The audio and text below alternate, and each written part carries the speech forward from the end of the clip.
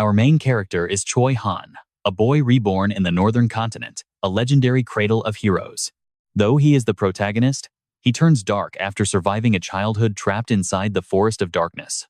Only after finding human warmth did Choi Han gain friends and family in the village of Harris.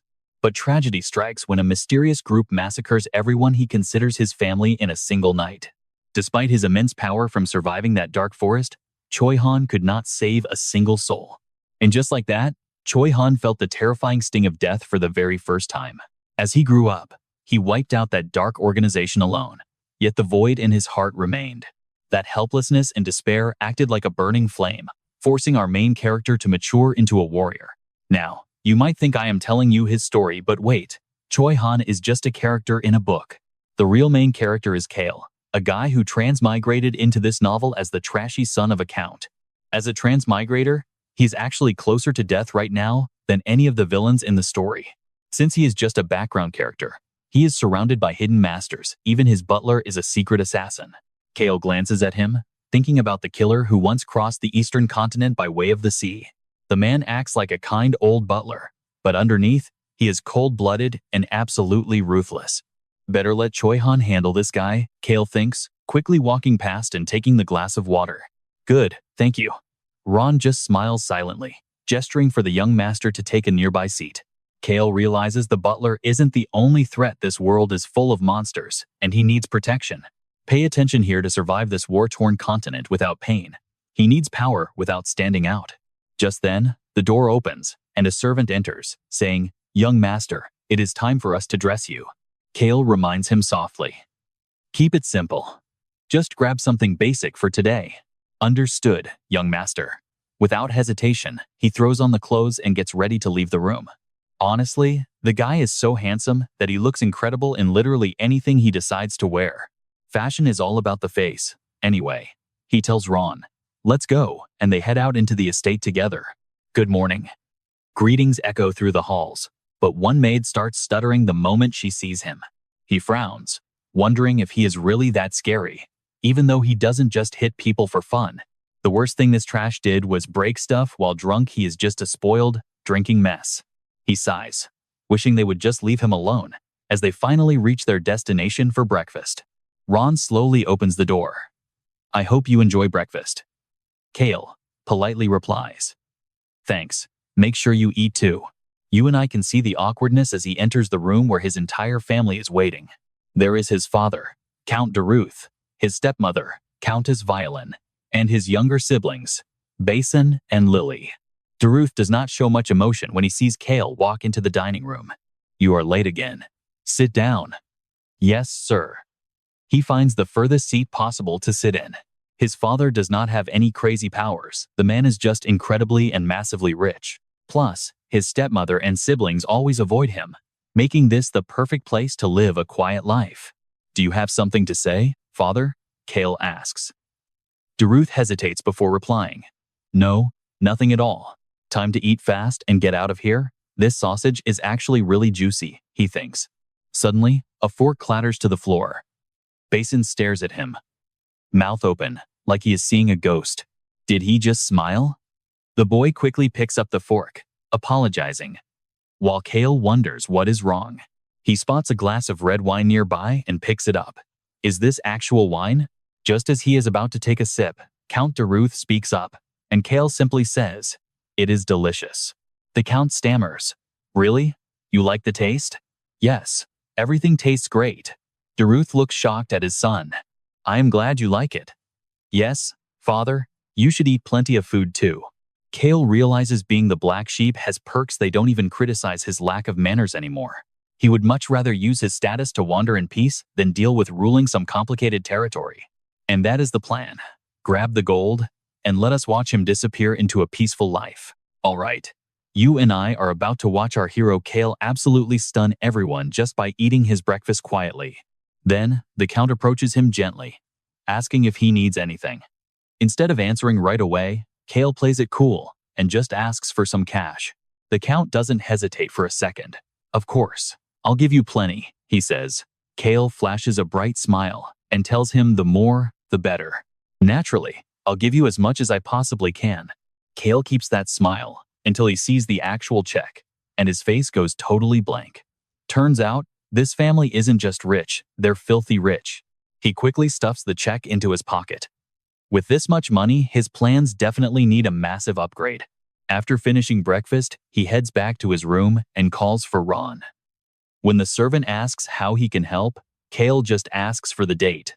Ron smiles and replies, "It is May 29th, year 781 of the Felix calendar." Cale whispers the date to himself, realizing he needs to move fast because Choi Han will reach Weston soon.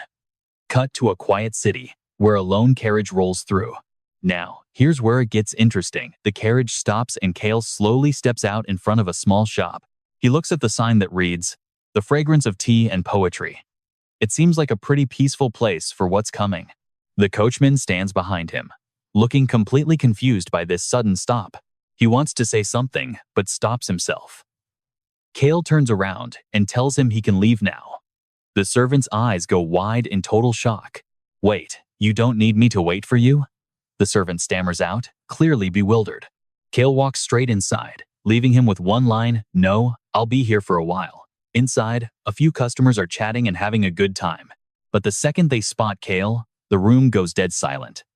You could hear a pin drop. Ignoring the tension, Cale stares at a chubby man standing in the middle of the shop. That's gotta be the owner. The man sets his book down and smiles at Cale. "Welcome," he says, though Cale knows he's a rich bastard. "This is Belos." Looking at him, Cale immediately thinks he looks exactly like a human piggy bank ready to be cracked open. Cale drops some coins on the table. He wants to rent the third floor until tomorrow and asks for any tea that isn't bitter. He looks around the shop. "Do you guys actually have any novels here? Or is it just poetry?" Belos smiles and assures him they have plenty. "And trust me, you and I are about to see Cale's spending spree." "Then give me your best book and a cup of tea," Cale says, handing over another coin. "I'll be having more tea later, so keep them coming." Belos stares at the money, his face turning bright red. 1,000,000 bronze is way too much for tea, sir?" Cale just smirks. "My dad is rich, so consider that your tip." In his head, he's totally loving this whole power and money thing. He heads upstairs and takes a seat by the window, looking down at the city streets below. "Is that the place?" Cale mutters, spotting a corner where soldiers are standing guard very carefully. Earlier this morning, someone was kicked away from those gates after trying to report a monster attack to the Count. Instead of hunting for the people who hurt his loved ones, Choi Han's priority was giving them a proper burial. He really is a decent guy. But why should rulers like us care about the lives of some useless commoners out there? Cale remembers the original owner's memory of meeting Choi Han. "This wine is worth more than all your useless lives," he had screamed at the man back then. Choi Han heard that and just smirked. "Interesting," he had said. "You know, I'm curious if you'll ever change your mind." He lunged forward, grabbing Cale's face with a terrifyingly sharp gaze. "Should we find out?" Thinking back to that look in Choi Han's eyes, Cale feels a shiver. Normally, that's what should happen. Cale shakes his head, trying to stop thinking about the novel, and looks back outside. Right then, a young man in a black cloak appears, talking to the soldiers at the guard post. Cale recognizes him instantly. It's Choi Han. They're probably asking for his identification papers right about now. A guy like Choi Han would never have something like that. And yep, he just got rejected. For now, Choi Han walks away quietly, but he'll just wait until dark to hop over the city wall and sneak into the town anyway. He passes right under the window where Cale is drinking. As soon as Choi Han disappears, Cale stands up to leave. He walks downstairs and calls out to Belos. "Hey, I'll be back soon, so don't you dare touch my spot." "Understood, sir." With that, he pushes the door open and steps out into the air. The moment the door closes, everyone inside lets out a huge sigh of relief. They actually start cheering, because Cale left without breaking anything. Standing outside, he hears their shouting but doesn't even react. He's got bigger things on his mind. "I can hear you guys, you know. Anyway, you and I better watch closely, because Cale needs some serious defensive skills before things get violent." "All right, you and I are about to see why being way too strong is actually a curse in this dangerous world. Being overpowered just attracts danger, so he prefers walking the quiet paths where absolutely nobody notices him. He needs an ancient power, specifically an invisible shield, something like the defensive mana barriers used by powerful mages. Our main character stops right in front of a small local bakery. Staring at the fresh bread, he plans to use them as bait for a shield, leaving the baker totally speechless. The owner stammers a welcome, but Q just stares back, completely unfazed by the man's obvious state of shock. He demands some bread, pointing his finger from one end of the long counter all the way to the other. Pointing from one end to the other, he tosses a coin and tells the man to pack it all up. When the baker hesitates, Q threatens to take his business elsewhere, making the man scramble to pack the bread immediately. The owner rushes inside while Kyo hoists a massive, heavy sack filled with every loaf of bread he just bought. Even knowing it beforehand, this world feels totally different from his old life in Korea.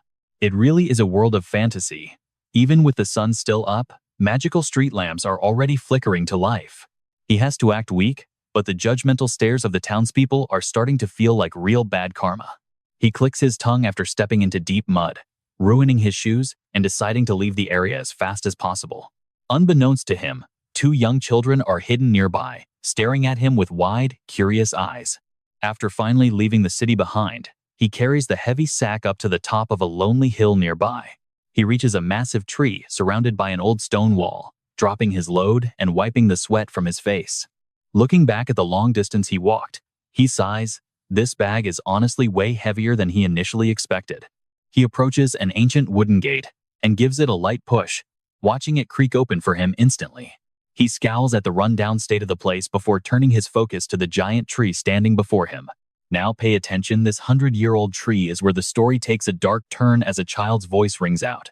They warn him to stay away, claiming it is a man-eating tree that devours anyone who gets too close. Supposedly, anyone who ends their life on these branches turns into a mummified corpse by the very next morning. He smirks. This terrifying rumor is exactly how he knows he found the right tree. Long ago, a woman was so obsessed with food, she was exiled from her temple and died shortly after. This tree grew from her remains, and her eternal hunger and power are still trapped deep inside its ancient roots. He slowly pulls out the bread, wondering if the indestructible shield is truly hidden within this dark, cursed place. The kids keep shouting that he is going to die, giving our main character a massive and very annoying headache. There are annoying brats everywhere he goes. He wonders if he should just chase them away before he begins. He stands up and slowly walks toward the children, making them jump back in fear of what he might do. They swear the tree will kill him, but he just tosses them 2 bags of food and tells them to leave. The older one keeps warning him, while the younger sibling is already busy picking up the bags of free snacks. He glares at them, asking if they have heard of the famous loser named Q, making the youngest child tremble. The girl pulls her brother away, but she still pleads for him not to die as they finally disappear. Once the children are finally gone, he turns back to the roots of the tree to finish his important work. He takes a loaf and drops it into a hole at the base. Immediately, the bread just vanishes into thin air. It is creepy. He almost worried it would suck his hand in two. This shield is the priestess's final remaining power. He smiles. It is a primal, savage, ancient power, but that is exactly why he knows it will be incredibly reliable. You and I both know the rules. He must feed the void until the darkness finally fades away. That darkness is pure hatred. Once it is gone, the light will reveal itself. He lifts the heavy bag again. Once the light shows up, that shield is mine. He dumps the fresh bread in, telling the tree to eat up. After emptying everything, there is still no reaction. He realizes he is going to need at least 10 more bags. Suddenly, strange and guttural sounds start echoing from deep within the hollow trunk of the ancient tree. He shudders. This is getting scary. That grudge is deep. He decides to call it a day and return tomorrow morning. And that is where we leave it. Those kids are still there, happily eating his bread while you and I wait for what's next. All right, you and I are watching as he groans, secretly hoping those kids wouldn't be foolish enough to get close to that tree. But if they wander in there and get eaten, it would be a real headache for them, even if it doesn't affect him. The kids stop eating and look over. He frowns, telling Mai that if she still wants to eat, she better keep quiet. Soon, the sky turns dark and he returns to the shop from earlier. A moment later, he makes his way down from the second floor. Bilios smiles at him. Cale mentions the tea was excellent and tells the man that he hopes to see him again very soon. He has only finished half of the book, but he finds the story of the main character to be quite interesting so far. He likes how the hero grows and gets recognized. He tells Bilios not to let anyone else read it before his return. Bilios is stunned, but promises to keep it safe. He tells Cale to come back soon and says he will be waiting. He walks straight out of the shop. Soon after, he arrives at a tavern where the owner instantly panics upon seeing him enter. The man shouts a frantic welcome. Cale is so used to these expressions of pure terror that he feels nothing at all. The owner is visibly shaking. It makes sense, given that Cale destroys everything in sight whenever he gets a bit too drunk. He tosses a gold coin to the man and calmly asks for his usual bottle of the most expensive wine available. He adds an order for plain boiled chicken. The owner nervously asks if he would like to find a seat to wait. Seeing no response, the man hurries away, promising to bring the food and drink out to him as fast as he can. Cale sighs and scans the tavern, clicking his tongue when he sees every thug and crook trying their absolute best to stay far away from him. Usually, rich trash would hang out with these low lives, but Cale views them as scum and refuses to associate with them. The tavern owner quickly brings the items out to him. "Here is your order, young master." Cale does not stick around. He takes the expensive wine and leaves. No point in staying in a place like this. He walks out and takes a swig of the wine. As he moves down the road, he starts feeling a warm buzz. He remembers it being about 100 steps from the city gate, following right along the edge of this massive stone wall. He enters a narrow alleyway, just as he planned. Now, pay attention, this is the moment Choi Han leaps over the wall. He sees kittens huddled together near where the man will land. It seems coincidences play a very important role in this world. Cale lets out a soft sigh and changes his angle so he does not accidentally scare the cats away. He looks to the side and spots a figure sitting there in a black cloak. He finally found him, the man he was looking for. When he finally meets Choi Han's eyes, he admits to himself that he is starting to feel a little bit nervous. He frowns and pretends to be drunk to make a good first impression. He speaks softly, asking the cats if they're hungry. He opens the package of chicken and sets it down. "You poor things. Go ahead and eat as much as you want. They are smaller than expected." He gently shreds the meat, asking the kittens if they can handle eating plain boiled chicken. The kitten sniffs warily, looking at him with suspicious eyes. He pets its head, telling it to eat and get healthy. Then, acting casual, he asks the stranger if he has anywhere else to go. Choi Han says nothing, but Cale is not giving up. He asks the man if he is feeling hungry as well. He knows the man is watching him. Finally, Choi Han responds in a very low voice, admitting that he is indeed hungry. Cale stands up and walks toward him. Under the hazy moonlight, he looks down at the man sitting in the shadows. "Follow me. You and I both know that sharing a good meal is the best way to make a strong first impression." Cale walks ahead, watching closely as Choi Han slowly gets to his feet. "That is it. Just follow right behind me." He looks back and sees the kittens have finished the food. Even though he is not a cat person, they're cute. Choi Han is staring at him with an intense gaze that he simply cannot ignore as they walk through the dark. Cale reaches down to pet the cat one last time. He tells the kitten he has to go, leaving the other startled. Both cats quickly run off into the darkness. He sighs and continues to lead Choi Han toward his family estate. As they reach the gates of the Henitu's mansion later that night, Cale suddenly comes to a complete stop. Choi Han frowns and turns to ask what he is doing. Cale secretly wonders if the man is sizing him up right now. When the man stays silent, Cale asks him if he's coming or not. The guards finally spot him and shout his title. Cale sighs, wishing they would stop acting so terrified of him. It feels strange hearing them stutter. They quickly open the gates for him, telling him to head inside immediately. Stepping inside, he thanks John for waiting up for him. And that's where we leave it. Trust me, you and I are not ready for what comes next. All right, you and I are jumping into a moment where the tension between these two powerhouses is thick enough to choke on. Truly a scary old man. Cale watches this explosive atmosphere, wondering if he is having a hallucination or if actual sparks are flying between their intense gazes. He speaks up softly to break the silence and tells them to follow him. Ron just asks, "What is going on, young master?" Ron offers to handle the guest himself, but Cale flatly refuses. He thinks to himself that since they have met, things should be fine. As he walks upstairs, he sees Hans standing in front of his room with a bright smile on his face. The vice butler notes that Cale has finally returned despite being out drinking, making Cale feel suddenly very exhausted. Remembering that this man is responsible for him, Cale suddenly pulls out a bottle of alcohol, making Hans stumble back in pure terror. Cale just looks at him calmly and tells him to put the bottle somewhere else. Hans stammers, realizing he just lost his composure. Cale warns him that next time he really will throw it, then leaves.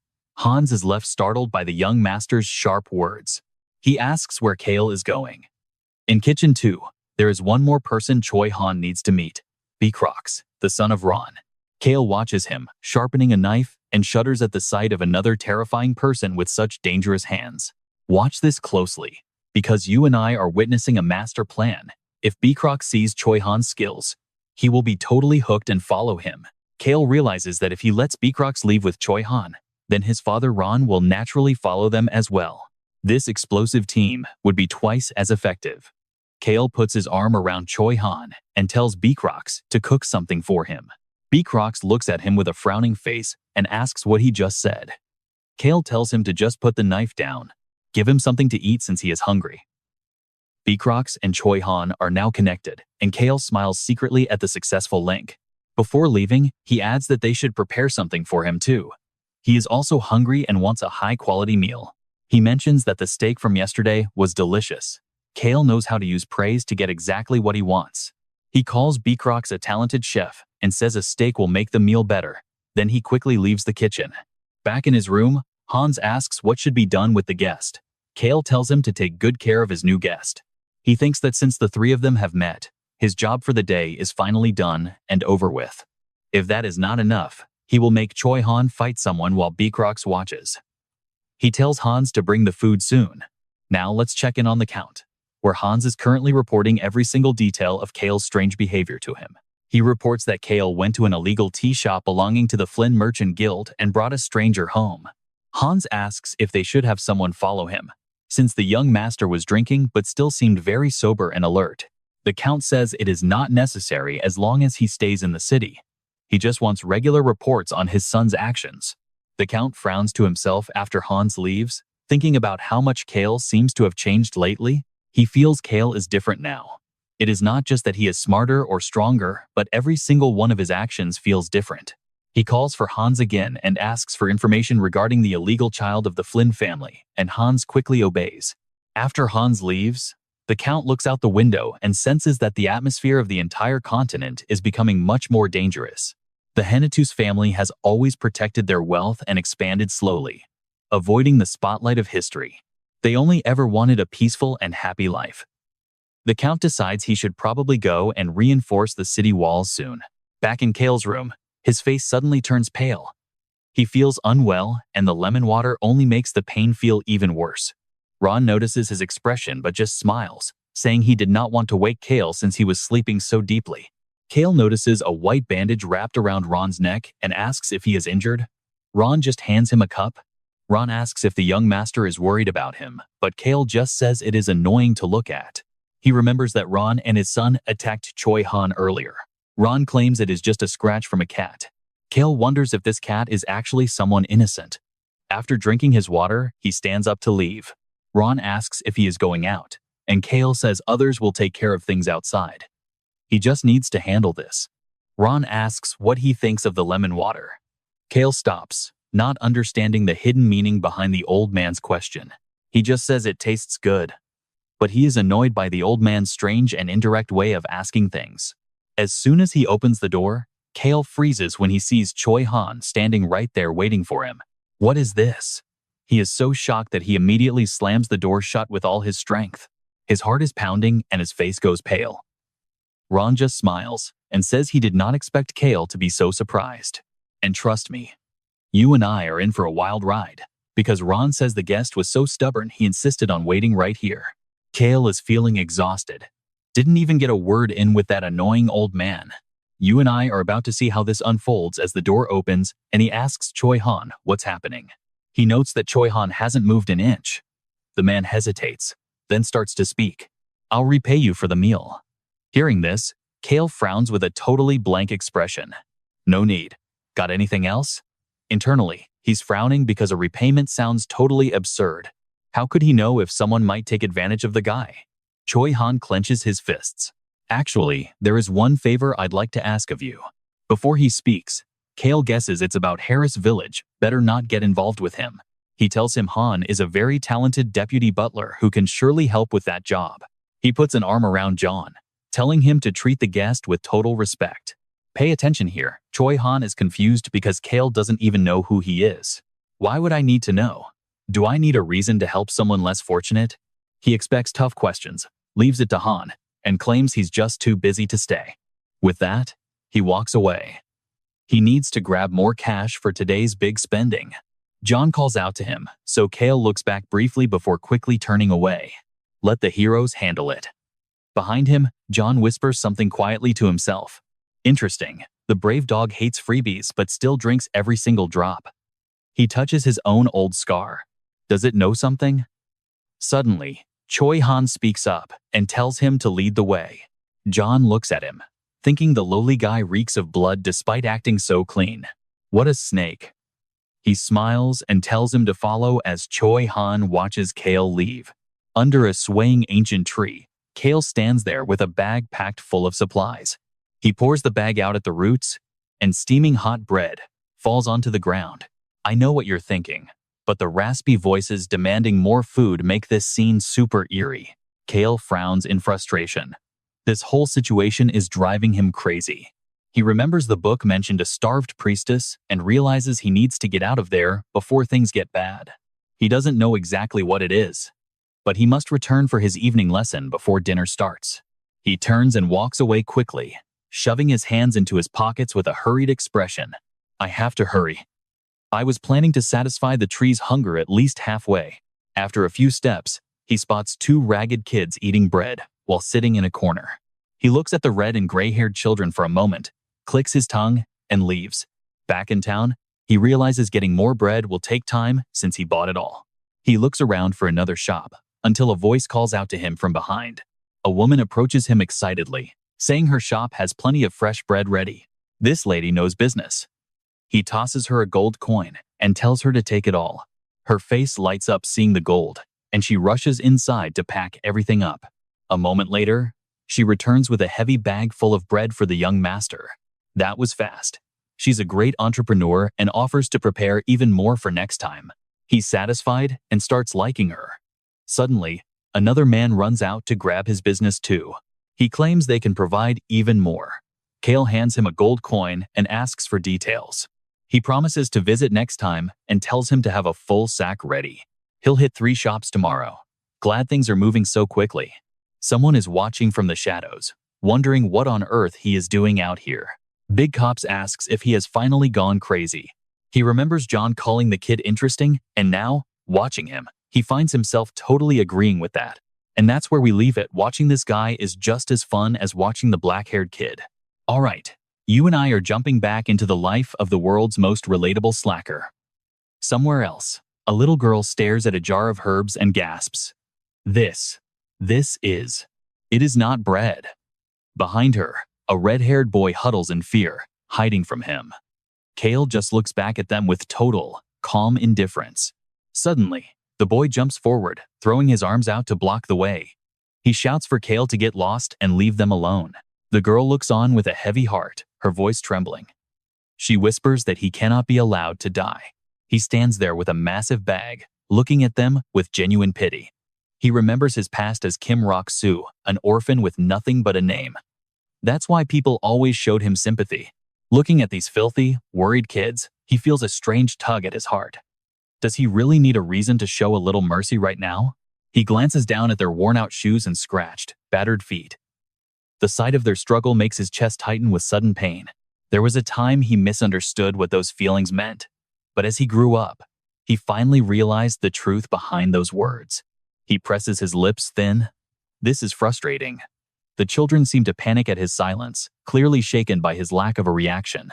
Meanwhile, Cale is completely lost in the depths of his own complicated thoughts.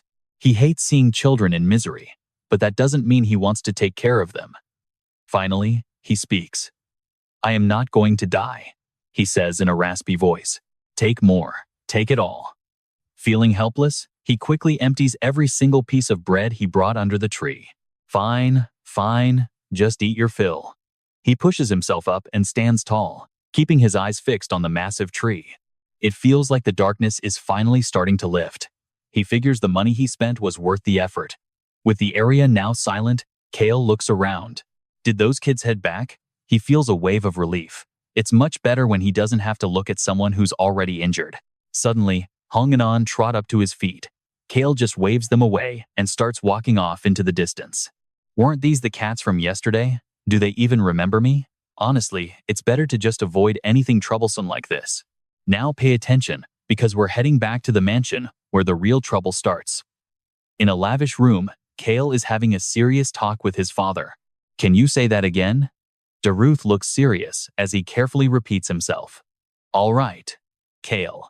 You will be representing our family at the capital. Cale's eyebrows shoot up, his face practically screaming his rejection of the idea. To the capital? Are you really serious about this? His father smiles and explains that normally, Basin would go. However, Cale is the eldest son of the family. They're hosting a massive event, and every noble son is invited this time. Daruth clearly wants Cale to go, and is trying his best to convince him. Basin has been attending these things for 2 years, even without royal events, but the Count insists it must be Cale this time around. Cale is spiraling into a mess of chaotic and worried thoughts. He squints, trying to block out the memories. He's thinking about the terrorist attack at the plaza, a mysterious group that causes absolute carnage where the crowds gather. The scene back then was pure chaos, nothing but ruins and destruction. The only person who could stop their plot was Choi Han. After that, Choi Han saved countless people and became close friends with the royal family. Cale shudders with fear. He gets chills thinking about being caught in that disaster. He glances over at Basin, who's listening intently to their father. His father mentioned Basin usually attends these. Could he just ask his younger brother to go instead? Cale is stuck in a tough spot, his eyes darting as he calculates his moves. He doesn't want danger, but he can't bring himself to ask Basin. He needs a solid reason for someone like him to avoid the capital. Besides, why is Daruth suddenly pushing for this change? You and I both know the original story, right? Cale was supposed to get beaten up by Choi Han so he couldn't travel, but now he's got to find a way out. Daruth tries to comfort him, reminding Cale that he used to attend these ceremonies before Basin took over the family duty. Think back to those times, and just relax on this trip, he says. Cale immediately cuts him off, making his feelings clear. I am pretty confused by this. I don't understand why I have to be the one to go. Give me some time to think. His father stays silent for a moment, clearly surprised by the response, before finally nodding. Fine, you can leave now. Waiting for this exact second, Cale turns to leave. Yes, father. But suddenly, Basin calls out to him, making Cale stop in his tracks. What is it? He's clearly unhappy. There's no reason for him to refuse. He lets out a heavy, tired sigh. Seriously, Cale thinks about his rough future. He's basically being kicked out of the line of succession. Basin has been acting as the heir for 2 years, but he tells Cale that there's a reason he must represent the family. Cale sighs again as everything tangles up. On the other hand, Cale's eyes suddenly turn sharp. This is something worth betting on. He follows right after Basin, complaining as he walks. The chances of Cale making a comeback aren't looking very high.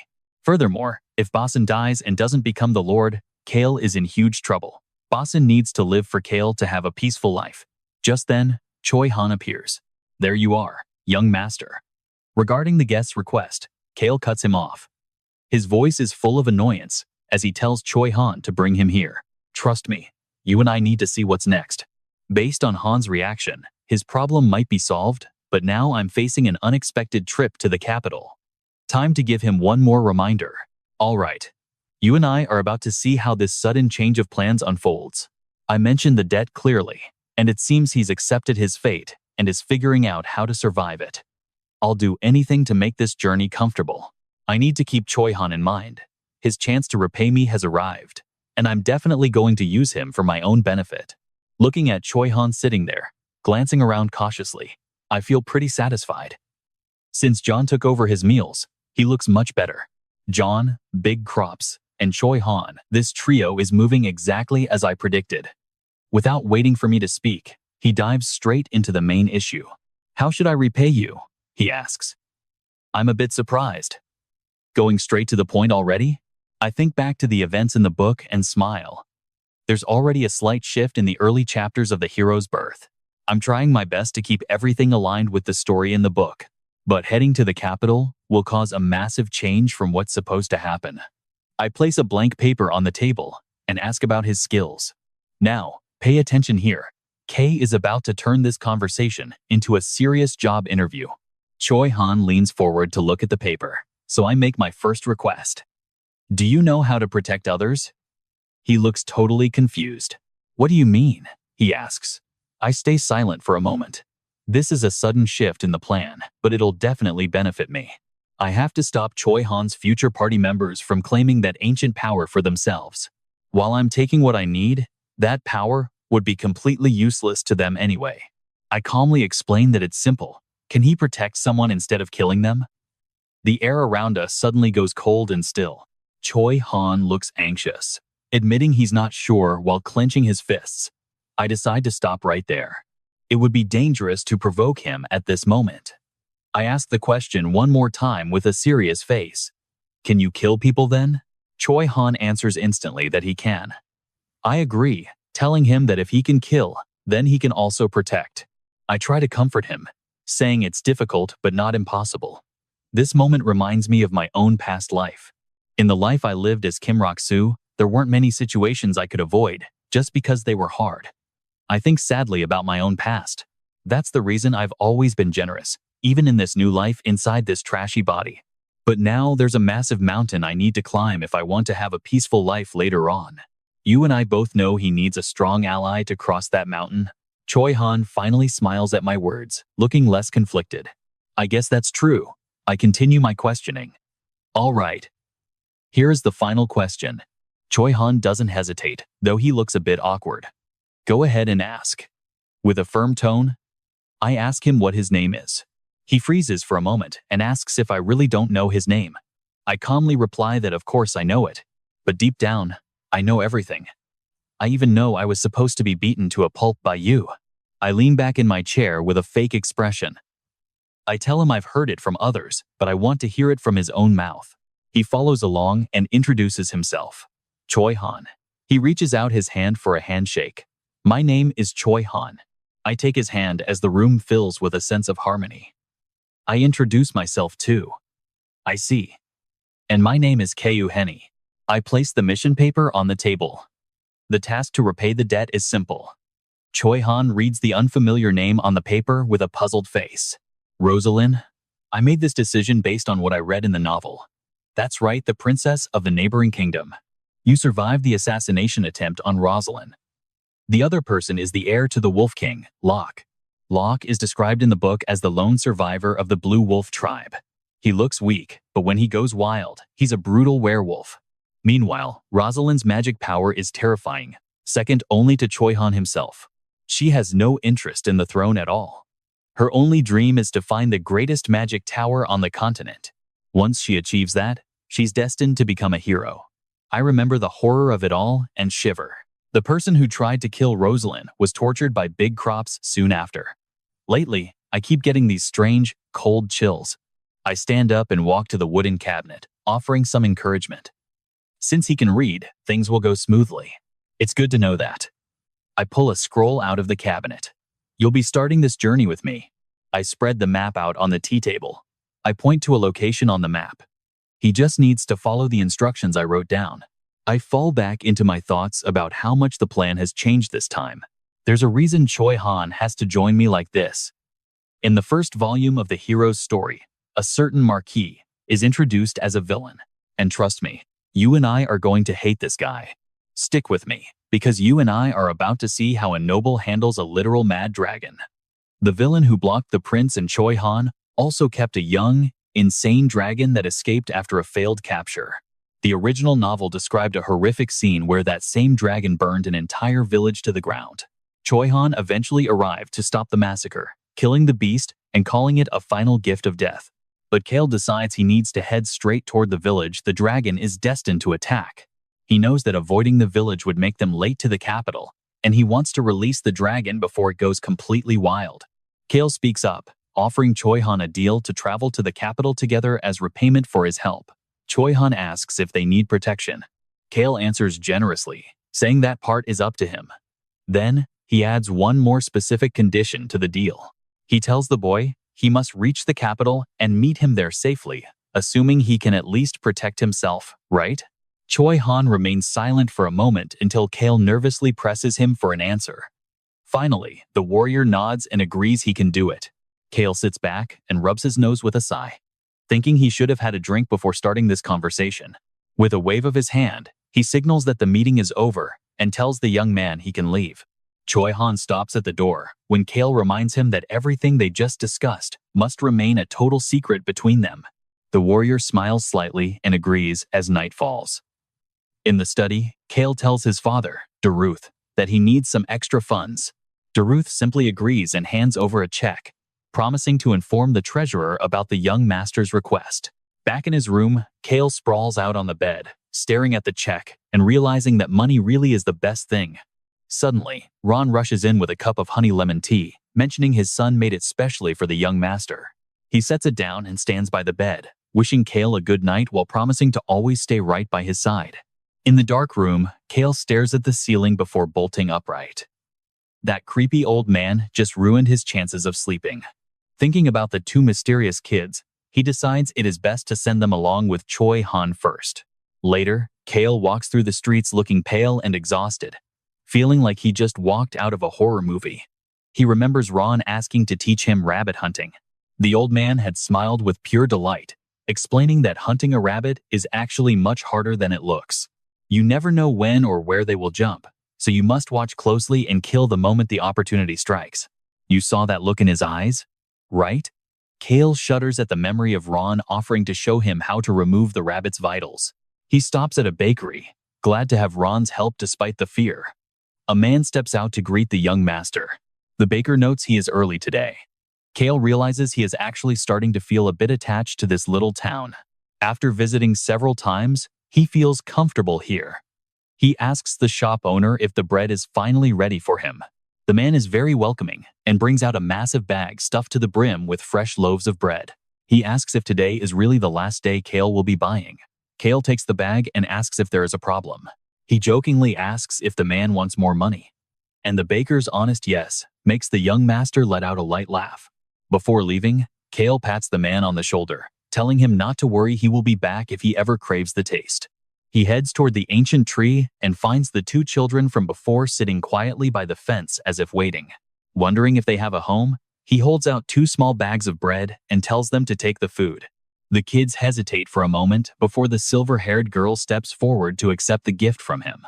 Now, pay attention here. Cale is about to do something that was not in the original story at all.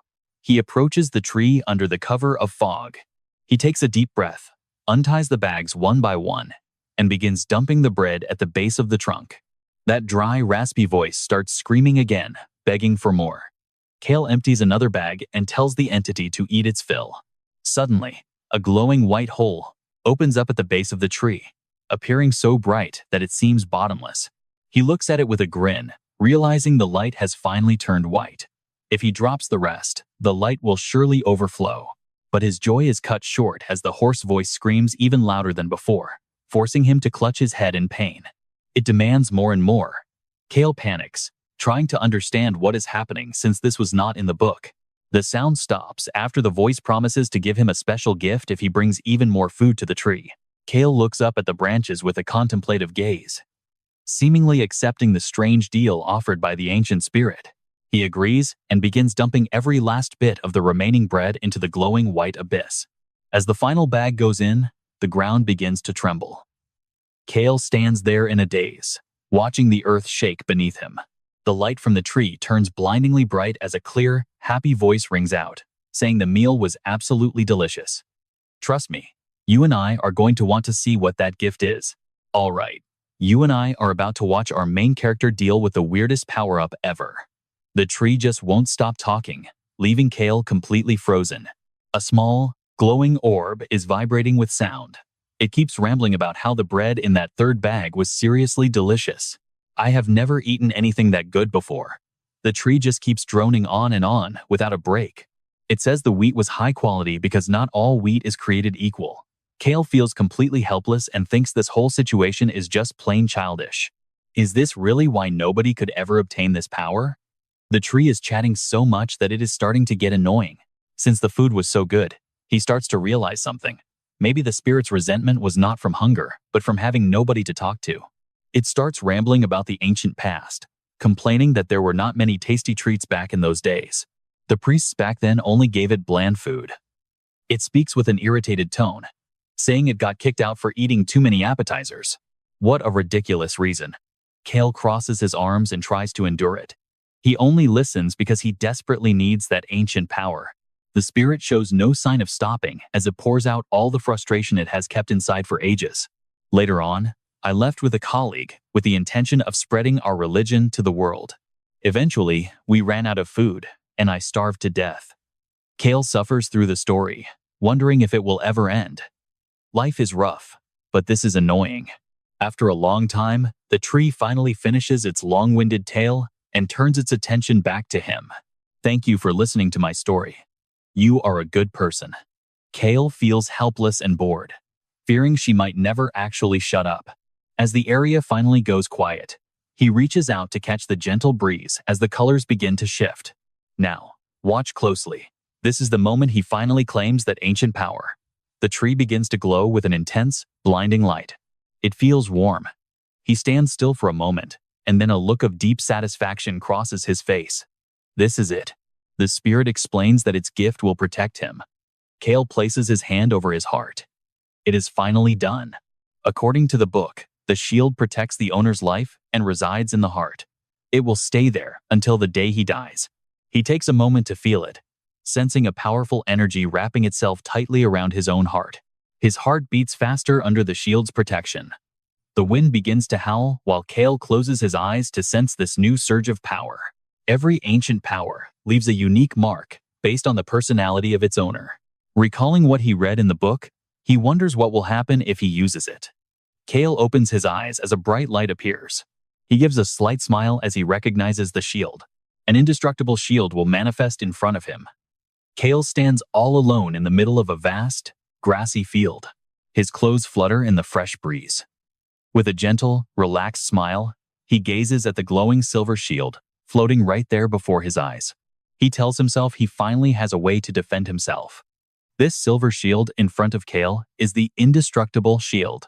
Despite its name, it can still break, but it never disappears. If hit with enough force, the shield shatters to save the owner's life. However, it will slowly repair itself, using the natural vitality of the user's heart. Thinking of this, he slowly places a hand on his chest, feeling his own heartbeat act as the energy source for the shield. If his heart is healthy, the shield becomes even stronger. He reaches out to the shield and quietly plans a way to upgrade it. He should take this shield to a new level while heading to the capital. He wants to strengthen it until it can protect him for 5 or even 10 minutes. But wait, you and I know nothing is ever that simple for Cale. He touches the shield with joy, but then remembers there is still one issue. He looks at the shiny, sparkling shield in front of him with a dissatisfied expression. I don't really like it. It looks too much like a holy shield. He stands there helplessly. He will just have to accept it. Soon, the clear blue sky vanishes. A heavy downpour arrives, bringing a gloomy atmosphere down upon the grassy field. Cale stands in silence, looking down at 2 kittens, one red and one white, right at his feet. The 2 adorable cats look at him with sparkling eyes, letting out soft meows that are simply impossible to resist. Cale frowns as he stares at the little kittens, clearly having an internal struggle about what to do. Seeing him hesitate, the kittens take the lead and rub against his legs. Cale can no longer resist their adorable behavior and their soft, pleading cries. He puts a hand to his forehead and sighs in defeat. He picks up the 2 soaking wet kittens to bring them home. Hans is shocked when he sees them. Young master, what is this? Cale coldly tosses the cats to Hans and tells him to stop talking. Hans holds the 2 kittens in his arms, looking completely dazed. So, what do you and I make of this? Trust me, it only gets better from here as Hans happily asks if he can raise these 2 kittens. All right, you and I are about to see just how sharp our main character really is. He freezes, then turns back to point at the 2 kittens nestled in Choi Han's arms to give some instructions. Feed them, and they will be quiet after all. They are siblings. Choi Han stands there, completely stunned by this. The kitten's fur stands on end as Cale reveals his deductions just from observing them. There is a faint scent of herbs and bread, the same smell they had when he first met them. It is definitely them. He smirks at the shocked trio. Did you really think I wouldn't notice? Cale easily identifies them. The silver one is clearly the sister, and the red one is her brother. His gaze makes the kittens break into a cold sweat, their eyes wide with pure panic. He smiles and says goodbye to the cats. Choi Han snaps out of it, thinking the farewell was for him. Sure thing, young master. Cale sighs. I wasn't talking to you. He takes off his coat and asks for the butler. Choi Han answers while playing with the cats, saying he will escort Cale halfway to the capital. Clutching the cats in his arms, he reports that the old man went out to buy supplies. Beacrox went with him. Cale nods, realizing those three have actually become quite close.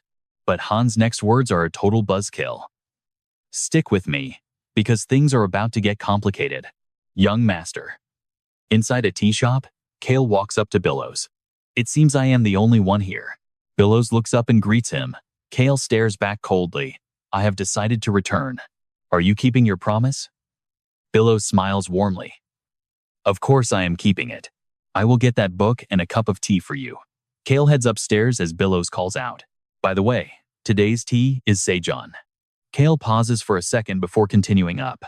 Outside, it is pouring rain. Humidity fills the air. Billows quickly follows him upstairs with the tea. Here is your tea. Cale just leans against the window, watching the rain. Billows sets the cup down. Cale is deep in thought. Choi Han, Beacrox, and now Billows. He looks at the friendly, smiling man standing right in front of him. He seemed ordinary, but after allying with Choi Han, this man became a master at hiding his true ambition. Cale sees through him instantly. His nature is that of a truly greedy man. He stares silently with arms crossed. You and I know he doesn't hate greed, everyone wants something, after all. Billows breaks the silence. Young master, I heard you are heading to the capital. Cale confirms it. Billows humbly asks if they can travel together since he is going that way too. Cale expected this. He already knew this would happen. Sooner or later, this guy will join Choi Han's team anyway. Billows notes that Cale has changed for the better, becoming nothing like his old nickname. Cale sips his tea. The trash of the Count's family? Exactly. Or rather, a scoundrel? Weren't you just an arrogant, foolish person? Hearing that, Cale decides to show his cards. He slowly sets the teacup down. Billows? He stares him down. You can't even call your father? Father? Billows freezes. Because you are an illegitimate child, aren't you? As the rain continues, Cale asks if he is really okay with his current life or not. His words leave Billows completely speechless. You know, for the last 10 years, I have done many crazy things, starting when I was only 8 years old. People call from downstairs, but Cale doesn't stop his speech for a single second. Throughout these past 10 years, I have done nothing but meaningless things. That is exactly why I changed. He casually talks about his dark past as if it were just a story about someone else entirely. I can't live like an idiot forever. So, when will you stop living like one? Billows stays silent, then suddenly bursts out into a loud, uncontrollable, face-covering laugh. He looks up with a sinister gaze. Trust me, you're going to want to see what happens next. All right, you and I are jumping back into the world of the arrogant, noble Cale as he sits there looking bored. Billows just grins and says see you at the capital, but Cale is already dismissing the idea in his head. Meeting Billows at the capital would just make things messy since he's destined to travel with Choi Han anyway. Ron and Choi Han stand there in silence, observing the two as Billows sinks into a thoughtful silence of his own. Once Billows leaves, Choi Han and Ron step in to meet with Cale, who remains lost in his own complicated thoughts. Everything is playing out just like the novel, with Choi Han and Billows finally crossing paths as destiny intended. Cale speaks seriously, noting that Ron will be traveling with Choi Han alongside Beacrox as well. He figures Beacrox will spend his time in the kitchen given his sense of responsibility. And Ron agrees completely. When Ron asks if they're close, Cale stares at them, wondering how he should even begin to explain their relationship. Now pay attention here, even Choi Han is deep in thought, smiling as he realizes rumors aren't always true. Cale is confused by what Choi Han is saying when suddenly a voice interrupts, offering them some fresh tea. Billows brings the tea over, serving each of them a cup, while Cale gives him a simple nod of approval. Cale points out the warm lemon tea he pre-ordered, specifically mentioning that 1 cup is just for Ron. Since Ron always brings him tea, Cale decided to return the favor, leaving the old man looking quite reflective. It's a special blend from Bee Crocs to help him sleep, and Choi Han decides to join in on the drink. Ron finally takes a sip, and the 3 of them sit together, enjoying the quiet warmth of the tea.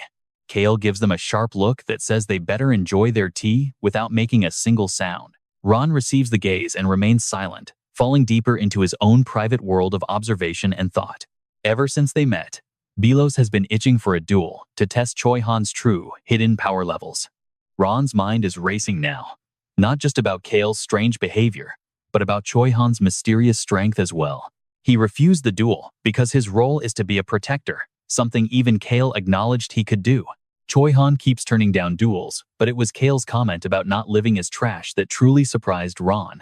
As Ron continues his tea, he realizes things are getting interesting, while Choi Han smiles at the delicious flavor. Now it's Cale's turn to sit back and think, while he enjoys a quiet moment with his drink.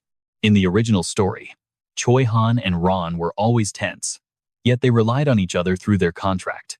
Cale realizes how much has changed simply because he's trying his best to avoid a beating from the protagonist. You and I both know Cale just wants a quiet life, but his mind is split between survival and his duty. He decides the novel won't dictate his life anymore as he speaks up, breaking the long silence in the room. Sweet tea really is the best, he thinks, as they all finish up and start heading down the stairs. Belos is reaching for a book when he notices them leaving and asks if they're heading out for the day. Cale gives a short answer, and despite Belos hoping to meet in the capital, Cale flatly shuts the idea down. He promises to return every day before his departure, leaving Belos surprised that he'd actually come back to read. Cale isn't sure about the reading part, but Belos sees them off with a look of pure joy and excitement. Belos shouts that the tea shop is always open for him, but Ron clicks his tongue in clear annoyance. Ron admits he hates when people try to gain favor, while Choi Han clarifies his own feelings on the matter. Choi Han doesn't want his dislike to be mistaken for favor, but Ron reveals he wasn't even talking about him.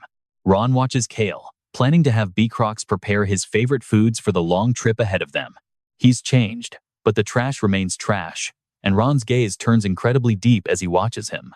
He remembers Cale comforting his father after his mother passed away, and his behavior with his new family. He witnessed Cale's resentment toward his stepmother, yet the boy never caused any scenes, even when he was drunk. Cale's image fills his thoughts as Ron reflects on the 18 years he has spent watching over the young master. Back at home, Cale spots 2 small kittens and realizes he completely forgot about his little feline companions. He figures Choi Han would have looked after them, but the swordsman is currently busy with his own training.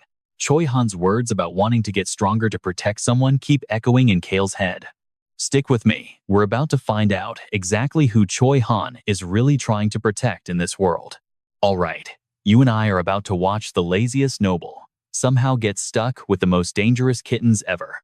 They are cute, but so cold. They never let me pet them. Han smiles brightly, asking for the young master's approval. Yeah, sure. Cale watches him, thinking Han really seems to have a soft spot for these 2 little cats. These runts came out of nowhere, but look at them now. They are looking much healthier than when they first arrived. What exactly did Han do in such a short time? The kittens stare up with sparkling eyes while Han just beams from the door. I am heading out.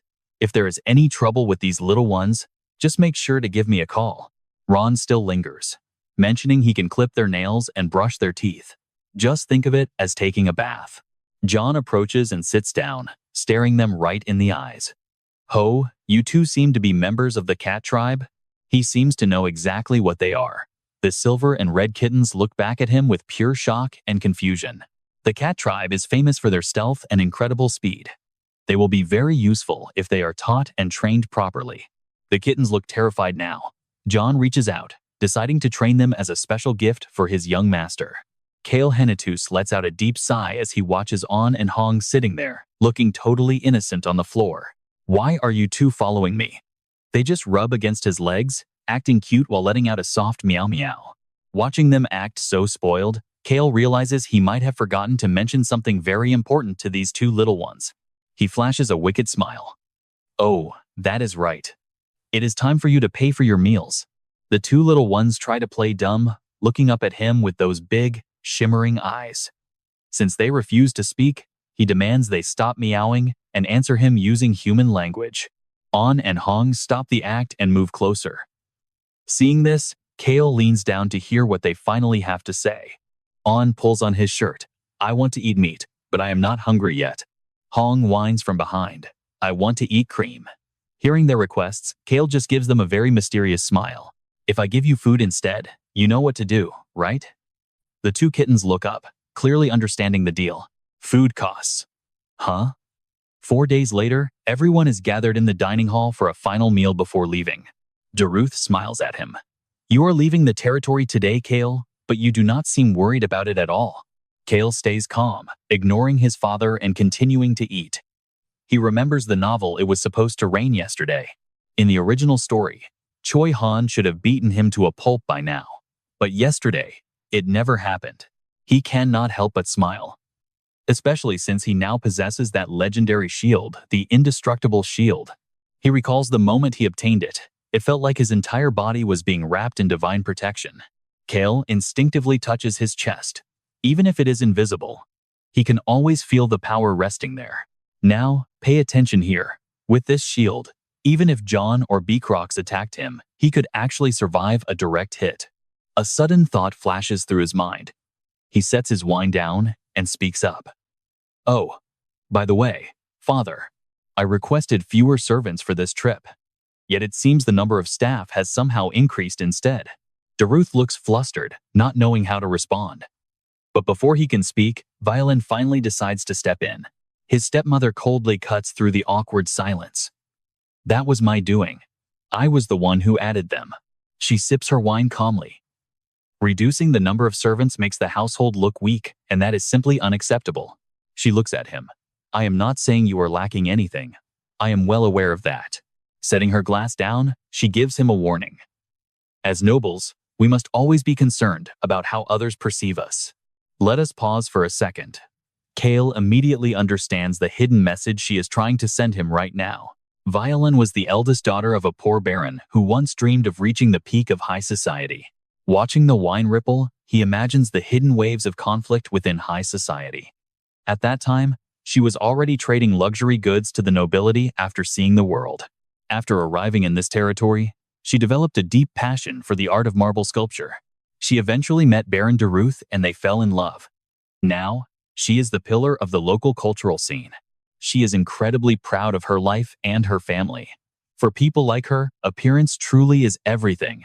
After a long silence, she finally speaks.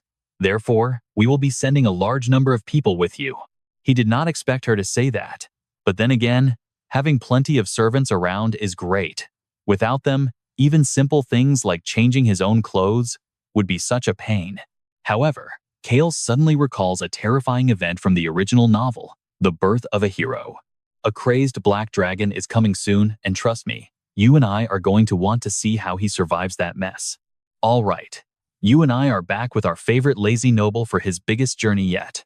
I don't really care what other people do, but I refuse to watch someone die right in front of me. Plus, I don't want to be responsible for anyone getting hurt because of it. He spent his childhood taking care of himself, so he knows just how heavy and terrifying the weight of a human life can be. Raising his wine glass, he speaks to her with a distinct hint of irony in his voice. Art is a mirror of the soul, after all. She replies, so you actually know about things like that? I do, I know. He plays with his wine glass, thinking about how sculpture doesn't just recreate what the eyes see, but rather what is already hidden in the heart. He continues, saying he saw those exact words written on a sign at the art exhibition. Suddenly, those words flashed through his mind. It was a sign at the exhibition for new sculptures, and it was written by Violin herself. After talking about art for a while, her cold attitude toward him finally begins to soften up a bit. The servants will follow your every command, she says. Everything, including the carriage, has been prepared with the highest possible quality. People like us have to live this way. Fine then. I will just make sure to choose only the most expensive things. Of course, I prepared a carriage so good that even rocky roads won't bother you. As she says this, a small smile creeps onto her face. His father watches this in total shock, staring at her with eyes full of pure amazement. He pauses for a moment and clears his throat, clearly wanting to ask something important. Then, he asks Cale if he has finished going through those documents about the other noble families. Yeah, they were pretty interesting. He doesn't hold back at all, as he bluntly judges their true personalities. From narrow-minded fools to the terrifyingly smart and powerful, every kind of person exists in that world of high society. Seeing that he remembered everything, the father is clearly satisfied. So, you really did read every single thing I gave you? Well, just do whatever you want. As he speaks, he suddenly hesitates for a second. He looks up with a serious expression. Pay attention, because he's heard a very strange rumor lately. They say that the man-eating tree has turned a vibrant green, even though nothing is supposed to grow in that wasteland. As soon as he hears this, a sudden realization hits him like a bolt of lightning. He drops his serious look and shrugs. It's fine, but it really is an interesting rumor, isn't it? Cale freezes for a second. There is no way someone went to the slums and found out about that ancient power already. His mind is racing to process this news.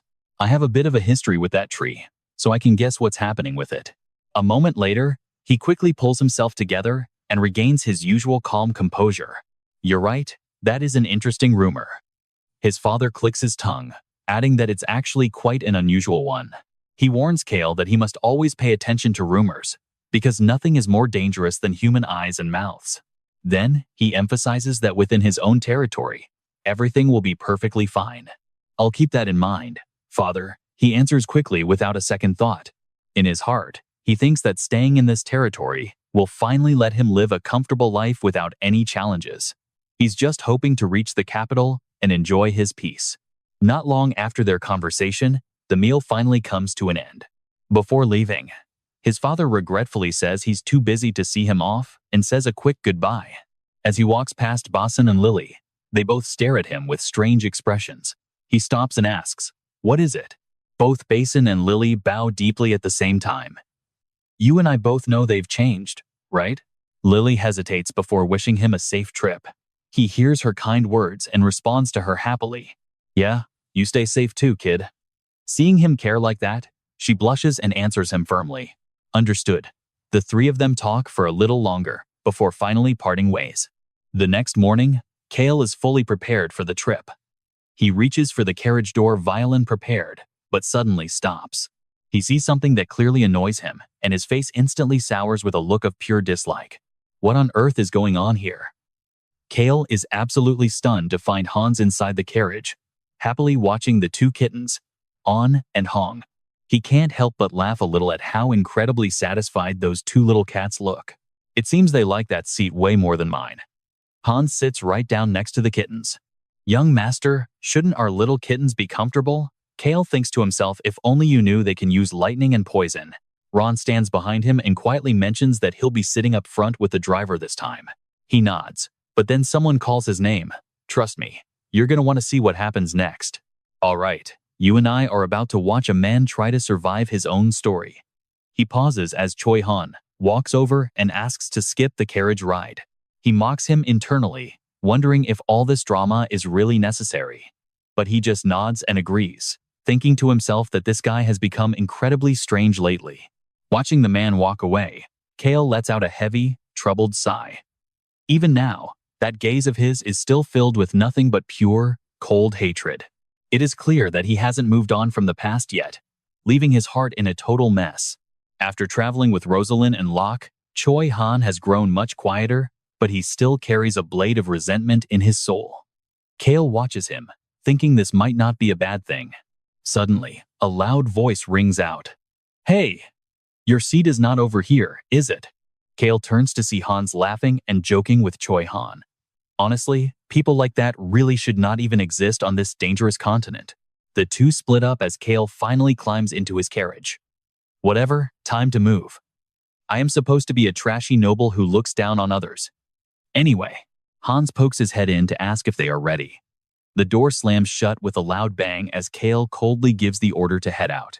In no time at all, the carriage is racing down the road at a very high speed.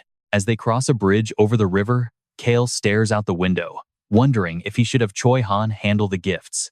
He remembers asking Basin and Lily what they wanted. Lily looks up in total shock, asking if he is serious. Cale smirks to himself. Yep, she definitely wanted a gift. Now, check this out, she asks for a sword. Cale is stunned. You and I definitely did not see that coming from a little girl.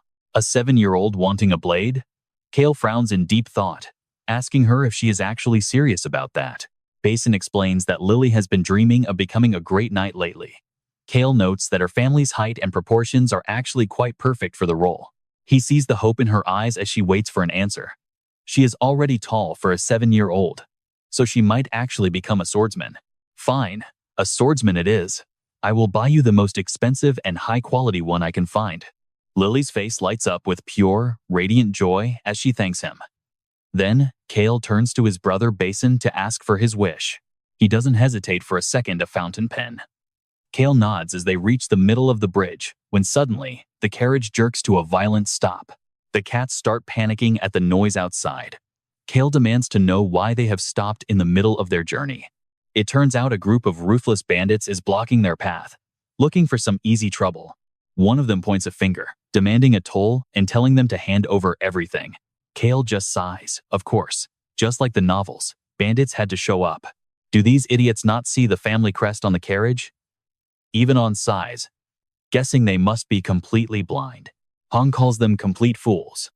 Outside, Ron's voice calmly suggests that they should probably stop and take a little break for now. He mentions there are plenty of rabbits around here. Cale frowns, knowing these rabbits are definitely not the kind he wanted to give as gifts. Ron flashes a gentle smile, saying someone else will catch those rabbits for him. Cale can only shudder, knowing how dangerous that old man really is. Listen closely, there is someone here far scarier than any bandit. Cale clears his throat and tries to stay calm. Time flies by under a clear blue sky. It has been half a day already. Tomorrow, they will reach the village that the Black Dragon destroyed. Soon, sunset arrives, painting the entire sky in a warm, golden, and beautiful glow. Cale stares at the food on the table, rabbit soup. His eyes are suddenly drawn to whatever Choi Han is holding in his hands. Wait, did he not catch that himself? Choi Han just bows. Turns out, this guy is a master at hunting rabbits too. The cats are pawing at his feet, begging for a taste. On and Hong are both meowing loudly for their share of the meal. Han steps in, calling them his little masters, while presenting the special healthy meal he prepared just for them. Do not worry, there is no salt at all. It is a perfectly healthy dish I made for you. Cale looks around at everyone chatting, then spots Choi Han eating with a satisfied look on his face. He can only click his tongue in annoyance. Earlier today, the carriage ran right into those bandits. Choi Han did not flinch, drawing his sword, with nothing but pure killing intent in his eyes. Choi Han really is a monster. After the brutal clash, corpses were left scattered everywhere, and he was completely soaked in blood from head to toe. Han stands outside the carriage and reports that the cleanup has finally been finished. Young master. Someone behind him calls it a minor skirmish. Choi Han just shrugs, saying it was as easy as pie for him. His blood-stained face absolutely terrifies Hans. Inside, Cale realizes this is a man who could easily handle a high-ranking noble's son without taking a single scratch. Ron notices Cale is not eating much and asks if there is something wrong with his appetite tonight. Does it not suit your taste? Cale knows this old man is just messing with him again, like always. Cale just grumbles that it is not good. Suddenly, Choi Han turns and asks if he is feeling sick or unwell. Cale shakes his head. It is not that he can eat anything, just not these rabbits that were hunted by someone so terrifying. Choi Han stays silent, just staring at him. He finally calls out Cale's name, and trust me, you and I are definitely staying for the next part. All right, you and I are diving back into Cale's life. He sees Choi Han staring and asks, "What are you looking at?" Choi Han flinches, turns around, and gets dead serious. Is this really the first time you've ever seen a real battle? Cale just raises an eyebrow. What battle? You mean those bandits today? Choi Han just nods. Yeah, exactly that. The campfires are crackling, and for the first time, the sounds of the night feel heavy. Recalling the massive swarm of bandits from this morning, Cale says, I have never faced that many before. Choi Han finally understands. I really thought this was the first time you faced actual danger. Cale just forces a smile while his mind starts racing. Sure, the bandits were scary, but Choi Han is the one who has been making him feel anxious this whole time. Now, pay attention to this. Cale looks over at Ron by the carriage, wondering what is really going on. He can't help but remember that terrifying, evil look on Ron's face when he caught a simple rabbit. That old man was laughing at his catch. And then there is Beacrox, the guy who is always carrying those sharp knives. Everywhere he looks, there are dangerous people. It feels like his life is hanging by a thread every single minute. He reaches for soup, but his appetite is completely gone. Someone slowly approaches him. Cale sits there like royalty, arms crossed, and asks, "What do you want now?" It turns out to be Choi Han. He starts saying some cryptic stuff about how the first time is always the hardest to handle. Cale has no idea what he is talking about. "What are you even saying?" Choi Han sees his confused look and immediately changes the subject. "Don't you ever practice martial arts?" Cale just shakes his head. "No need." Choi Han is shocked by his laziness. "Shouldn't you have power to protect yourself?" Cale disagrees. He stays relaxed in his chair and asks, "Don't I already have plenty of that?" Choi Han looks over at the elite soldiers, fully armed and ready, who were sent specifically to protect Cale. "Don't you see everyone around me? And besides that," before Choi Han can argue, Cale pats his chest with total pride. He smiles, saying his heart is the only thing he needs to survive. After saying that, Cale looks incredibly smug, acting like he is absolutely right. He has that indestructible shield protecting him, but he still needs to stay guarded against monsters like Choi Han. The guards watch them bicker while Cale leaves his food untouched despite being weak. Choi Han stays silent, trying to remember if there is something important he forgot to do. Suddenly, the two kittens, On and Hong, start rubbing against Cale's legs. Meow. He crosses his arms, looking down at them with pure annoyance. "You saw that too, right?" Choi Han suddenly walks off, determined to go train with his sword. Cale is confused. "You just finished eating." Choi Han grips his sword tight, his voice filled with intense determination. "I have to get even stronger." Watching Choi Han walk away, Cale wonders if this guy wants to become strong enough to blow up the entire continent. He is terrifying. Suddenly, Beacrox brings over a bowl full of meat, eggs, and veggies. "You need to eat more, young master." Cale is startled. He turns around to take the bowl and quickly says thanks. "Oh, thanks." Ron sees Cale's expression and steps in. Seeing Cale has no appetite, Ron starts acting like a wise mentor. "Acidic foods like lemons are very good for you, young master." While he is lecturing, a powerful voice booms from a distance. That is Hillsman, the vice captain, shouting orders. After the meal, they quickly gather for training. Cale watches Hillsman and realizes even the vice captain has been influenced by Choi Han. Finally, the group sets off. 3 days later, Cale is in the carriage, rubbing his chin. In 3 days, that dragon is going to go absolutely berserk. This area borders the Henatu's territory and belongs to a viscount. Below the mountain on the right is a private villa owned by that man. A black dragon is being kept prisoner behind that mountain. Cale sinks deeper into his own thoughts. That villa belongs to the Viscount, but everyone knows he is just a loyal dog for Marquis Stan. Cale stares off into the distance, thinking of Venian Stan, the second son who crippled his own brother to steal the inheritance. Word is that Psycho visits the villa sometimes. Just thinking about it makes Cale sigh. And trust me, if that Psycho didn't torture that dragon, the whole world wouldn't be in this much danger. Hans sees him sigh and jumps in surprise. He gives a forced smile, trying to find the right words to fix the mood. "Young master, are you tired? Choi Han and I will go find an inn right away." Cale lazily replies. "Go ahead then." Hans sees his mood improve and sighs in relief with a quick nod. Hans goes to talk with Choi Han. "All right. You and I are about to dive into a moment where everything changes for our hero." Cale and Choi Han are finalizing their plans, with Cale telling him to just watch from the side. Choi Han agrees, while Cale urges him from the carriage to finish up quickly. Choi Han understands the situation perfectly. He looks up at the sky, notices how late it has gotten, and gives a firm nod of agreement. It is funny he was acting so cold just a second ago, but the moment Cale makes a request, Choi Han gives a genuine, happy smile. He promises to be back as fast as possible. Even as he speaks, Choi Han feels a strange sensation in his chest. This reaction is even making his own mood feel a bit out of the ordinary. Choi Han stares at Cale with an intensity that feels as uncomfortable as sweaty palms touching book pages. Cale is totally confused by the way Choi Han is looking at him. Feeling awkward, Cale quickly turns his face away. Suddenly, a carriage comes screaming down the road at total breakneck speed. An old man is right in the path, crossing the street, but the carriage doesn't show even a single sign of slowing down. In this moment of extreme danger, someone's legs move with incredible speed and lightning-fast reflexes.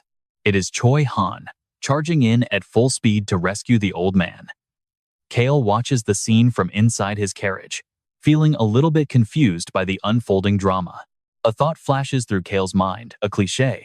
It is that classic, overused trope where a hero saves someone just in the nick of time, making the whole situation feel like a scripted scene. In the blink of an eye, Choi Han reaches the old man's side. He grabs the man's chest and pulls him back. Just as the carriage roars past them like the wind, Choi Han and the old man tumble safely onto the ground. The carriage carries a striking flag, a black background featuring a bold gold pattern as its main design. That carriage just keeps on going without even trying to stop. It's like they have no conscience at all. Choi Han watches them go, then gets up and steps toward the road, sighing. Hans appears from behind and asks if the young master is planning to go over there and check things out himself. Now, pay attention, because this is where the real trouble starts. Cale steps out of the carriage himself, only to see the man who just caused all this chaos, finally showing his face. It is Venian, the definition of an arrogant, powerful noble. He looks at Choi Han with a cold, haughty expression, showing zero remorse for the accident he nearly caused. This guy is the quintessential villain from the novel, The Birth of a Hero. Venian's servant starts barking orders, demanding to know why they are blocking his master's path. Choi Han looks up, furious and totally fearless, asking if that is how you treat someone you almost killed. Choi Han absolutely hates their rich and powerful attitude, so he stands his ground to argue back. Blocking the road? Isn't this whole mess happening because you refuse to stop the carriage? That guy doesn't feel guilty at all. He insists that it is the fault of Choi Han and the old man, saying they should have known to yield to a noble's carriage. He looks at Choi Han with total contempt, then glares down at the terrified old man still sitting on the ground with pure disgust. He calls the old man a stupid commoner and a troublemaker.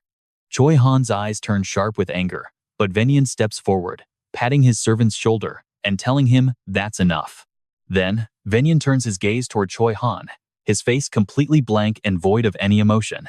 Cale watches the conflict brewing and whispers something.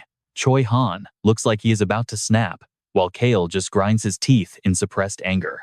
Cale quickly steps forward and pats Choi Han on the shoulder, telling him to stay calm. Choi Han hesitates. He can't stand how arrogant these people are. They could have easily turned to avoid hitting the man. I know what you're thinking. Choi Han is about to explode.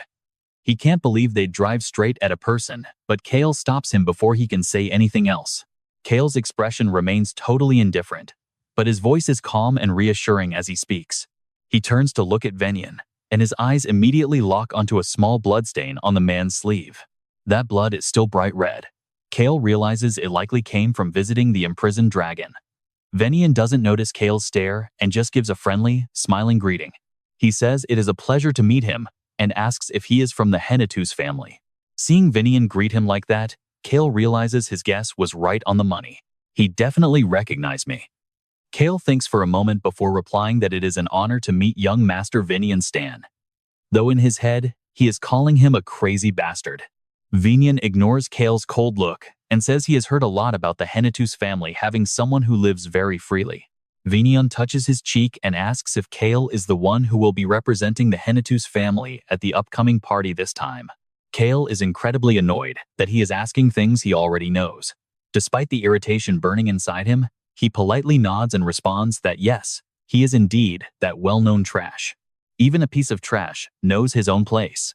Venian doesn't hold back on the praise, calling him an interesting person. Then he glances over at the old man who is still stunned and unable to stand up. He mentions that while wasting time on a piece of junk like that is annoying, it isn't all bad, because it led to a meeting with such a distinguished person, like young Master Cale. Venian keeps stroking his chin, but his subordinates are clearly judging who is worthy of even standing on this ground. And that's where we leave it for now. Vinian glares at Choi Han with pure malice, and trust me, you and I both know this is far from over. You and I are about to see Cale deal with a total snake. Vinian laughs, mocking Choi Han and claiming he needs a lesson. The old man finally snaps out of it, dragging his body forward to kneel and beg for mercy with a trembling voice. Watching the poor man shake in fear right in front of him gives Vinian nothing but pure, twisted satisfaction. A territory usually reflects the personality of its ruler. Cale frowns as he watches this scene, his mind starting to race with deep thoughts. This local viscount is just like his master, a perfect example of that arrogant and superior noble attitude we all love to hate. Cale has zero patience for a pointless argument with Vinian. He simply turns his back and prepares to walk away from the mess. Are you done yet, young Master Vinian? Vinian just stands there silently as Cale crouches down toward the old man. Cale knows Vinian is practically begging for a punch, but he cannot let Choi Han start a fight while they are together. Cale reaches out and places a hand on the old man's arm. Listen to me. The man looks up, stuttering in absolute terror. Now, pay attention, because Cale asks something that makes zero sense in this situation. Where is the nearest tavern? The old man blinks. Cale stands up with a completely bored expression. I asked where the good wine is? I am miserable without a drink, so start talking. He reaches out his hand and gives Vinian a fake smile, acting like he was actually happy to meet him today. Vinian does not answer or take the hand. He just stares at Cale with suspicious eyes, wondering what kind of game he is playing. Before he can respond, an assistant steps forward and whispers that they have already wasted quite a bit of time. Vinian snaps at his subordinate, clearly annoyed. You are interrupting a conversation between nobles, so you better watch yourself. Then he turns back, gives Cale a polite shake, and excuses himself. He lets go of Cale's hand as fast as possible. Cale is a bit confused by the rush, but he just smiles at Vinian's back. Let's grab a drink next time we are in the capital. You certainly seem like a busy man. Then Cale adds one more jab. I guess that is the heir of the Stan family for you. That comment hits a nerve.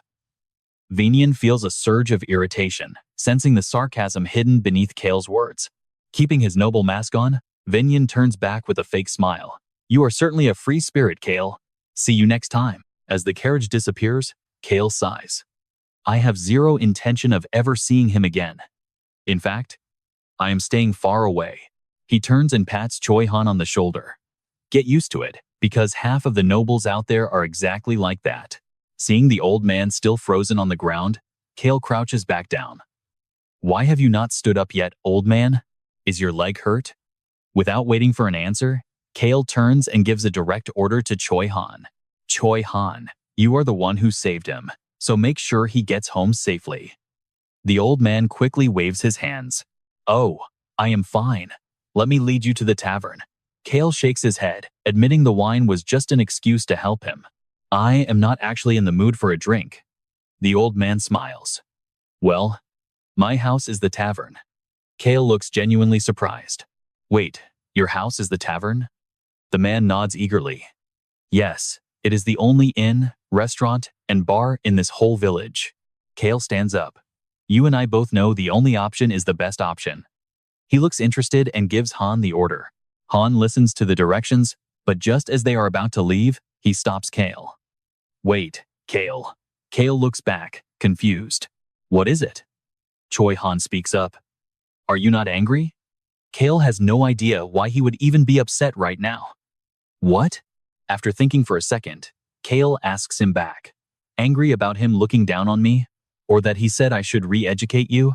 Cale then asks why an old man like this would ever have to apologize to a young noble like that. You want me to tell him to apologize to the old man? I am just not the kind of person who says things like that. Cale is not petty enough to care, and he honestly is not feeling any anger at all about what happened. In his head, he knows acting all heroic would look cool after all. That is usually Choi Han's role in the story. Cale sees that Choi Han is still skeptical, so he explains that this behavior is just a survival skill he has learned. He thinks that compromising with power and accepting a little bit of nonsense is the best way to live a quiet life. Then he smiles. But if someone really crosses the line, trust me, I will definitely pay them back, no matter what. Cale adjusts his tie and continues. Besides, Vinian will probably be kicked out of his house soon anyway, Choi Han is lost. Cale does not bother explaining himself further.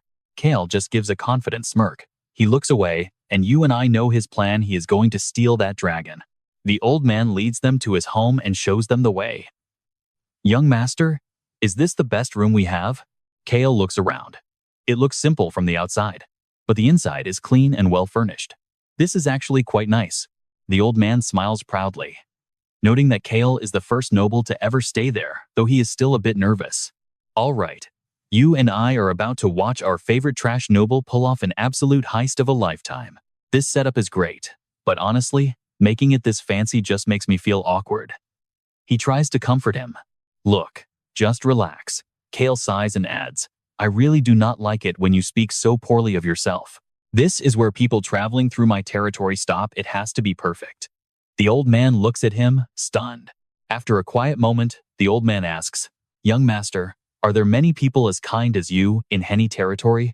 Cale crosses his arms and smirks. What do you mean? I am the biggest scoundrel in the entire region. He looks around the cozy room. Trust me, everyone else back home is much better than I am. The old man finally understands, while An and Hong just stay on the floor, shaking their heads in disbelief. After a bit more talk, the old man departs. Before stepping out the door, the old man bows politely. I shall take my leave now, sir. Cale sighs as the man leaves, watching that stiff 90-degree bow. He really does not get how to relax, does he? Now pay attention, because what is inside this wooden box is the literal key to Cale's entire master plan. Let's see. Young master, is this the only thing you wanted me to bring? Cale stands up. Yeah, hand it over. Han hands the wooden box over and Cale takes it.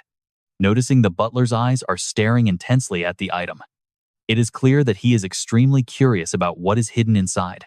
Cale looks at Han and asks, Is a butler not supposed to keep his emotions completely hidden at all times?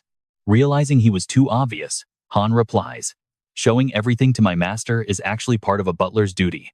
Cale's lip twitches. How ridiculous. Han places a hand on his chest, looking smug. I am quite an interesting person, sir. Cale impatiently tells him to leave. Han nods. Yes, sir. Just as he was about to leave, Han suddenly stops and looks back, asking if they were staying here for 3 days. Cale nods and tells him to go get everything settled immediately. Han agrees and leaves. Cale sets the box on the bed, staring at it before placing a hand on the lid. Aside from Ron, Han is the only one who does not tremble in my presence. He is cautious, but not afraid. He has got some guts. An and Hong look up from his feet. An says, I am dying to know what is inside. Hong agrees. Cale unlocks the box and flips it open. It is the tool to save a soul and trick a total madman. He looks inside and smiles. This will keep him safe. We jump back to a conversation with Belos. Sitting across from him, Belos asks, Young master, what exactly do you plan to do with an item like this? Cale crosses his legs.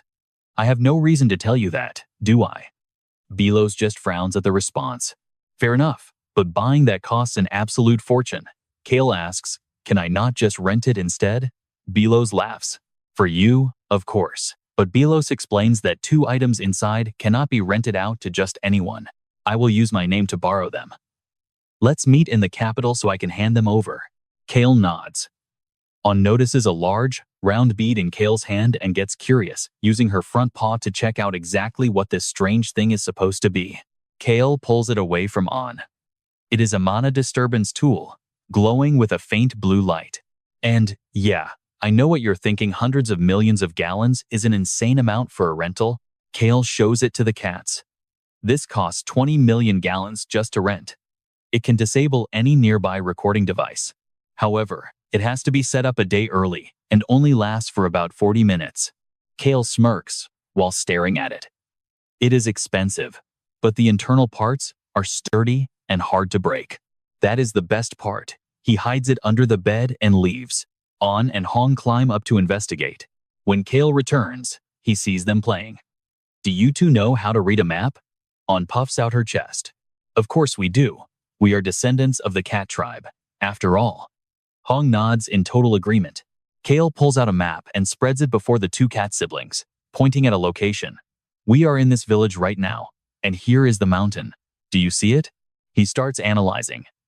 Go east from the mountain to find a villa, but do not get close enough to be seen. He continues. Behind that villa is a cave, and we are going to steal the kid being held prisoner inside.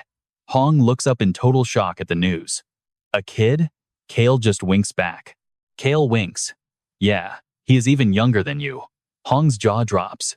Younger than me? Cale nods. He is 4. He puts the mana tool in a bag. Hong asks first, so we are going to save him? Cale smirks like a thief. Saving? No, we are stealing him. He ties the bag around On's neck, telling her to stay in cat form while she buries the item on the mountain and returns. So, stick with me, because next time, we're going to watch this impossible rescue mission go down. Alright, you and I can see On as being super curious today. She keeps asking if anywhere is okay. Cale nods. Hong and On share a smug look, knowing this is a piece of cake. They already outsmarted the adults from the cat tribe. Cale smiles at the siblings and tells them he expected nothing less from them. I would not have asked if you were not capable. He places them by the window, and his words make them dream of a big, delicious plate of beef. He promises they will eat their fill of beef later. Then, the 2 cute cats jump out and vanish. Cale watches them leave with a grin. As they disappear into the distance, his smile only seems to get more intense. He takes a sip of his tea, enjoying the flavor. This lemon tea really is not bad at all. Choi Han asks him suspiciously, why did you call me here? Is something going on? Cale puts his cup down and crosses his arms, looking away for a moment. Finally, he speaks up. Have you ever seen a real dragon before? Choi Han is shocked. A dragon? Cale nods. Choi Han admits he has seen dragon-like creatures. Cale figures he means a forest monster. He asks what kind, and Choi Han confirms it was just a beast. It was a deformed and cruel monster. Cale realizes that does not count. That is definitely not a real dragon. Choi Han looks confused, not quite following Cale's train of thought. Cale raises a finger to explain. Dragons, beast people, dwarves, and elves are all basically like humans. Why? Because every single one of them possesses a soul and real emotions. However, he pauses for effect. Now, pay attention here. If someone is born in total darkness and forced to live there without ever seeing the sun, do you know what they become? Cale asks Choi Han that heavy question. He taps the table. It means they lose their minds and surrender to pure, chaotic insanity. He looks into Choi Han's eyes. No family, no hope, just an endless cycle of loneliness. Choi Han clenches his fists while thinking about such a tragic life. He falls into a deep, heavy silence, looking down at the floor with a very dark expression. Cale watches him and realizes he knew this would be the exact reaction from him.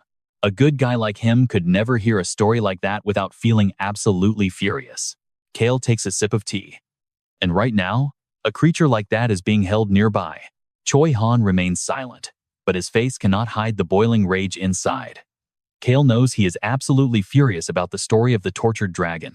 Finally, Choi Han speaks up. Do you want to save it and keep it? And here's the pivot you and I were waiting for. Cale immediately denies it. Are you crazy? He asks. Choi Han is stunned, but Cale just asks why he would ever do that. That dragon has spent its whole life being tortured by humans. It will never trust people again. Cale can already imagine what that dragon is like. He knows both humans and dragons are arrogant species that always want to be on top. Cale is lost in his own thoughts. Owning a dragon might make you powerful, but it feels like you are just inviting disaster. There are only 20 dragons across the entire world from east to west. Do you really want to own one of them? That would make you the center of attention everywhere. Choi Han is confused, so Cale laughs. Haha. Well, what of it? Why are you asking such an obvious question, anyway? He asks if a dragon should not live freely according to its nature. Choi Han nods. Cale stands up and says they are going to save that dragon. He asks for help, and Choi Han's eyes sparkle with a sudden, intense excitement. Anything. He says he will do absolutely anything for him. Cale shakes his head at the reaction. No need to be so hyped. We are not killing anyone here. We are just going to handle this quietly. Choi Han is impressed by Cale's style. Cale puts his hands in his pockets and orders Hans to bring a table of wine. Downstairs, the house is full of guests eating and drinking. Choi Han sits right next to Hans. Hans is busy playing with On and Hong. On the other side of the room, Cale has already drunk until his face is red. Choi Han is worried about how much Cale is drinking. Should we not stop him from that? Hans just laughs it off. He is fine. His hands are empty, and he gave his word that he would not be throwing any more bottles. Ha ha, it is safe now. Cale walks up to the old shop owner. He tells the owner the wine is surprisingly good. The old man explains it is made from special mountain fruits and herbs. That is why it is pricey. Cale holds up his bottle and asks how much is left. The old man bows. There is plenty. So what do you and I take from this? Cale wants every single bottle. All right, you and I are about to watch the ultimate noble pull off a genius plan. Haman rushes up, seeing his master drunk. Young master, please stop. He leans in close, clearly annoyed by Cale. Just keep drinking. It is my gift to you. After that, he turns around and calls out for Choi Han to come over. Choi Han, help me up to my room. Haman looks worried and offers to help, but Cale waves him off, telling the vice captain to just go rest. He tells the other soldiers the same thing. There is no more danger now. Except for the guards, everyone else should take the day off and relax. After saying his piece, he lets Choi Han lead him away. I am tired. I am going now. Haman just stands there, staring blankly as they leave. Keu prays in his heart that nobody follows them.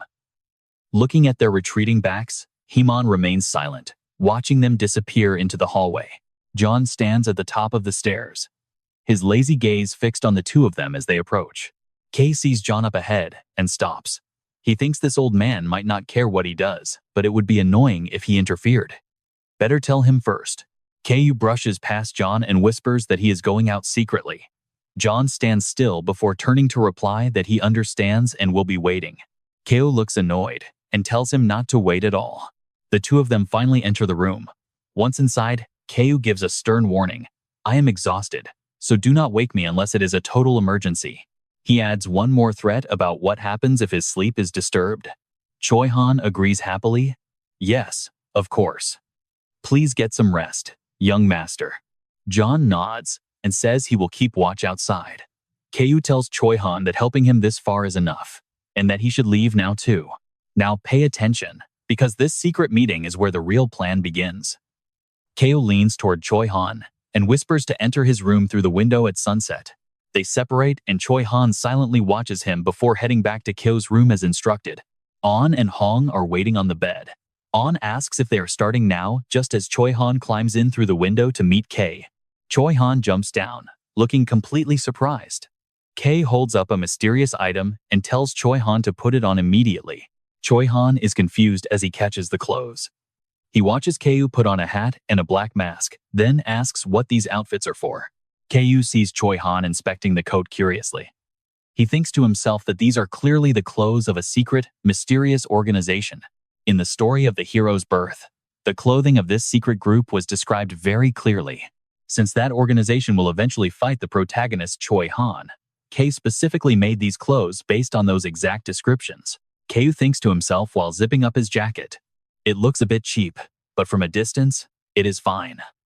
People will only remember the star pattern anyway. Choi Han asks if they are doing something bad.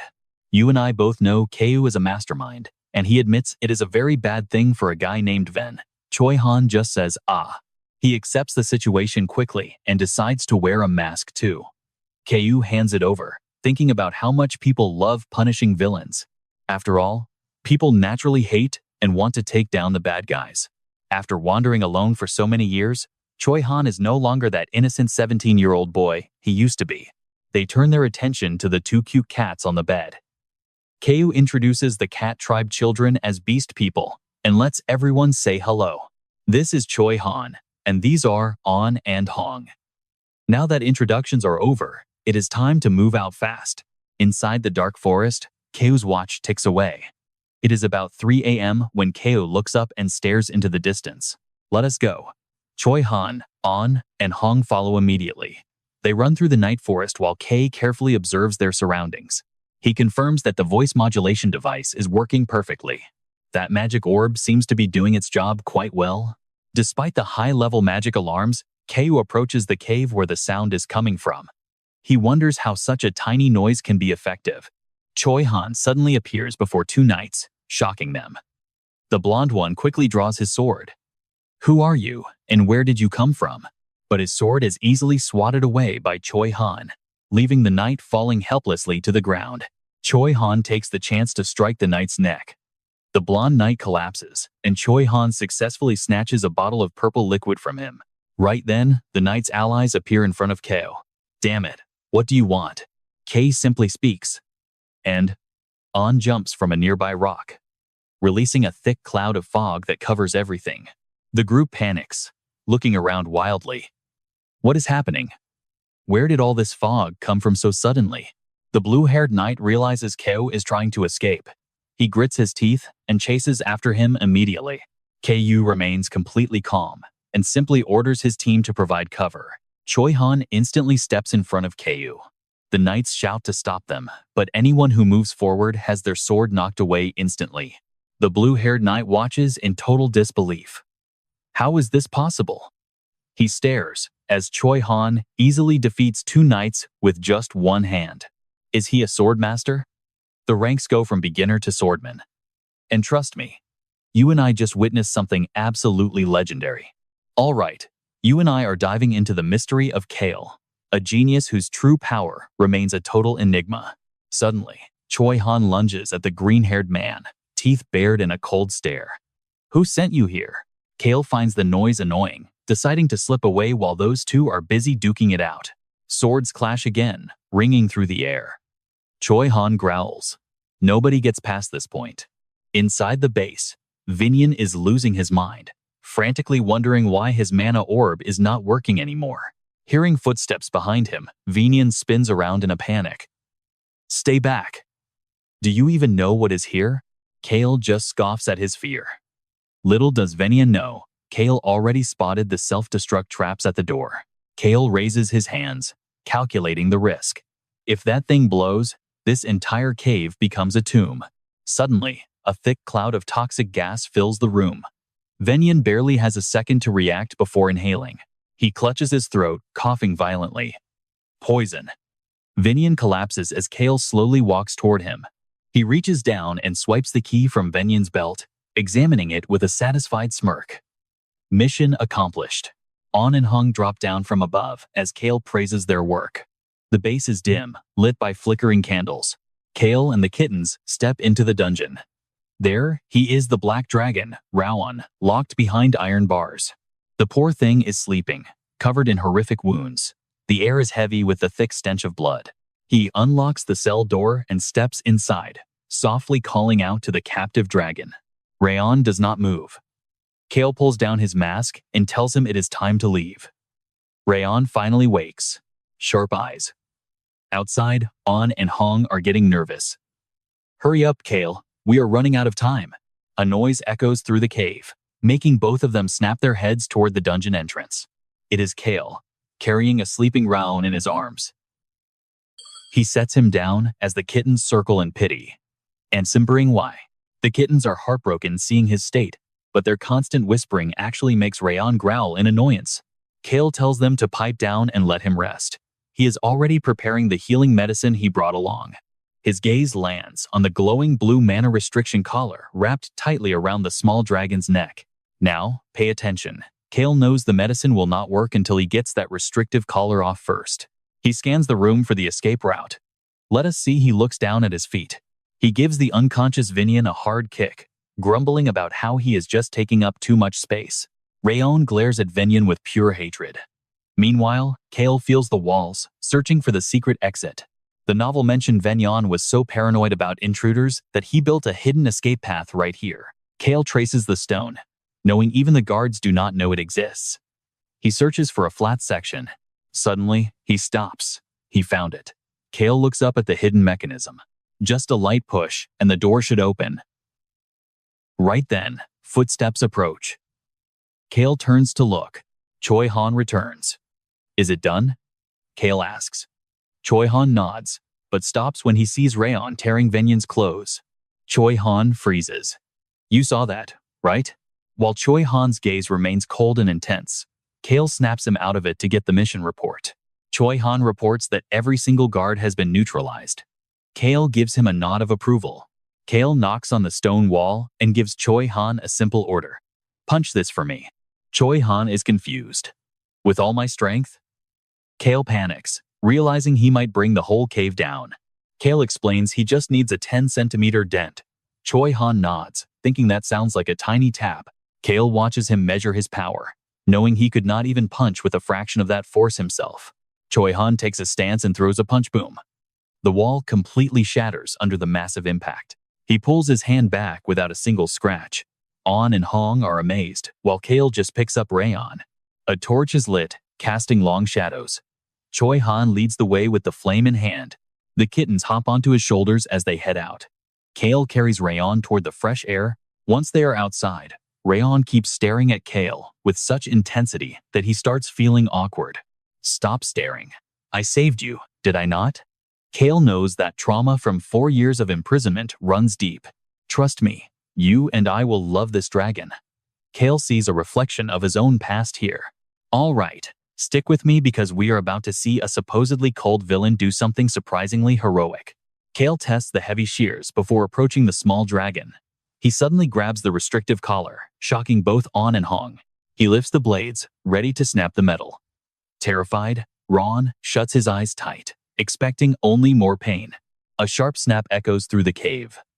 Rayon opens his eyes in total shock. He is finally free. The dragon gazes up at the man who saved him. Cale just grumbles.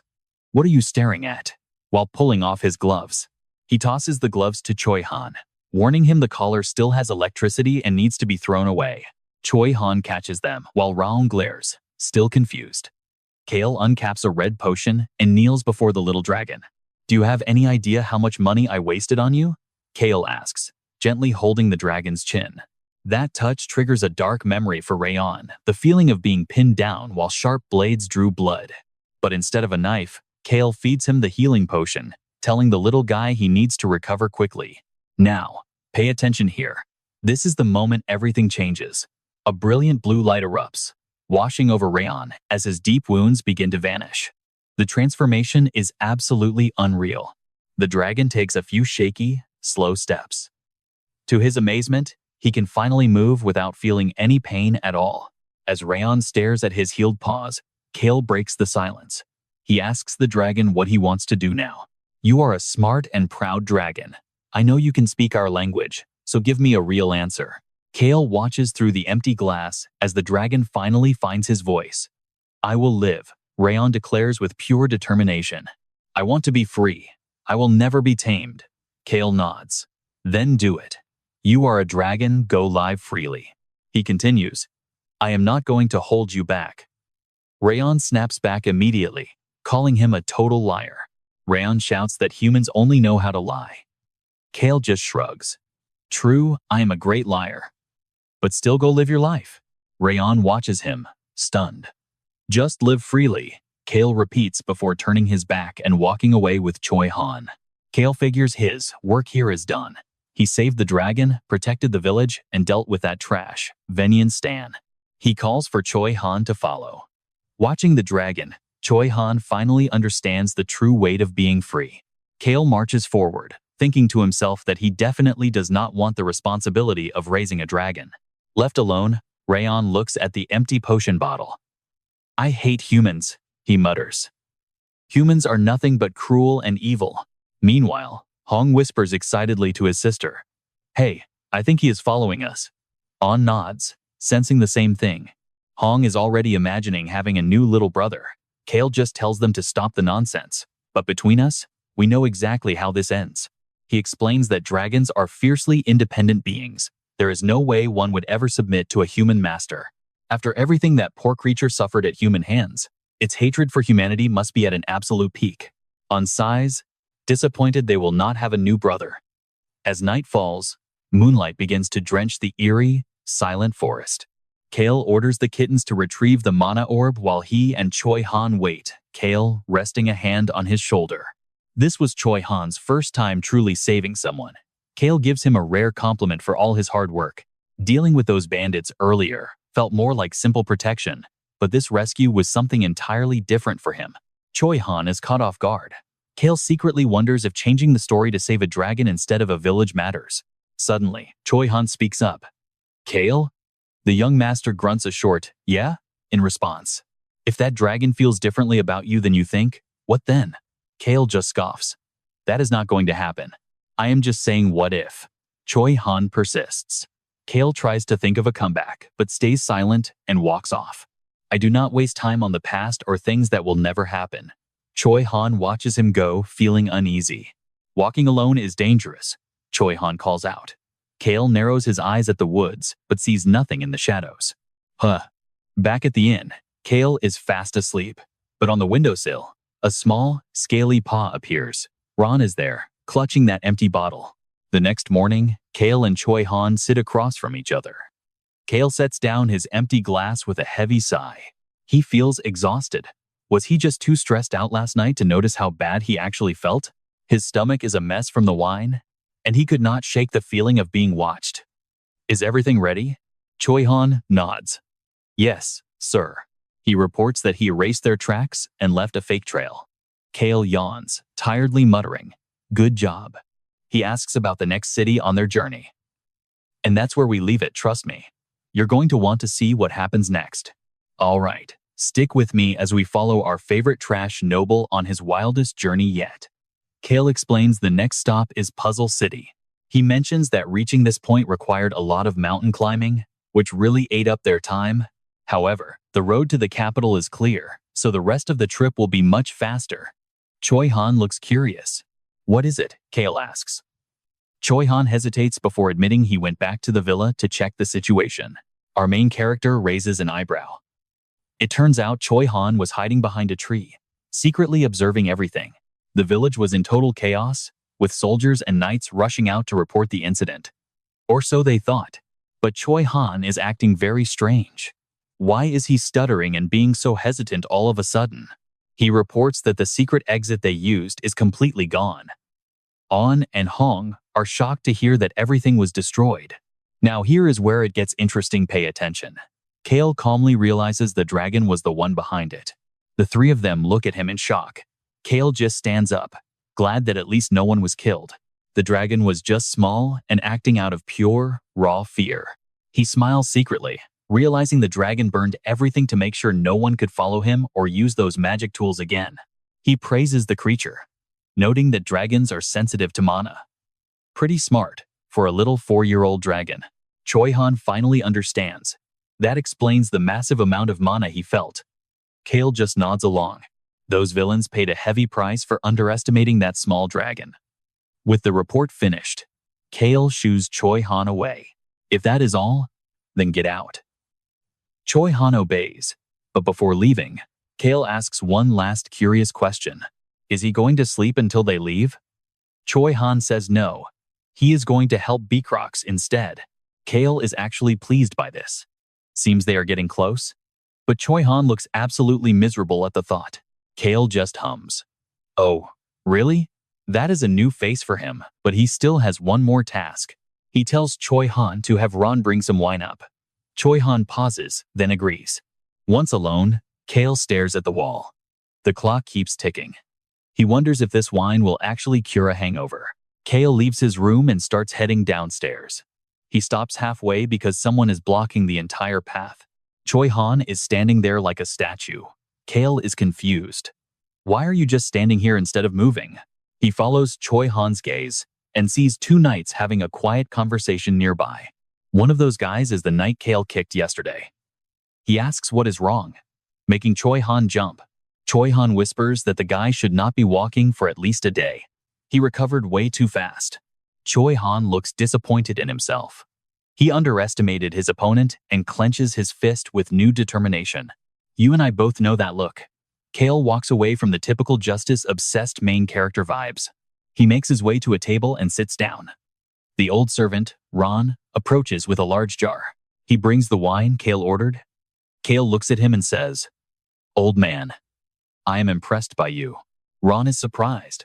Cale just leans on his hand and smiles, praising his skills for finding the perfect hangover cure. This wine is exactly what he needs. But before he can pour a glass, a voice interrupts the quiet. Hans looks incredibly annoyed. He argues that they had a party to relax. Everyone drank and went to bed. So why is the Viscount investigating them? The knight awkwardly explains that the Viscount's villa was robbed last night and several items were stolen. They are just checking if the guests here suffered any similar losses or saw anything. Cale casually takes a long drink. Well, a dragon thief is still a thief. He slams the jar on the table. The loud noise draws everyone's attention. Cale snaps at them in a grumpy voice. What are you looking at? Hans quickly covers for him. If the young master does not drink in the morning, he is cranky all day. It is just a hangover cure. He is just clearing his head from last night's drinks. The knight hesitates, calling him an interesting person. Cale secretly wonders if that was a compliment before wishing them luck. The knight leaves in a huff. Cale feels relieved. It seems the suspicion of them being thieves has finally vanished. He calculated this perfectly. They probably think a piece of trash like Cale could never pull off a heist.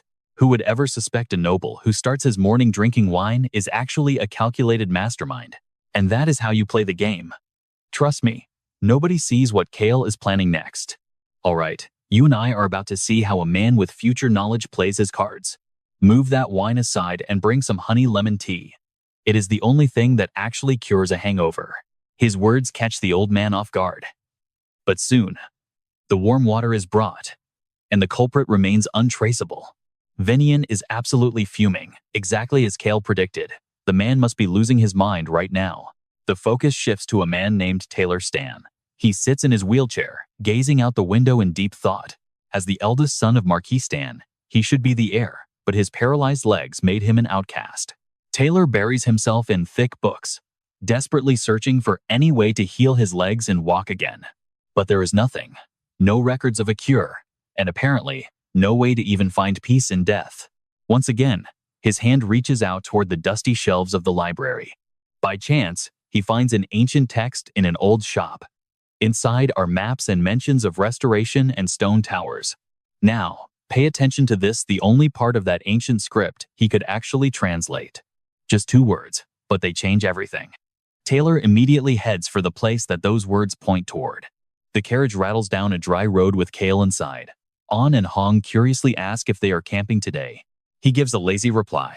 Yeah, we will be camping along the road starting from today. Cale watches the world pass by. To reach Puzzle City comfortably, he has to keep up this fast pace. The shield in his heart pulses with a signal. It is a power similar to the ancient strength he already holds. He is targeting the vitality of the heart. It is the exact same power that Taylor is desperately seeking.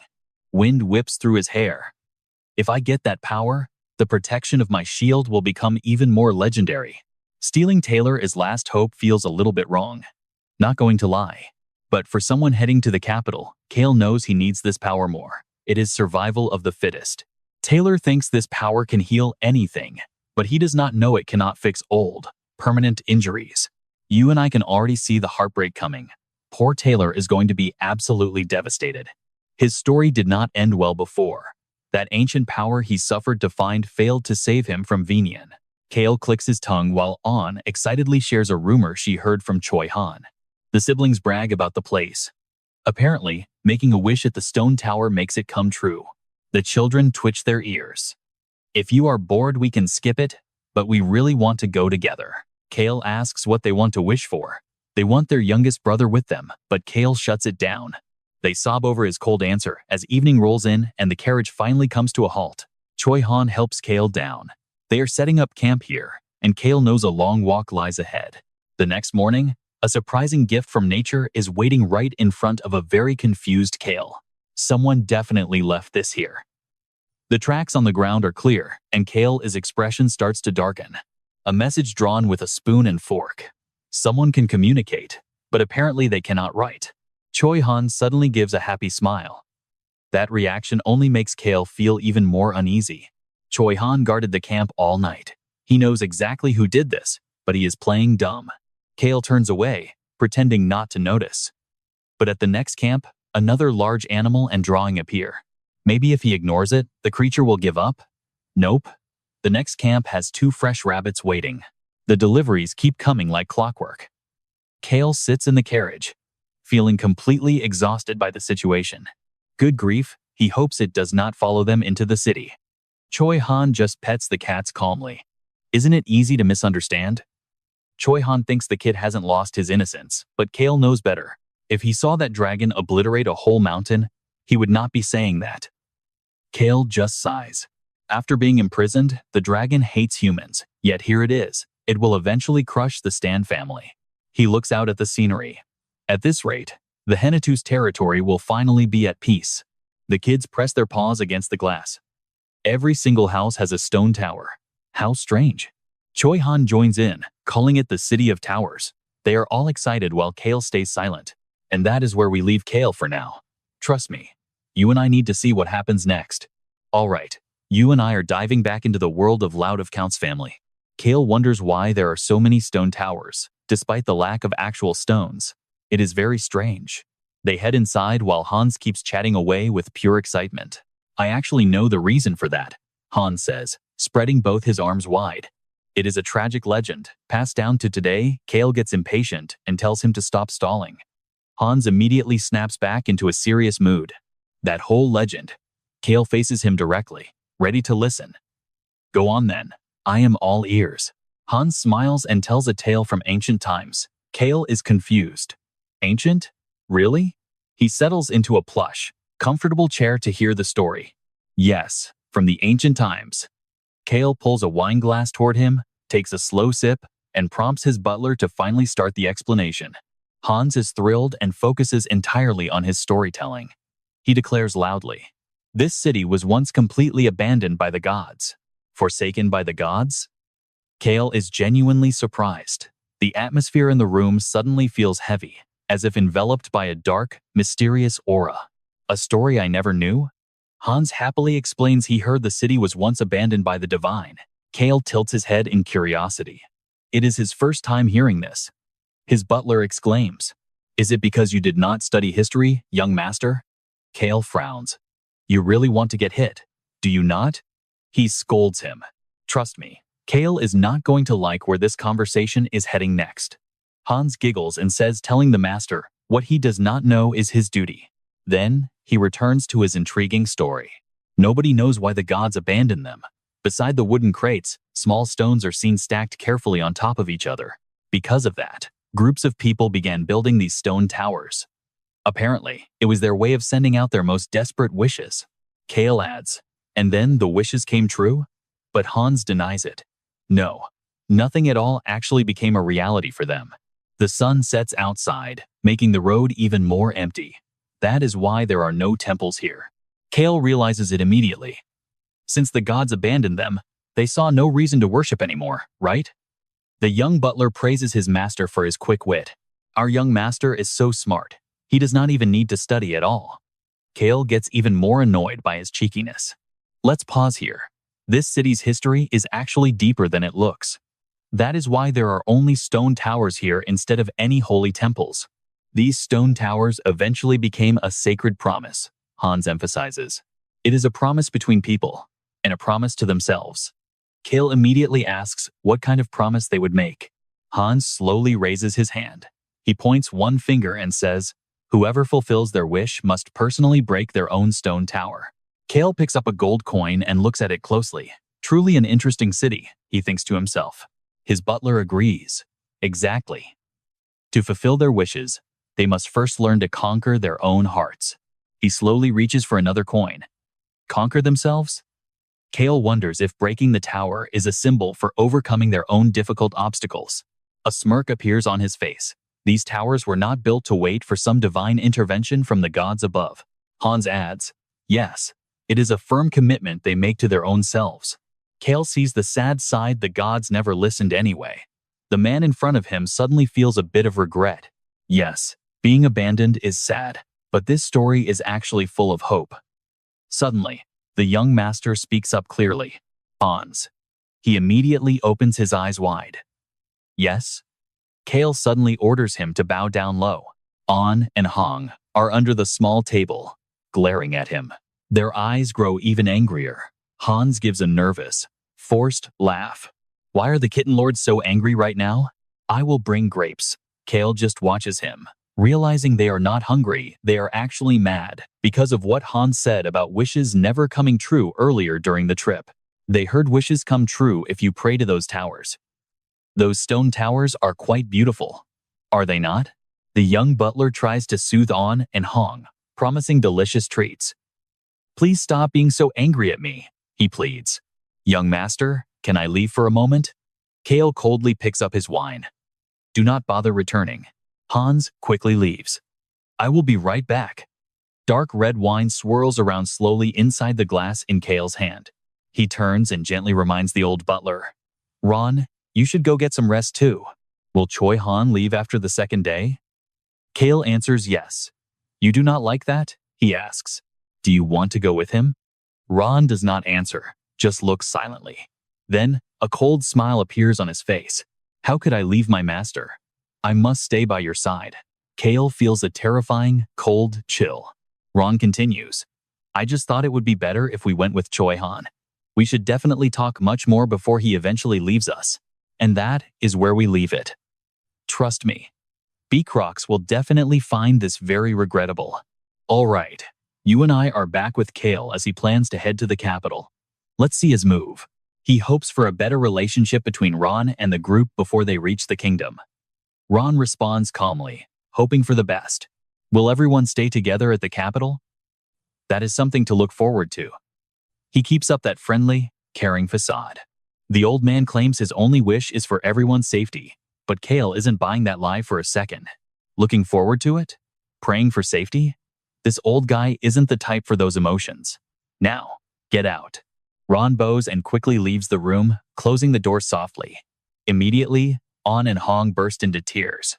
They cry about him being a big liar after they actually trusted him. Meanwhile, Cale is distracted by something else. He is thinking about an ancient legend who lived to be 150 years old. He is after a special heart. Now watch this part closely. He is seeking an ancient power called the vitality of the heart. That person thought this power was a curse. But On and Hong just watch Cale's movements with pure curiosity. Choi Han returns with food and is startled to see Cale standing there. All three of them staring makes him nervous. Is something wrong? Cale pulls his coat tight and tells the young butler it is time to go see the rock towers.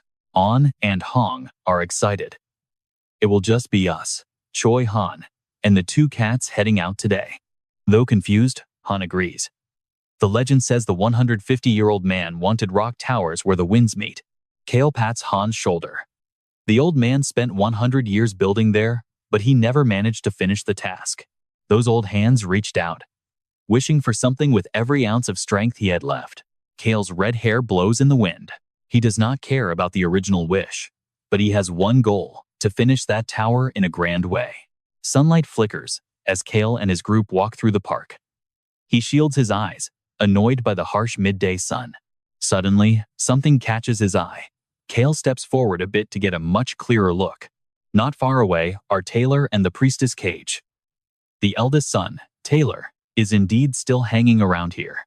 He planned to see the towers, but he never expected to run into these two specific people today.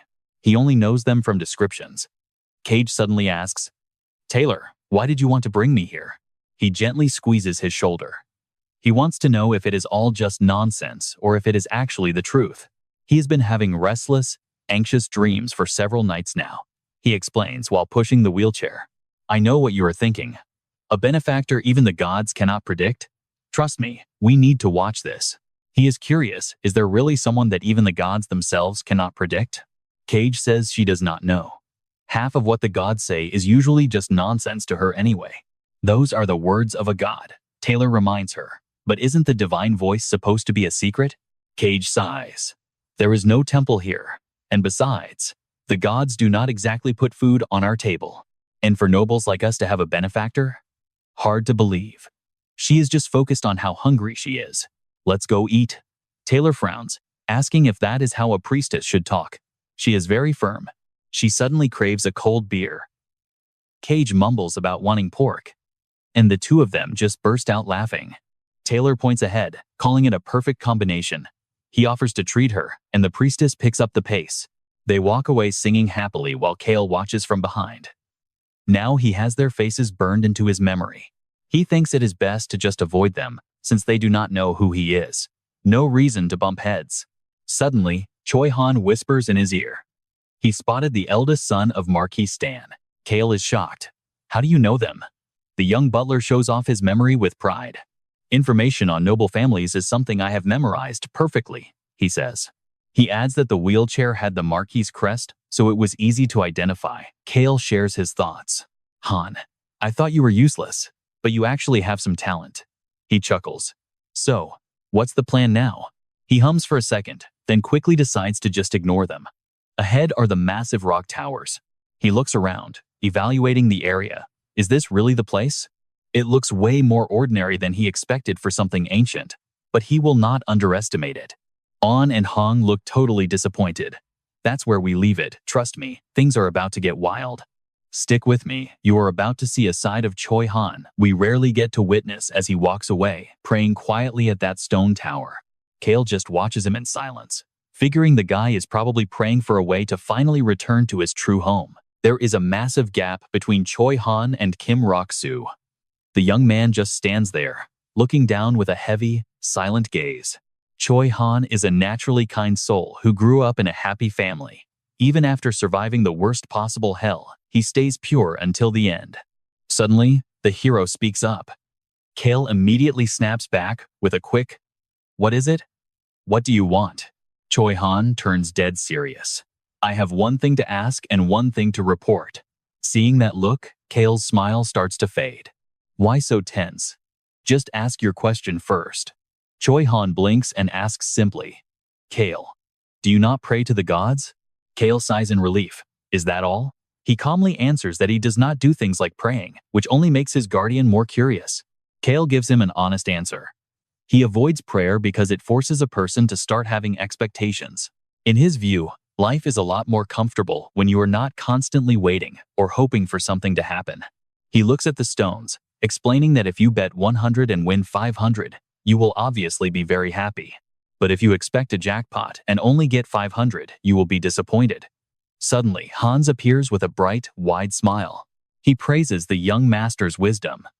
Does hope even exist in this world? Cale just gives him a cold look and brushes him off. Just go look at the view?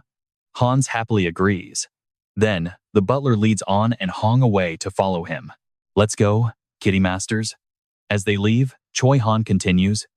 He reports that the Black Dragon has actually followed them into the city. Cale turns away, telling him to just act like he does not know. Choi Han obeys, but Cale looks up with a worried expression. He wonders if that dragon is really tracking his every move. He does not stay long. Let's get moving. They leave the prayer site together. The empty ground stays still for a moment, until a tiny, chubby paw print suddenly appears in the dirt. Now pay attention, that black dragon is still there, hiding in plain sight and staying incredibly close to the group. Sunlight hits the houses as a new day begins, marking a decisive move for Cale. He actually made this choice yesterday. The next day, he prepares to depart for the tomb of a man who lived to be 150 years old. Cale looks cold. I am only taking Choi Han with me. Cale calculates his plan while standing before the three companions in front of him. Taking the strongest person means no one will try to follow. He would prefer going alone, but he knows they would never allow it. Just as expected, Deputy Hans pouts like a child. But he cannot argue with his stubborn master, so he simply gives in. Yes, I understand. Choi Han, on the other hand, is perfectly fine with this arrangement. He happily offers to look after the kittens while Cale is away. Cale just sighs, realizing the guy was just waiting for this chance. With the talk finished, Cale walks off in a hurry. Choi Han follows closely behind, calling out to ask what the plan is. Cale frowns and turns back, feeling annoyed.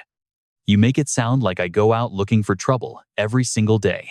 He points toward the distance. We are heading to that mountain. You just need to stand guard and wait at the entrance. Choi Han looks over, checking the surroundings. He follows along and replies simply, Yes, I understand, young master. Cale feels relieved. Choi Han's personality is the best because he never asks unnecessary questions about what Cale is actually doing. Once they are deeper in the forest, Choi Han suddenly speaks up again. Cale stops in his tracks and turns around. Choi Han avoids eye contact, mentioning he will be leaving tomorrow. Cale just nods. He was the one who told him to go, but the warrior hesitates. There is one thing weighing on his mind before he leaves. Cale realizes this report is not about the dragon. Cale patiently looks at him and asks, "So, what is it that you really want to tell me?" Then, he says a name. Ron. You and I know that Butler is lethal, and Choi Han is genuinely terrified for Cale's safety. Cale is completely stunned, staring at this emotional young man. He clears his throat, unsure of how he should even respond. He did not expect this topic to come up so suddenly. He wonders if he should pretend to be clueless or show he knows.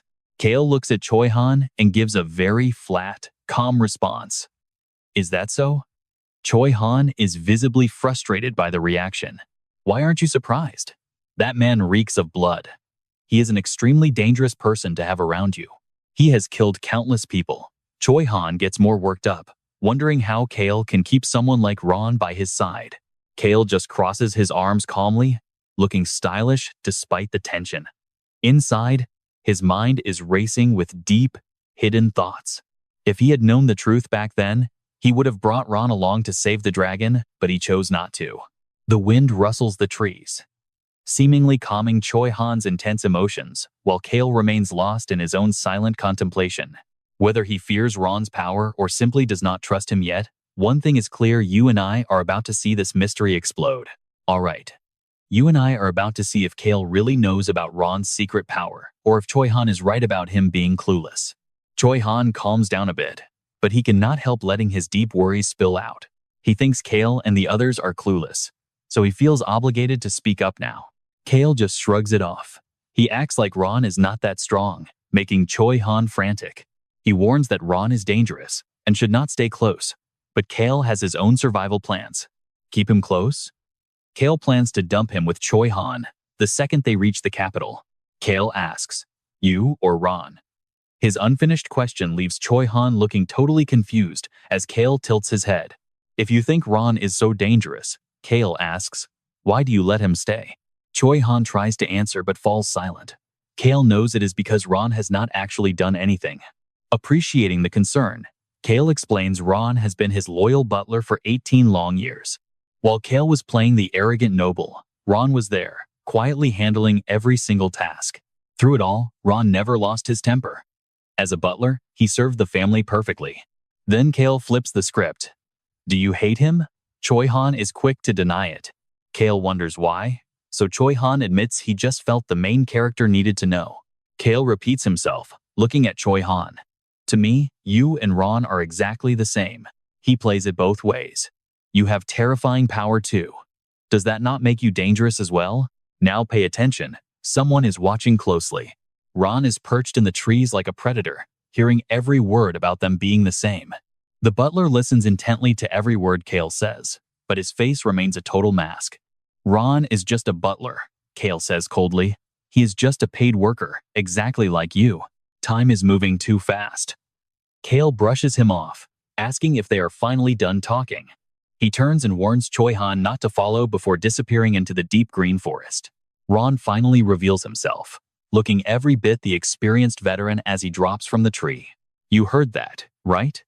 Choi Han already sensed the presence of the assassin hiding as a butler. Ron boasts about raising the young master from diapers, stepping closer until Choi Han blocks him. He was soft with Cale, but with this old fox, Choi Han is on high alert. You cannot follow him from here. Ron says nothing, but he senses the kid is stubborn. He does not argue, simply watching Cale's back fade into the distance. I see you, kid. The butler sighs. He only followed to see why Cale left the cats but brought Choi Han. Let's follow him inside. This cave holds a secret power that will change everything if Cale can reach it in time. Cale looks at the tiny entrance with pure annoyance. He actually has to crawl inside. He squats down, mourning his beautiful outfit. This is a total disaster for his fashion sense. His voice echoes through the dark cavern as he feels a sudden, sharp gust of wind. He stares at the wall, realizing he must break it to stop the wind. He wonders if he will hear the same sound after he finally claims the sound of the wind power. He scoffs. Without his help, there is no way Taylor could have ever obtained this strength. It is a race against time now, until a sudden scream warns him to stay back. Ron flies over, saying it is impossible, but Cale suddenly detonates the stone wall with raw force. Rayon freezes in pure shock at the explosion. Cale turns back with an impatient look, and the dragon quickly stammers that he was just passing through. Cale knew the little one followed, but he has no time to deal with him right now. He observes the area, calculating that the wind cycle here lasts exactly 3 hours. The wind is weakening. He needs to move fast before the intensity ramps up again. Beside him, Rayon cannot help but shout that he is just a weak human.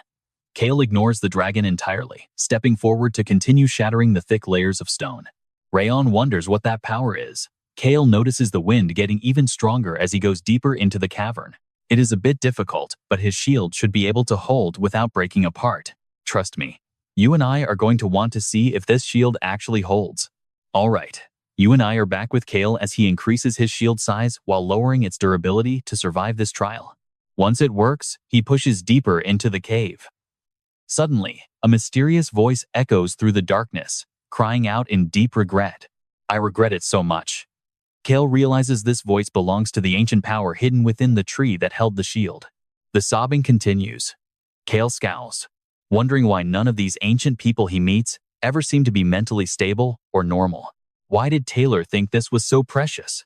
The voice speaks again, sensing a familiar power and refusing to let him have it.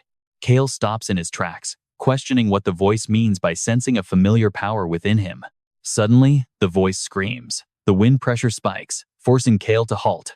I betrayed my own kind, the ancient voice wails. I am a bastard. I survived alone, it continues. Cale raises his indestructible shield to push through the constant, miserable whining. I wish that everyone could live forever, but that simple prayer could never come true in this world. Only endless pain and suffering remained. Cale grits his teeth, thinking this is way too noisy. What's so precious about a bunch of complaints and someone who constantly begs for death? He marches deeper into the cave, cursing the atmosphere. Honestly, the glutton's endless comments on food were way better than this loud, whining sound that makes restoration powers feel useless. I could only protect myself. I was unable to do anything else for anyone. I was abandoned. Cale spots a stone pile ahead and scoffs. So, what if you were abandoned by everyone? Survival is what matters most. Nothing is more important than being able to protect your own life in the end. Now watch closely. This is where the wind becomes a deadly blade as Cale takes 5 more steps, wondering if his shield will finally shatter. The wind intensity is terrifying now. It is no longer just pushing him back, it is trying to tear him apart. The voice returns as the wind cuts like swords. Cale thinks these ancient power holders sure love to talk way too much. On the second step, the voice laments its inability to die, calling its restoration power a cursed and miserable existence. Cale takes the third step, and the haunting voice shows no signs of stopping its tragic story. My heart beats strongly, but I cannot run. I am too afraid of death and the terrible pain of being injured. Step 4. The wind roars as Cale struggles forward, the voice's fear of death and pain echoing loudly in his ears. With one final, heavy step, the wind suddenly dies down. It is finally over, he thinks as the air goes still. However, the voice continues. I chose to throw away faith just to survive. Cale is just tired of it. You have to live first. He pulls a white handkerchief from his pocket and carefully puts it on his hand. Looking at the stone pile, he comments that mediocre things can never truly look beautiful, no matter how hard you try. You and I know Cale loves an easy ending. As he reaches out to touch the stone pile, a brilliant, blinding light suddenly explodes. Rayon watches the scene, his eyes wide with pure shock and curiosity. The light dims. The voice says it really did intend to fight alongside the others in the beginning, but humans are weak to pain. They were never meant to be servants of the gods or heroes in the first place. I realized I had to suffer alone. Those people in the deep forest gave me this power, but it had no taste at all. Cale pauses for a moment, wondering where he has heard this specific story before in his past life. The voice built the tower hoping to turn back time, but the task was never finished before the end. God must hate a selfish coward who abandoned his kind just to run away like I did. Cale takes off his gloves. Being selfish is just part of being human, he says to the empty air. Is it over? He asks. The voice mentions a kind sister who said the exact same thing to him once. My sister. It sobs. Cale wipes his nose, losing his patience with this emotional and dragging mess of an ancient power. You remind me of my brother, the voice says. That arrogant attitude of yours is quite admirable to witness. Cale stands there with a blank expression. From crying to flattery, this is getting ridiculous, and he wants to leave. Now, knock it down, the voice commands. Only then can you surpass my limits and claim what is yours. Cale looks satisfied. That is exactly what he was waiting for. He kicks the stone pile into pieces with one strike. Ron watches from the side, thinking this human is truly strange and unpredictable. Suddenly, Round freezes as a glowing orb appears in front of them. A mysterious, radiant sphere hovers silently in the air. Cale reaches out and grabs it. The light flows into his body in a brilliant arc and merges with him. And that is where we leave it, trust me. You and I just witnessed Cale gain an incredible new power. Cale closes his eyes to feel the new energy. This vitality will reinforce his shield, granting him a healing factor that is several times faster than any normal human. Cale and Rayon emerge from the cave, and you and I can see the dragon acting totally indifferent. Cale just asks, "Do you want to come with me?" Rayon flinches and looks away, claiming Cale is too weak and needs protection. He still says he hates humans, though. Then, Raon suddenly vanishes, leaving Cale standing there alone. Our main character can only shake his head at how moody that little dragon is. He scans the area and notices something off. "Right there," he says, "I can see the footprints of someone standing in the grass." A shadow nearby jumps in surprise. Cale gets a massive headache thinking about having yet another mouth to feed back at home. Suddenly, Choi Han runs into Cale and looks at him with pure shock. He asks, "Cale, did you just roll down the entire mountain?" Cale curses under his breath, caught looking like a total mess. Damn it. He reluctantly looks at Choi Han and admits, "Yeah, I fell a bit. That night, outside the city of Puzon, a cup is smashed to pieces." Taylor hears his companion scream and asks, "What happened?" Cage tells him to wait and stay quiet. "Stick with me here." She is gritting her teeth as the god of death speaks directly into her mind. Suddenly, Cage kicks a chair across the room and lets out a loud shout. She screams, "Ah, damn it." Taylor stays silent while the servant rushes in to fix the chair. Taylor senses something is wrong and waves the servant away, telling them not to follow. The servant obeys and leaves them alone. Taylor wheels himself over to Cage and asks what is going on. She tells him to wait a moment as she walks out toward the balcony. There is a small stack of stones there and a message carved into the wood. Cage touches it and mutters that this is completely insane. She asks if this is for real. Taylor wheels over and reads the words out loud. It says, "Destroy it. If you want your wish to come true, this is what you must do." Cage looks stressed and says they should probably just knock it down. Taylor is still confused, so Cage explains. She says, "Look, the gods do not just talk nonsense for no reason. Usually, she only hears that divine voice once a year, so this is special." Taylor asks about the tower, and trust me, this is the turning point for them. Cage explains it is their choice to make. She says God told her that if he wants to live a comfortable life, he should not break the tower. Taylor interrupts her right there, but Cage keeps talking, mentioning that there is a letter hidden right underneath the stones. The letter likely explains why this tower was even built, but they have to break it to find out. She asks him, "What should we do?" Hearing that, Taylor just smiles and tells her to break it. Without hesitating, Cage swings her hand and smashes the stone pile. Taylor thinks to himself, a comfortable life? He has never lived comfortably and has no intention of starting now. He wants to heal his legs and take down that damn marquee. His eyes grow cold as he picks up the letter and begins to read. It says the Crown Prince is currently holding an ancient power. It is an ability the prince does not actually need, a one-time power that can heal any wound, even permanent disabilities. The prince wants to make a deal for something that can control the second and third princes. Taylor's hands shake as he realizes this is his big break. Cage takes the letter to read it herself. It says even if his legs cannot move, his mind and heart are still very much alive. It tells the eldest son of the Stan family to judge the situation for himself. Taylor turns to Cage and tells her to leave the servants and head straight for the capital. Cage agrees, saying he has work to do. Taylor nods. He knew he had to do this even before his legs were broken, and he cannot afford to lower his guard now. Taylor says if they want to catch up with the royal family's schedule, they need to move fast. Cage agrees they should hurry. From a distance, the two descendants of the cat tribe appear. Hong asks his sister if they can go back now. An says they finished the job the young master gave them. So it is time for dinner. Both of them cheer happily about getting food. The next morning, Cale, Choi Han, Heyman, and the cat siblings are ready to set off. Cale looks at Choi Han packing up and asks, "Are you really just leaving like that?" Choi Han simply says, "Yes." Cale sighs at the clear sky and tosses a small brown bag toward him. He tells Choi Han, "Here, take this with you." Choi Han catches it and looks confused. He asks, "Cale, what is this?" He opens the bag to find glass bottles of antidotes, a watch, a rolled-up scroll, and a good amount of money. Cale starts talking fast to hide his concern. He says, "What? If you do not like it, just throw it away." Cale turns around and walks away, telling him to stay healthy. He thinks to himself that this simple farewell is actually pretty good. Choi Han grips the bag tightly and smiles. He shouts back to Cale, "I will go now, but I will definitely return." Heyman clears his throat, promising to train hard until they reach the capital. You and I know he is determined to be the young master's ultimate shield.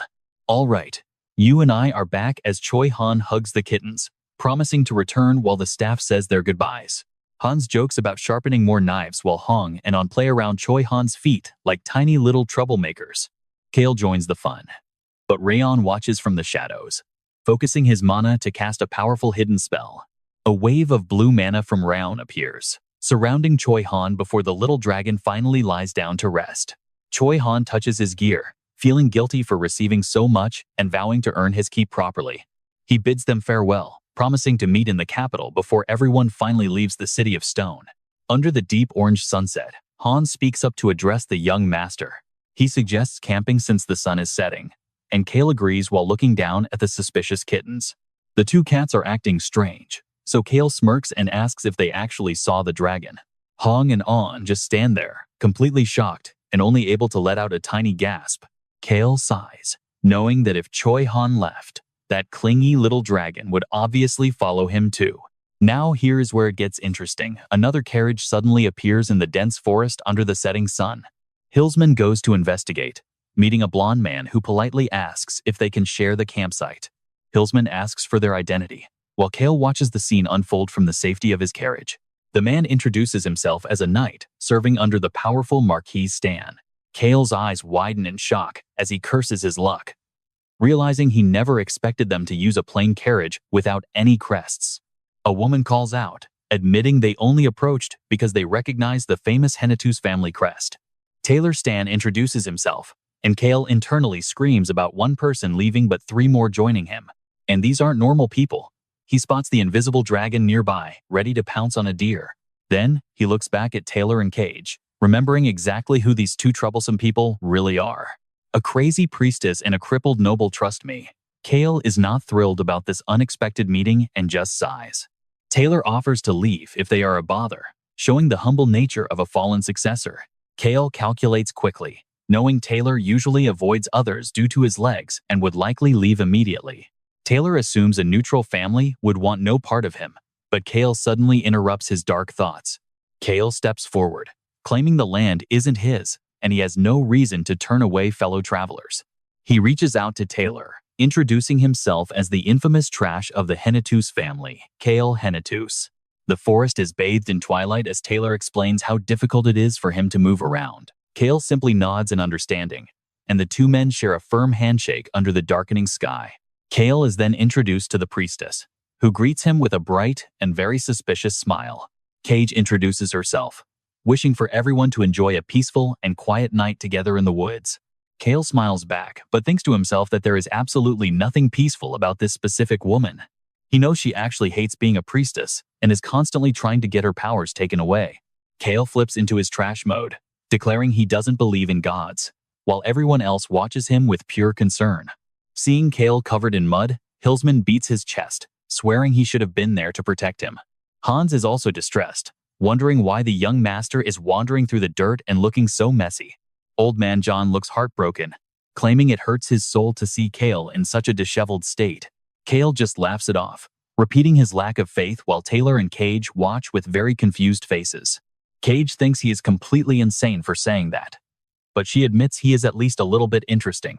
Cale realizes that for a crippled noble, the Stan family likely cut off all his funding, and he must have spent everything on protection. Cale waves it off calmly, figuring they are totally broke now, and since he is the reason they are here, he decides to help. Cale calls for Hans, who immediately rushes over to his side to await his next set of orders. He commands the deputy butler to assist the newcomers and ensure they have everything they need tonight. Cale orders Hans to provide food and a separate tent, but warns him to keep them far away from him. Hans promises to treat them well, leaving Taylor and Cage staring at Cale's retreating back in pure awe. You and I leave it here, with Cale even ordering wine for Taylor as a final parting gift. All right, you and I are back with Cale, who is playing the role of a polite noble, while Taylor Stan happily says his final farewells for now. Thank you for all your help, the young master replies with a smile, though his internal monologue is likely a completely different story.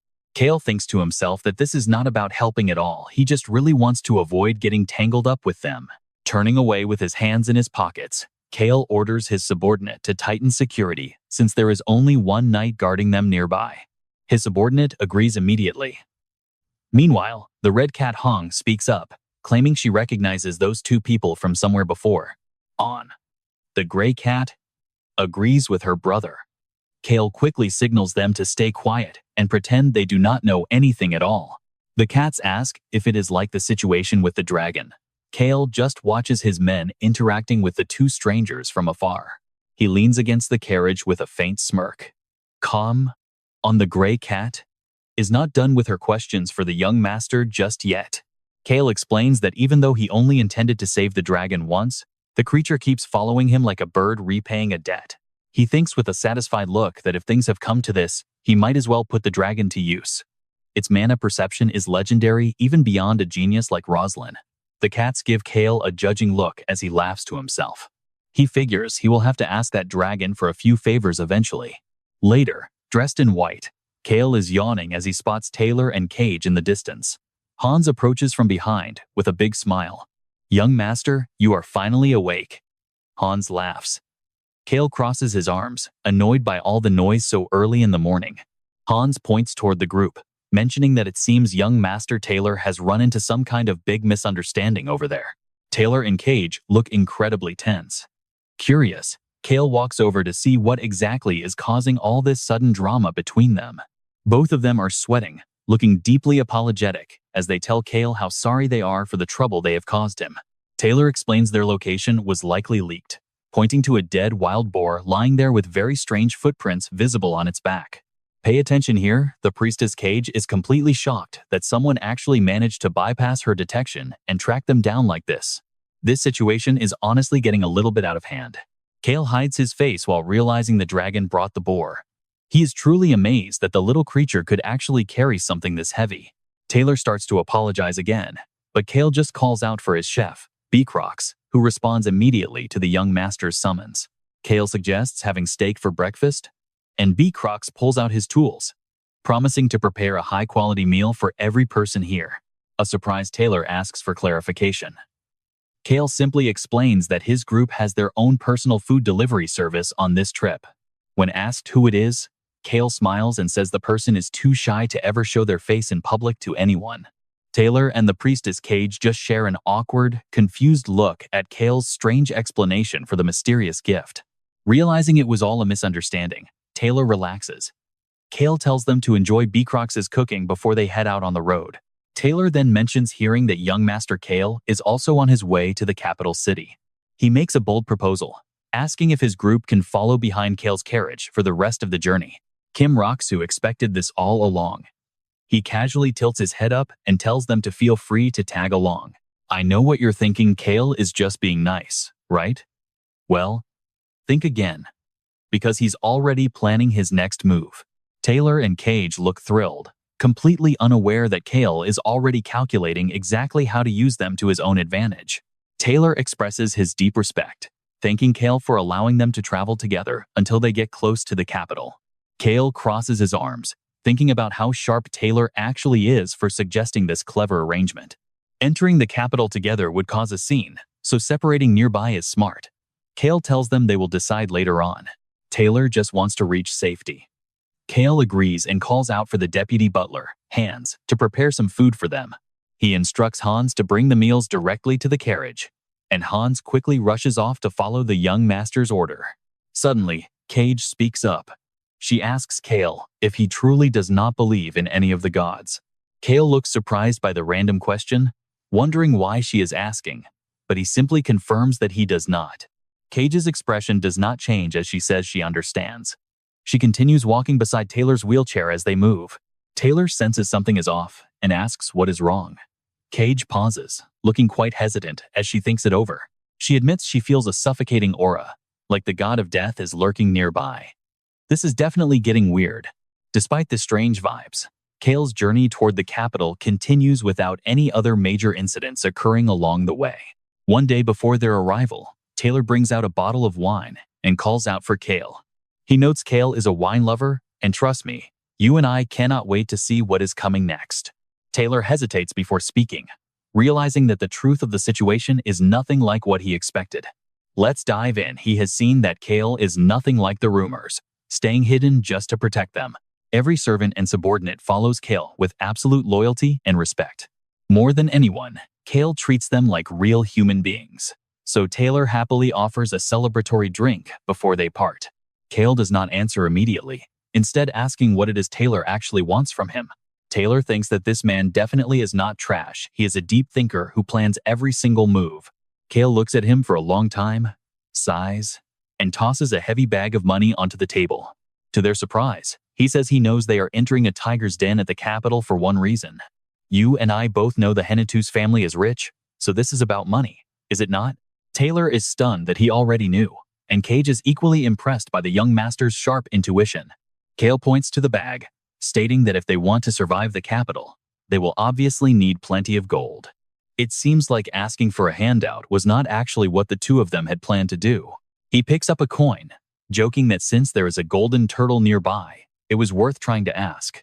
Taylor realizes that if they accept this money now, it will be a massive blessing for their difficult journey.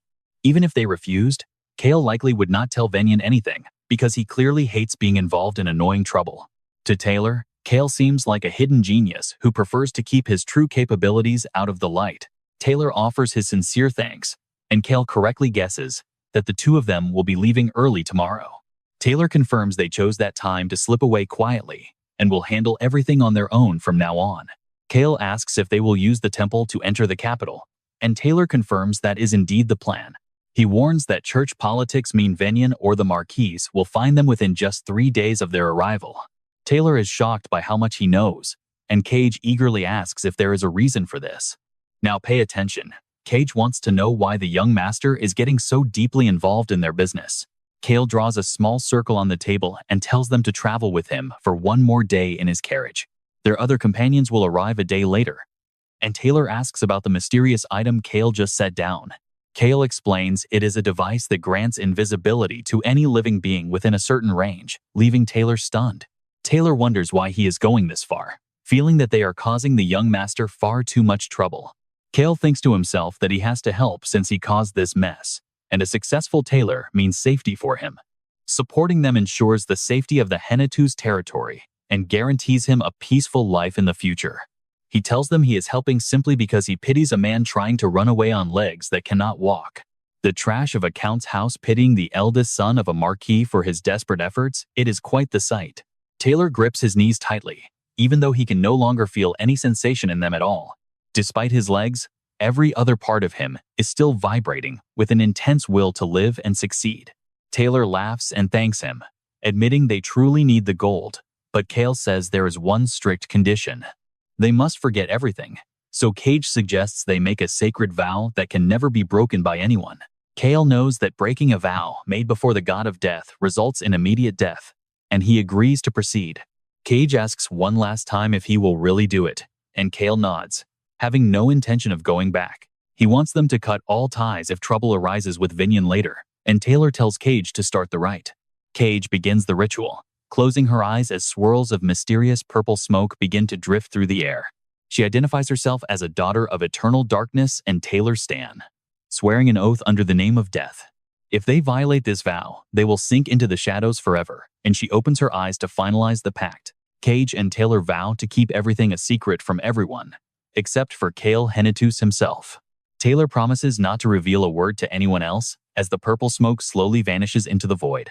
Cage explains that if they break the oath, Cale will be immediately notified of their deaths as the official witness. Cale feels the power of the vow vibrating within his body and signals that he understands the weight of it.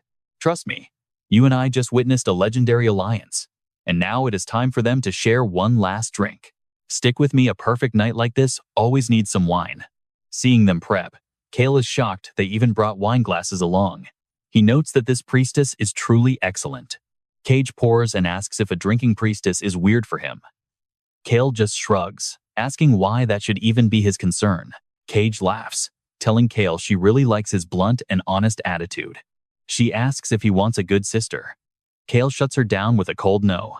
Taylor jumps in, offering to be a good brother instead. Cale shuts him down even harder, making the pair burst into laughter. The three of them clink glasses as Cage shouts out a loud toast. Under a dark sky, their bond grows deeper than any moonlight. The next day, the carriage rushes toward the capital. Cale estimates they will reach the capital gates in about 2 hours. The cats watch Taylor's smiling face while Cage sits nearby, looking totally exhausted. Taylor asks what Cale knows about the royal event. Cale admits it's his first palace visit. Cale mentions attending a Northeast noble party years ago, and Taylor finally realizes how much he actually knows. It is the king's 50th birthday, a massive festival for the entire nation. But for Cale, this is no fun party at all. Cale feels restless. A festival? This event is exactly why he cannot relax right now. Now, pay attention. Cale is the only one who knows the horror coming to this festival. It's a heavy burden that brings anxiety. If he ignores the truth, he can practically feel death's cold grip approaching. Cale makes a plan. First, avoid danger. Stay away from anything risky. Just do what keeps him safe and comfortable without causing any self-disadvantage. Cale asks Taylor if this event isn't much of a festival for him either. Taylor calls it a major turning point. Cale simply agrees with a short nod. Taylor warns him to be careful of the crown prince. Even as an outcast, he has secret house info. Inviting all the noble children to this 50th anniversary was the crown prince's own personal idea from the very start. Taylor struggles to explain the prince's character, so Cale starts to tease him. Is the crown prince a slippery eel, or what? Taylor laughs, accidentally agreeing before trying to take back his words. Taylor realizes Cale already knows. Cale says it wasn't that hard for him to figure out. Taylor scratches his cheek awkwardly. He's never heard anyone describe the prince so accurately as the young master just did. You and I both know the type. The prince is a master at charming everyone he meets. Everyone becomes his pawn without ever knowing. Just look at the hero, Choi Han, who is being praised as a legend. Choi Han will surely think very highly of the crown prince. The prince treats people well just to use them. Cale starts calculating his next moves. He manipulates people for the sake of the kingdom and its citizens, rather than just seeking personal power or raw greed for himself. He uses sweet praise to set the stage, then asks for a difficult favor. Someone as kind as Choi Han can't say no. Taylor interrupts Cale's deep thoughts to warn him one more time. Dealing with the prince is a total headache. Cale just wants to stay quiet and arrive without making a scene. He absolutely hates being the center of attention. Silence falls under Taylor's heavy gaze. Cale asks why he's staring. Taylor says arriving quietly is simply impossible for him. Cage pats Taylor's shoulder and gives a thumbs up, saying it is absolutely nothing. Cale leans back on the seat, confident that things won't go as they expect. After all, he's just as slippery as that prince. When the crown prince meets someone exactly like himself, he will definitely keep his distance. Cale plans to use the prince's own manipulative tricks right back against him. Cage laughs, saying Cale looks evil now. Cale replies, it is much better than looking like some kind of saint. The capital's massive castles finally appear. Cale admits the city is truly impressive. Taylor explains that Rhone is widely known as the Kingdom of Boulders. Ancient legends say this land was tied to stones long before the kingdom ever existed in this world. A god who protects everything from any attack. You and I will see. Stick with me, because we are about to witness the myth of a god who saved the world from darkness. Cale smiles while Taylor talks on and on, asking if he really loves these old legends that much. Taylor confirms he does. Because no matter how much that guardian was broken, he stood firm to protect everyone. That is why this land is peaceful now. Taylor likes myths because people like that do not actually exist in reality. Cale asks if he truly does not believe it. Taylor says it is rare for someone to protect others while being so badly hurt. Cale just nods along in agreement. He thinks to himself that he would never choose to protect someone else over his own safety. It is just unbelievable. Cale says this is his first time hearing this, even though heroes in novels often come from these legendary myths.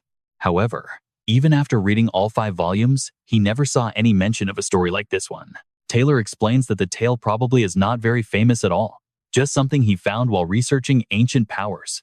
It was a story about ancient myths he discovered while looking into the beginnings of power. Cale finally understands the situation. He looks out the window, hands Taylor a glowing object, and tells him to get ready. The carriage stops at the gate. The deputy captain reports that the guards at the Capitol want to inspect the inside of their carriage. Now pay attention, because Cale kicks the door open with a red face and a bottle, playing the part of the family trash. He stumbles out drunk and invites the shocked guards to check everything. Go ahead, take a look.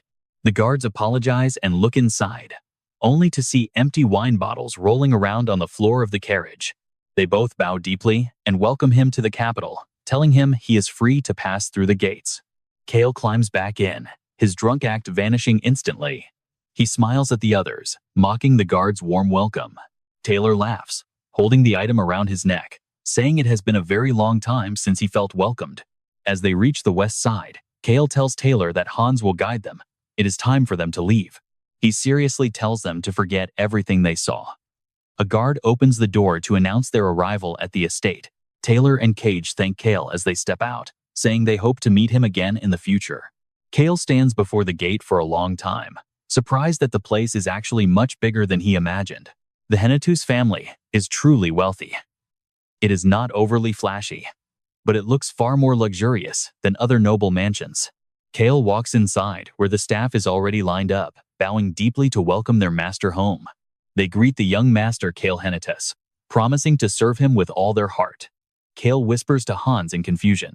He asks what is going on, but Hans is just as clueless. Cale tells everyone to stand up and stop being formal. He mentions that he knows they were all handpicked by the Countess herself for their skills and dedication. Since they take pride in their work, they should act accordingly. He tells them to just go to Hans for anything. You and I both know he is just acting tough, but his words are actually making the servants respect him more. He heads inside, telling everyone to move out. Hans quickly follows behind him as they enter the mansion. An old man, likely the head butler, sighs and laughs, realizing that the rumored young master has finally arrived.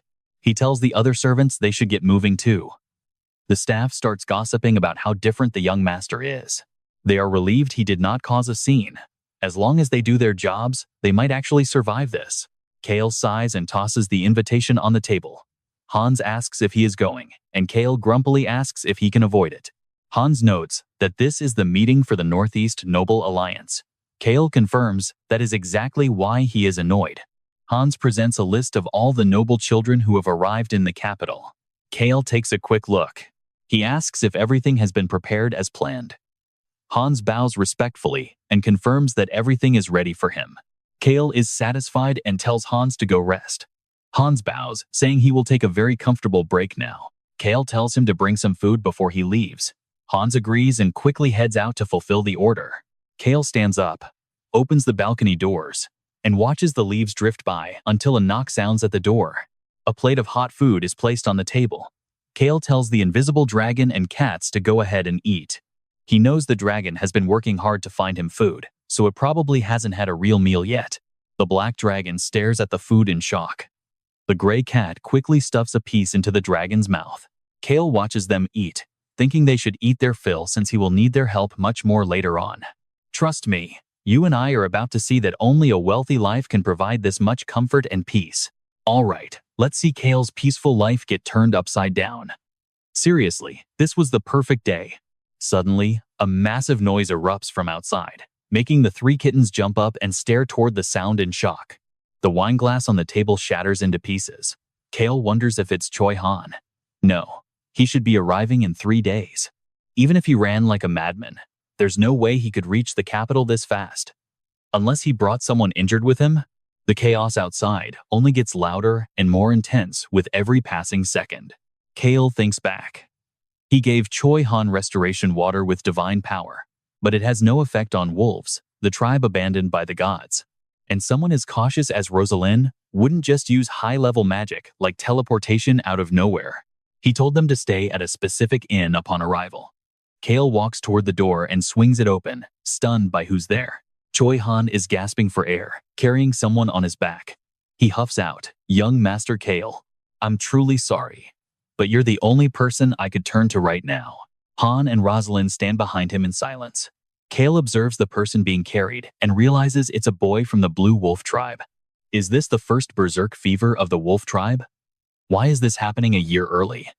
Now, pay attention here, because this kid is more important than he looks. Choi Han quickly lays the unconscious boy on the bed. Cale gives an order. "Hans, bring some water here immediately." Hans says yes and disappears. Cale stands by the bed, watching Locke's condition.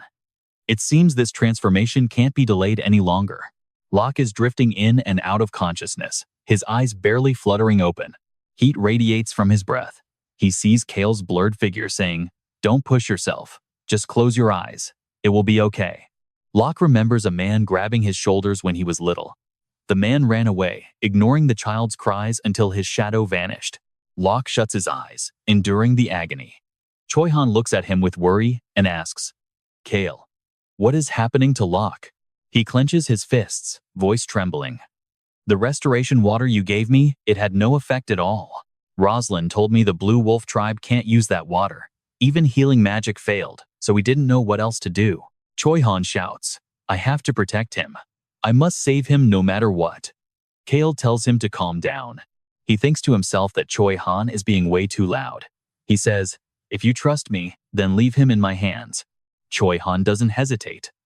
"I trust you." Cale finds Choi Han's extreme concern a bit strange and starts thinking, what exactly happened? I know Choi Han is a person who lives based on his emotions. According to the story, he and Locke should be bonding slowly, not this quickly. Wait a second, the plot is changing too fast, right? Is it because of something I did? Cale glances over at Rosalind, who has been silent this entire time. Rosalind, the successor to the Breck Kingdom, is a mage about to give up her position. With that red hair, she's like a rose. Maybe the sun is a better symbol for her. Suddenly, she gasps. What is this feeling? This massive source of mana? She notices the black dragon sitting on the chair. Cale lets out a long sigh as the dragon raises a hand. Dragons naturally like mages, so it seems he's sharing mana with her. Stay still. The black dragon looks at Cale and runs off. Rosalind screams in surprise and asks Cale what's going on. He just points toward the bed. This side is the priority right now. Rosalind shifts her focus back. She asks what is happening to Locke. Cale stays silent, judging the situation. He thought she wouldn't use high-level magic because she's so careful. He looks at the staff in her hand, but the fact they reached the capital 3 days early means she must have used teleportation magic. Unlike his plans, she has already exposed her magical abilities. Cale finally speaks. "You're a mage, aren't you?" Rosalind confirms that she is. He asks if she's ever heard of the wolf tribe's berserk transformation. Rosalind searches her memory and speaks slowly. "Yes, I've read about it in books. But this is the first time I've seen someone in this much pain." Cale explains the situation. He continues, saying that during this first change, they suffer extreme physical pain and lose all sense of reason. If they can overcome this first time, they can eventually use it as their own weapon. He calculates the time and says, "It won't be long now." Rosalind hesitates and says, "I don't know who you are, but I understand things." She looks sympathetic.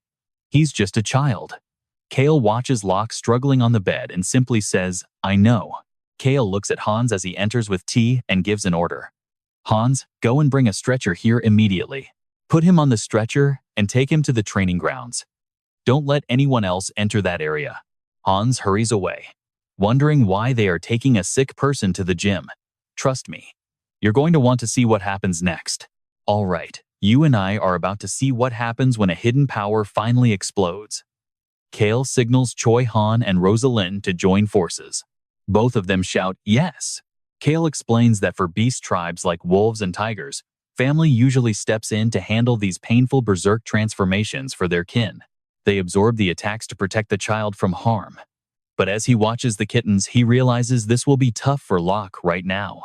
He claps his hands and gives the order. You two, play the role of his parents right now. Or siblings if you prefer, just protect him. Meanwhile, in the training ground, Locke is still curled up in the middle of the field.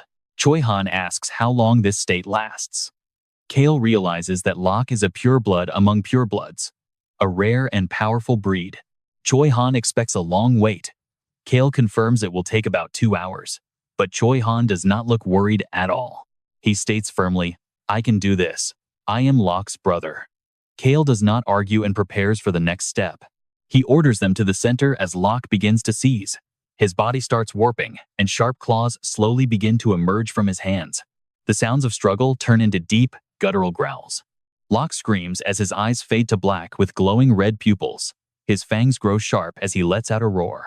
Pay attention here. This transformation is unlike anything we have seen before. Locke is in pure agony as his body expands and grows much larger. Cale watches the magic circle surrounding Locke and praises the Black Dragon for creating such a powerful shield with his mana. The Black Dragon mocks him, saying Cale is so weak that he is the one who needs protection. Cale brushes it off while Locke continues to scream. Holding the red kitten, he decides to make a small request. He asks to block out the noise. With a wave of the dragon's hand, the screaming stops instantly. The dragon simply replies, there is no need for you to understand. Cale notes, the dragon's magic is growing stronger. He decides he will have to make full use of it in the future. Sitting down, Cale asks On and Hong if they have ever experienced their own berserk transformations yet, or if they are still waiting. They shake their heads no. He asks if they even know anything about the process of going berserk. On admits nobody ever taught them. Cale knew this would be the case since they were abandoned by their tribe. He explains that for purebloods like them, it will be terrifying. He begins lecturing them about the wolf, tiger, and whale tribes. Cale glances at Locke. The transformation is still incomplete, but wolf ears have already sprouted from his head. His clothes are ripping apart. Cale explains that these tribes lose all reason when they transform, becoming true wild beasts without any control. He tells the kittens that if they ever feel a sudden fever or pain, they must come find him immediately so he can help. On and Hong's eyes light up with pure admiration after hearing his words. Even the dragon watches. Cale is already calculating how to minimize the damage when their time finally comes. The kittens approach him happily, meowing to show their affection for their caretaker. Cale's train of thought is broken. He looks at them with a bit of a shiver. What is this now?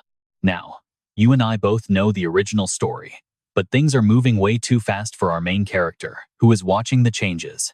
In the novel, this was supposed to happen a year later, triggered by a tragic death. For Locke, the death of Helpenoric reminded him of his uncle, the former chief. That trauma weighed heavily on him and his entire heart. He felt like everyone around him was destined to die. But now, Locke's physical transformation is finally complete. Choi, Han, and Rosalind call out his name in a panic. Locke. Snap out of it. Locke. But Locke has lost his mind. He is a blank slate driven only by the instinct to release his immense power and wild fury. He lunges at Choi Han, who barely blocks the fangs with his scabbard. The force is massive, making his hands shake. Choi Han screams for him to wake up, but Locke just swings his massive, razor-sharp claws in response. Choi Han jumps back to dodge. Watching from the sidelines, Cale realizes talking to him right now is completely useless. It is faster to just knock him out. Cale takes the chance to teach the kittens a lesson. He tells them to watch how the wolf boy moves. While Choi Han struggles, Locke is moving with pure aggression and instinctual speed now. Cale explains that this is instinctual movement, something entirely different from how humans or trained soldiers fight. He smiles, noting that this wild nature is both a thing of beauty and a deadly threat to everyone. This state is not disgusting, it is, when they are at their strongest. But what exactly makes it so special? Stick with me, because this instinct is just the beginning of his true strength. Locke smashes the ground into pieces. All right, you and I are about to watch how wild instincts truly look in action. Make these instincts your own, or you'll be just like a wild wolf or tiger losing its head. Cale patted on and Hong as Locke charged Choi Han with everything he had in him. Rosalind instantly threw up a magic shield to block Locke's relentless, heavy punches. Locke, remember me? You wanted to be family, right? Snap out of it right now. Choi Han dashed away to draw Locke's attention. Come on, I'm your protector. Locke's rage shifted. Meanwhile, Cale turned to the little black dragon. Look at Rosalind's magic. She's not attacking. She's shielding so nobody gets hurt. Using aura to protect a wild wolf boy is way harder than just striking him down. Now watch closely. Cale knows this dragon will learn everything instantly while the little one sighs with absolute pride. I'm a dragon, so nothing is impossible.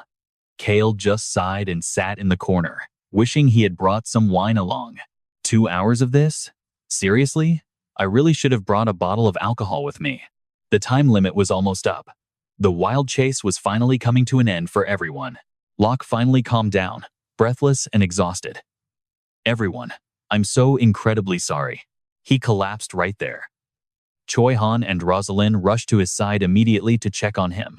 Through blurry, heavy eyes, Locke saw a familiar figure appearing in his sight one last time. He whispered young master before passing out. Cale told the others to rest since everything was finished. Choi Han carefully lifted the boy onto a stretcher to take him inside. A red potion floated toward Rosalind. She was confused. Locke can't absorb recovery water, right? Why would I give this to him? That's for you. You've worked hard and deserve it. Rosalind was stunned. She gripped the bottle and whispered a sincere thank you to him. No problem, Cale said. Then he turned to Choi Han. We need to talk about some things. While the butler and Hans cared for Locke, the real debrief was about to begin. Inside the office, food was ready. Tell me everything that happened during your journey. Finding Rosalind was easy.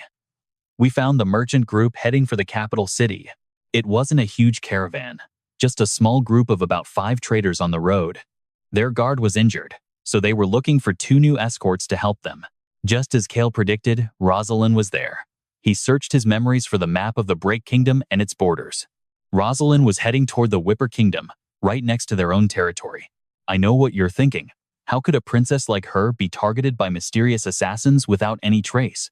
She escaped the assassins but stayed behind to hunt the killers herself in the Rowan Kingdom. Choi Han added that they actually became quite close during their journey together. Close? Choi Han nodded. I figured making friends would be better than being alone. Cale didn't argue. Fine, just follow your heart and do things your way. Cale whispered to himself quietly.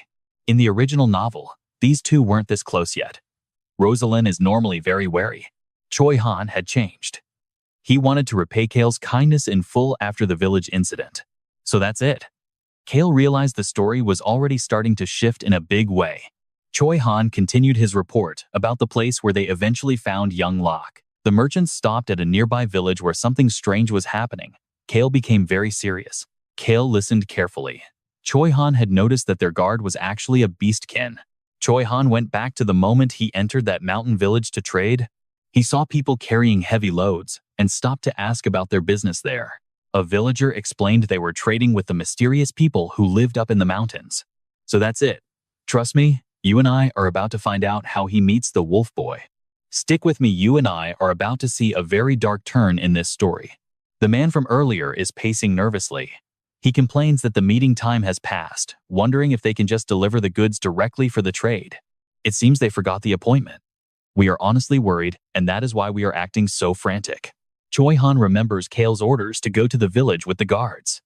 The man asks his comrade if he's also fine with making the trip now. The comrade agrees. But the moment they arrive at their destination, Choi Han is left in total shock.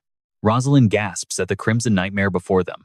Flames consume the entire village, and piles of dead bodies are being swallowed by the roaring inferno. Even now, Choi Han cannot forget that haunting feeling. Now, pay attention. Here is where the mystery gets deeper. Clenching his trembling hands, Choi Han reveals he saw 5 red stars around a white one, and Cale is stunned. Could it be someone from that secret organization?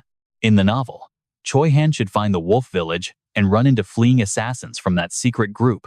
Cale asks him if every single person in the village ended up dead. Choi Han says no, explaining that they were hunting for the surviving children. It seems the chief who protected the village has already fallen. He calculates that about 10 children were taken from where the chief fell. Cale is totally confused because this doesn't match the original story he knows at all. He thought their goal was a total massacre. Why on earth would they bother kidnapping the children of the wolf tribe instead? Choi-han remembers the moment he finally met that young boy. He says a teen named Locke appeared to stop the kidnappers. Cale goes silent, wondering if Locke truly believes being taken away is somehow different from dying in that place. Normally, Locke would just keep hiding, even if the other children were killed. Wolves can't stand seeing family die, so what forced Locke to reveal his nature? Cale rubs his temples and sighs, realizing the story has drifted far too much from the original novel he read.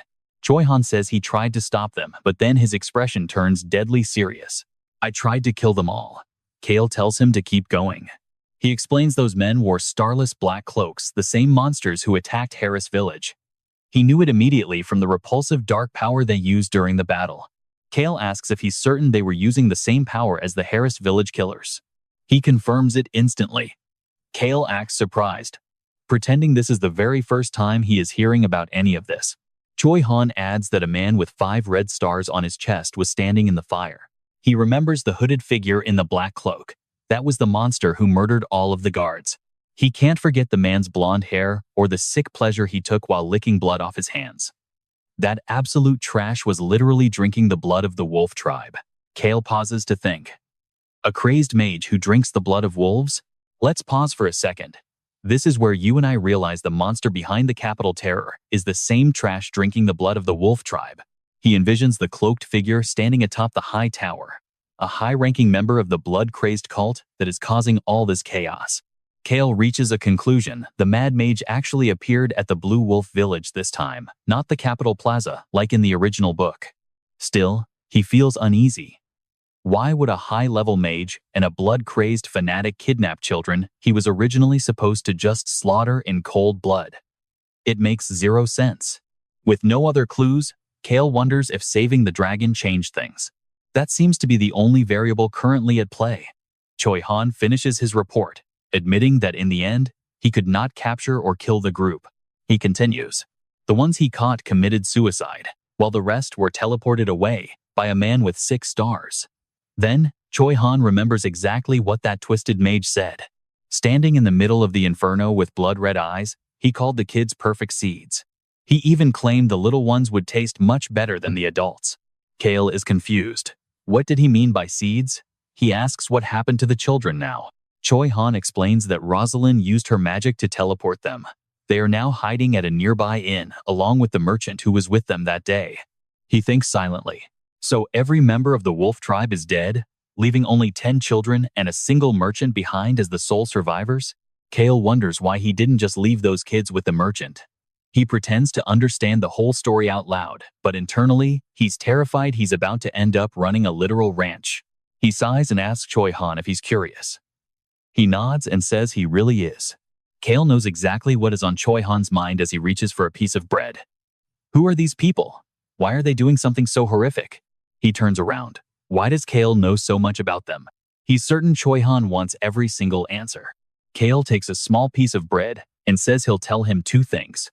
Choi-han looks at him, asking if it's really just 2. Cale coldly says yes and tells him to get up. As he asks where they are going, trust me, you and I won't want to miss what is coming. All right, you and I are heading to the temple of the god of death. Night descends as they stop the carriage before a magnificent white tower, where Cale promises to reveal 2 life-changing truths. He swears he is putting his own life on the line as a guarantee, telling Choi-han that this truth is going to be world-shattering. Choi-han feels a wave of anxiety, but follows anyway, coming face to face with 2 priests dressed in pure white. The priests offer a prayer for peace before Cale asks if they have any vacant mortuary rooms available for them to use. The priests are stunned by his request as they look at Choi-han, who looks like a man who has not eaten in 2 days. With the look of someone easily deceived and wearing clothes that definitely are not from the city, the priests ask which of them is staking their life. Cale points directly at himself and declares firmly that he is the one who will be betting his very life. Choi-han calls out, but Cale just looks back and asks what is wrong, as Choi-han insists he does not have to go this far. I will believe you, he says. But Cale just sighs, knowing that simple belief just won't be enough here. Cale thinks to himself that Choi Han cannot possibly trust him because he has no intention of mentioning that secret organization yet. He realizes that if he tells him everything, Choi Han will just bring a massive pile of trouble right to his doorstep. He reminds himself that Choi Han is the man destined to lead the Whale Tribe and fight against the shadowy forces of the virtual race. The Whale Tribe is a notoriously hot-tempered bunch, and Choi Han is bound to get into endless trouble, so Cale decides not to get dragged in too deep. He asks the priests once more if they have a room, and they confirm that one is still available. The priests invite them to follow them down into the basement while they quickly prepare a room for the two guests. Choi Han and Cale follow them down as the priest opens a heavy door, asking them to wait while they finish cleaning inside. After the door shuts, Cale mentions that since Choi Han seems so impatient, he will reveal the first secret right now. Pay attention here, because as Choi Han says he trusts him, Cale flicks his fingers and declares that he has no clue about the secret organization's identity or goals. Choi Han looks completely stunned, asking exactly what Cale means by that. Just then, the door swings open and the two priests invite both of them to step inside the room. A priest points inside, telling whoever is betting their life to raise their hand. Cale just laughs, admitting it's hard to believe, but he knows exactly what's going through Choi Han's mind right now. He tells Choi Han to come along, and after a brief moment of hesitation, the young man finally follows him inside. Inside the room, Cale and Choi Han sit before the high priest as Cale raises his hand to begin the process. The high priest observes them carefully before gesturing toward a special document sitting on the table between them. Choi Han picks up the paper, which explains that the one betting their life must touch their partner and recite a sacred oath to the god of death. If the one who bets their life breaks that oath, they die instantly. Cale thinks to himself how truly barbaric this is. The high priest raises his hands to start the ritual, making Choi Han wonder if this is truly the power of a god. Cale reaches out to touch that power, realizing this is the very thing that will end him if he lies. The high priest declares that while his deaf ears will never hear the truth, any lies spoken will be judged by the god of death with immediate execution. Cale begins the solemn oath, stating his name clearly. I, Cale Henetus. He swears before the divine justice of the gods that he will speak nothing but the absolute truth to Choi Han today. If these words are false, he will pay for the oath with his immediate death. He feels a surge of anxiety, having spent so much time debating whether or not to reveal the whole truth. Now, watch this. Cale reveals the insane truth that he woke up inside the world of a novel. I was just an ordinary Korean guy who ended up falling into the very book I was reading, he explains. Because of that, I already know everything that happens until the end of the 5th volume, and the moment I opened my eyes, I realized I had become the son of a noble family. This entire world is soon going to be consumed by a massive war. I just wanted to live a comfortable life, so I started interfering with the plot.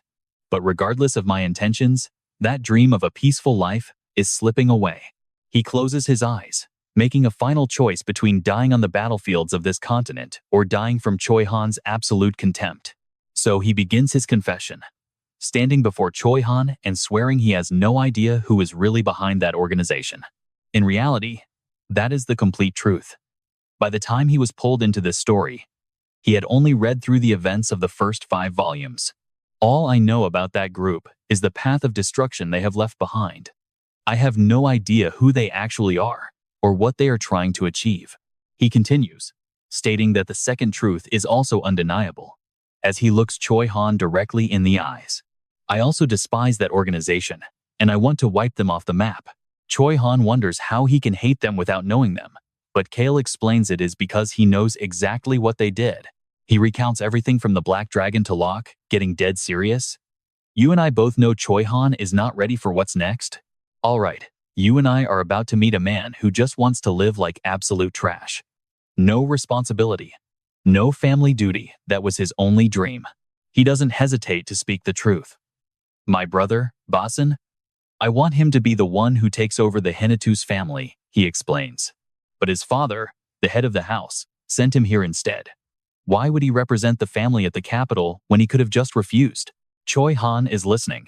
He explains that it is because he knows exactly what that secret organization is planning to do next. Choi Han is shocked. Cale speaks up for himself, admitting he can't really explain how he knows all these things, but he knows they will kill countless people at the capital. He can't let Basin go there, and he wants to stop them himself. Deep down, he's thinking he wouldn't actually risk everything just for justice. He just wants a peaceful life. Out loud, he stays firm. I've already made a plan to handle everything quietly so I can just go back home. Choi Han is completely confused. You're saying you really can't tell me how you are able to know all this? Now, stay with me here. This secret is something he can't share with anyone in the world, but he decides to give Choi Han one more truth. He promises one thing: he has absolutely no intention of ever doing anything to harm Choi Han. Choi Han goes silent for a moment, his fists clenching tight. Then, he makes a decision. I believe you. Cale is relieved. He smiles and asks for one more favor. Make one more vow, he says. If you do that, then I will trust you completely. Cale is a bit stuck. He didn't expect this. But as long as it's the truth, it shouldn't be an issue. What does he need to hear? In his head, he hates this situation, but out loud he agrees to the deal to keep things moving. All right, what is it? Choi Han finally lets it out. He says he must have his revenge against those people. He's never felt this much hatred for a single organization before. He asks for every single detail regarding their identities if Cale knows anything at all. Does he agree? Of course. Cale lets out a huge sigh of relief that he didn't even know he was holding. He thought it would be a much more difficult request. He begins to swear a brand new sacred vow. If I, Cale Henitus, learn anything at all about those people, I will report it to Choi Han immediately. Before the witness, he swears that breaking this vow will cost him his life. Are you happy with that? He asks. Choi Han nods. Can we end this now? Cale asks. Yes, he replies. He taps the table, and the room falls into a heavy silence. He sends a word to the priestess, wishing that her life continues on. Thank you, priestess, he says. He thinks to himself that he needs to live a long life and not break any vows. They both head toward the carriage. Oh, and one more thing. That mage who was drinking blood. He's the leader of the entire event happening at the capital. Choi Han asks if he can just kill him the moment he sees him. Cale replies calmly, do whatever you want with him. I definitely will, Choi Han says. Suddenly, there's a knock at the door. Cale tells them to come inside. Ron pushes the door open. Young master? He places a single cup of dark tea down on the table. Is this lemon tea before bed? Cale asks. Yes, it is, young master. Ron answers with a calm look. You and I both know that lemon tea is Cale's nightmare. As he lifts the cup, Ron suddenly speaks up with a strange request for a favor. Cale starts choking immediately. A favor? You're asking me for a favor? He asks, full of suspicion. He feels like a tiny mouse trapped in a room with a dangerous cat. The tension is real. He is genuinely scared. What could a terrifying old man like Ron possibly need from someone like him? Speak up, he says. Ron smiles and asks for 2 days of vacation. Cale grabs his hand, looking incredibly happy and relieved. Of course. You've worked so hard for years looking after a brat like me, haven't you? You can rest whenever you want. Cale is overjoyed. Take as long as you need, he says, calculating the benefits. He wants him to rest for a long time. However, he needs to be back before the big event in the capital starts. 2 days is perfect. For 2 days, he won't have to look at this old man's terrifying face. Wait a second, Cale says. He walks over to the shelf and pulls out a small drawer.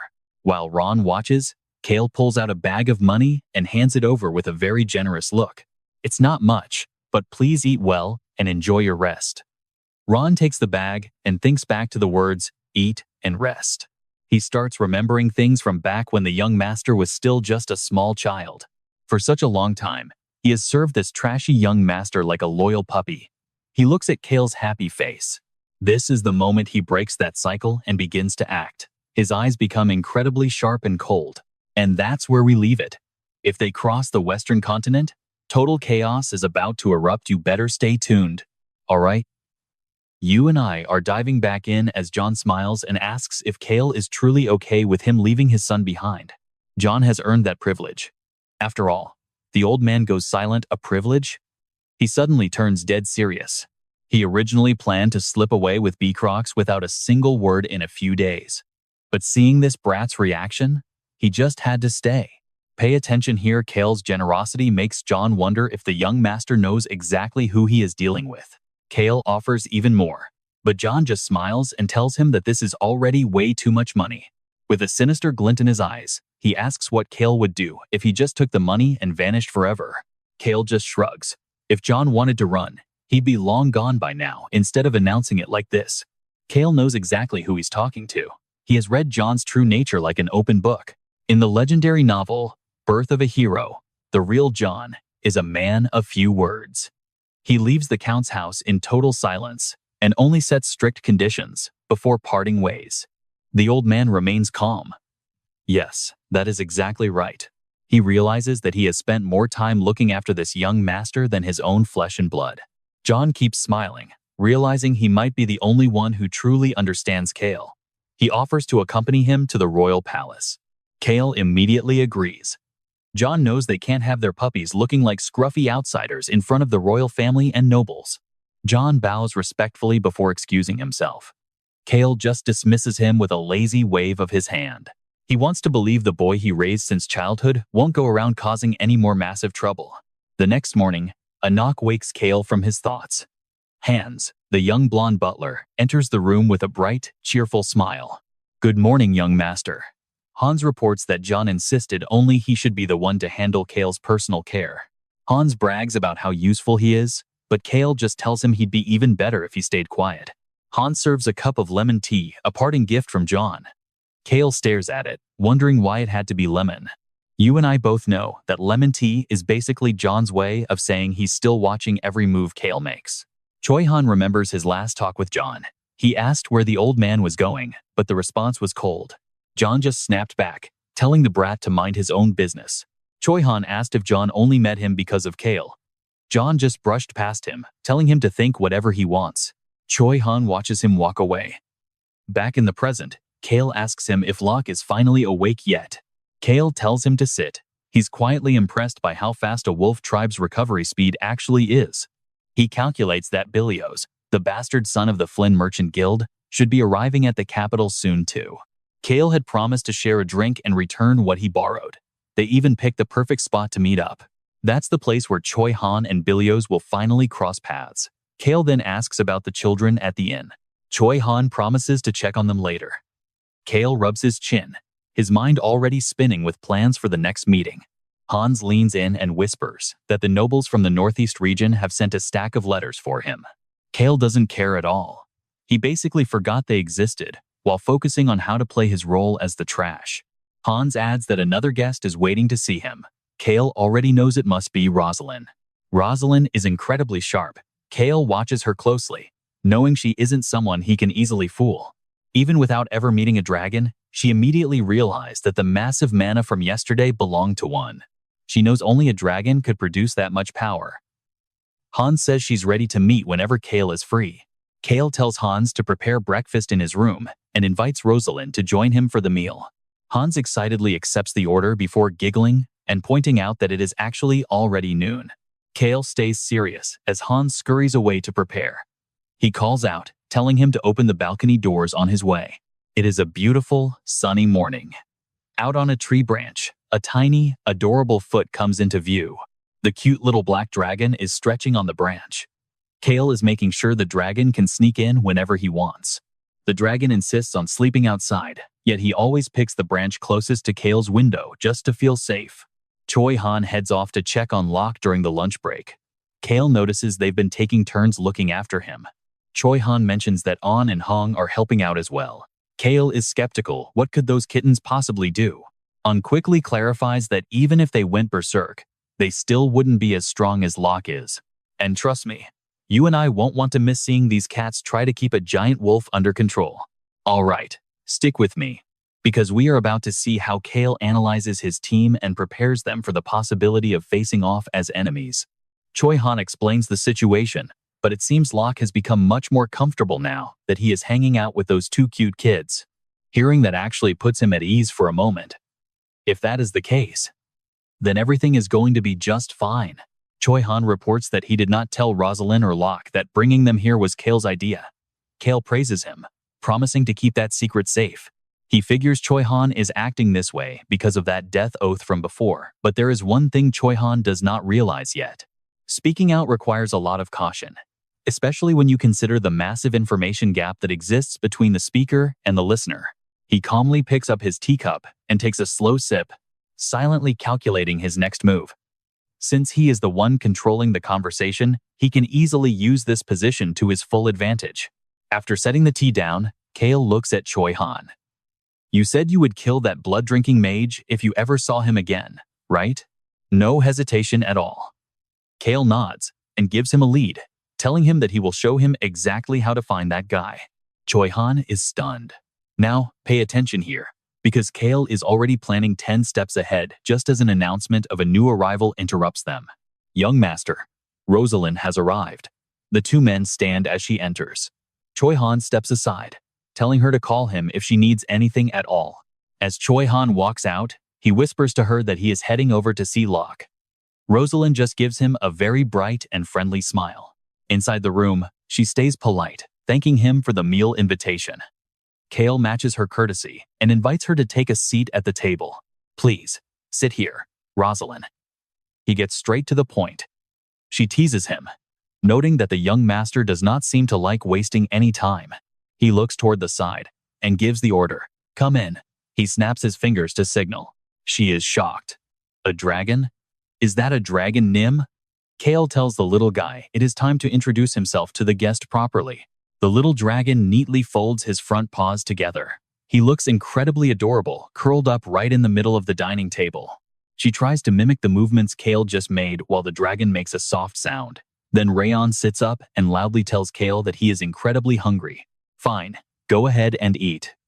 Cale smiles at Rosalind, inviting her to join them as she stammers in pure excitement. She cannot stop thinking about it. A young dragon is actually sitting right there, eating a meal right in front of her very eyes. They are sharing the same table. If she told anyone else, they probably would not even believe her. She is visibly shaking with thrill. You and I both know how legendary dragons are, and for a mage like her, this moment sharing a table is beyond her wildest dreams. Raon lifts a cute, short paw. He claims this human is so weak that he only stayed because he felt a bit of pity for him. Cale does not even bother arguing with the dragon's insults. Rosalind, however, is deeply grateful for the chance to dine with the young master and Raon. It is a massive honor for her.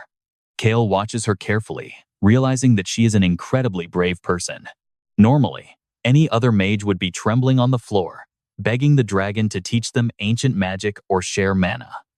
That is the dream of every mage on this continent. Dragon magic is the ultimate prize for any caster.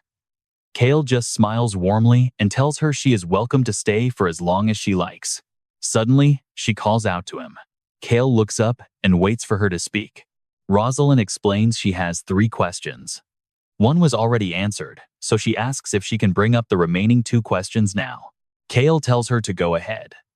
She starts probing, asking if they can really stay even though they were never officially invited to this place. Most nobles would be terrified of the danger and trouble that comes with hosting a powerful and mysterious mage like her. He explains that since Choi Han brought them, it is not an issue. Plus, with Choi Han around, nothing bad will happen anyway. She finally understands. I see. Then for my 3rd question. Her expression suddenly turns serious. Why is a high-ranking noble like you using such formal honorifics with me? He stops eating to explain. A mage with that specific red hair and those piercing red eyes could only be one person from the legends. Even though she introduced herself simply as Rosalind, she is the one who should stop using formal speech. She is the princess after all, isn't she? Rosalind smirks. The merchant guild leader called him a piece of trash, but looking at him now, she realizes that is clearly not the case. He calmly replies that his reputation as a total scoundrel is actually a very real fact that he does not deny. But he points out that a mage should probably trust their own sharp intuition over the random gossip of outsiders. She agrees, noting that mages only believe in what they discover themselves. Cale keeps analyzing her clever character. Rosalind is incredibly sharp. As a queen, she would be informal, but as a mage, she never forgets to use proper honorifics. She is balancing both worlds perfectly.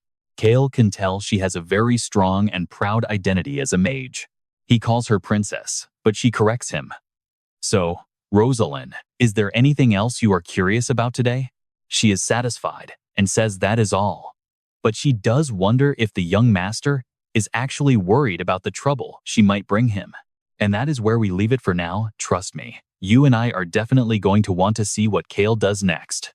All right, stick with me. You and I are about to see how hiding your identity can lead to some crazy special treatment. Cale stays calm, lifting a piece of meat to his mouth, as he finally replies, I don't know. Maybe I just didn't want to trouble the princess. But Rosalind senses the lie. It is just a clever excuse. She observes Ron and Cale, a human living with a dragon, supposedly a trashy noble, but clearly far from it. Sipping her wine, she thinks, if Cale wanted, he could easily expose the princess of the Breck Kingdom hiding right here. She realizes he is helping by keeping quiet to the palace. Thank you, she says, but he thinks it is no big deal. He explains his reason. Shouldn't things just go smoothly? Deep down, he knows exactly what would happen if he talked. If he spoke, the crown prince would never ignore such an opportunity. Rosalind asks him to convey her refusal to return. If the royals bring it up, she insists she will send them a letter herself. Cale simply agrees with a yes. With total sincerity, she thanks him for the shelter, promising to handle her own affairs without causing him any trouble. He politely says thanks. She smiles back, saying it is the natural thing to do. Suddenly, both Cale and Ron reach for the same dish. Ron looks annoyed. Eat your own. This one is mine. Rayon is happily eating until he catches Rosalind's gaze. He shoots back a sharp look, so Cale quickly feeds him a bite. He holds up 4 fingers, reminding her of a certain age. She looks at him, feeling a bit confused. She quickly catches on. Of course, Dragon Nim. Immediately, Ron goes back to snatching up his favorite portions of food. With that settled, he suggests they keep eating. She agrees happily, but outside the building, someone is heard complaining. What a headache, Cale sighs. Choi Han, ever loyal, asks what is wrong and offers his full strength to help. Cale refuses his help, saying it doesn't concern him, as he silently starts planning his next move. The Northeast nobles only know Cale as the infamous trash he used to be in the past. Now pay attention, because his reputation for being a complete disaster is famous. He knows he has to be extra careful. But then, he changes his mind. He needs to do more. How can he show everyone he is a true scoundrel? There are different levels of trash after all. At Count Wheelsman's estate, a man stands waiting for the two of them to arrive. The man respectfully invites young Master Cale Henitus inside. Cale examines the Wheelsman estate, the gateway to the northeastern region. Looking around, he sees a family that is neither particularly wealthy nor powerful in the grand scheme of things. That is why the Wheelsman and Henitus families are forming an alliance. Cale carefully analyzes the man he will work with. From the Henitus family's perspective, they stand apart from the other noble factions in the area. Befriending the Wheelsman family offers clear advantages. He calls out to Eric Wheelsman. He recalls Choi Han's advice. While befriending Eric is good, many other nobles will be at the meeting too. Don't be too rude. Please watch your language. He thinks hard about the warnings Choi Han gave him earlier. According to Han, Cale and Eric are close, but official reports say Eric is a very cautious and meticulous man. They stop at a door. You saw his nerves, right? The man asks if the young master will head inside. Yes, Cale says. Though he is internally conflicted, he wonders which face he should show them once he steps through. But as the doors open, all that worry vanishes. Eric calls his name, while Cale puts on a serious expression. You're still going to listen to me, right? Eric asks. Cale just sighs, looking bored and finding the whole thing tedious. Amiru chimes in, saying she heard young Master Cale hates annoying formalities as much as they do. Rupert adds that finding things troublesome isn't a crime. Cale agrees yes, it really is a huge pain. Eric stands up. Exactly. You don't need to talk or smile. Just stay quiet and let us handle everything for you. Amiru and Rupert nod along. Eric is excited, remembering how much Cale supposedly hates ceremonies and bother. Cale is stunned. This is so strange. He feels completely out of place as he tries to explain himself. I'm good at being quiet, Cale says. Eric is surprised, then nods. Oh, right. That makes sense for you. As far as Cale knows, Eric is a pleasant man, but he is also someone who constantly worries about everything.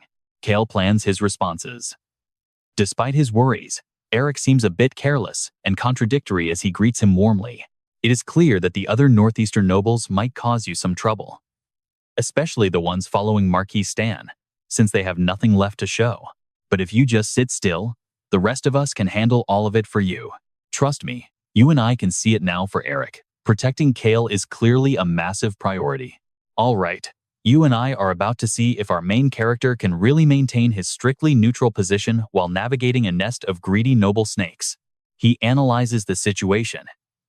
Those chasing other high nobles want to hand over this entire Northeast Noble Council to their respective masters. He thinks it over carefully. He needs to be more cautious than ever to stay out of trouble. There are 4 neutral families among the 10. He starts forming a better plan, especially since the strongest neutral house is in the northeast. The Hinatu's house has to be extra careful, he replies. If that is the case, then everything is fine. Eric steps up, confidently suggesting his group should handle the meeting with the Crown Prince. He knows Cale would just get bored and only want to drink, making things difficult. So, you just need to say hello. Leave the heavy lifting to the rest of us. He smiles inwardly as they toast. Everyone takes a sip of their wine. He praises the taste, and Eric quickly agrees. Right? Eric says, trying to keep Cale's trust. Just sit back and relax, Cale. Saying hi is more than enough. Cale agrees to the plan. This is perfect. It is actually an offer that is even better than he originally expected. He thinks to himself that the Henatus wine really is the best. Choi Han enters the room, asking if Cale called for him. He asks about the inn. Choi Han reports that he checked the situation, and the kids seem to be enjoying themselves. So, there is nothing left to do here, right? Choi Han honestly confirms that is the case. Cale gives an order. Tell Hans not to stand at the door anymore, since I am going to bed and getting some sleep. Choi Han asks if he's going out. Now pay attention, because this secret night mission is exactly where things are starting to get very interesting for us and the crew. No Hong or On, just you and me. Suddenly, Ron speaks up, saying he is coming too. Then Ron takes flight. He decides all 3 will go together. Choi Han is confused, wondering if they are heading out for revenge. He insists it is not revenge at all and tells Choi Han to hurry. Just get out and bring a hat when you return. Choi Han understands. He wonders what the boy is thinking that makes him go to such extremes. The 3 share a room. In the soft glow of the nightlight, he lies down. Rayon warns him not to fall asleep. He is speechless. Does this dragon really think he is a 4-year-old child? Cale finally sits back up. Looking toward the window, a foot lands on the railing with a cape fluttering behind. Choi Han jumps down. Cale sees him. He looks at the hat critically. A cloak really would have been better than this. Choi Han asks if they are leaving like this. Rayon takes the lead, offering to use magic. Choi Han mentions that he heard dragons could take on human forms. Wouldn't using a human form be more comfortable? Rayon looks disgusted. He hates humans and refuses to turn into one. You and I both know Rayon is adorable, but his pride as a dragon is no joke. Cale defends him, saying, dragons are indeed cool. Choi Han agrees. Rayon touches the bed and casts a spell, making Cale disappear. A confused Choi Han calls out. They look down from the tall building. He wonders if he needs to carry Cale. Cale suddenly points up. Mana surrounds him, lifting him off the ground and making him float in the air. He praises the dragon's talent for making him levitate. Rayon enthusiastically agrees, claiming he is indeed the greatest. In an instant, Rayon and Cale vanish. Choi Han has to admit that the dragon really is amazing. Choi Han lurks behind a wall, checking for anyone nearby. Once the coast is clear, he signals for Cale to show himself. It is safe here. Cale jumps down from above to land right beside Choi Han. Our main character realizes the Black Dragon's magic is much stronger than he expected. With this level of power, the dragon might already be better than a high-level mage. If he fully matures, he could probably blow away an entire kingdom if he really wanted to. He looks at Choi Han thoughtfully. If he had the sound of the wind, he wouldn't even need to bring these 2 along. Cale thinks back to that ability. The sound of the wind is the 3rd ancient power he wants to obtain. To get it, he has to go to the northeast of the Rhone Kingdom, Lady Amiru's territory. Cale adjusts his hat. Once he returns from the capital, he plans to head to that sacred site to claim the sound of the wind. He pulls his hat down, hiding his face. It is by the coast, so it might be tricky, but he can take it quietly. Cale reaches for a scroll at his waist. The whale tribe and merfolk appear in this eastern sea at the end of Volume 4. He just needs to avoid that area at the right time. He just has to reach that sea safely. Stick with me, because we are about to witness if he can pull off this ultimate ancient power grab in time. Laughter is everywhere. Someone calls for another bottle. Choi Han is actually quite surprised by the noise. Compared to other places, the capital is bustling at night. Cale, however, remains completely calm amidst the crowd. You and I are about to watch Cale pull off one of his most calculated moves yet. Walking through the capital, he spots a family and immediately orders Ron to silence the surrounding area. Once it is quiet, Cale explains magic bombs to Choi Han. The warrior looks confused, trying to wrap his head around the concept. Cale crosses his arms and breaks it down. Magic bombs come in all sorts of shapes and sizes. Throughout history, as magic evolved during the Great Wars, these deadly devices became more advanced. Cale keeps his voice low, noting that things like mana supply and location usually make them tricky to use. His expression turns dead serious as he looks at Choi Han. A new type of bomb is coming in 6 days, and it will turn this entire place to ash. Cale pauses, lost in thought. In the original novel, Choi Han and Rosalind found 5 bombs, but Cale knows things have changed. He can't trust the book anymore. Looking around the bustling street, he realizes an explosion could happen at any moment. He is certain it will happen here though, because he has already confirmed that Scumbag Mage is in the city. Now, pay attention to Choi Han's reaction here. He looks at a nearby family and asks if the bombs are really set to blow right where they are standing. Cale confirms it. They could be hidden anywhere, even planted on innocent people.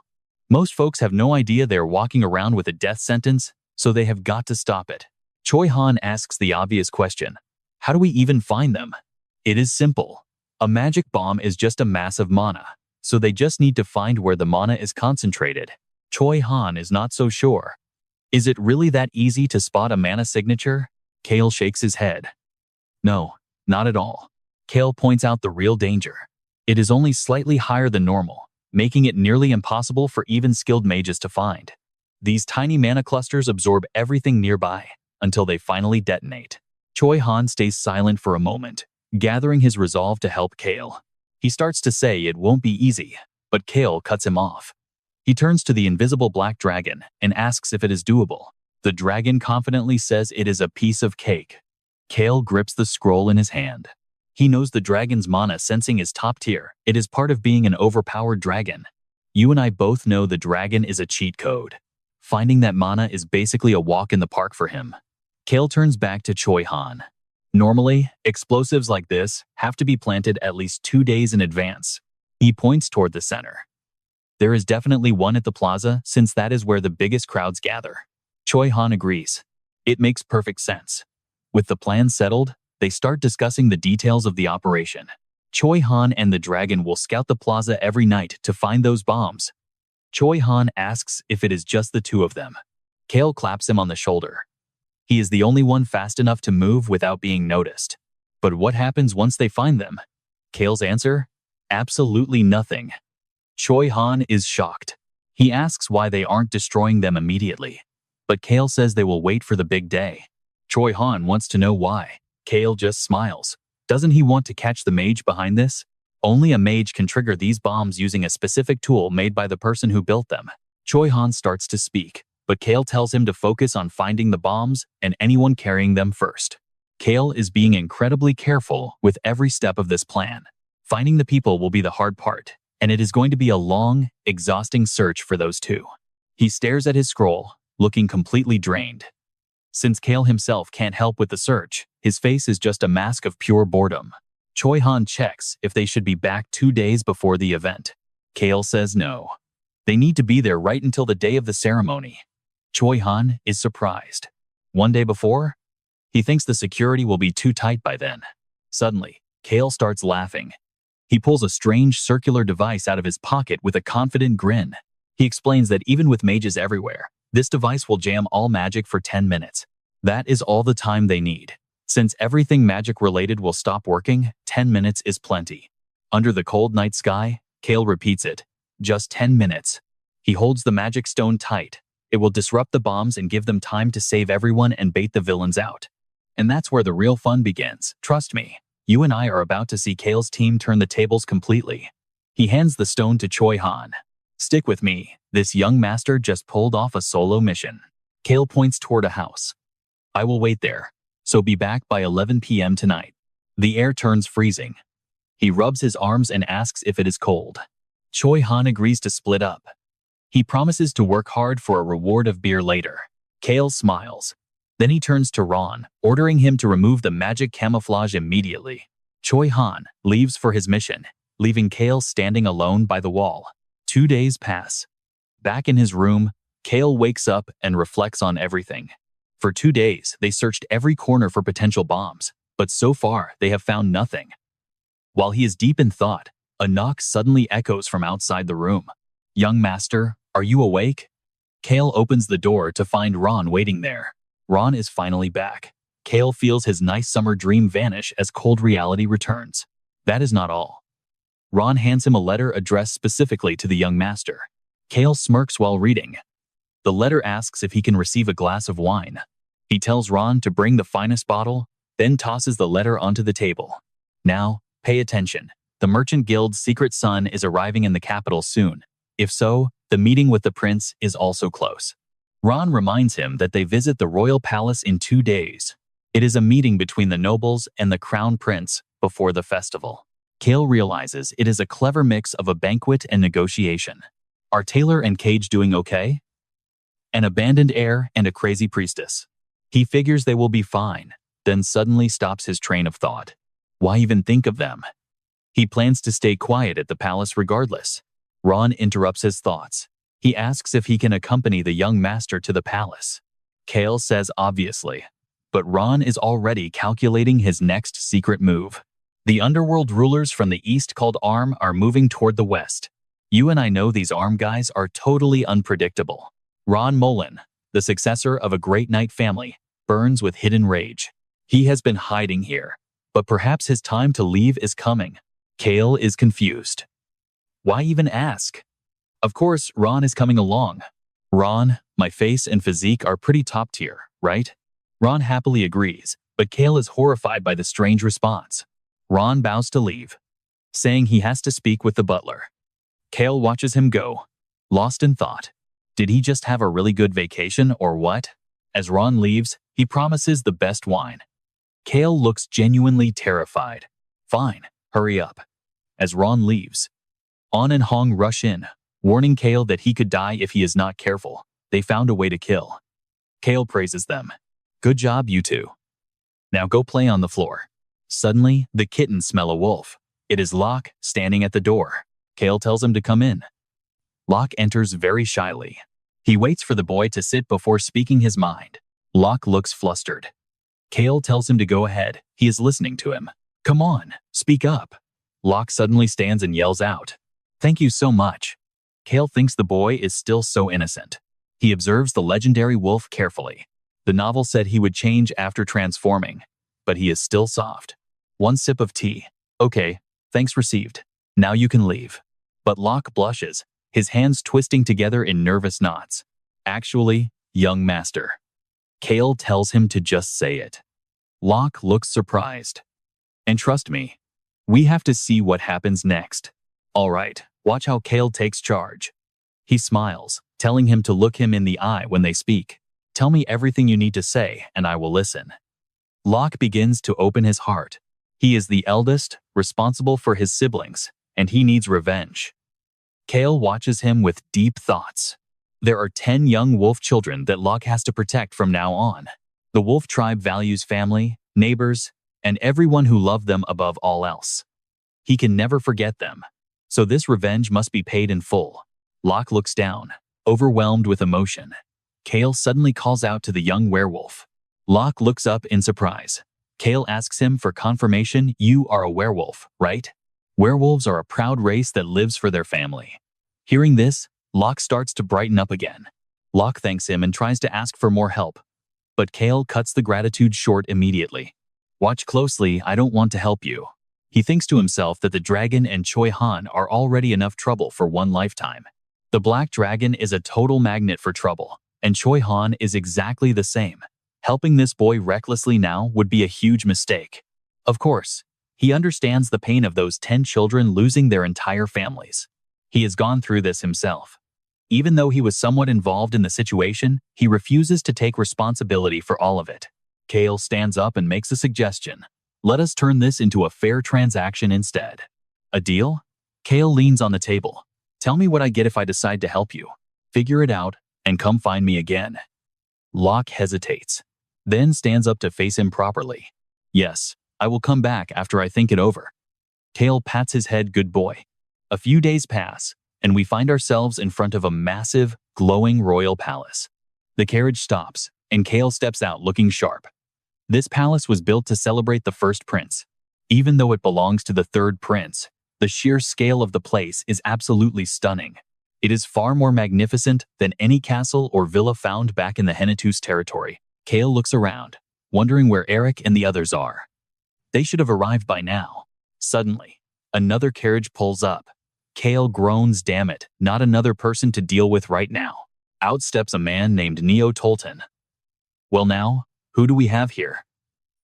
He smirks. Isn't this the famous young master, Cale? Are you visiting the royal palace all by yourself? You and I have seen this type before. Why must I meet Venyan's annoying lackey at a time like this? Neo is a typical arrogant noble, backed by the powerful Stan family who treated the dragon so cruelly. The Tolton family hates the Hennetus house because they share a border but have very different wealth levels. Just one mountain range apart, yet the Hennetus family is vastly richer, fueling years of deep jealousy. 5 years ago, they tried to act friendly, but now they are just puppets for the Stans. Cale sighs internally. Why did he have to run into one of Venyan's loyal dogs here? Other guests arrive. Neo sends his butler away so he can harass Cale without any witnesses around. The butler leaves, and Neo turns back to Cale with a look of pure arrogance on his face. What is a piece of trash like you doing at the palace? Cale just takes the insult calmly. He wonders if these types of idiots only exist in fantasy novels or in the real world too. Cale realizes the guy is clearly looking for a fight, and it is starting to get annoying. A mere viscount speaking to a count's son like this? Reality is becoming more frustrating than books. I am not even the main character, yet these low-level villains keep showing up for a beating. Neo smirks at the silence. What is wrong? Do you want to throw a bottle at me? Or maybe you want to hit me? Above them, the invisible black dragon is getting seriously pissed off. This guy is rude. Cale knows Neo is baiting him because magic recording is banned in the palace. The dragon says he reminds him of Venyan. Cale explains that he is just a lowly subordinate. Should I kill him? Cale shakes his head. No, there's no need to go that far. Trust me. You need to see who just arrived to change the entire game. All right, you and I are jumping right into the heat of the capital's power struggle as these carriages rush past. Cale lets out a sudden shout, while Nelton turns pale and shuts his mouth. Cale signals him with a sharp gesture to stay quiet. Eric clears his throat and steps between them. Young Master Neo, it has been a long time. Cale just watches this play out. That guy? Nelton. Neo Tone is sweating bullets, thinking they might actually be on the same side as that trashy noble. Suddenly, he notices something. Nelton looks at Cale and sees a chilling resemblance to his true master, Venyan Stan. Nelton gets even more awkward as Cale calmly walks away, leaving the poor guy alone with Eric and Gilbert. The Black Dragon follows Cale and reports that the recording magic is complete. Cale thinks with a smirk that he can ruin him later. He looks at his useful little dragon and feels a bit regretful that he could not use video recording magic instead. Outside the gates, Eric gives Nelton a bright smile.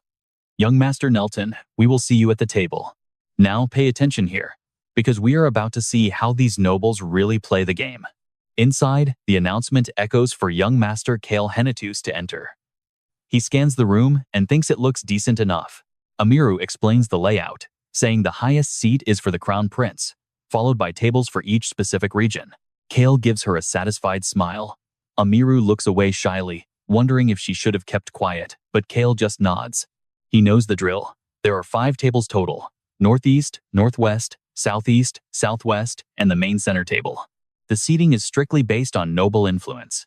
Cale realizes the Crown Prince is being incredibly calculated about this, creating silent competition between the families. That is the Crown Prince's specialty, though he is known to be just as strict with himself as he is with others. The other princes sit a step lower. Cale decides these high-power people are exactly who he wants to avoid. Eric stands with his hands on his hips, laughing because their table is located right next to the exit. Cale comforts him, saying being near the door is convenient since they do not have to bow to anyone on the way out. Eric is moved to tears by Cale's supposed wisdom. Cale just thinks to himself, what is he so emotional about? Calling this a simple banquet is definitely an understatement. It is more like a battlefield in disguise. He is confused why Gilbert and Amiru look so proud of him. Suddenly, another announcement rings through the hall. Young Master Venyan Stan of the Marquis family has arrived. He greets Cale, who politely responds while taking his seat. You and I both know who that is. And trust me, the dragon under the table is not happy. The black dragon sends a telepathic message, insisting he is fine because he is a great and mighty dragon. Cale remembers his warning from a few days ago. He told the dragon that entering the palace meant seeing Venyan again.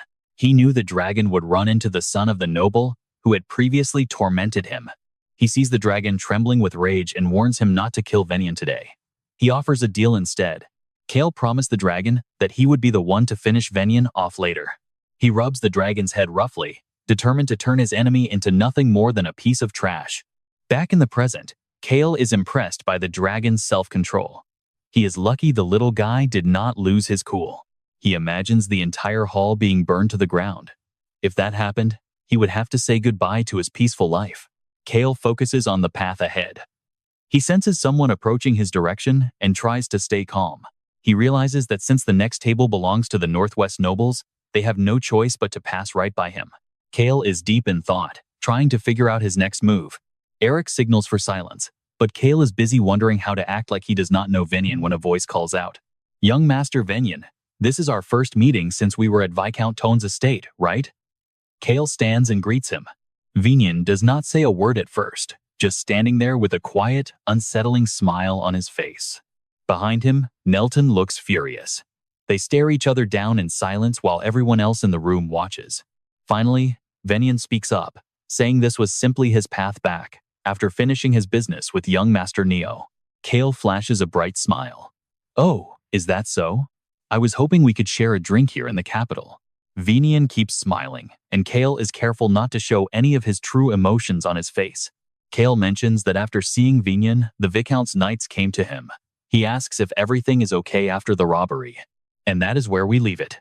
You and I can see the storm, brewing behind those fake smiles. All right, stick with me as Cale puts on a world-class performance of fake regret.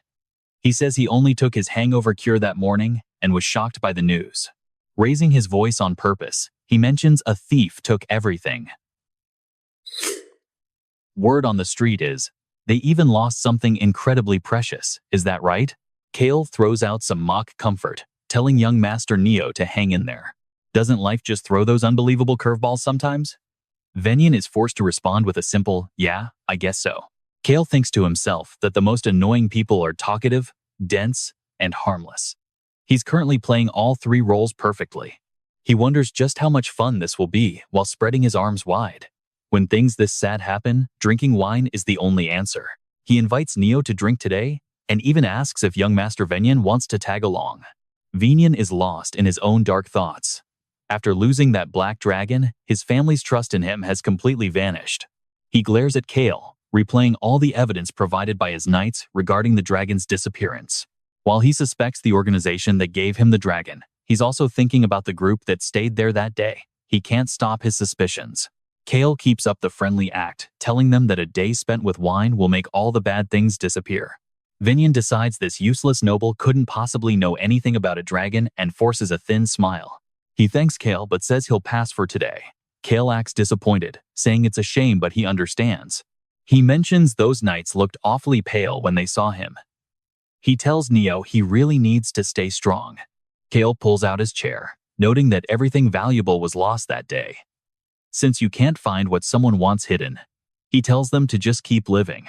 Venyan walks away calmly while gritting his teeth in pure rage. He curses that dragon for using its invisibility to vanish into thin air. Neo is biting his nails in frustration, while Cale just keeps smiling. He tells Neo to cheer up, while privately thinking that Vinian is about to make this guy's life a total nightmare. The announcements begin as Antonio Gehe and Karen Osena arrive. Cale sets his bottle of wine down on the banquet table. Rupert calls out to him. Every other noble at the table is staring at him, making Cale start to sweat under the pressure. Cale explains he'll drink later. Rupert gives a simple nod, and the party officially begins. Everyone is enjoying the gourmet food and conversation except for Vinian, who sits there scowling. Cale is focused entirely on his watch. It's exactly 5 p.m. Now pay attention, the doors swing open and a single hand stops the servant from speaking. The royal party enters. Crown Prince Alberu leads the group as they walk into the grand hall. He takes the high seat and thanks everyone for coming. Cale looks at his watch and thinks, it's finally time, right? Alberu is shining up there. He says he's honored to have the future stars and legendary talents of the kingdom gathering within these palace walls. Suddenly, the doors swing open once again. Even Crown Prince Alberu looks a bit surprised by the sudden interruption. Herm? Cale turns his head with a smirk. Taylor and Cage have arrived. Talk about perfect timing. Every noble in the room is frozen in shock at the two people who just walked in. Cage slowly pushes Taylor's wheelchair into the center of the room. A heavy silence falls over the entire audience. Cale is smiling. You and I know he made the right call, even if the Church of Death is going to be furious. He watches Taylor and Cage walk in calmly. Meanwhile, in the corner, Vinian loses his cool and stands up abruptly. What is this? Vinian's rage only makes Alberu more excited. He welcomes Taylor Stan and the Priestess of Death with open arms, even though he didn't expect them. Taylor responds with total grace and respect. His voice is slow, deliberate, and incredibly cautious. He mentions hearing this was an opportunity for the noble children to meet and speak with the Crown Prince himself. He apologizes for showing up without an invitation. Alberu just smirks and tells him not to worry about it. His tone is biting. He says he invited family representatives, and if a family doesn't have one, anyone is allowed to show up. He's openly mocking Vinian now. He asks if Taylor is bothered by the lack of a proper representative. Taylor remains perfectly calm, telling the prince he's just a bit surprised. Vinian's face is pitch black with rage. Cale realizes the prince just publicly declared that Vinian isn't his family's representative. This is a direct strike from the Crown Prince against Vinian's legitimacy. Cale watches the three princes sitting high above. He remembers the original story. Alberu always felt threatened by his younger brothers because of the Stan family's secret ties to the third prince. Even so, even if the king favors the third prince, dethroning Alberu won't be easy. You and I are in for a wild ride. All right. You and I are diving back into the mind games as Cale realizes something is seriously off between the Crown Prince and Taylor. He tries to stay out of it, but there is clearly a hidden tension he just cannot ignore. Alberu gives Taylor a polite yet calculating smile, speaking with a tone that is perfectly courteous but layered with sharp scrutiny and fake regret. He mentions how good it is to see young Master Taylor looking so healthy after such a long time apart. Taylor responds with calm grace, reminding the prince that although he can no longer move his legs, he pauses before slowly adding that he still has his hands, head, eyes, and mouth, all of which are very much alive and stronger than ever. Alberu offers a thin, hollow smile in appreciation, remarking that it seems Taylor is indeed still very much in the game. Then he drops a heavy, cryptic line reminding everyone that the one who survives until the very end is the true winner. Vinian's face darkens at the comment while Cale watches the psychological warfare from the sidelines, finding the whole situation quite amusing. He scans the room, taking in the Crown Prince, Taylor, Vinian, and every high-ranking noble in the kingdom. The atmosphere is thick enough to cut with a knife, and Cale finds watching their stressed expressions genuinely entertaining. Now, pay attention here. Cale is witnessing such a masterpiece of drama that he actually finds himself wishing he had some popcorn. Alberu shifts his focus to Cage, asking if she is indeed the priestess serving the god of death. Cage bows with solemn respect, introducing herself as a servant of eternal sleep to the Crown Prince. Alberu keeps it brief, suggesting they save the chatter and finally start the banquet. He wonders aloud where they should sit, his eyes landing on Cale's table with a sudden, mischievous glint in his gaze. Cale feels a wave of panic as the prince looks his way, but he quickly realizes the choice actually makes sense. There is nowhere else to go. It is a neutral zone away from the high nobles, maintaining a perfect balance of power. Cale knows the other powerful families would not dare interfere with a table chosen by the wealthiest and most influential neutral nobles. Albaru cheerily gives the command. He tells Taylor to take a seat at the northeast table since it looks spacious, and Taylor bows deeply in gratitude. Cage follows suit with a respectful thanks. Cale notices Venian looking irritated as Albaru points directly toward their group. The prince acts like it is nothing, claiming it is an honor to sit with the kingdom's brightest talents. He asks if rearranging the seats is all right, and Eric immediately stands up to give his respectful consent. Everyone at the table stands to make room, while Eric whispers a frantic warning for Cale to stay put.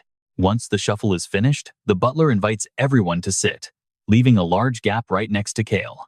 Taylor's wheelchair glides into the open spot, and he offers a polite smile, saying it is a pleasure to meet him. With everything settled, Albaru officially announces the start of the feast, despite the slight delay. He speaks about the honor of hosting the future pillars of the kingdom and thanks everyone for accepting his royal invitation. Down at the table, Cale steals a quick glance at the group sitting next to them. He watches Venian's reaction as the speech ends and the banquet finally begins, with servants bringing out plate after plate of food. Amiru turns to Cale with excitement, suggesting they should go and officially greet the crown prince now. Cale does not even answer her, his mind busy racing through Albaru's possible motives for this whole setup. This invitation feels like more than just a party. There is definitely a deeper scheme at play here. You and I both know Cale just wants a quiet life, but his brain is already working like a supercomputer while he cuts his steak. Is it because of the impending war in the southwest? Or has he spotted the seeds of civil war in the Jipper Kingdom?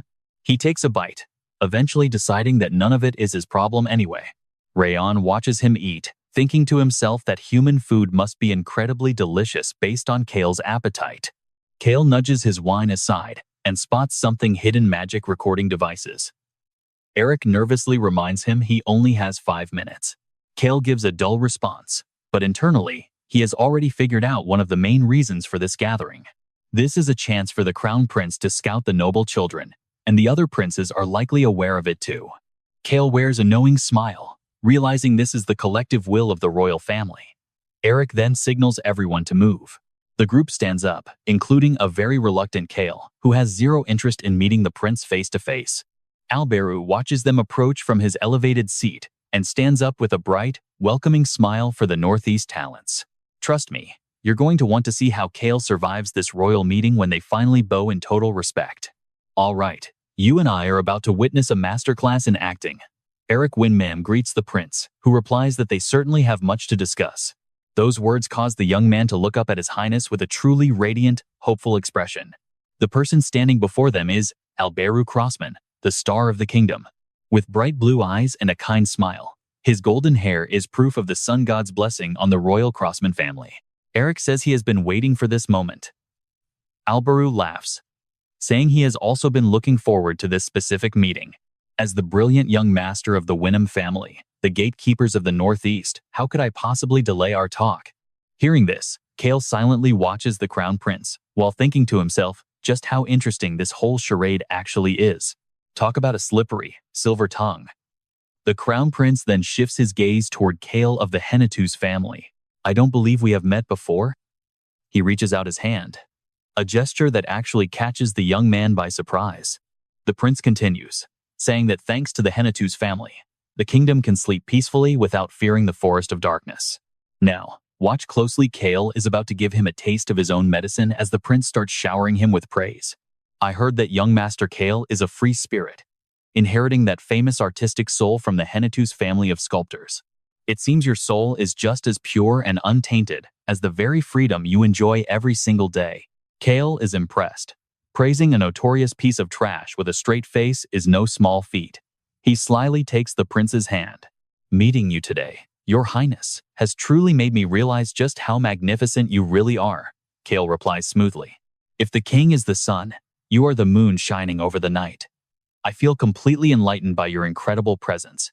These words leave the prince a bit confused. He asks if that is really so, but Cale just keeps the flattery going. Of course. We came here to answer your call, for you are the radiant star that lives in the hearts of our people. I simply cannot contain my emotions today. Behind him, his companions stand frozen, jaws dropping at Cale's absolute mastery of lies. He smirks inwardly, This is the perfect first step in his plan to make the Crown Prince want to avoid him forever. Suddenly, Raon's voice rings in his head. Why did that human over there use high-level magic to dye his hair?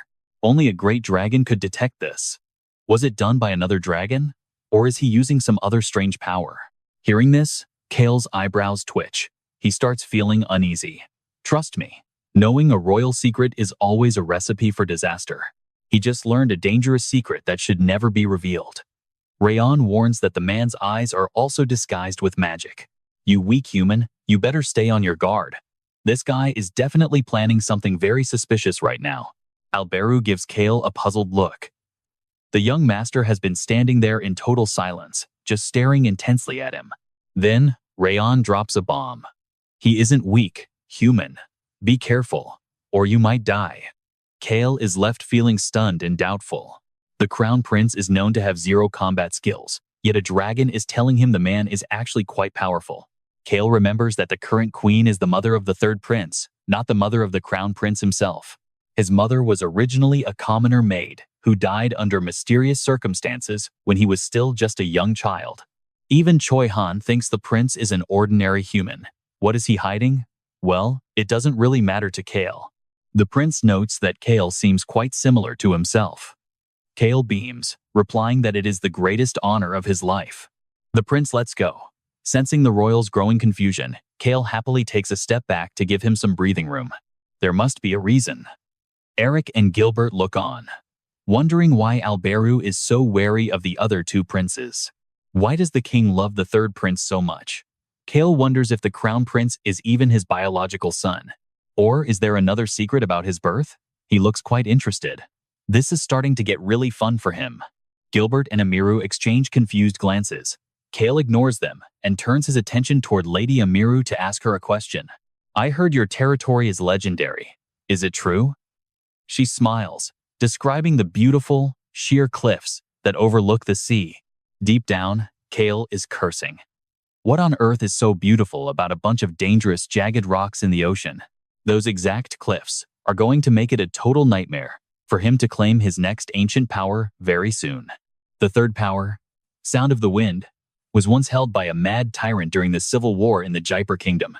Resting his chin on his hand, Cale begins to mentally calculate all the chaotic events that are about to go down. The famous magic tower is destined to collapse. It will be completely destroyed once the civil war finally reaches its end. Rosalind will become the master of the new tower, while Choi Han continues his path as the hero alongside the prince. These three are the key players in the coming conflicts. You and I just witnessed the start of something truly epic. All right, you and I are meeting the Queen of the Jungle, the one who unified the South and changed the story forever. Beyond the secret organizations Choi Han faced, the entire Western continent is now turning into a battlefield for hegemony, breaking a peace that lasted over 200 years. But Cale? He honestly couldn't care less. It's not his problem. He approaches Jaybird and asks if he can finally leave once this party wraps up. JBD says they have a meeting with the Crown Prince later and asks Cale to join. Cale shuts it down instantly. Why should I go? You three are already experts at hunting for investors without me. Jubert is stunned. He realized Cale actually read the files. Cale just shrugs it off as light reading. The host announces an after-party and a special event for the upcoming royal birthday celebration. He hopes everyone will join the grand day. Cale, however, just scowls. Now, pay attention here because this is where the real danger finally starts to crawl out of the shadows. The countdown to the explosion has begun. Seriously? Cale absolutely hates it when people call him little brother.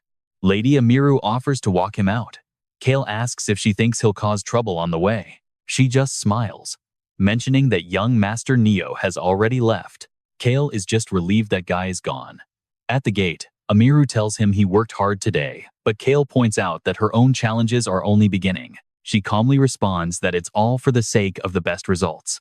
Cale senses the urgency hidden in her words. The northeast shoreline looks like totally worthless territory, filled with jagged cliffs that look hand-carved and dangerous whirlpools everywhere. Local sailors can handle it, but for anyone else, it's a complete death trap. Pure and simple. Even with the sound of the harsh winds, Amiru and Jaybird are absolutely determined to invest in this worthless coastline. She firmly believes she has what it takes. Cale hints that the Crown Prince will definitely be watching this project closely. He figures a small tip won't hurt, especially since he needs to strengthen his influence in the Northeast. Plus, he knows Amiru is excellent at keeping a secret. He turns to look at her. You're focusing on tourism, right? But if you're in a hurry, you should rethink the strategic value of your family's coastal geography. It's the link between the Wiper Kingdom and the North. He hopes she keeps this insight to herself. She slowly grasps the massive potential. With a firm nod, she promises to remember his words. Cale steps into his carriage as the servant shuts the door and the wheels begin to roll. Amiru watches him go, lost in thought. Most of the Northwest is nothing but desert. The territory belonging to Amiru and Jaybird is a complex maze of islands, jagged coastlines, and cliffs that look razor sharp. Cale watches through the window, knowing they all assume this peace will last forever. I know what you're thinking. Cale just wants a quiet life, right? Well, that won't happen unless he secures that ancient power before the blood-crazy Majax. The sky is clear today, with soft, beautiful sunlight. Then, Choi Han rushes in with a frantic report. He found 4 magic bombs planted right near the plaza. Give me the map, Cale says, his voice perfectly calm. While Cale studies the map, Choi Han explains how he and the Black Dragon rushed through the city to find the other locations right after the first discovery. Beyond those locations, they haven't found anything else yet. Choi Han searched the surrounding area thoroughly, but it seems there's nothing more. The novel originally said there were 5 human bombs and 5 bombs at key locations. So why are there suddenly 6 people and only 4 locations in this version of events? He wonders if this is another variable he has to deal with. Cale tells him to relax. The actual ceremony is still 2 days away, so they have time. Choi Han wants to disarm them now, but Cale cuts him off. Wait until dawn. Choi Han is confused. Cale explains that these bombs need a signal from the caster to detonate. But cutting that signal? That's the easy part. The Black Dragon and Rosalind are on a whole different level. It'll take time, but they can do it. Rosalind needs to handle the human bombs on the day of the event. And that's where we leave it for now. Stick with me, because this upcoming counterattack is going to be absolutely legendary. You won't want to miss it. Stick with me. Cale wonders why anyone would destroy such useful things when they could just steal them instead. He smirks, asking why he should destroy those bombs, when the dense mana inside is such a useful material for him to use. Cale muses that there might be more out there, so the search must continue without any delays. He has already laid out a plan to double-check if the positions of those bombs have shifted since his last visit. The Black Dragon and Choi Han must hide their identities to scout around. The 2 cats have also woken up now. Cale speaks in a flat tone, urging them to work for their food. Go on, get to work, he says with a smile. While Cale waits patiently, the Black Dragon and the little ones start moving as the carriage rolls through the soft sunlight. Regarding the current situation just before the Roan Kingdom King birthday, Billows is expected at the capital. Cale sits in the carriage opposite Locke. He had already met Locke once before this moment happened. After hearing him out, Cale asks if he wants him to mind his siblings. Locke confirms it is exactly what he wants to trade. Cale asks what he gets in return. Locke affirms that it is not just him who can be useful in this deal. Pay attention here. Cale is curious. If it is not him, then who could it be? Locke innocently assures him that working with his siblings will make them much stronger together. And with that thought, we are back in the present. They sit in the carriage as Locke mentions that the Blue Wolf tribe are legendary knights throughout history. Locke continues to speak, but Cale coldly interrupts him, stating that he has no idea about that history. Locke eagerly suggests, explaining it to him. Cale shuts him down instantly. No need for that. Locke is left feeling awkward and completely speechless by the refusal. Still, Cale considers the idea of forming a knight brigade with the 10 wolf children and Locke himself. Even though Locke is absolutely terrified of the whale tribe, he is the kind of person who would charge right at their leader to save his people. Hiring such a blindly loyal kid feels like joining a strange cult to Cale, but he keeps thinking. Finally, Cale tells him to stop the nonsense. How can mere children even think of becoming knights right now? Cale weighs the situation. Locke asked him to protect the children, but the offer to make them knights seems to contradict that request. He frowns, thinking it over. If these wolf kids become knights, their natural instincts might make them even worse than some fake cult. Honestly, They would probably end up as a dangerous gang instead. Then Cale asks what the children actually want for themselves. Why decide for them? Locke is stunned and bows in confusion. Cale tells him that an apology is not necessary in this case. I know what you want. Now think about what I am supposed to receive from you in return for this favor. Cale thinks it through carefully. He has an idea, but it will take about 3 months to really happen. He knows an ancient power will appear on a dangerous mountain and stay there for 6 months. Only a member of the wolf tribe who has undergone berserk transformation can climb that mountain. Cale smiles to himself, already picturing his future wealth. I know what you are thinking. Cale is always chasing the money. Well, selling this power could make him rich enough to last a lifetime.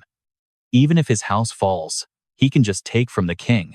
Cale is silent for so long that Locke gets worried and asks if he is actually needed. Cale does not say a word, only letting out a long, heavy sigh. The carriage keeps moving. Cale says he obviously needs him, so there is no point in asking such a question. Locke promises to do whatever Cale asks for the trade. Cale just raises his voice and asks if he is truly serious. He hands over a bag of money and tells Locke to take his siblings sightseeing in the capital since it has been a while. Locke takes the gold, looking confused. Sightseeing?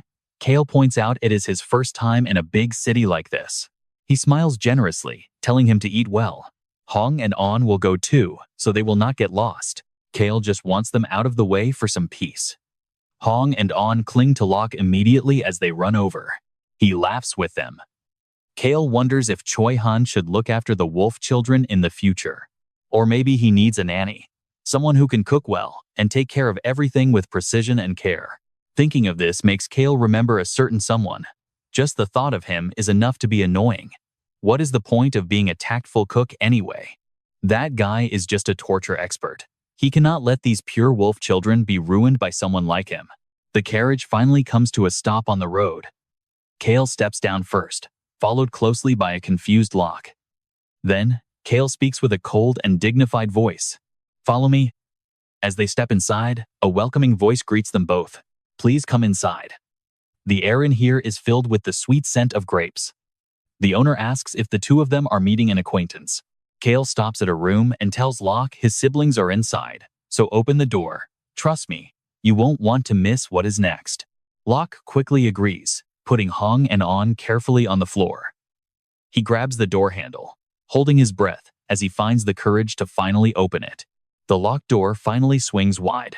In that moment, those inside and outside finally come face to face. Let's see what happens when a child suddenly rushes over and hugs Locke, shouting his name as emotions flood the entire room. Big brother Locke, the young master told us to greet you. Long time no see, Billows. Then, a strange voice speaks up nearby. It is a pleasure to meet you. The young master asked if you were the captain who arrived with Choi Han. The man steps forward politely. Choi Han told me many stories about you. It is truly an honor to meet the young master. He extends his hand humbly. What honor! There is nothing special about meeting a rascal like me.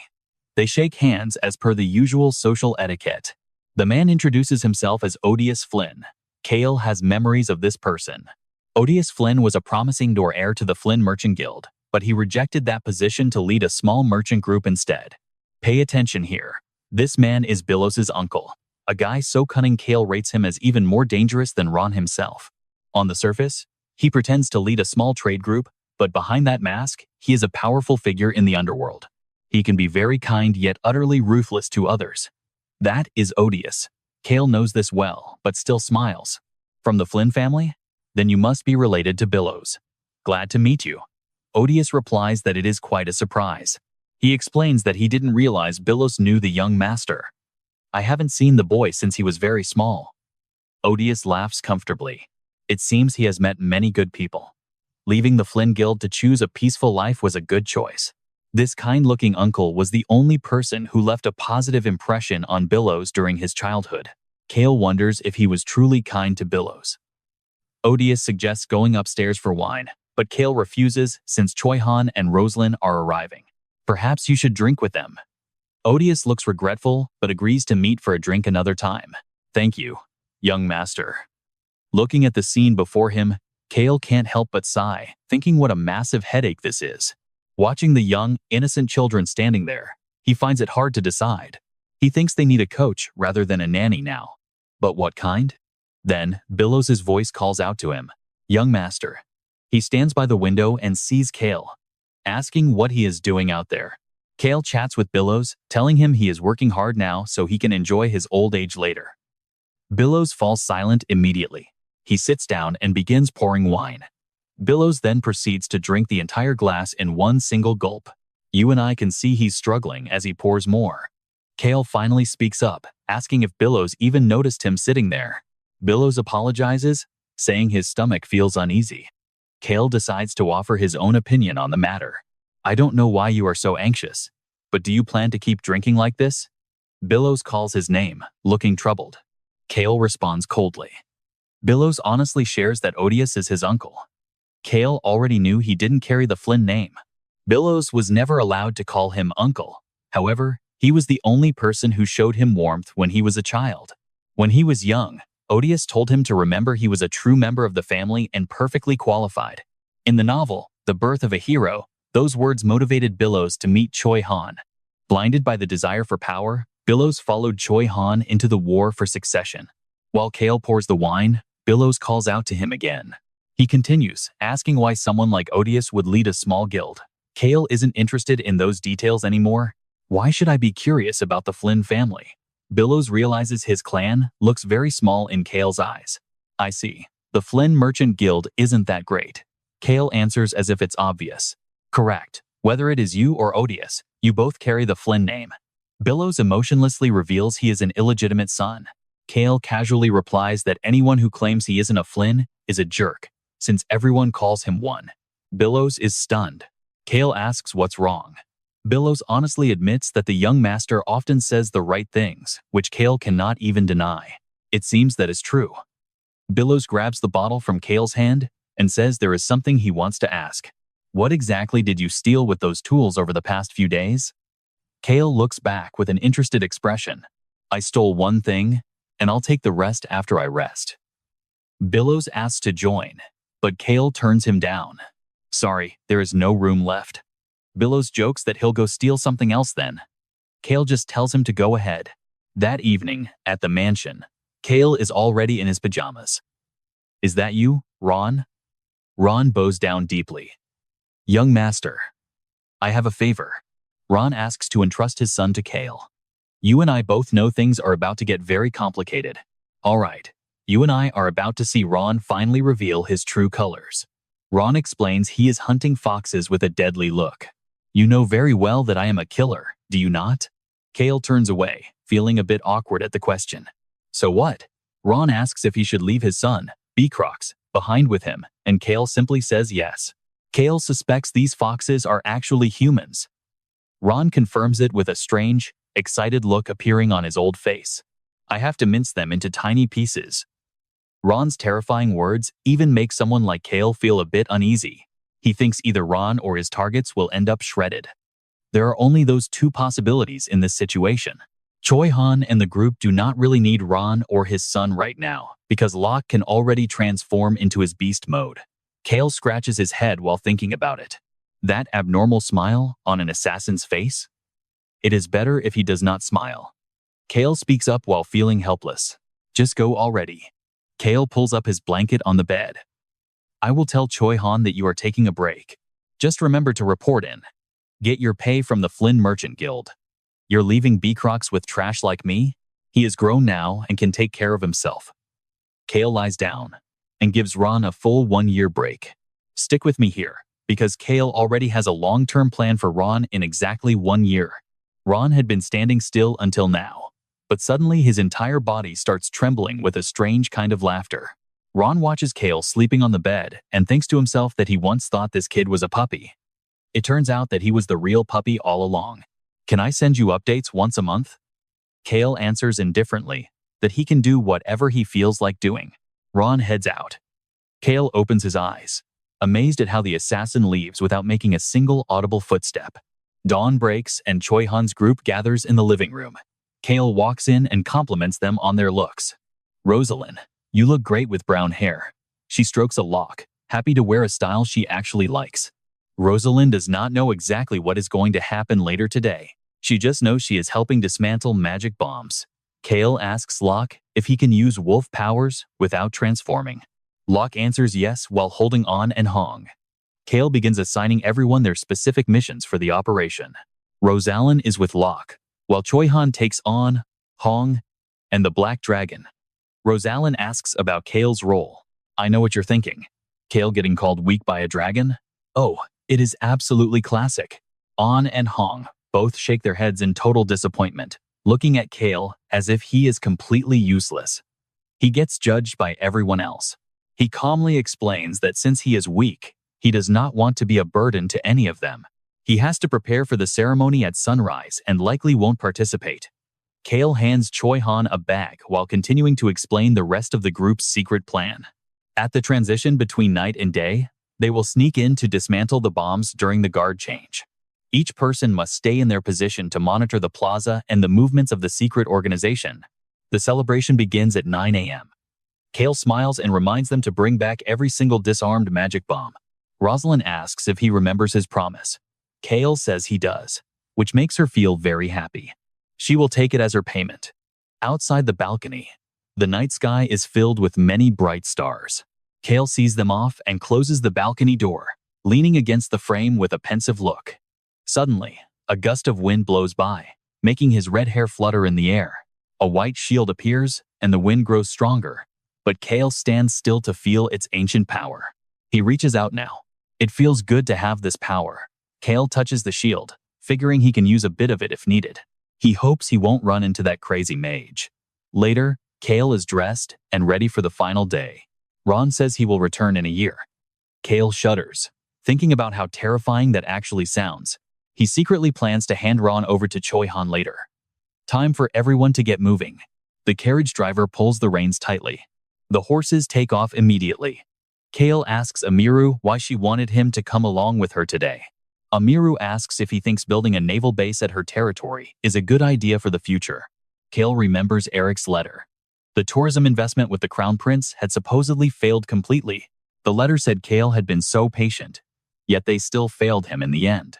Eric said Amiru was disappointed, but she does not look like that at all. Cale smiles. You and I will have to wait and see what her real plan is. All right, you and I are diving back into this world. Stick with me, and let's see how our favorite trash noble plays the political game.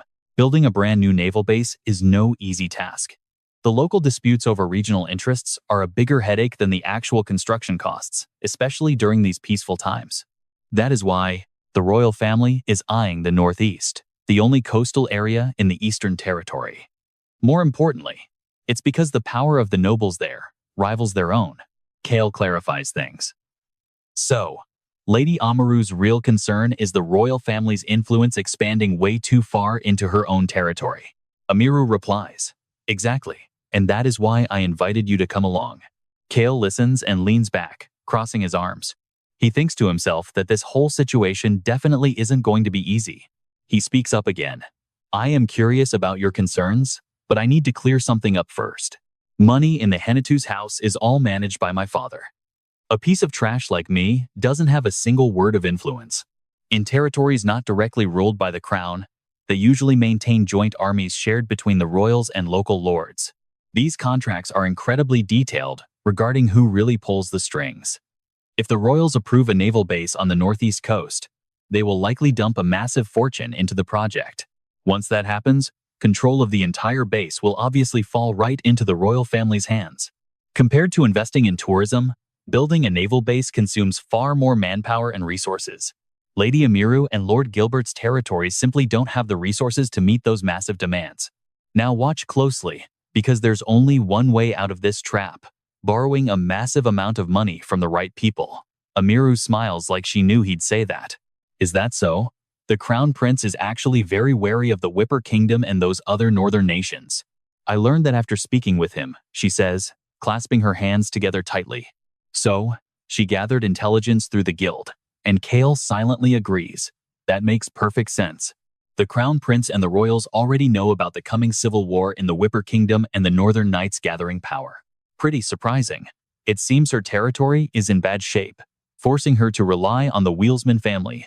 To get cross-border information through the guild, she must have spent a massive fortune of her own money. Good judgment to use money for a sure thing.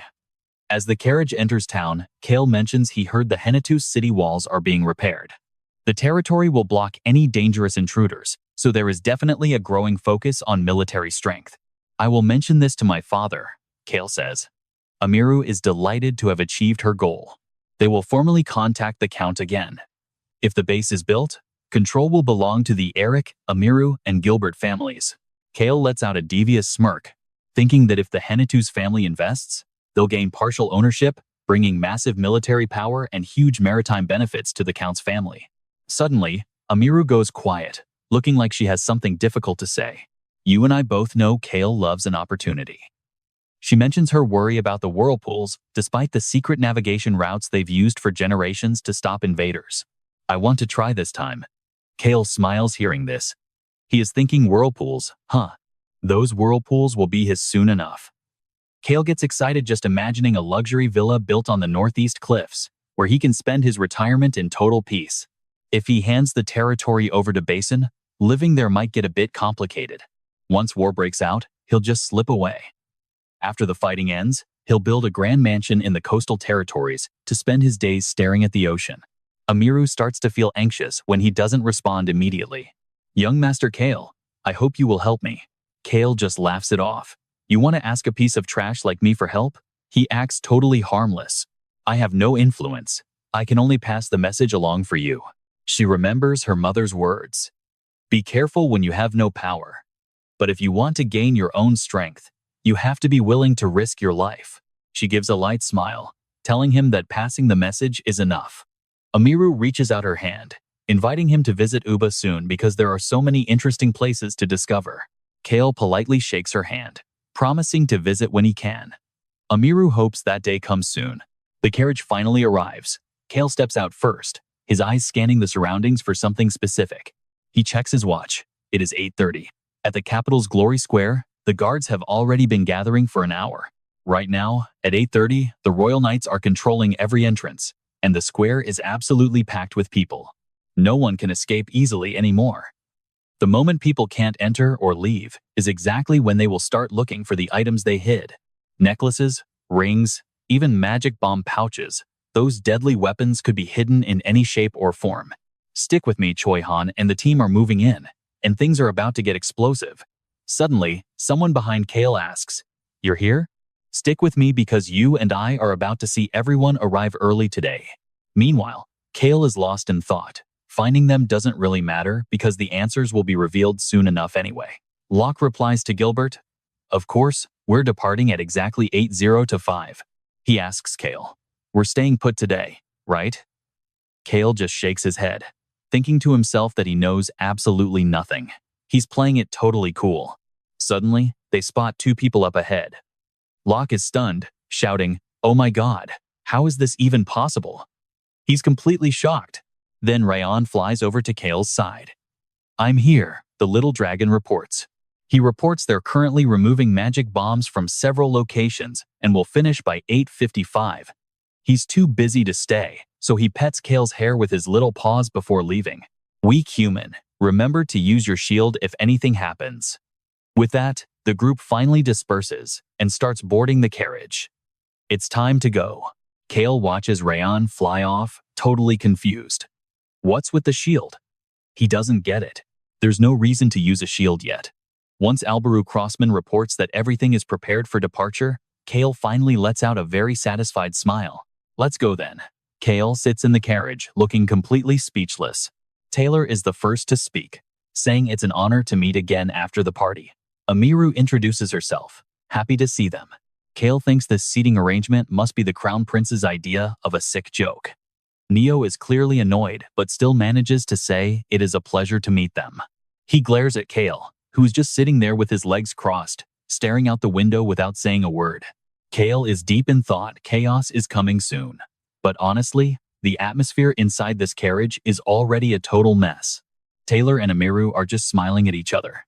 Neo is huddled in the corner, looking incredibly awkward and out of place. Most nobles look confused, but Venian's face is a complete wreck. Now, pay attention here, because things are about to get wild. Who could have imagined? The abandoned eldest son. Taylor Stan is actually standing on his own 2 feet and walking. Having a member of the Stan family standing right beside the crown prince was unthinkable. It was a situation that absolutely nobody could have imagined. He successfully obtained the healing star. Amiru smiles, trying to break the heavy silence that's filling the carriage. "Young Master Taylor, have your legs completely recovered now?" she asks kindly. He glances at Neo and replies that thanks to some heaven-sent luck, he's fully healed. Amiru warmly offers her congratulations. Neo lets out a forced cough, trying to hide how embarrassed he feels right now. Taylor ignores him and looks away, calmly watching the city pass by through the carriage window. Neo forces a smile and asks if Taylor will return to the Marquis's castle now. Taylor just narrows his eyes at him. "Return? That place was always my home to begin with." His sharp answer leaves the other man completely speechless, unable to find any words to say back. Taylor then turns to look at Cale, who hasn't said a single word this entire time. He smiles warmly, saying he wants to tell Cale everything. It really is a fascinating story. Cale just frowns and sighs. He knows exactly what the man wants to talk about. The carriage stops and Neo hops out first. Amiru follows, saying she's heading over to meet with young Master Eric. She looks back at them, wondering if Taylor and Cale will be okay since they've never actually met before. "Now, you and I are watching." As only 2 people remain inside the carriage, Taylor speaks first, noting that they are finally alone together at last. He healed his legs to take over as the family head. Cale asks if he traded his loyalty for it. Cale smirks and offers his congratulations on the recovery. It's a big win for him. Taylor pulls out a paper detailing their deal and hands it over. Cale asks why he's even sharing this. He explains that Cage was expelled for acting on her own. Cale asks if that's true. She's actually very happy about it, finally entering the path of a priestess of the god of death. Everything is finally moving in the right direction. Taylor smiles, saying everything starts now, and they'll win. He looks at Cale for confirmation. Cale wonders why he's being included in this win. He simply tells Taylor that he will be victorious. Taylor gets up to leave, thanking him and suggesting they grab a drink once they've won everything. Cale mentions Hanatus wine is great. Once alone, he finally opens the mysterious paper Taylor gave him. It says the Crown Prince wants to avoid a full-scale civil war. Cale scowls, grit his teeth with a huff, and quickly puts the paper away. With that, he finally steps out of the carriage as well. The Crown Prince's true origins still remain a complete and total mystery. Eric, Gilbert, and Amiru call him over. It's their turn to head inside, and trust me, we're ready. Let's dive into a world where our main character Cale navigates a society where royal status and high-level power are everything. It is 8:25. Nobles are entering while the gates for commoners are being strictly controlled and monitored right now. Noticing his silence, the young master asks if this is his first time visiting the capital's main plaza. Cale replies that while he has passed by in carriages before, standing here is actually a first for him. He notes the tea shop south, the inn west, the flowers east, and the pottery guild building north. It is truly massive. He scans his surroundings one more time. So far, every part of his plan is moving forward perfectly. The commoner gates are closing now as they block the entrance. It is time to start searching for those hidden bombs immediately. Pay attention at exactly 9:01. The real answer to everything is finally revealed. They sit at a small shop where Taylor happens to be waiting. It seems they have met each other again. As Cale sits down, Taylor thinks to himself that this is exactly like their arrangement at the previous party. Eric warns him to stay put, but Cale just smiles and tells him to watch the central clock. "I will not do anything today," he promises. Just as the official announcement echoes through the entire plaza, the Crossman royalty begins their entrance. Rayon flies over to remind him there are only 15 minutes left. He realizes that with his magic, this little black dragon is truly an all-powerful and very versatile being. Luxurious carriages roll into the plaza, as Cale watches Prince Alberu smiling and waving at his loyal subjects. According to the Black Dragon, the prince's hair and eyes are disguised from their natural commoner brown color. Cheers erupt for King Zed Crossman as Cale suddenly shifts his focus to a rooftop not far away. He sees a small cactus placed there and smirks. It looks like the threat has been neutralized already. Soon, the king and the rest of the royal family take their designated seats beneath the massive clock, The king raises his hand and the noisy plaza falls into an absolute, heavy silence, unlike anything before. He speaks with a smile, declaring 30 years of rule under the blessing of the Holy Sun God. He looks happy, but as the clock strikes 9, you and I watch as everyone looks at the sky. Panicked voices rise from the crowd, wondering what that thing is and who that person is up there. High on the tower, a man wrapped in a dark cloak looks down with a cold, piercing gaze. Soldiers scramble toward the top of the buildings while the crowd screams for the intruder to come down, creating total chaos. Through all the growing chaos and worry, Cale remains perfectly still, calmly sitting in his seat alone. He wonders if the blood-crazed mage Redika would actually skip his debut.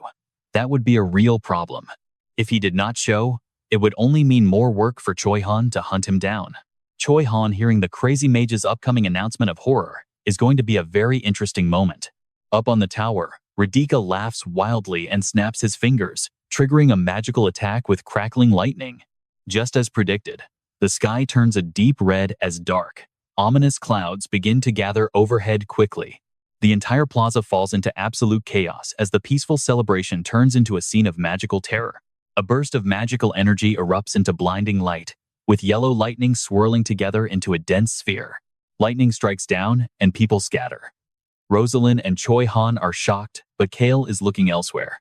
A small smile plays on his lips as he whispers that he has finally found the target. 10 minutes left. It is enough time for Rayon to move the bombs to the Forbidden Mountains. Raon reports he has found a human bomb. Cale just sits there, trusting in Rosalind and his dragon. Suddenly, Choi Han lunges forward and pins a young man down as the guy screams for release. Cale spots a blue necklace and knows it is the bomb. Choi Han rips it off the man. He is impressed by their speed. Suddenly, Eric rushes over, saying he has been calling for him. Ignoring Eric, Cale stares at the royalty and tells the prince he must evacuate the area right now. He looks at Alberu's hair and frowns, remembering the strange detail the black dragon had mentioned earlier. Could another dragon have dyed it? Or is this power coming from some other mysterious hidden source? The dragon said his hair is not changed by mana. Eric urges him to leave this place immediately. As Redika laughs while raining lightning down, you and I know the real battle has only just begun. How annoying. Suddenly, 4 figures in black activate a massive matrix across the crimson sky, raining down a barrage of spears. Terrified screams echo through the plaza. Somebody, please help me. Raon reports more locations. You and I are about to see if our main character can track them all before the 904 mark. Eric and the others rush over, urging him to move. Young master, do not just stand there. Run. Yes, we have to leave now. But Cale does not budge, just patting Eric's shoulder. Calm down, Eric. He points behind him. Soldiers have already cordoned off the plaza, while the furious citizens demand the gates be opened. Wait? You want us to wait in this mess? Even the nobles are fleeing. Open the gates. The situation is pure chaos. Eric softens his voice and whispers, "Thank you." He is composed now, acting like the Cale we know. It is 9:08, only 2 minutes before the jammers fail. Choi Han is still out there hunting, successfully taking down another threat. That is 4 down, 2 more to go. Once mana stabilizes, it will surge straight back toward those magical bombs. 2 minutes is plenty of time to act. Rayon announces it is finished, but Cale suddenly freezes in place. Taylor notices his blank stare and asks what is wrong. Cale knits his brows. Only 4? Now, pay attention. Because the story Cale knows says there should be 10 bombs, but seeing only 4 makes him feel deeply uneasy. The mages in the courtyard raise their arms, beginning the process to stabilize the mana. Tiny spheres of light soar into the air, bursting into small clouds of white smoke. Their barrier automatically parts for the glowing blue orbs. They are being controlled. Flying out toward the distance. Just as planned, the Black Dragon and Rosalind guided the bombs toward the Forbidden Mountains' deep forests. The sky above them transforms into a shimmering galaxy. Mana stabilization is finally complete. The Crown Prince and King look up in awe, while Cale silently observes the entire scene. Taylor is shaking. As a noble, he knows exactly how much destructive power those mana bombs carry. He clutches his head. Ron reappears, happily chirping that they managed to save everyone. We saved them. No one died. But Redika, watching from afar, is beyond disgusted. He glares at the mountain. No one died? Why did the bombs go off there? This is broken. People below start screaming, asking who they are. Meanwhile, Cale is worried about something else. Wait a second. You saw that too, right? Broken? Cale realizes the villain must have even more bombs hidden away. The king roars out orders to capture the intruders as they flee up the stairs. Retika just sighs. It seems he has no other choice now. He claps his hands to trigger a backup plan. The sky shifts as violent winds surge forward. Cale's eyes lock onto a black bag. There it is, the remaining 2 bombs were with him all along. Magic circles on paper are torn open. Shields, haste, and self-immolation. They have prepared a suicide squad. Retika commands them to dive. Panic erupts at the party as the assassins charge down. They are heading straight for them. Run, young Master Cale. We have to go now. Rayon moves to help, but Cale stands his ground. It is already too late to dodge. Running for a few seconds won't get them out of the blast zone. The assassins' backpacks begin to glow. Cale sighs. He thinks if it explodes, he might lose an arm, but his ancient heart will just regenerate it. But then he looks at the innocent people standing around him. They cannot regenerate. If they lose a limb, it is gone forever. He has to change the plan. Rosalind arrives just in time. She rushes in front of Cale, instantly conjuring a magical shield. Retika gives the final signal. Explode. The bags light up, ready to tear everything apart. Cale raises his hand high. Rosalind watches in shock as he summons his own silver shield. The assassins are startled by the sudden obstruction. Round whispers that he will back him up. Dragon magic and the silver shield envelop the killers. Rosalind is stunned, but Cale does not say a word. He focuses every ounce of his strength on holding the barrier. His face twists in a grimace. Damn it. And trust me, you and I just witnessed a massive blast with absolutely devastating power. Stick around to see if he survives. All right, you and I are diving into the chaos of a gala turned into a total nightmare. Ashes fall everywhere as the wounded scream in pure terror. My hand. Eric stands there frozen as the sound of shattering glass echoes through the air. He struggles to find the words for what he just saw. Cale's shield has completely shattered from the force of that massive blast. Sharp fragments sliced into his hands, leaving his skin covered in painful scratches and wounds. Young Master Cale still hasn't lowered his arms. Man, that explosion was absolutely devastating. A sharp pain stabs through his stomach, making him gasp. His vision starts to blur, yet a helpless smile creeps onto his face as people scream his name. Rosalind rushes over to support him, frantically asking if he is okay. He looks down at his palms. They are burning hot. He really hates being in pain. That dull ache just won't go away. Even though the little black dragon absorbed most of the blast, the sting is still very real for him. The others quickly surround him. They are all panicked, asking their young master if he is truly all right after taking such a hit. He tries to answer, but suddenly, he is coughing up a mouthful of blood. His hands and the ground are stained a deep, terrifying red. Eric turns pale and screams at the sight of the blood, but Cale just calmly touches his chest. The vitality of the heart is kicking in. That ancient power is already working its magic, bringing his body back to normal within seconds. He smiles to himself. His limbs are fine, and although his palms sting, it is nothing compared to a paper cut. Honestly, coughing once actually made him feel better. Cale thinks to himself, yeah, this really is not as bad as I expected. Now, here is where it gets interesting. Watch Eric's reaction as Cale smiles despite the blood. Are you really smiling right now? He yells out. Don't smile, he says with total conviction. He squeezes his eyes shut, telling Cale not to even try looking at him with that expression. Cale wonders what is wrong with him, but then another frantic voice rings out. You weak human, the dragon cries in his head. Rayon is terrified, telling Cale he better not die because he is too weak. If you die, I will kill every single person in this place. The little dragon's voice is dark. I will destroy everything, and after that, I will just die too. Cale frowns. Rayon is clearly worried, but why does it sound so negative? Meanwhile, JD and Amiru rush off to find a priest for him. Cale flinches. He does not actually feel any pain anymore, so he realizes he has to start faking it for the doctors to see. Outside the hall, the soldiers give Choi Han the news. His expression immediately turns cold and dark at the mention of the explosion. Please move aside, he demands, but the guards block him. They shout that commoners are not allowed in here. Who even came up with that definition? Cale, however, signals him from inside the hall to stay out of sight for now. Choi Han sees the signal and immediately backs off. His dejected look makes Cale feel a little bit awkward about the whole situation. It is not something he needs to apologize for. Rosalind is still hovering, asking if he is okay once again. He quickly turns back to the conversation. "Yeah, I am perfectly fine," he assures her with a calm voice. Let's pause for a second. You and I can see how shocked Rosalind is. She wonders if a royal like her could ever do what he just did. "I just do not understand you," she whispers. But then Cale looks back with a sense of dread, and Rosalind quickly turns around to see. Radhika has suddenly landed right in front of them. "This is beyond my imagination," the villain says, with a twisted grin. Suddenly, that psychopath fixes his gaze. He is staring straight at Rosalind with intense, terrifying eyes. Radhika's red eyes go wide. He remembers her from the Blue Wolf Village and immediately starts shouting about his twisted and dark desires. "There are so many people here with the blood color I love," he says, narrowing his eyes at the crowd. "I want to put them all in my display case." Cale turns pale.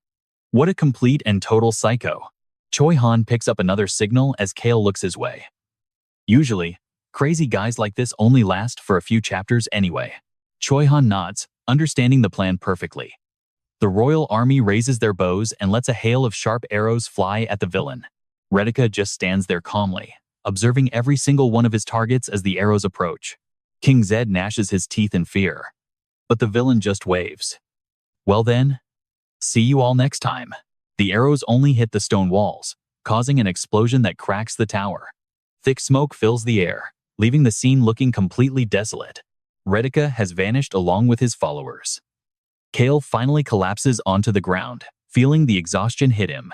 He thinks about the villain's high-level teleportation magic.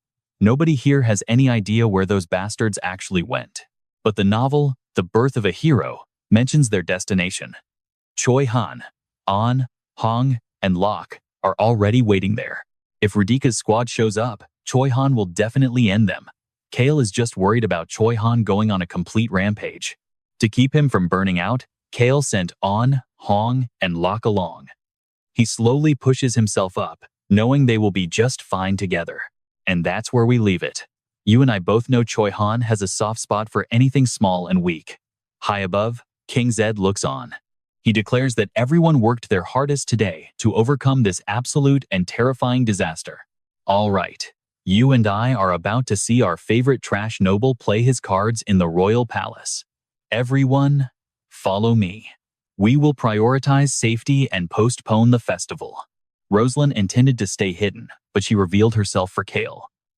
Since the black dragon could not show his face, she had to step in. Rosalind turns to look at him, almost reading his mind. She simply whispers one word secret. Cale smiles. She really is sharp. This morning, he had briefed the group of 6 on every single detail of his plan. First, the black dragon and the 2 beast children must never reveal their true identities. Second, even if Choyan and Rosalind are seen, it has to look completely accidental. Finally, no friendly fire. They share a knowing smile just as Amiru rushes over with a priest in tow. The priest is completely out of breath. "Young Master Cale, are you all right?" Cale holds out his injured hand and asks the priest to take a look. As the healing magic starts working, he realizes that being a healer is actually one hell of a job. Yes. I saw your silver shield, young master. You did something truly incredible back there. He does not bother answering, his eyes fixed on Ambrew, who is finally making his way over. "Is this your first time seeing such power?" A hand touches Cale's shoulder as Ambrew answers from behind him. Cale and the priest bow. "Your Highness." He thinks to himself finally. The big fish has arrived. If the prince saw his secret shield, Cale needs to milk him for everything he is worth. Fame is useless, give me the profit. Compared to a hollow title, cold hard cash is way better. Being a rich guy beats being a hero. Anbaru watches him for a moment and thanks him, whispering that he did an amazing job. Now pay attention, because the question he is about to ask changes everything. "Young master, you are on my side, right?" Anbaru continues, promising no more trouble and a very handsome reward. "How does that sound to you?" Cale flashes a bright smile and hugs him. Not at all, Highness. I only did my duty. What a fake hug. Ron floats nearby and notes that there is something very strange about that human. The Black Dragon's intuition is spot on. If things are going this way, Cale needs to grab a solid pillar of support in this palace. Anbaru pulls away from Cale's corporate smile just as the royal carriage pulls up. Anbaru smiles and tells Cale to go first, clearly impressed. Cale responds with a respectful bow. No, Highness. You are the star of our kingdom. How could I ever dream of going before you? You see that? These two are basically the masters of fake acting right now. Two men playing a dangerous game. Anbaru insists he respects Cale, so Cale gives in and leads the way as the inferior noble. On the other side, a crowd is watching. Some look worried, but others are staring with pure hatred. That hatred is coming from Venian. He is grinding his teeth, looking like he wants to tear Cale apart. How did that trash get such power? Cale does not give him a second thought as he slowly and calmly steps up into the royal carriage. Behind Venian, Neo shudders as he meets Cale's gaze.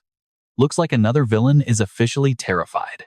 Anbaru smiles and instructs his servants to give the lady behind them the best possible welcome.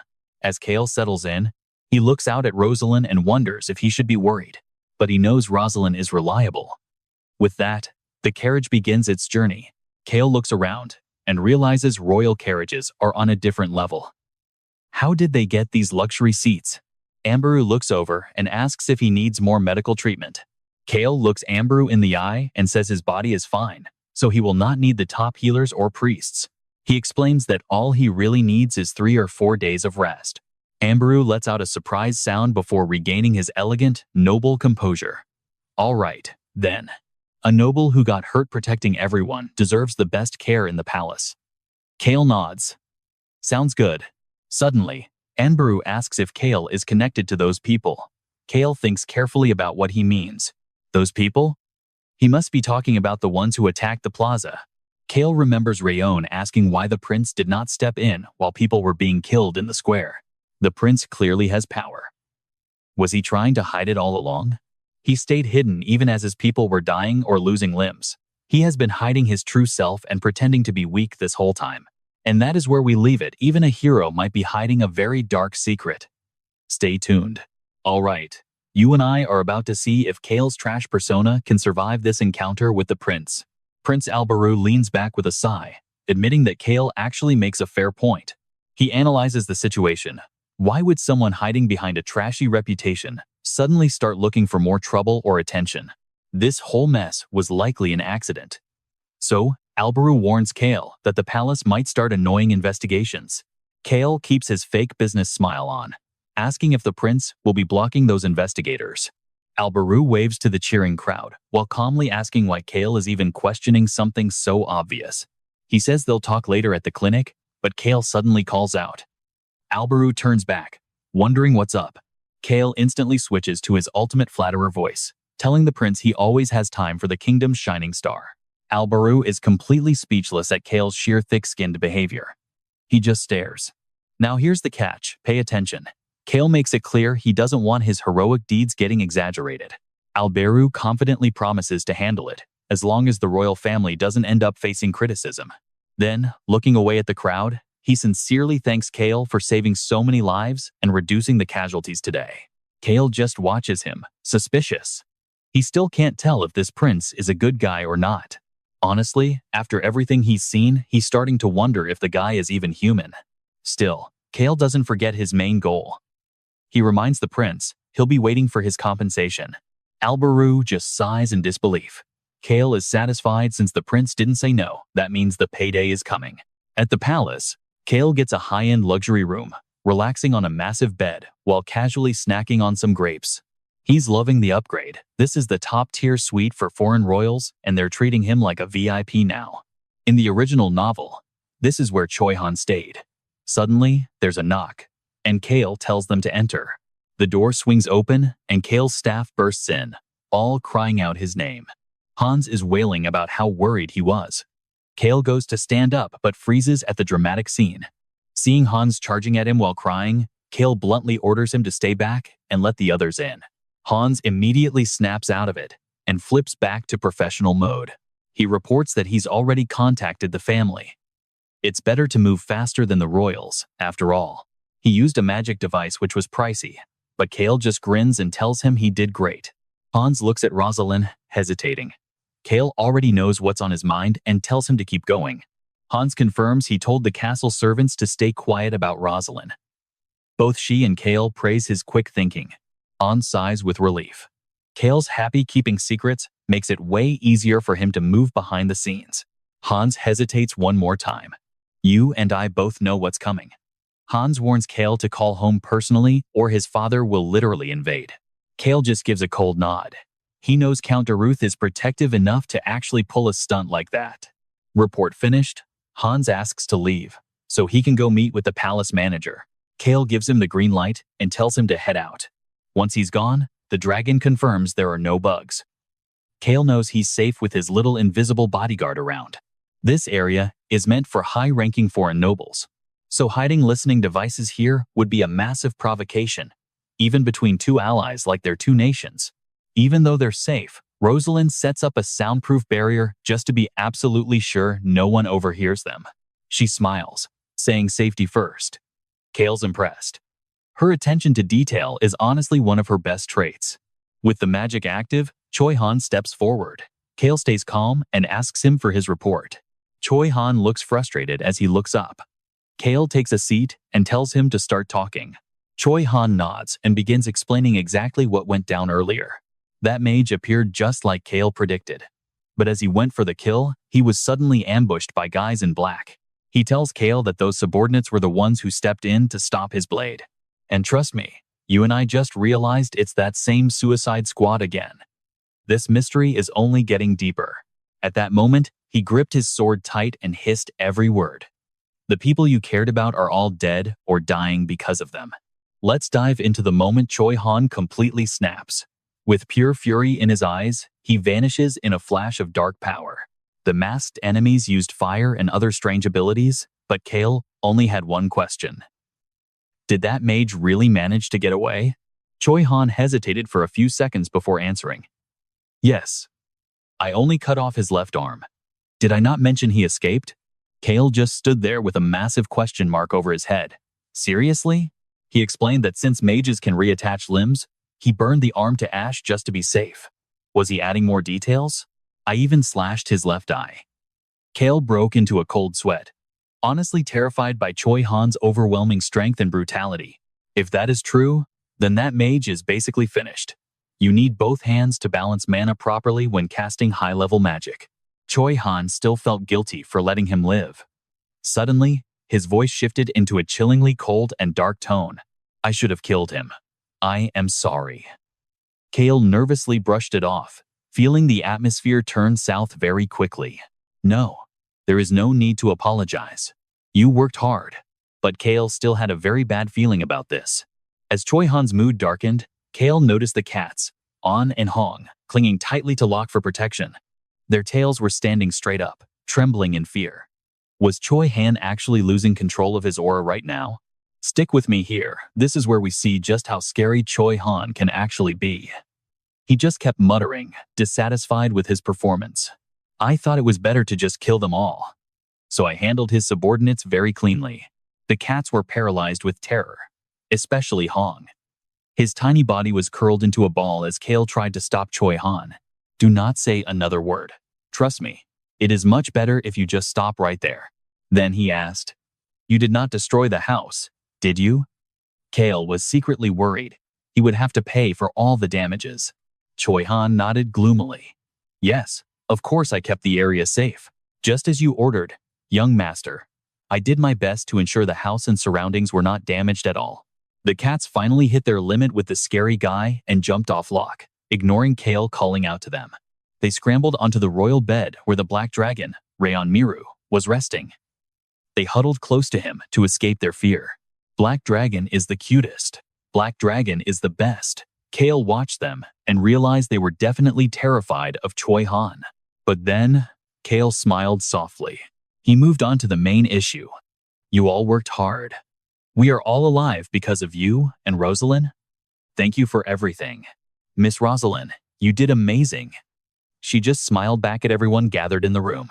Everyone agreed when Round Miru looked at Cale and chirped. "You did a good job too." Cale just chuckled. He did not show much on the outside, but he was truly satisfied with the teammates he had by his side. "Now, you and I both know a big reward is coming. Enter the Crown Prince, Alberu Crossman." He cleared the room immediately. Everyone out. They all nodded and left the two of them alone. "Yes, Your Highness." Now, it was just Cale and Alberu left in the quiet royal room. He stood by the bed and checked on Cale. "How is your body feeling?" Cale gave him a sly smile. "To have Your Highness visit my sickbed? I am deeply moved." Alberu winced. Cale finally stopped joking and got serious. "Thank you." Alberu let out a long, heavy sigh of relief. "All right, I have framed this as you recovering from injuries. A heroic noble who stopped a bomb at the plaza. Since you used your ancient power in public, I labeled it as a weak defensive ability. Just like you wanted. That was the plan, right?" Cale answered naturally. "Yeah." Alberu smiled. "A weak, young noble risking his life to save the kingdom? It is a good look." Cale laughed out loud. Alberu told him that reports and rumors would arrive through his butler tomorrow. "You better read every single one of them." Suddenly, Ron Miru started glowing green and staring Alberu down. The prince broke into a sweat. What now? But the little black dragon was dead certain about one thing. "I am sure of it now. This guy is not human." As the dragon stared, Alberu turned and asked Cale, "Are you even human, Cale?" Cale froze for 5 seconds, totally confused. What is he talking about? "Of course I am a human being, and that is where we leave it." Alberu just laughed. "You and I both saw that twist coming, right? All right, you and I are jumping back into the life of Cale, who is currently dealing with a very confused dragon. Of course you're human," Round Miru insists. "That is a lie. He is not human at all." Cale thinks tiredly. "Dragon, please, can you just stop for 1 second? Why do you keep telling me things I do not want to know?" The black dragon jumps up and says, "In my 4 years of life, this is my first time seeing such an entity." Cale stays silent and starts thinking. 4 years for a dragon means that out of every human, beast, and feline Rayon has met, the Crown Prince is something entirely different? Then Cale says, "Of course. Is there really anything else besides being human? If we live together, we are all just people." Oliver agrees, but offers his own perspective. "That is right. There are no exceptions." However, hearing that word makes Cale annoyed. However, again, can this guy not just stop with the howevers for once? Now pay attention, because Oliver's tone suddenly shifts to something much more serious. He says he smelled something very strange on Cale at the party. This actually surprises Cale quite a bit. What exactly does that mean? Why is Prince Oliver saying something like that? It seems Cale still does not get it, as he starts sniffing his own body. A smell? Wait, did I not just take a bath? This completely freezes Oliver. He sighs and continues. "Both of us have shown our cards, so let us be direct." He says it straight out. "What is the reward that you actually want?" Cale Henitus is famous for being the trash of the Northeast, and though he was kicked from the succession, he shows no signs of resentment or family conflict. Oliver has gathered all the intelligence on Cale, thinking to himself that this guy is supposed to only care about playing around and drinking. By all accounts, he should be a total piece of trash. Yet, the man standing in front of him right now is nothing like that. It is as if he is a completely different person. He glances at Cale, noticing how calm he is, especially after he played such a huge role in protecting the entire kingdom. Cale asks, "Your Highness, can you start by telling me exactly what I am supposed to do?"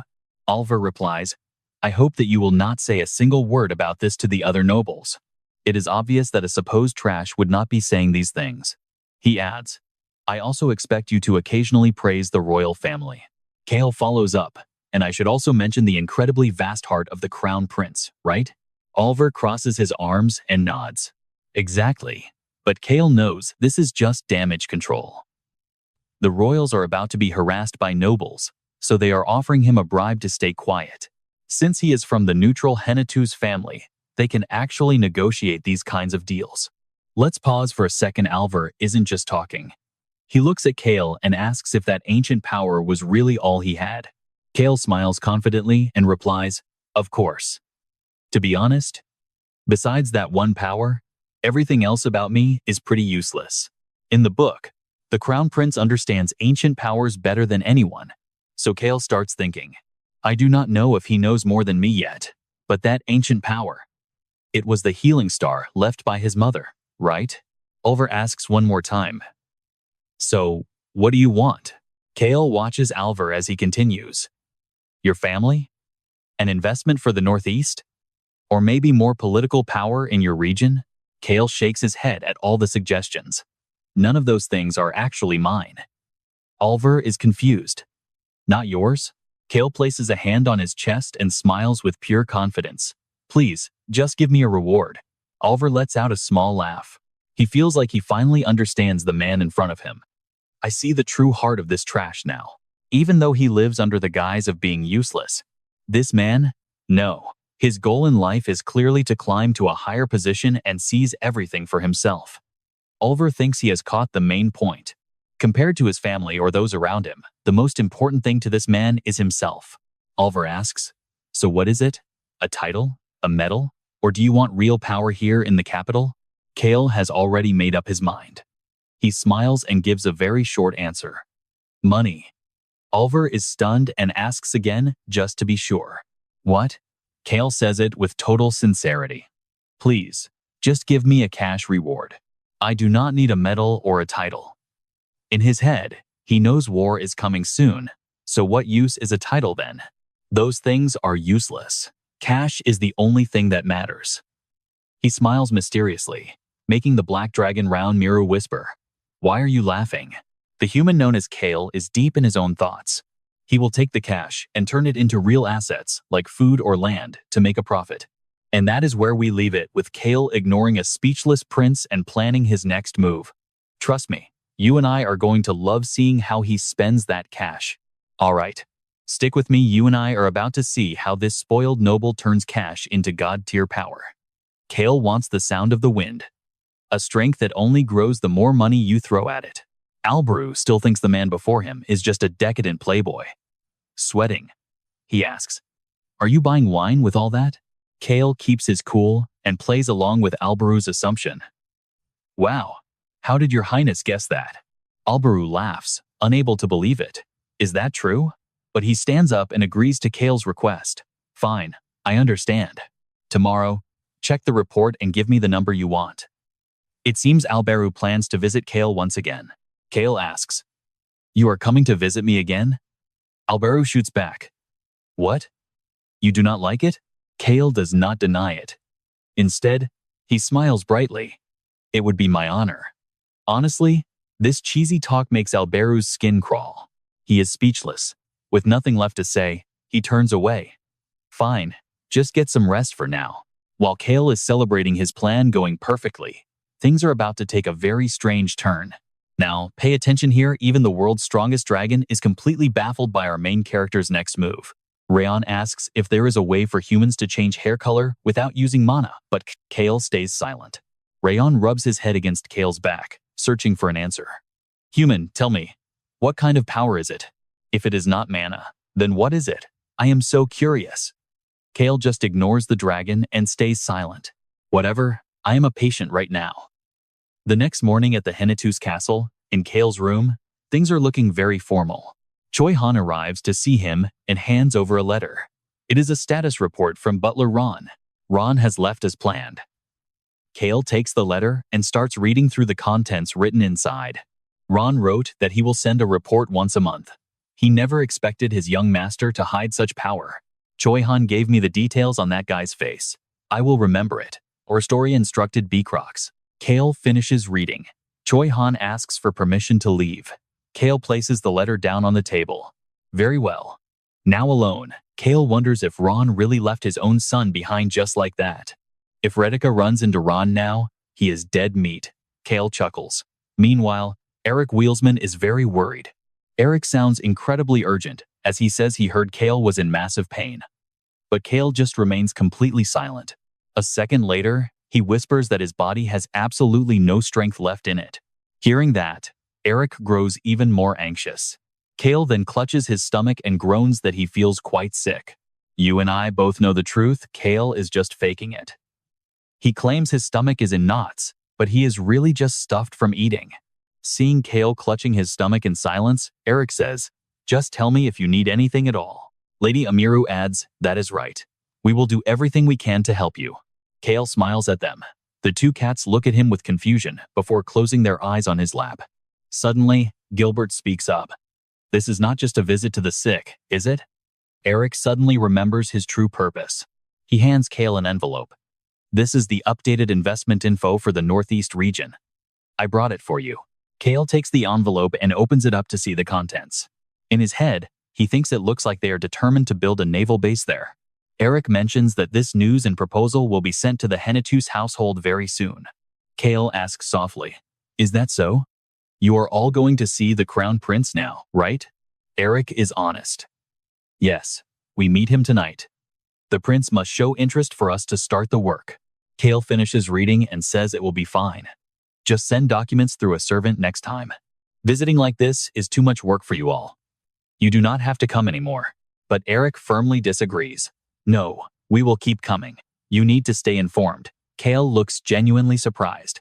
Before leaving, Eric tells him to get some rest. Cale just gives a simple nod in response. After they leave, Choi Han, Rosalind, and Rayon enter. Choi Han looks worried as Cale rubs his neck. Cale is feeling quite annoyed. He sighs and tells them all to just go away. Choi Han seems to think he is the problem and starts to get incredibly nervous. Rosalind speaks up. "I am sorry, but I need Choi Han and Locke." Cale realizes she must return home immediately. If those enemies find out she is alive, they will send assassins to finish the job. She cannot possibly go back to her kingdom alone. And that is where we leave it, trust me. This escort mission is about to get dangerous. With Rosalind's identity exposed, she needs the strongest allies possible to survive the assassins coming her way.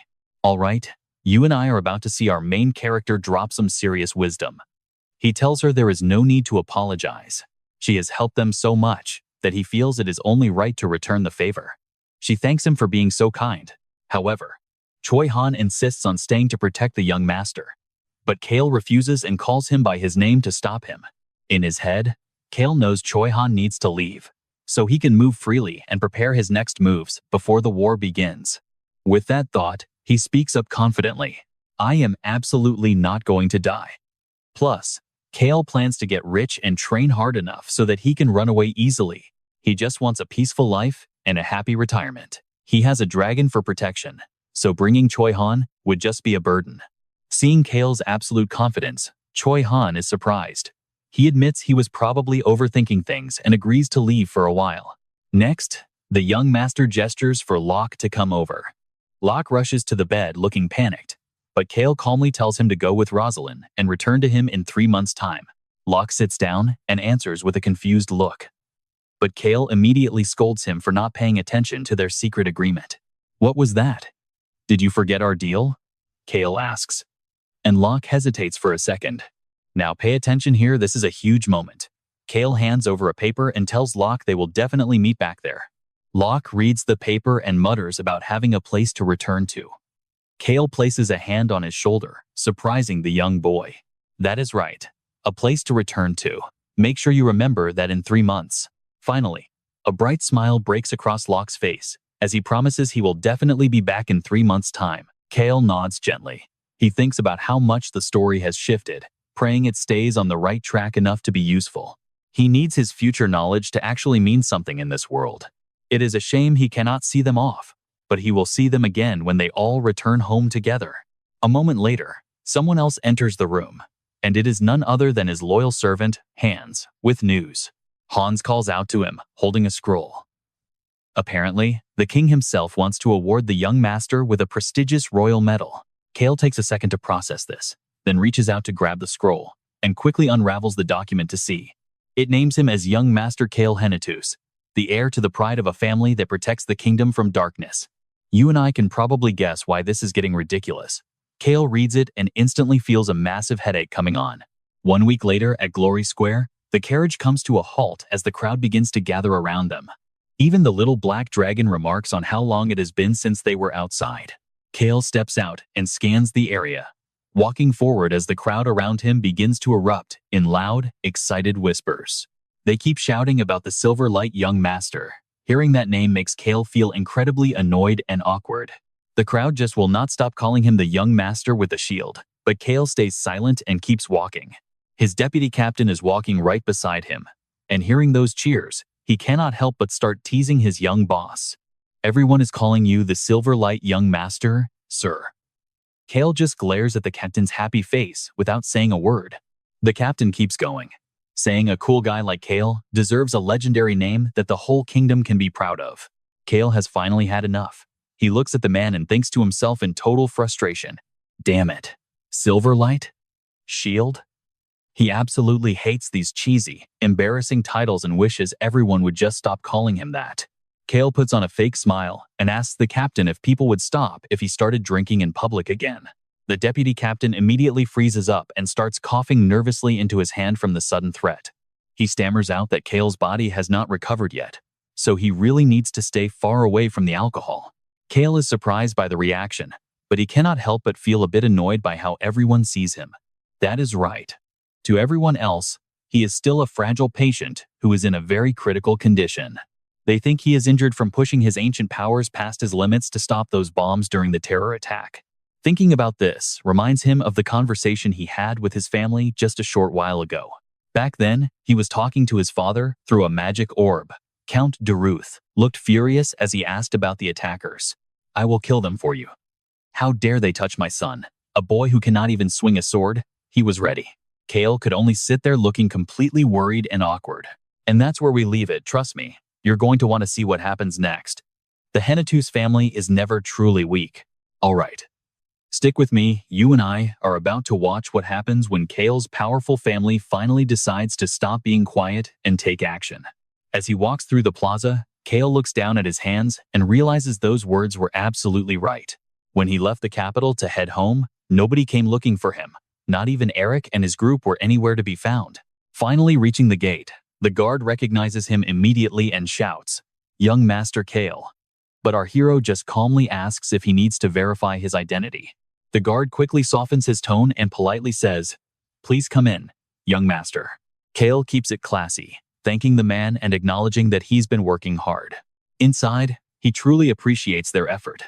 While the guard bows his head and responds with a respectful yes. Even after Cale passes through, the man just stands there silently, watching his back as he walks away.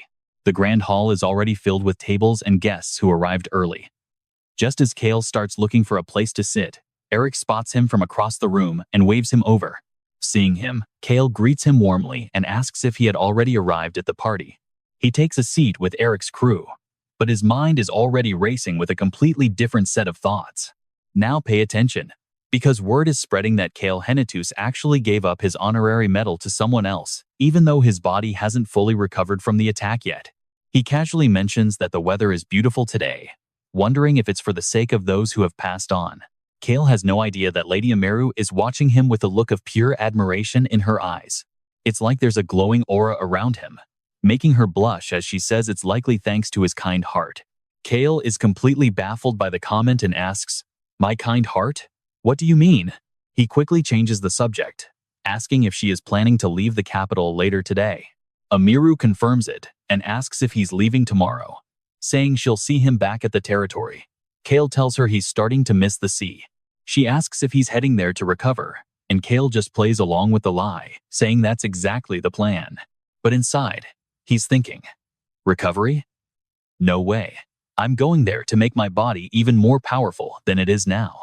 Cale adds that it's not just for his health, and she quickly responds, wondering what else he could be planning.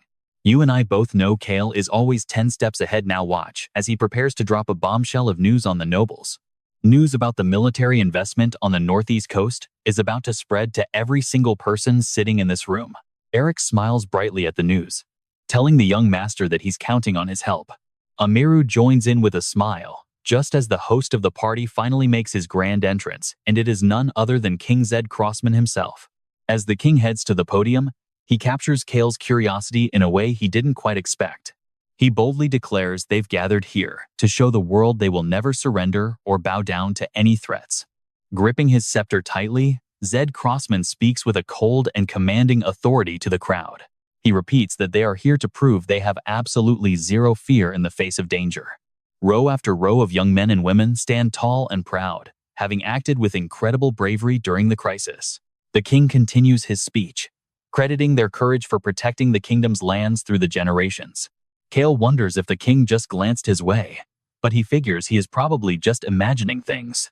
Under the sun god's blessing, a splendid golden gate appears, yet the dragon senses absolutely zero divine power coming from these ordinary humans.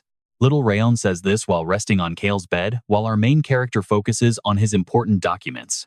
Rayon thinks of Alberu Crossman and adds that only the crown prince feels a little bit special to him. Cale realizes the divine power the Crossman family brags about is a total lie, yet another useless fact for his collection. There's nothing interesting about it at all, so he decides to just keep playing dumb and pretend he knows nothing. Rayon waits for an answer, and Cale tells him this secret stays between the two of them. Hearing that, the dragon is overjoyed. The scene shifts outside, where the invisible little dragon is perched right on Cale's shoulder wherever he goes. A loud voice announces the awarding of medals to those who fought with courage during the most recent battle. A shining medal is pinned to a hero's chest, shimmering brightly under the afternoon sun. The king honors his generals as they kneel in gratitude, while Cale joins in the applause to blend into the crowd. Rayon whispers that humans are strange, just as Venyan Stan suddenly appears right behind Cale and calls out to him. Venyan calls him young Master Cale, and he turns around, asking what the man could possibly want now. And that's where we leave it. And I know this tense standoff with Venyan Stan is just the beginning of a much bigger conflict that's about to explode. Let's jump back in. All the high-ranking noble families are still gathered right here in the capital. Venyan Stan speaks up first, asking why the young master would ever turn down such a prestigious royal medal. Cale remains silent for a moment, scrutinizing the man while wondering what his real goal could be. Even the little dragon finds him irritating and sends a frustrated telepathic message. I want to kill him right now, he says, but Cale tells him to just stay calm. Cale refused the medal simply because he hates being recorded, his unfriendly gaze lingering on Venyan as he continues to calculate everything in his mind. The royal library keeps records of the kings on top, while the lower floors track every hero and their different levels of medals. Now watch this. The palace uses those monthly rewards as a clever excuse to keep every hero under their thumb. While others see it as a grand honor, to Cale, it feels more like a heavy set of shackles. At that thought, a smile crosses his face. When war eventually breaks out, who will even remember the person who stopped a plaza terror attack? With that thought, Cale stands up to answer Venyan Stan. What is there to regret? If it is not written down, people will just forget it soon enough anyway. I was already hurt enough, so I have no regrets. He spreads his arms wide, saying that just being alive is enough. I see, Venyan replies coldly, as Cale continues with his humble act as if it were obvious. He asks how a coward like himself could ever accept a medal, leaving Venyan Stan looking away in total silence, completely speechless at the response. High above them, King Zed Crossman continues his loud speech. This event ends now, but I will never forget this moment or the brave people who risked everything. I will keep them in my heart forever. Cale looks up at the clear blue sky and clouds. Nearby, someone has placed a single flower on the ground to honor the fallen. Soon, many more flowers appear as Eric, Jubert, and Lady Amiru join together in a quiet prayer. Cale closes his eyes in silence, while Prince Alberu Crossman does the same nearby. The prince said he didn't need to attend the memorial, but Cale came anyway because he understands the heavy weight of every life lost. He places a hand over his heart, showing his own brand of respect for those who did not make it. Suddenly, Eric Winmans rushes over, pointing at his face and frantically asking if he is exhausted or feeling some kind of heart pain. Cale is left speechless. But Eric soon realizes he made a mistake and awkwardly scratches his head when he sees he was wrong. Cale can only give him a helpless, exhausted smile.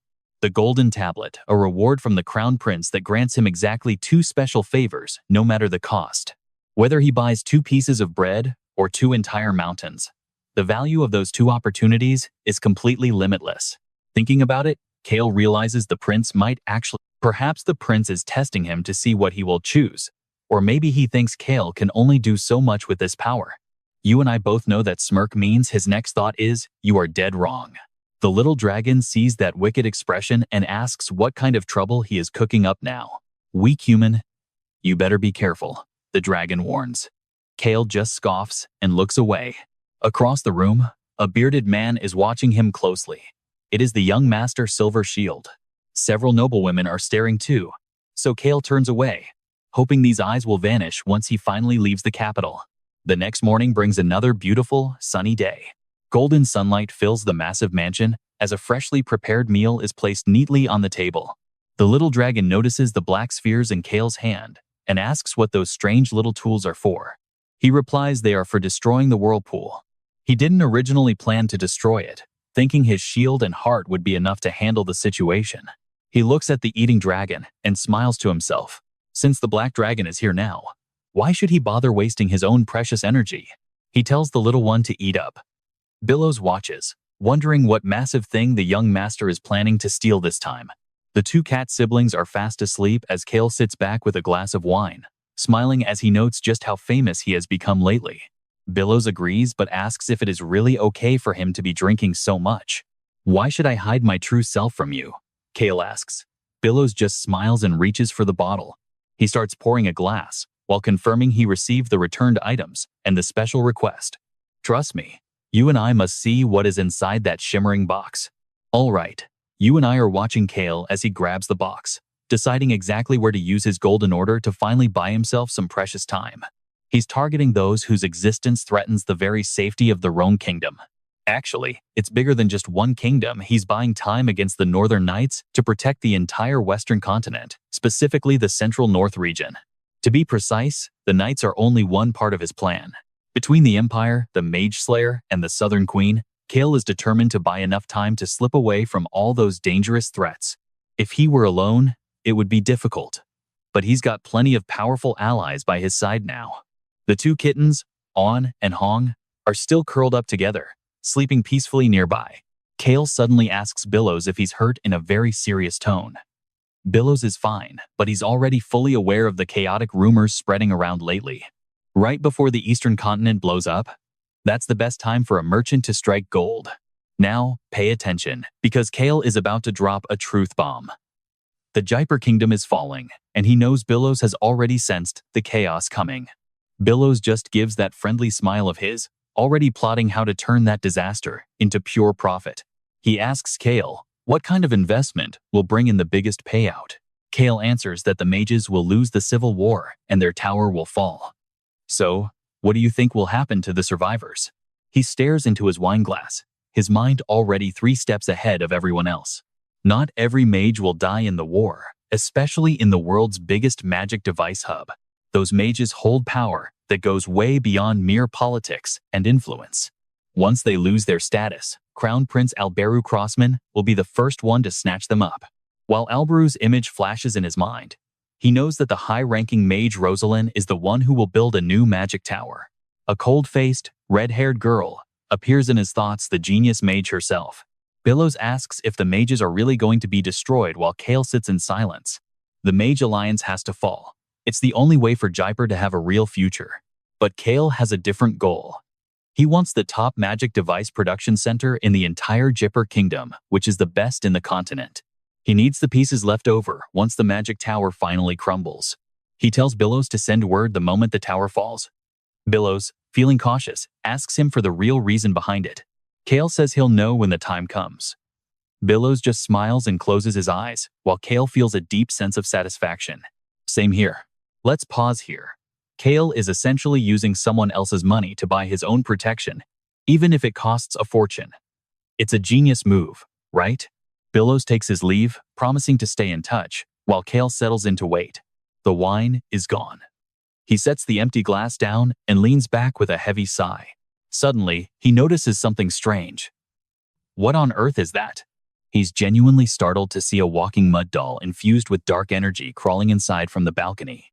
It looks like a creepy lump of dirt radiating dark power. Rayon senses the power of a god.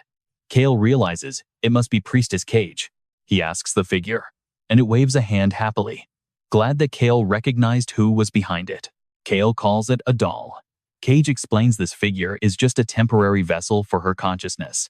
It's a one-time use item. Cale is impressed by the skills of a true necromancer. Then, he shifts his gaze toward the small black dragon. Raon is talking openly without being invisible. He must know the doll's hearing is limited. Just how powerful has this little dragon actually become? It's really impressive. The doll mentions they're leaving the capital today, knowing Cale probably hates being contacted like this. The doll climbs onto a chair, while Cale silently agrees with its assessment. Cage promises that once she reaches a much higher position in the future, she'll pay back the massive debt she owes to Cale. A vision of Taylor Stan smiling appears, but Cale just brushes it off, saying it's unnecessary. The doll responds, once they get what they want, they'll need a way to send news. Cale tells them to do whatever they want and to stay healthy. Light erupts from the doll's body before it dissolves into a cloud of dark smoke. And that's where we leave it. Raon's finally getting his revenge, and Cale's given the green light. Trust me, you'll want to see what happens next. Alright, you and I are back with our favorite black dragon, who is currently sparkling with pure joy. He says he will repay his debt of favor when the time finally comes for them to take their revenge. Hearing those words, Cale tells the little dragon to just do whatever he wants, making the dragon cheer in excitement. Cale sips his wine, wondering if this is really okay, since this little dragon is actually quite savage. He takes another drink while the small dragon stays right by his side, happily humming a random little tune. After a long night of dragon lullabies about revenge, the scene shifts to Rosalyn handing over a few books. These are books about the language of the Roan Kingdom and the common tongue used across the mainland. The little dragon takes them, bragging that since he is a great being, he will learn it all very quickly. Rosalind plays along, agreeing that he is indeed great and hoping he eventually gets a really cool name for himself. The dragon says he will let Cale name him, as Rosalind just gives a beautiful smile and looks away. Cale is busy talking to someone else and looks up, totally confused by the look she is giving him. She tells the dragon that Cale-nim will understand him, and the little guy just huffs and turns his head away. She watches him with a smile, while Cale continues his conversation with the others nearby. Locke pounds his chest and vows to become truly powerful before his return, then reminds the children to listen to the young master and think carefully about their future path. He warns them that the decision they make now will determine the fate and future of their entire lives. They need to stay strong. Suddenly, a voice calls out to Cale-nim, breaking the serious moment of determination. The request is simple: if he sees that mage again, the dragon should be ordered to kill him instantly. Choi Han is serious, telling him to make sure the dragon takes the head instead of just an arm. Trust me. You and I don't want to mess with these guys when they are in full revenge mode. As Choi Han tries to say more, Cale raises a hand to stop the overly dramatic and cliché speech. Cale just smiles and tells him not to get hurt, which Choi Han answers with a very handsome grin. He promises they will be careful, and Cale boards the carriage, followed closely by the two cat siblings. Rosalind and Choi Han watch the carriage leave, with the black dragon already settled down right beside Cale. Looking out through the window, Cale tells the deputy butler Hans that it is finally time to depart. He looks back one last time as the butler and all the servants gather there to say their goodbyes. They all shout their goodbyes, wishing him a safe return and saying it was an honor to host him, promising to wait for the day they can see him again. Cale waves a hand back at them to acknowledge the farewell before finally pulling the curtains closed for the trip. He leans back into his seat with a sigh, getting goosebumps since he has no plans to return there. The carriage travels for a long time under the bright sun until the coastal landscape begins to appear. The red cat stares outside in awe, noticing the salty air and the jagged rocks hitting the water. Both cat siblings lean out the window together, asking with wide eyes if this is actually the sea. Cale looks at the glowing golden orb in his hand, asking if this is the mana from the bombs. The dragon confirms it, excited that they can now create even more powerful magic bombs for their journey. Cale smiles as the carriage winds along a high cliff road with the crashing blue ocean directly below them. The gray cat cries out in excitement about how high the cliffs actually are from where they sit. Let me introduce the Cliff of Winds, a scenic spot in the Ubar territory with whirlpools across the sea. These whirlpools are exactly why the waters near the coast have become such a dangerous place. Now, pay attention here. This is where a legendary powerhouse once found the sound of the wind. That person was known as an invincible warrior across the entire Western continent in the original story. He was reportedly even stronger than Locke the savage yet intelligent leader of the Blue Wolf tribe, the tyrant Tunka. He is known as one of the most brutal kings around. Cale puts the golden orb away in a box, focused on the important task he has ahead of him. According to the events in the novel, there is still a little bit of time before Tunka arrives at this location, so Cale realizes he needs to make his move first. He tucks the box into his pocket but suddenly stops when he spots something moving out on the water. Something is moving strangely just above the surface, making the two cats jump up with pure excitement and wonder. Even Cale is stunned by the sight, wondering out loud if those massive shapes are actually a group of whales. You and I will just have to wait and see if these are normal whales or something far more mysterious. You and I are jumping into a moment where even the baby dragon senses a terrifying presence. Cale feels the chill too. His bad gut feeling is proving to be exactly right. Cale suddenly feels the pressure as his thoughts start spinning. He is worried that Amiru, standing right there, might have already noticed him standing out like this. She steps closer and recounts the recent events. While they were surveying the coast a few days ago, they rescued a man who just regained consciousness. That news hits him like a ton of bricks. Talk about having some serious bad luck. He listens intently as she continues the story. The man was unconscious and nearly swallowed up by a massive, deadly whirlpool. She wondered what to do next, while maintaining a polite, respectful distance from him. Remembering what the young master did at the plaza, she decided she had to save that man. She looks him in the eye, hands folded, and shares her own personal philosophy. Human life is precious, isn't it? He stuffs a hand in his pocket and reluctantly agrees with her. That is the exact answer she predicted. She knew the young master would say something like that. Amiru describes the rugged man she helped that day. Based on his unique clothing and massive physique, he seems to be a tribesman from the Whipper Kingdom. A massive frame, tight clothes, and a gold belt. The image flashes clearly in Cale's mind. He knows exactly who this person is. It is definitely Tunka. His background is insane. He leads the non-mage alliance in their war against the mages. He is the one leading that alliance. A man from a tribe the kingdom's citizens call barbarians. But true barbarians do not exist. Everyone starts with the same brain. They just grow and evolve in their own unique ways. These non-magic tribes live in the rugged mountains and dangerous coastal areas of the Whipper Kingdom. They push physical strength to the absolute limit, wanting to tear down the Mage Kingdom once and for all. A place built for mages only. They want to reset everything back to its original state. Outsiders might see a barbarian invasion, but to them, it is a desperate fight for freedom. Raw instinct versus rigid rules. Even knowing this, Cale still has some serious concerns. Pay attention here. The problem is Tunka is known for being a simpleton. Cale wonders if a smart barbarian even exists, based on what he read. He is just a straightforward guy with zero brains and massive muscles. A man with very developed limbs. But idiots like him are the most dangerous. Cale sighs, unable to wrap his head around it.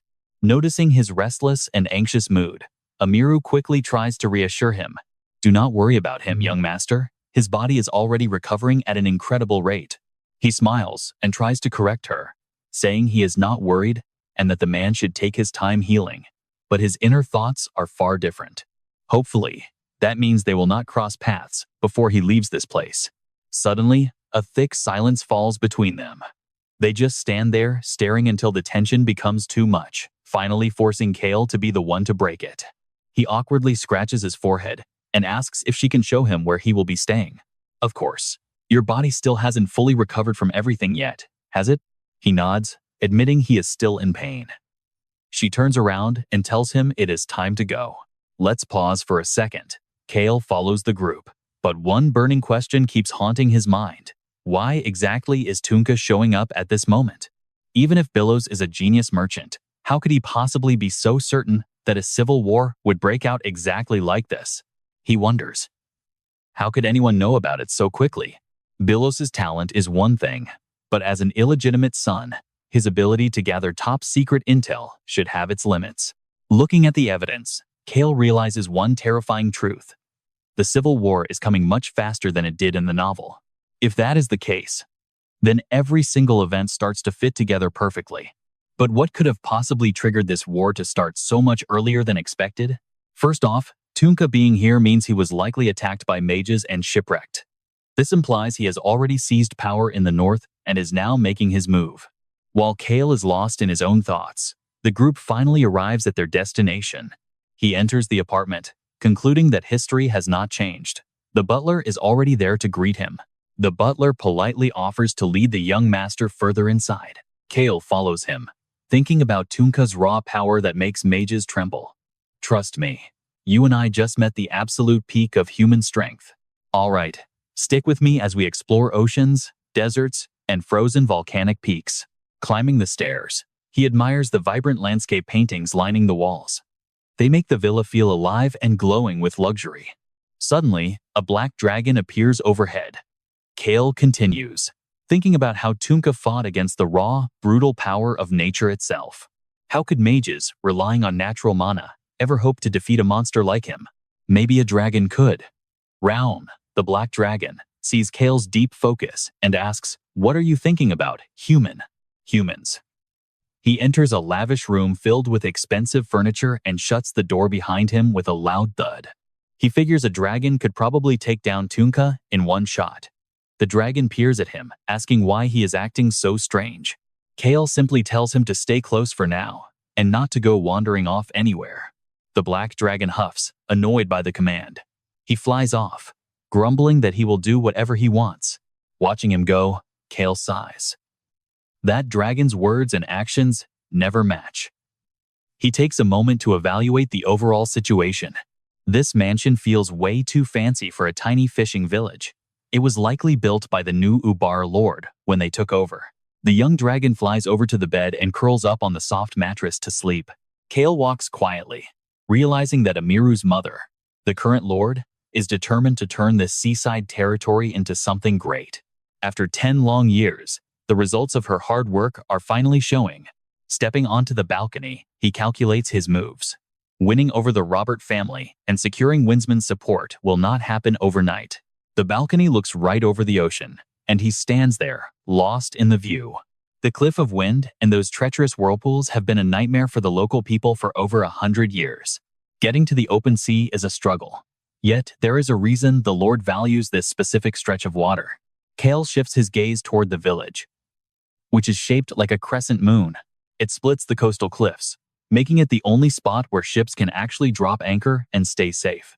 He notices the scattered islands out there, positioned almost like they are standing in a tactical military formation. The scenery is beautiful, but from a military standpoint, this place is absolutely perfect. Here is the plan tomorrow. You and I are watching him head to the smallest island for the sound of the wind. It is a power that is silent but incredibly fierce. At least, that is how Tunka described it in the story. Cale turns back into the room, his mind set. That is the exact kind of power he wants. Something that lets him escape quietly while leaving the strongest enemies in total chaos. He smirks, already looking forward to tomorrow. Night falls, and the villa glows brightly against the dark sky. Cale cannot help but wear a satisfied grin. He acts friendly, as the kids excitedly explain that Beecrocs prepared a special seafood feast just for the young master. The two little ones tell him how much Beecrocs loves the sea before inviting him to eat. "Please eat your fill," they say. Cale nods gently, and suddenly, a cart arrives overflowing with beautifully prepared, colorful dishes. Beecrocs, with his hair slicked back perfectly, begins setting the table with the various plates. Another teenager dressed in a very sharp suit is there to help him. That is Mize. He offers the meal with a bright smile. Cale simply thanks him for the hard work. Bringing the kids to help was a smart move. They cheer happily and then rush out of the room. Maze asks Beecrocs if he is coming, but the chef lingers, his eyes still fixed firmly on the young master. You and I can see Beecrocs watching him eat in total silence. It is honestly a bit unnerving. Despite the stare, Cale eats calmly, feeling like he has a strict babysitter. He remembers when they first arrived. Back then, one of the kids said something like this: "Young master, we want to work too." Mize had put a hand over his heart, speaking with absolute determination and a deep sense of purpose to Cale. Locke told them they could not just let the young master feed them for free. The other kids all nodded in agreement. So Cale suggested they go help Beecrocs down in the kitchen. Mace originally thought helping the knights would be much better for their training. But since Cale suggested the kitchen, they promised to work their absolute hardest. The little ones chimed in as one, shouting that they would work very hard. Cale explained that they are still too small for night duty. It is dangerous. Better to just help Beecrocs chop some vegetables. And trust me, seeing Mice happily agree makes you and I realize just how much these kids truly respect him now. Alright, you and I are about to see our main character settle into a very unexpected role babysitter for future warriors. The kids were taken into the organization. There, he looked after their every need, even teaching them the basics of cooking from scratch. It was a total struggle at first. Those kids were absolute disasters in the kitchen. Seeing those messy plates made him facepalm and sigh deeply. Back in the real world, he felt less like a powerful hero and much more like a frustrated full-time nanny. Sensing his master's gaze, Big Crocs wondered to himself, "Wait, is he looking over here at me?" Caught in the act, he looked away and started humming. As Big Crocs pushed the cart near the door, he finally spoke up. "I'm eating now. Thanks for these delicious dishes," he said, making the big man freeze. Big Crocs responded with a simple acknowledgement. Now, only he and 2 kittens, one red, one white, remained. They slowly crawled out from under the chair. He started wondering something. Why was this guy taking his father's place in doing all of this? Big Crocs did not have to bring this much food, but somehow, he started doing exactly what John used to do. Every single day. Thanks to him, the loss of John did not feel so empty. He then called the 2 kittens over to come and eat. Hearing that invitation, they excitedly climbed onto the table to enjoy the delicious, fragrant meal.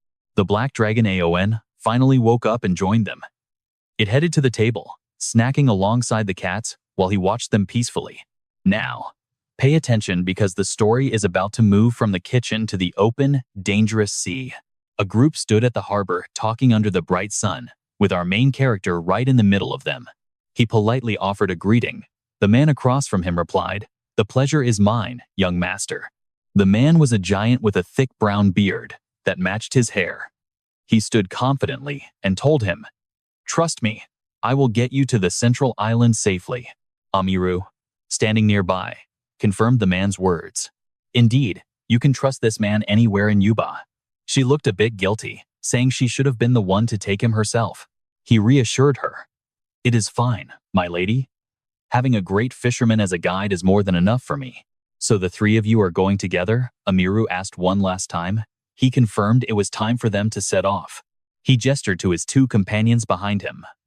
The fisherman in charge of the voyage spoke up with a very warm smile. "Please, get on board."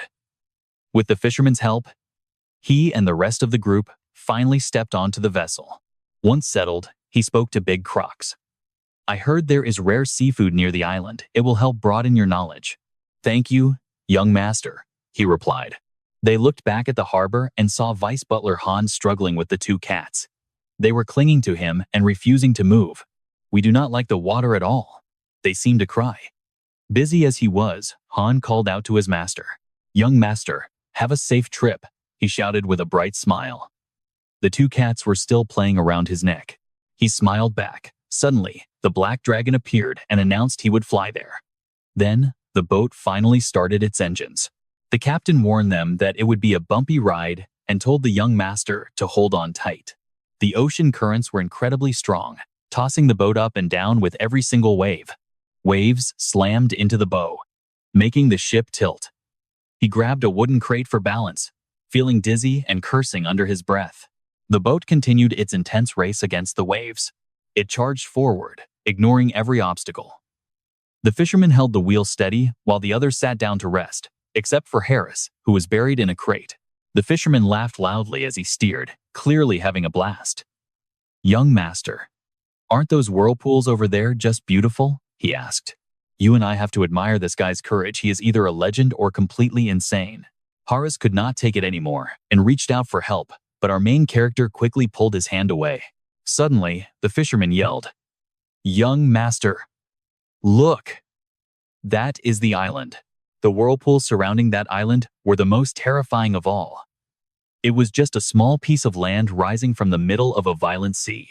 Despite the view, he was feeling terrible. His head was spinning, and he realized he was definitely getting seasick. He imagined that if they got sucked in, they would be dead for sure. The fisherman just laughed at the thought. "If we get caught in that, just prepare to say goodbye to this life." He felt exhausted and helpless hearing that. The man continued, saying legends claim a thief stole from the gods, and that is how those whirlpools were originally formed. While he was talking, A massive wave suddenly struck the ship, making it tilt dangerously to the side. And that is where we leave it for now, with the boat nearly flipping and poor Harris looking like he has seen a ghost. All right, you and I are heading to a mysterious island with a massive secret. The son replies, Sorry, Dad, but both of them seem perfectly fine and awake, likely because they are so used to these rough waves. The fisherman smiles at Cale and says, That is how it is, young master. At that moment, Cale turns to the old fisherman. Cale is barely holding it together against some brutal seasickness as he tells them, Just get us to the island first. With a grin, the fisherman mentions that Lady Amiru said the exact same thing. I will take you there now.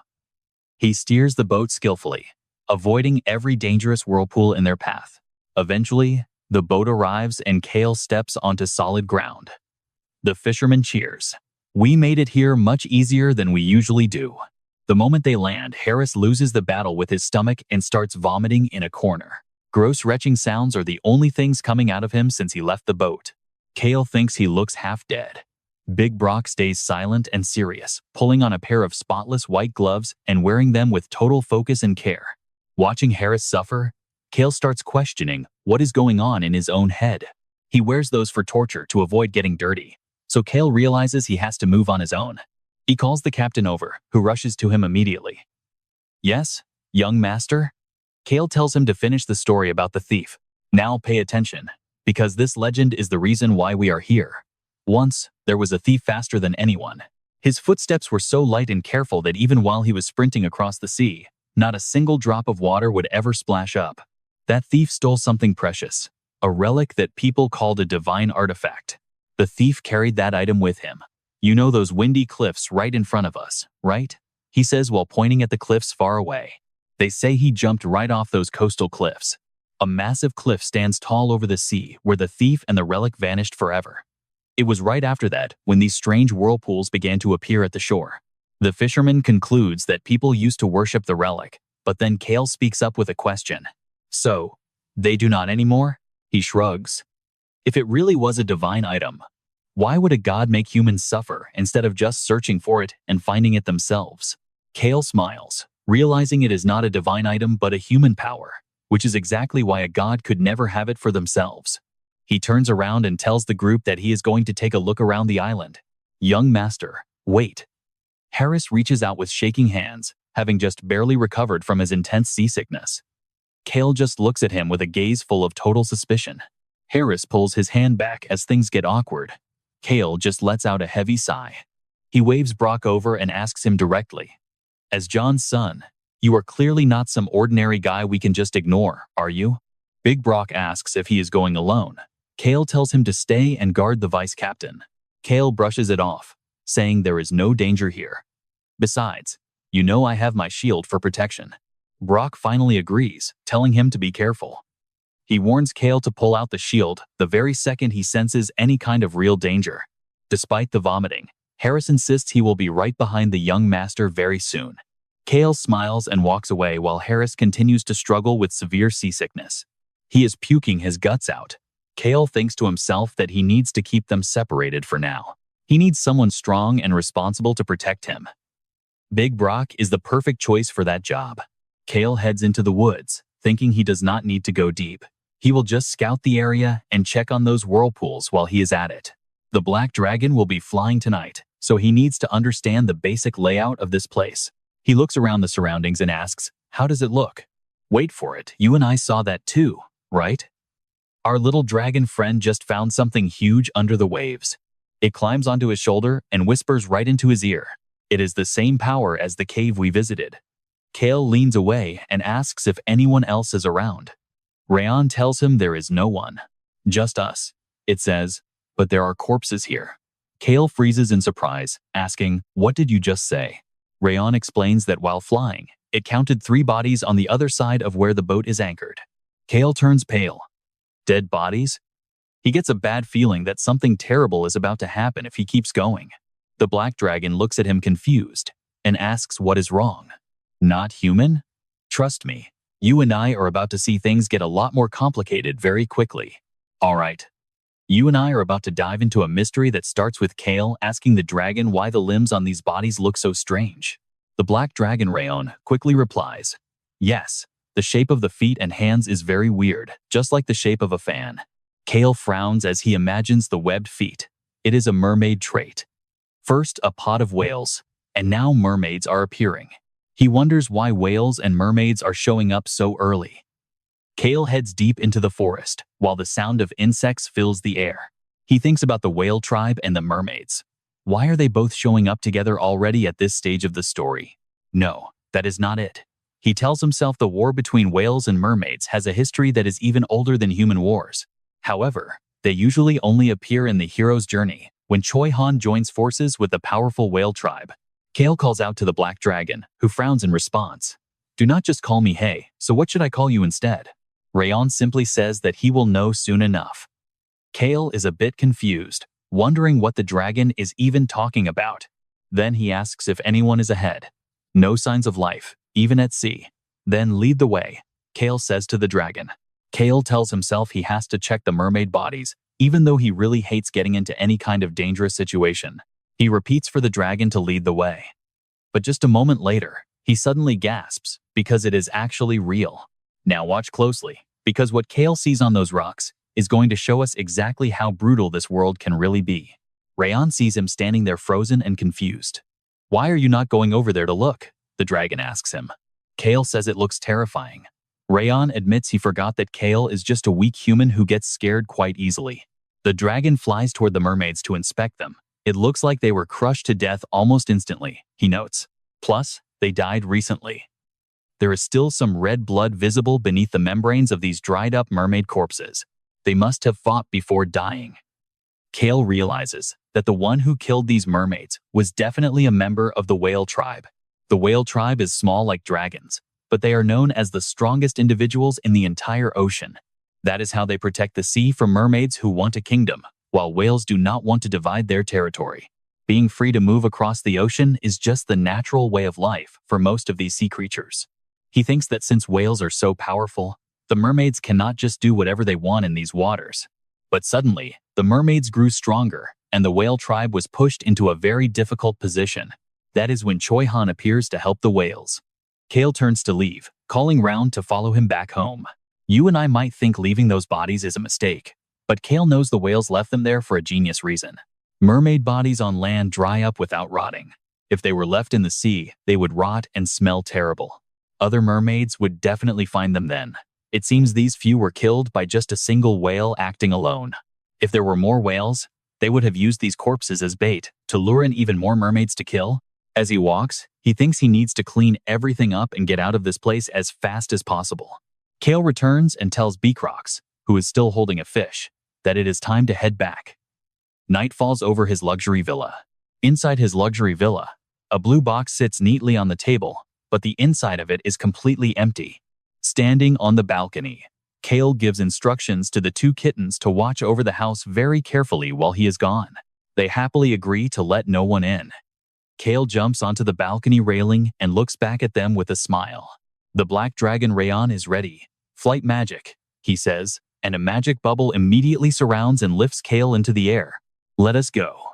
The bubble carries Cale across the coast, and the view from above is not at all what he imagined. The sea is incredibly vast, but at night, it is nothing but a pitch black and empty void. Looking at the ocean at this hour is creepy. Cale thinks to himself that Tonka is definitely a total psychopath. Tonka loves dangerous things. In fact, calling him crazy is probably the only way to accurately describe him. This is his first time at the sea at night, but Cale has to admit that it is quite interesting. He pictures the brown-haired man with the scar jumping into whirlpools. Cale has no intention of ever doing that. Rayon turns to ask if they are in the right spot. Cale hears him and slowly nods his head in agreement. He tells the dragon to proceed. Rayon agrees, calling him human. As Cale reaches deep into his pocket to find something, he pulls out a glowing red orb, and Raon uses his blue magic to power it up for their mission. This is not the same bomb used by the secret organization in the hero's story. This is a much higher grade of magic bomb. Trust me, you and I are about to see a blast like the magic bombs developed by the Whipper Kingdom in the original story.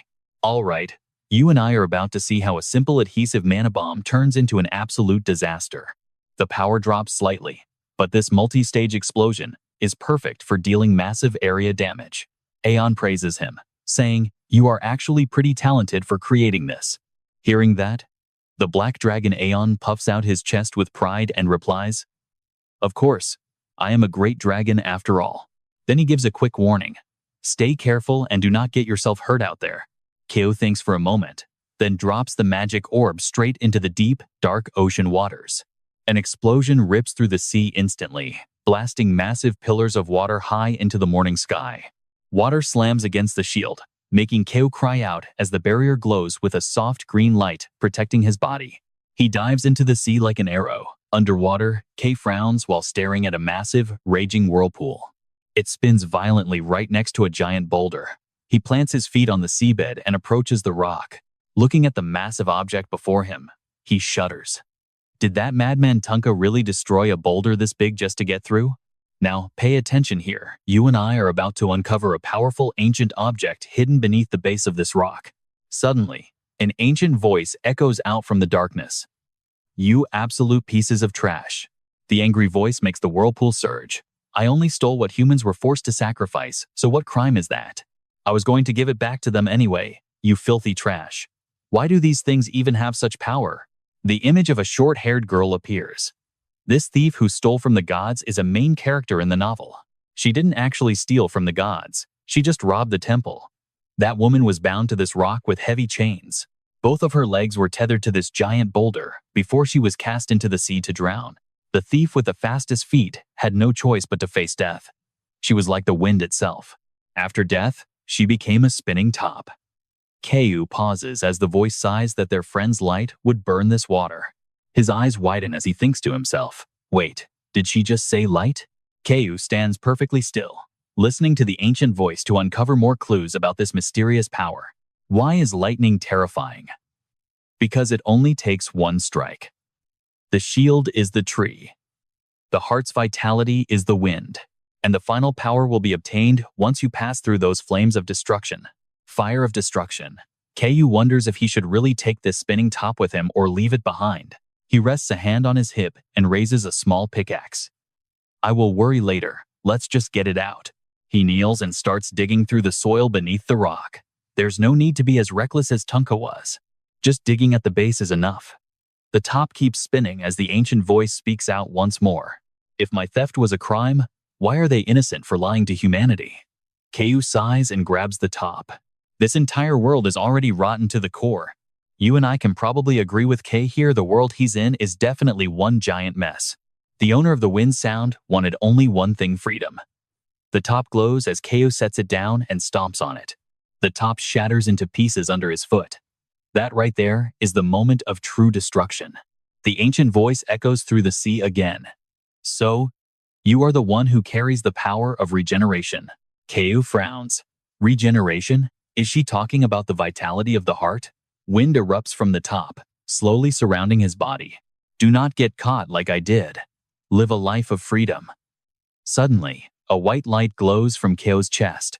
It seems he can finally feel the true power of the wind. His eyes widen as the wind surges through his chest. He clutches his heart and gasps for air. What is this? The wind moves to his legs, forming a silver cyclone tattoo on his ankle. He turns back to look at the rock. Did the vitality of the heart grow stronger because of the sound of the wind? His watch alarms suddenly. He tells himself it is time to head back up. Winds swirl violently from his feet to his head. Kay uses the force of the wind to launch himself through the water. The wind pulls the water into a massive vortex, propelling him forward. Within a week, the other whirlpools will vanish too. A moment later, Kale breaks the surface.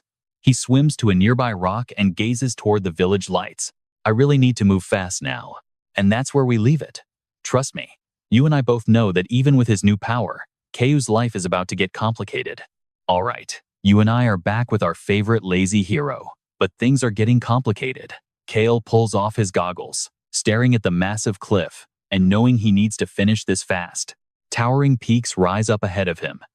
As he drifts in the water, he thinks to himself, finally, "I found it." He immediately swims forward, cutting through the current with ease. After Tunka claimed the sound of the wind, Cale found a very different opportunity waiting right here. At the very end of the path lies a hidden cave. Cale leans down, pressing his hands against the ground to steady himself as he stands. He begins to step inside, knowing that while this chance was not necessary for Tunka, it is a different story for him. This specific material is going to be incredibly useful for his own goals. If he combines this with the items Locke brings back later, the Queen of the Great Forest will have no choice but to strike a deal with him. He sits by the cave entrance to rest for a moment while the waves whisper outside. He smiles, knowing the Queen must save her forest at any cost. The sky outside remains pitch black, with only the occasional shimmering star decorating the dark canvas above. Cale knows the time has come. Suddenly, a voice echoes from behind him. "Hey, weak human. You didn't get yourself hurt, did you?" The owner of that voice is none other than the Black Dragon, Reborn. He points a sharp claw toward the darkness, explaining that a creature is inside the cave. It is dying, but it is not a corpse yet, so Cale should not be scared. Hearing Reborn's words, Cale slowly stands up. He wonders if that is the reason for the strange sounds echoing deep within the cavern. Even from the entrance, a heavy, thick scent of blood begins to waft through the air. The smell makes Cale turn a bit pale. He starts wondering if he should just jump back into the water and go home. He weighs his options, genuinely afraid of the gore inside. Maybe he should just ask the Black Dragon to carry the guy back for him. Now watch this part closely. A hand suddenly crawls out from the shadows. Cale freezes, his face turning ghostly white as a desperate voice begs for help. Sweat begins to pour down his face as his expression shifts into one of pure, utter shock. A man is crawling across the ground, struggling to move. He has beautiful, long blue hair, but his face is pale and exhausted from his heavy injuries. He whispers weakly, saying he must stay alive because there is something he absolutely has to do. His arm is dripping with blood and a strange green sap.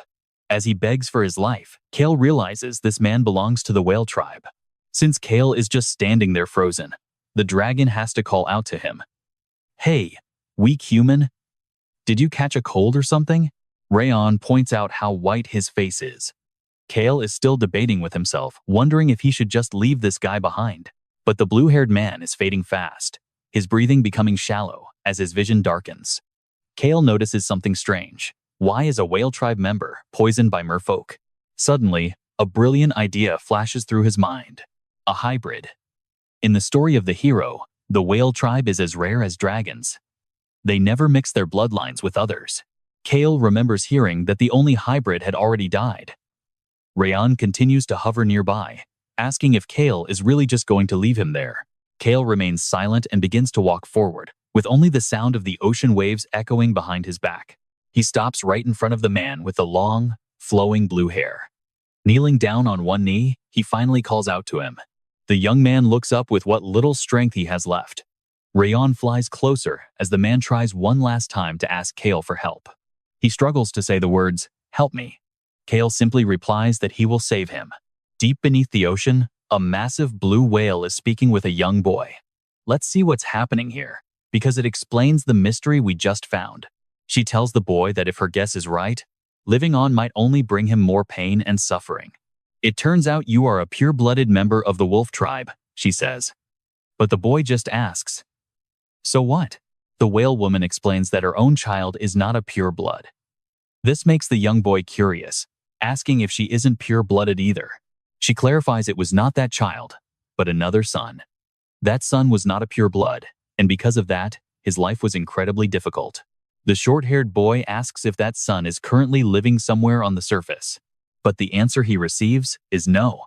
He was an ill-fated child who passed away long before she did. Back in the cave, the young man from the whale tribe is no longer able to stay conscious. His eyes struggle to stay open as he shivers with a cold sweat.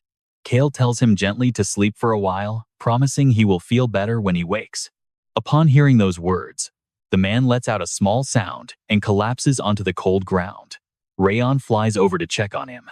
Cale stands at the cave entrance with his hands on his hips, looking down at the fallen man and realizing this is going to be a mess.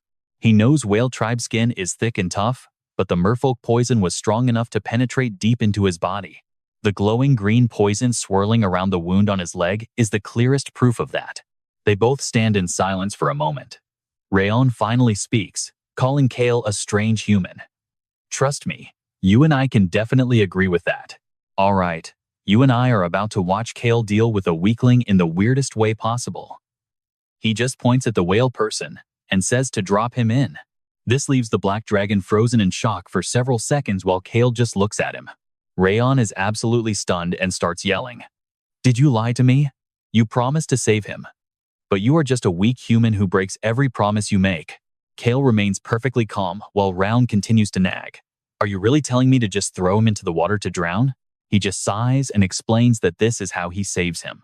Trust me, this is for his own good. If he is soaked in this water, remember that corpse we found earlier? The black dragon, Rayon, is still incredibly confused. What on earth are you planning to make me do? Cale casually replies, what else? Chop off the corpse's arm. Cale's request makes the dragon's jaw drop. Even though he does not quite understand, Rayon still agrees to follow along. First, I will do as you say. While Cale starts calculating his next move. It is about time to get moving. He steps deeper into the cave. Pay attention here, because this blue energy filling the cave is exactly what Cale was looking for.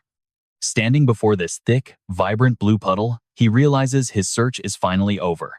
This was the opportunity Tunka found in a small puddle. He reaches into the small pouch at his waist and pulls out a bottle to collect the glowing water. This is the specific liquid used to suppress fire. If he soaks the item, the dragon brought back into this water, letting it absorb these unique properties, it will transform into a priceless treasure that can save the massive, dying forest. Rayon did exactly what he was told. He chopped off the arm and is now curled up, resting next to the whale tribe member near the entrance. Hearing a noise from behind, Rayon looks up. Cale has just walked out of the cave and is heading over. With a bright smile on his face, he says, let's go. On and Hong see him return and immediately jump into his arms. The young master is finally back. That butler has been knocking on the door like crazy this whole time. Cale notices the noise coming from outside the door. Young master. Young master. The servant outside sounds like she is about to cry.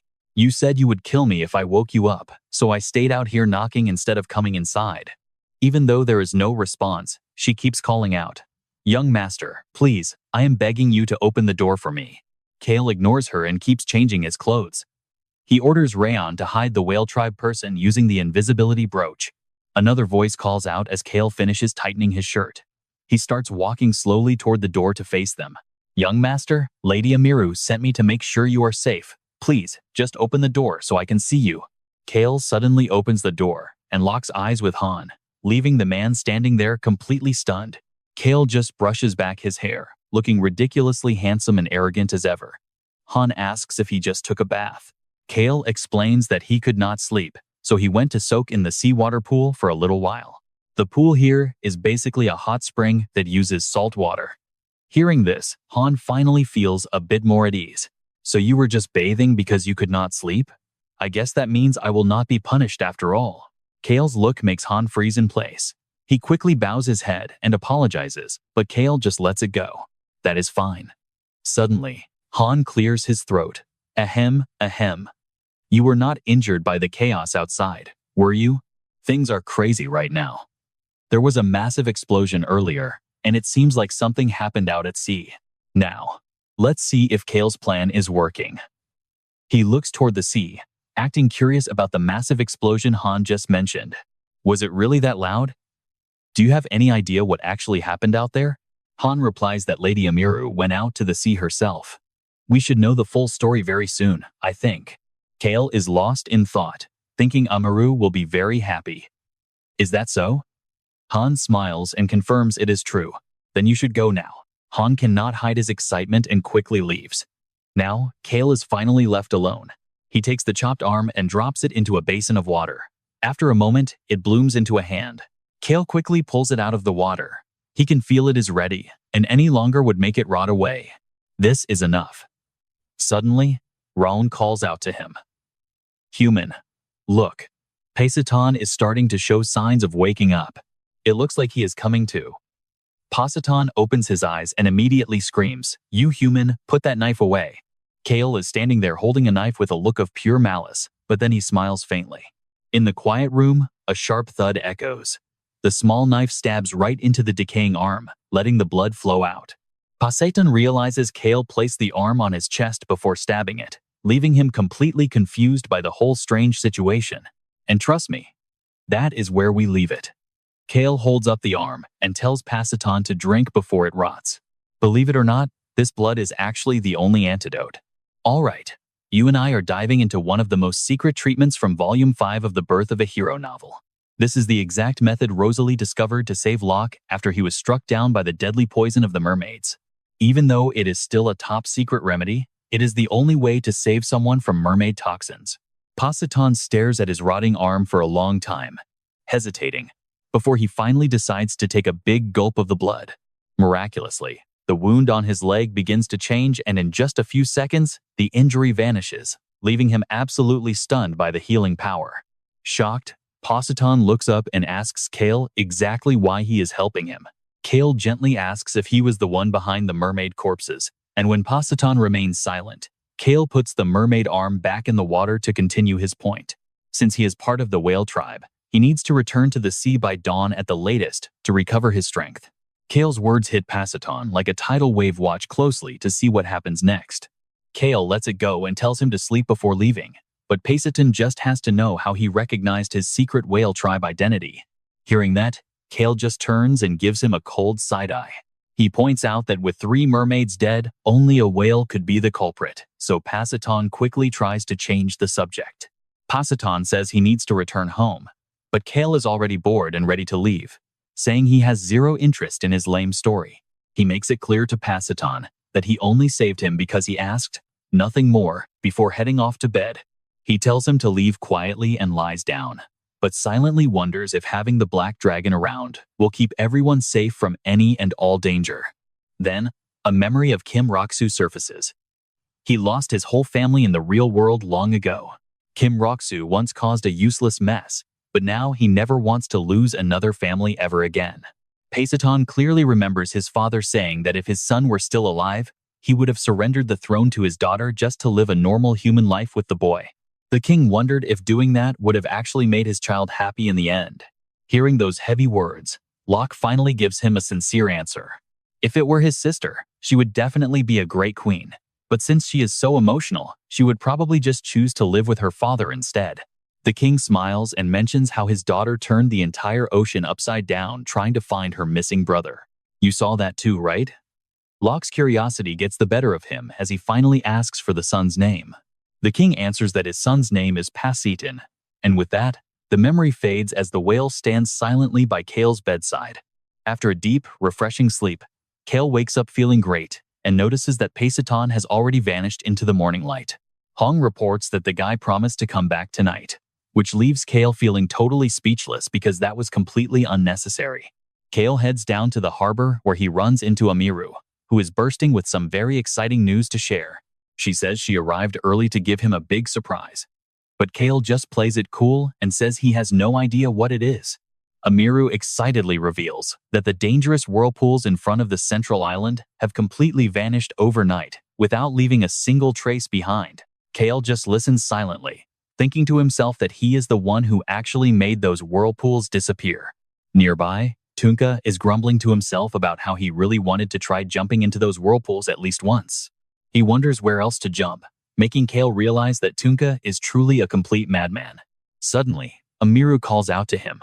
She politely explains that, because the Hennetus family invested so much, she wants to personally show him the stunning and calm beauty of the Ubar coastal waters. She asks if he would like to join her on a trip to the central island, and Cale asks if the servants are coming too. She confirms they are, just as a strange man approaches and catches her eye. Amiru introduces the man, saying it's the first time Cale is meeting the person she nearly lost to the whirlpools last time, Bob. Hearing that name, Cale can't help but feel a bit startled by how ridiculous it sounds. Tunka, now calling himself Bob, introduces himself with a huge smile. Cale's expression shifts immediately. He knows it's a fake name, but why on earth did the guy choose a name like Bob? Amiru continues the introduction, explaining that Bob is a simple fisherman from a small seaside village in the Whipper Kingdom who drifted away during a storm. He was supposedly out fishing when he accidentally fell into the water and got swept away by the current. Tunka laughs and adds more details to his fake story. He claims to be just a normal guy who catches small fish for a living, But looking at his scarred hands, Cale knows he's anything but ordinary. And that is where you and I leave it. Stick with me, here you and I are about to see Cale play a very dangerous game on the high seas. Seeing the soldiers' hostile glares, Cale realized that unlike Amiru, these men absolutely despised him for his tribal roots. Suddenly, Tunka spoke up, saying he heard rumors about Cale using a massive shield to save everyone back at the capital. You must be powerful. I wanted to see you for myself, so I begged Lady Amiru to let me tag along. His expression turned feral, and Cale immediately felt a wave of cold danger wash over him. This was bad. Cale tried to play it off, claiming he was just resting from his wounds. Tunka just repeated the words with a suspicious look. Cale downplayed it, saying it wasn't a big deal. Amiru stepped in to back him up, nodding in agreement. She smiled warmly, explaining that since Cale exhausted himself to save the city, he was now strictly on a healing vacation. Tunka hesitated, scanning Cale from head to toe. Seeing nothing but a weak noble, he lost interest and just walked away. Cale let out a breath. That was exactly the kind of reaction he expected from someone like Tunka. The guy didn't care about heroes or noble sacrifices. Those concepts were completely foreign to him. Now, here's what you and I need to remember. This guy is a literal monster who eats the weak for breakfast. He is a true tyrant, through and through. With that settled, the group prepared to set off on their journey. They headed toward the docks, where the vessel was waiting. The crew announced that everything was ready for departure. The moment Tunka stepped on deck, his instincts flared. He muttered about smelling the scent of someone incredibly powerful nearby. Cale glanced around nervously, while the invisible Rayon huffed, insisting that he wasn't leaking a single drop of his draconic aura. Cale was genuinely impressed. Tunka's raw instincts were actually sharper than most beast people he had ever encountered. Right then and there, he decided he would have to dial up his act and appear even more pathetic than usual. The ship finally pulled out of the harbor. Out on the deck, Cale and Amiru stood by the railing, making small talk. Amiru explained they were scouting the area where the whirlpools disappeared, adding that her father and mages would arrive shortly. Cale played along, telling her that sounded like a great plan and wishing her luck in solving the mystery. You and I both know Cale is a master manipulator, but hearing Rayon call him out is always hilarious. The little dragon did not stop there, though. He had more to say about his human's deceptive ways. Rayon whispered that Cale was lying since the whirlpools would actually last a year. Luckily, only Cale could hear the dragon scolding. Yes, I will definitely find the cause and remove the other whirlpools. Her voice was full of genuine passion. She felt like she had to make the most of this chance she had been given. Cale felt a sudden twinge of guilt deep down, but he kept his mouth shut and didn't say a word. He offered some empty encouragement, telling her that with her family's talent, success was practically guaranteed. Thank you. Your words give me a lot of confidence. Cale pretended to feel faint from the heat, asking to go find some shade. Amiru immediately told him to go rest. Tunka watched them from across the deck, grunting that a recovering weakling like Cale should not be pushing himself too hard. Cale bowed out and took his leave. After some time on the water, the vessel finally reached its destination. While Amiru was busy coordinating with the troops, Cale and Ron slipped away into the thick brush of the nearby woods. Rayon was shocked, pointing out a dead body and asking if Cale was scared. Cale just shrugged it off like it was nothing. Cale emerged from the trees and stopped dead in his tracks. The scene was gruesome. Raon immediately started defending himself. The dragon insisted he was not responsible for the mess. Cale frowned, wondering if Payson was the one who had been here. Approaching a large rock, he realized that anyone else would just mistake the remains for simple dust and debris. He placed a hand on the cold stone, whispering to himself about how he should handle the mermaid's remains. Suddenly, the air shifted. Cale's instinct screamed that something was coming, and he whipped his head around. He spotted a massive shape surging up from the depths of the ocean at an absolutely terrifying speed. A heartbeat later, an enormous whale exploded out of the water right in front of him, leaving him completely stunned. Cale backed away, his eyes locked on the creature. A massive X-shaped scar was carved right across its powerful back. The whale's eyes locked onto his. Rayon went into a full-blown protective rage, screaming at the beast for its insolence. Who do you think you are, glaring at my weak human with those eyes? That is where we leave it. You and I are about to find out what this beast wants with our human. All right, stick with me. You and I are about to see Cale get caught between a whale and a total maniac. The whale speaks up immediately, clearly worried Cale might misunderstand its intentions. "I'm not here for a fight," it says, but Rayon just gets even more annoyed. The little dragon can't hold back his temper and keeps shouting, "Why are you looking up at us? If this isn't a challenge, then what is?" Just as Rayon is about to go off on the whale, Cale reaches out and gently places his hand on the dragon's head, softly stroking him to help him calm down and relax. "Don't lose your temper like that," Cale says. "You might end up getting yourself hurt if you're not careful." Hearing that, Rayon's anger finally starts to fade. He mutters softly, "I won't get hurt. I'm actually incredibly strong, you know?" Cale listens patiently before giving a warning. "I know, but you still have to be cautious." Rayon snaps back. "You're the weak human who needs to be careful here." After finally managing to soothe Raon, Cale looks back up, ready to continue his conversation with the massive creature. Now, pay attention, because this is where the family drama suddenly crashes the party and changes everything. "Sister, stop. You absolutely cannot swallow him." That high-pitched voice catches both Cale and the whale off guard as another figure swims toward them at high speed. Seeing the newcomer, the whale with the massive scar on its back turns around and calls out loudly, "Pasiton." That sudden movement sends a massive wave of seawater crashing right over Cale. Rayon immediately hovers over him, asking, "Human, are you all right?" Cale acts like he doesn't even care about being soaked. "I'm fine." More importantly, look at that scar on the whale's back. That injury is significant. He starts piecing the puzzle together in his head. Could it really be that specific humpback whale from the stories? A much smaller whale quickly swims up to block the larger one. "You can't eat him, sister. He's the one person you must never kill." Raon continues to float in midair, watching the scene unfold with wide eyes. He whispers into Cale's ear, "I'm not fighting, but what is that tiny whale even talking about?"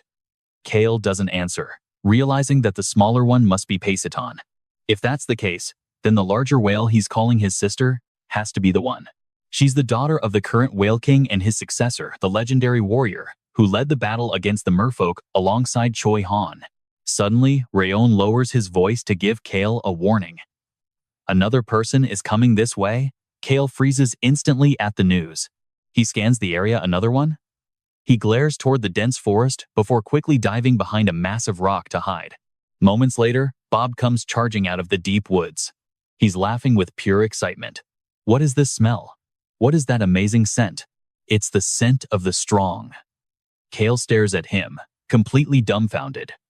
He frowns, wondering where on earth the guy even found that wooden club. Bob doesn't even notice Cale is there. He just stares at the whale with pure joy. "Witira, is that you? You and I both know Cale is just trying to survive here, but look at the total madness about to unfold." Rayon whispers right in his ear, "Human, what are you doing? Why are you hiding back here?" Cale doesn't budge. What else can he do? If he jumps in now, he'll just get crushed by these monsters. On the other side, Bob digs his feet into the sand and leaps high into the air. If it's a whale, all I have to do is beat it until it stops moving, right? He rockets through the sky, raising his weapon high for a massive strike.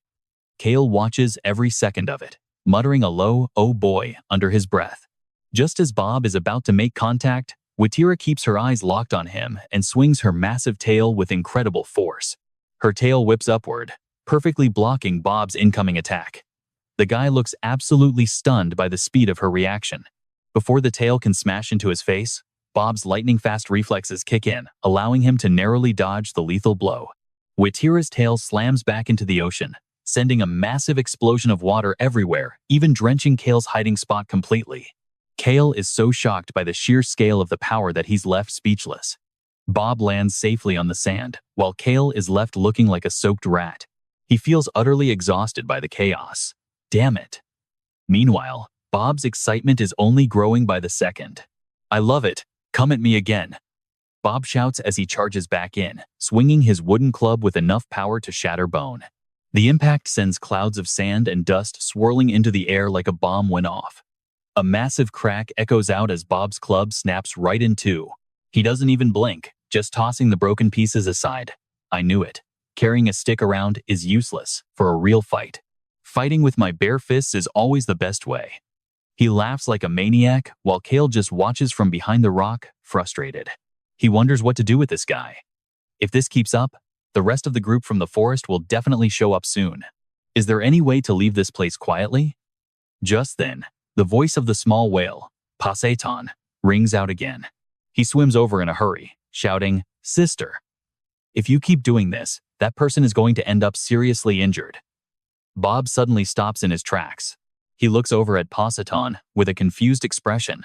Is that tiny little whale actually talking to me? Witira glares at him with cold, sharp eyes. Did you just call my brother tiny? Bob isn't scared at all. In fact, he's thrilled. Wait, so you can talk as well? And that's where we leave it, trust me. Things just went from a simple meeting to absolute chaos. All right, you and I are about to watch a wild showdown. Ra ignores the comment and stares him down coldly. Bob slams his massive foot into the sand, using the force to leap high as he prepares to strike. His movements are sharp and decisive as he lunges forward with everything he has. Passeton reminds Ra not to hurt their savior. She ignores him, looking toward where Q is hiding. Right at that moment, Q peeks out, and the two of them lock eyes instantly. Bob smiles mid-punch and mocks her. Hey, don't get distracted or you will end up dead. His fist glows with a surge of powerful energy, ready to deliver a truly crushing blow. But just as the fist is about to connect, Ra suddenly vanishes, leaving him completely stunned. Ra smoothly begins to shift her massive whale body into a graceful human form. Watching from the side, Q narrows his eyes. He knows this transformation is anything but ordinary. Her human form is stunningly beautiful, yet her expression remains cold and indifferent. Swirling currents of water wrap around her body like a protective barrier as Ron whispers, "Dragons are way cooler." Whatever, Q mutters back, not in the mood to argue with the dragon right now. Ra softly thanks him for saving her brother, but says greetings must wait. Bob narrows his eyes with a lazy tone, clearly annoyed by all the hesitation. Now, pay attention. Bob already knew Kyo has been hiding there the entire time. This guy seems to enjoy playing the hero everywhere, doesn't he? Q huffs, realizing this is exactly how he was described in the books. Unlike him, Ron is indignant. He believes saving lives is a great deed to be proud of. Being mean is the real sin? How can someone act just like that bastard Venyan? Ra tells him not to underestimate them. With sharp eyes, she glares directly at Bob. He just smiles, actually enjoying the pressure. Oh, I like that look. Ready to fight me now? Forget that useless guy and fight me instead. This is going to be so much more fun. Ra finds it hilarious. You want to fight me? She summons her power, creating a massive, surging torrent. The swirling water solidifies into a long, powerful whip that becomes her primary weapon. She smiles coldly. I won't fight you. I'm going to teach you a lesson. Bob laughs hysterically. Teach me. His loud, booming laughter echoes across the entire beach as he mocks her. His eyes turn ice cold as he sneers. Then let me tear your grave open instead. He charges. She quickly lashes out with her water whip. Their gazes meet in the heat of the moment. One is ice cold, the other burning like fire. They both lung forward to crush the other. The collision causes a massive explosion. High above, the sun shines peacefully over the crashing waves. Ra smiles with genuine excitement. You've actually put me in the perfect mood for a lesson. She strikes again, sending the water whip snaking around Bob's body to trap him. Caught off guard, Bob is momentarily shocked. But he quickly leaps back, finding the situation ridiculous. Ra frowns as Bob grabs the whip and snaps it with his bare hands. Power is my specialty. She quickly retracts the water and attacks again, but this time, Bob manages to dodge the strike. Even though it missed him, the water whip doesn't stop, continuing its path toward the distance. Suddenly, Amiru and the soldiers appear right in the line of fire. Q watches in total shock. Amiru has no idea what's happening as the deadly water whip rushes directly toward her. She quickly orders the soldiers to raise their shields. Bob just grins. Better hold on tight. My body is solid as a rock. You guys might get hurt. Amiru looks at him in disbelief. Don't blink, because what happens next is insane. A massive glowing shield suddenly appears. It radiates a brilliant light with two powerful wings, forcing everyone to shield their eyes. Bob is left speechless as the shield blocks everything. Amiru and the whales all turn toward Kyu. He stands there, focused entirely on controlling the massive power of the shield. He sighs to himself. Usually, When whales fight, the shrimp dies. But this shrimp had to intervene. He stands up from the sand, realizing he had to help, even if he didn't want to. But his legs buckle instantly because he sat too long, and he grabs a rock with a groan. You and I just saw a classic Kyu moment. Amiru rushes over to help. Stick with me, you and I are back with Cale, who just pulled off another reckless stunt to keep his lazy life goals on track. But if Tunka had hurt the investigators, he would not return to Geiper on time, so Cale had to step in and stop him. Amiru asked him anxiously why he was completely soaked like this, while he was still trying to recover from his injuries. What if the young master gets a cold? Witira and Pasatan both flinched in surprise when they heard her scolding him like that. Witira stayed silent, remembering her own actions that caused Cale to get wet. He just wrung out his shirt and said it was fine. Amiru let out a tired sigh and admitted she truly could not understand his way of thinking most of the time. She then turned to the other two with a sharp, wary gaze, asking them exactly who they were and why they were there. She turned to Bob and asked who he was, but the atmosphere remained heavy and silent as no one spoke a word.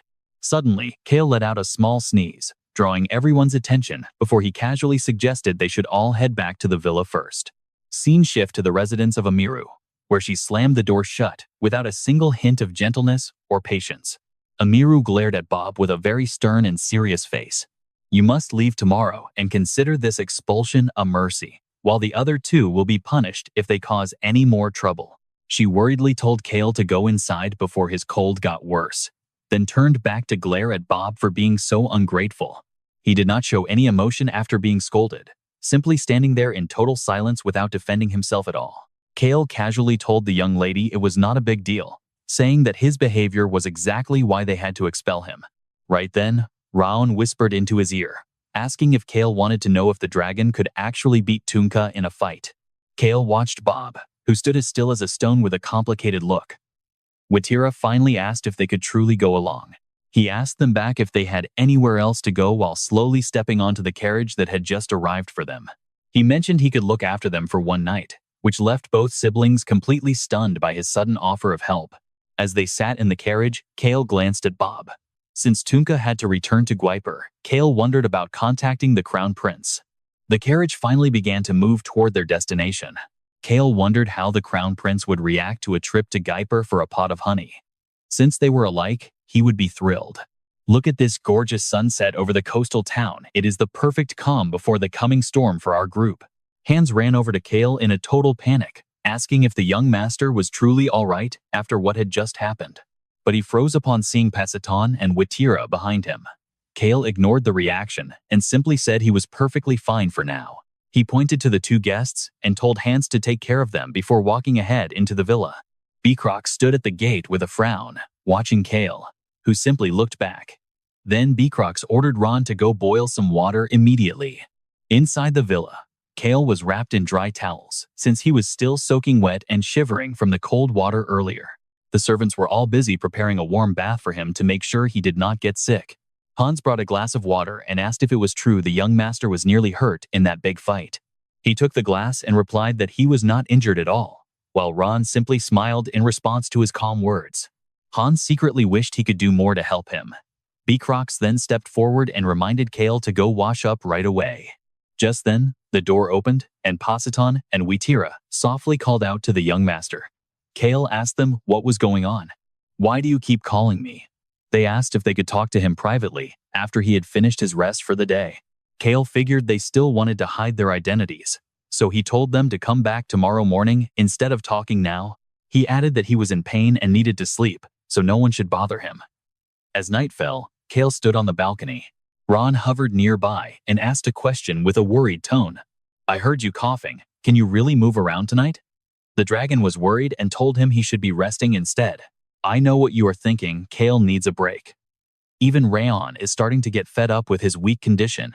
I am the one who is annoyed here. I told you I am fine. If you do not believe me, then nothing can be done. Let's go." The dragon looked at him with a face full of worry. On and Hong smiled as they said goodbye to them. "Have a safe trip." Then, the two of them flew up high, moving from the villa toward the dark coastline in the distance. The night was now pitch black, with waves gently hitting the sand. Rayon was still feeling very uneasy about the whole situation. I do not understand why you are doing this when your body is not feeling well and you are still very sick. And that is where we leave it, trust me. You do not want to miss why Cale says it has to be tonight. All right, you and I are about to watch Cale looking down at the water, knowing the territory's mages arrive tomorrow. He needs to move fast before they ruin his freedom, landing softly on the sand. He stares at the pool that suppressed the fire, a strange twist of fate from today, and those lingering whirlpools still spinning below. It is time to settle every single one of these issues for good. He frowns, letting out a heavy breath. Should we get started? Ron asks with a tiny, concerned scowl. Now pay attention here. Is that guy really swimming all the way out here? Cale cannot believe his eyes as he stares ahead, completely shocked by what is coming. That guy Rayon is talking about is Bob. He is tearing through the water at an insane speed before finally starting to slow down. How did he even get here?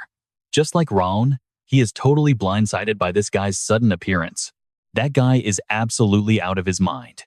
Bob grabs a nearby rock and shouts with a wild grin, laughing like he knew this would happen. You are definitely not as boring as you look, are you? I can smell the scent of a strong fighter coming off you. While Bob gets way too excited, Cale just frowns and takes a few steps back. Bob definitely saw Cale floating in the air earlier. Are you some kind of mage? He demands. How the hell were you flying up there? Ron stays silent, giving him a cold glare while Bob leans in close with a frustrated scowl on his face. Since you think you are some noble mage, you are just going to ignore my words, right? Cale feels a massive headache coming on. He sighs, wondering what on earth he is supposed to do with this uneducated brat. Should I just knock him down or find a way to use him? Bob smiles, asking if he is being looked down on. Cale suddenly smirks, coming up with a plan to handle him. That is right, he says, gently waving his hand. Now, watch this. The calm water suddenly surges into a violent whirlpool, sweeping Bob away. Might as well do both then, Cale decides. Bob gets sucked right into Cale's massive vortex. He cannot even react before being dragged deep beneath the surface. A powerful jet of water blasts into the sky, splashing everywhere with incredible force. Bob scrambles back to the surface, gasping for air. Cale calmly controls the current with a single finger while stepping closer to him. The water's surface finally settles back to the way it was. Quietly floating amidst the ripples, Bob frowns and asks what that was for. Cale softly replies that mages can never truly possess ancient powers. Bob is left stunned and completely confused. Cale just gives him a knowing smile and asks, Hey Bob, a warrior like you should know exactly what that means. People in your tribe only recognize raw physical strength. Believing innate power is a true blessing from the gods. Bob stares intensely at him. Ancient power, you say? Are you not a mage? Correct, Cale replies. He frowns. Then how do you know about the Mage Alliance? This guy does not act like a noble at all, and even when he is injured, he still goes out of his way to protect others. The scent of a strong person is right here, a very special power. Cale does not answer him. Bob thinks he is getting weirder by the second. Then, Cale suddenly asks if he is planning to destroy the magic tower. Bob's head is spinning with questions. Destroy what? Cale raises an eyebrow and tells him to keep the destruction to a minimum. Bob cannot help but curse at this crazy guy. What the hell are you even rambling about now? Cale ignores his reaction entirely. Oh, and make sure you kick out all the mages inside that magic tower while you are at it. If you do that, I will just buy the magic tower myself. How is that sound? Bob points a finger, calling him insane. Cale does not get angry. He just mocks him right back. Well, people like you who want to overthrow everything are pretty crazy too. Bob chuckles, leaning back into the water. He calmly tells him, No, that is not it at all. We are definitely not crazy. Cale plays along, but he is already certain this guy belongs to the non-Mage Alliance. Bob calmly reaches out his hand. Go ahead and buy it yourself then, he says. He looks away, saying he already planned to do that anyway. He thinks to himself that Bob is not even trying to deny his plans to wreck the tower. Bob keeps pushing, asking how he knew about his ties to the non-Mage Alliance. Cale lets out a soft sigh before giving him an answer. You are a member of a tribe from the Whipper Kingdom. Right before the Alliance War began, you charged at me asking if I was a mage with a look in your eyes like you were ready to kill me. After seeing those actions, How could I not realize you were part of the non-mage alliance? Bob slowly swims back toward the shore, smiling, as he admits that it actually makes sense. He stands up and wrings out his soaking wet shirt. Cale turns to leave, and Bob just starts wandering after him. And that's where we leave it. You and I just saw Bob following Cale simply because he's curious about what's next. Truly wild, right? All right, you and I are back with our favorite slacker, Cale, and he is already done with this guy. Tunka gets close and asks if Cale is really a noble, since Tunka himself is a warrior. Tunka is getting more curious about him, but Cale just looks at the water, planning his move. He needs to deal with these whirlpools before anything else to clean up this mess. Now, watch closely. We are about to see Cale reveal some serious power as the wind gathers around his body, forming a pair of translucent white wings. Tunka watches the scene in total silence. Cale finally breaks the quiet and calls out to him. He warns Tunka to keep what he saw a secret. Tunka, being himself, agrees to it immediately. He likes the idea of being the only one who knows these interesting secrets. Cale flies up and promises to find him a boat and a crew. He knows Tunka needs to get back home fast. Tunka is genuinely thankful for the help. Cale raises an eyebrow and tells him he better win his war. He knows Tunka can do it.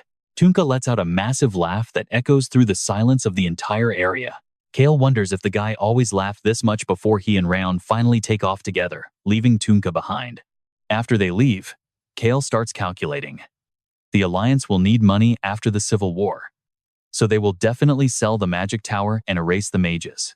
There is no way they would pass up a massive chance to make a pile of gold.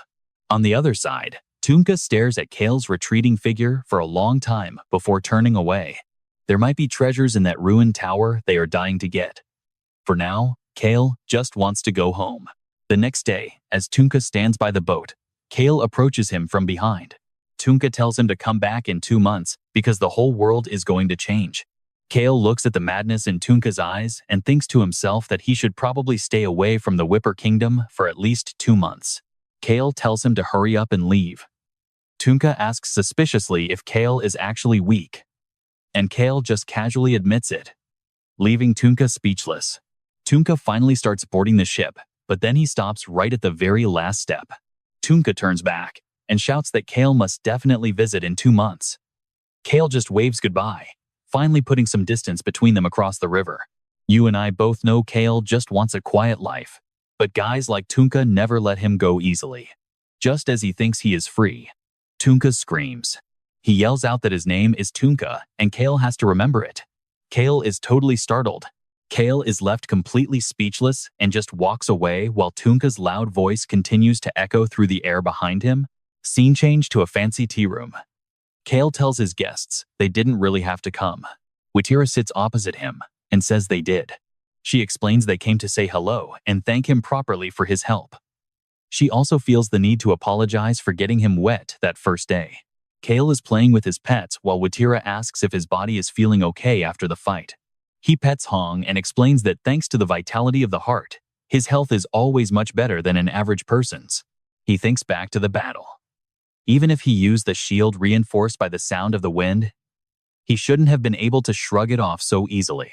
But after just an hour or 2 of sleep, all of his exhaustion completely vanished. He tells them to stop thanking him already. Watira watches him with an affectionate expression. If he keeps hearing it, the thanks and apologies will start to lose their real value. She softly agrees. Cale notices that she always shows him a lot of respect. These are Whale Tribe royalty, rulers of half the ocean. Their status is basically the same as kings. Cale sighs because they are still using formal language just to keep their true identities hidden. He tells them again to stop the thanks. Now that Tunka is finally gone, he just wants to meet the Ubar Lord and head back home where it's safe. He smiles to himself, thinking he can finally get some rest until the time comes to head out to the Whipper Kingdom for his next plan. Watira speaks up, calling his name. She asks if he is from the Hinatu's family, and Cale wonders what she's getting at. The siblings look hesitant before Watira says she wants to go to the Forest of Darkness. She explains they have an ancient enemy. Since Cale treated them, he probably already knows about the mermaids. Cale thinks to himself that he knows them all too well. But Positron has finally discovered the reason why the mermaids have suddenly become so powerful. The plot thickens. Stick with me. because Pasiton is about to reveal exactly why the mermaids were chasing them and how they got so strong. Alright, stick with me, because Weira is begging our main character for help to reach the dangerous Night Forest. The Night Forest is one of 5 massive anomalies on the western continent, spanning the size of 2 or 3 whole territories. But this is a land no one can truly rule. Because of that, the Henny family has guarded it for generations. Cale is skeptical. So, let me get this straight. You need to enter the Night Forest located within my family territory? Weira pauses before pleading sincerely for his help. They try to convince him by promising a reward that is truly worth his time. Can you help us get there? Even the 2 kittens, Hong and On, cling to him while asking in the cutest way, "Are you going to help them?" Cale strokes the kittens while sighing. "First, you both need to explain exactly what is going on." They both agree. The whale and mermaid tribes have split the continent between north and south, locked in a cycle of war. This is a clash between the mermaid tribe, who want to build a kingdom, and the whale tribe, who are determined to stop them at all costs. She explains that about 6 months ago, the mermaids started acting very strangely. Cale frowns, wondering what strange actually means. Weira adds that they crossed secret borders to start trouble. She finally discovered the real reason behind their sudden and aggressive movements. Cale analyzes the situation. Obviously, the mermaids want to dominate the entire ocean and build their own empire. Even Choi Han might have a hard time stopping something of that scale, right? While sipping his tea, she tells him their true goal is to occupy the entire sea route connecting the east and west continents. Now watch this part carefully. Cale drops his tea in shock. If that sea route is occupied, doesn't that involve humans? The waters between the 2 continents are incredibly dangerous, though humans have managed to map out and use a few specific routes. However, those paths are still rough and treacherous. Interaction between the 2 continents has not yet reached its full potential. There is an unspoken agreement between the creatures of the sea and those on land to never interfere with each other. The sea tribes do not meddle in land affairs, and that includes the trade routes along the coast. Likewise, those living on the surface never involve themselves in the business of the deep sea. But the mermaids are breaking that pact to seize the trade routes?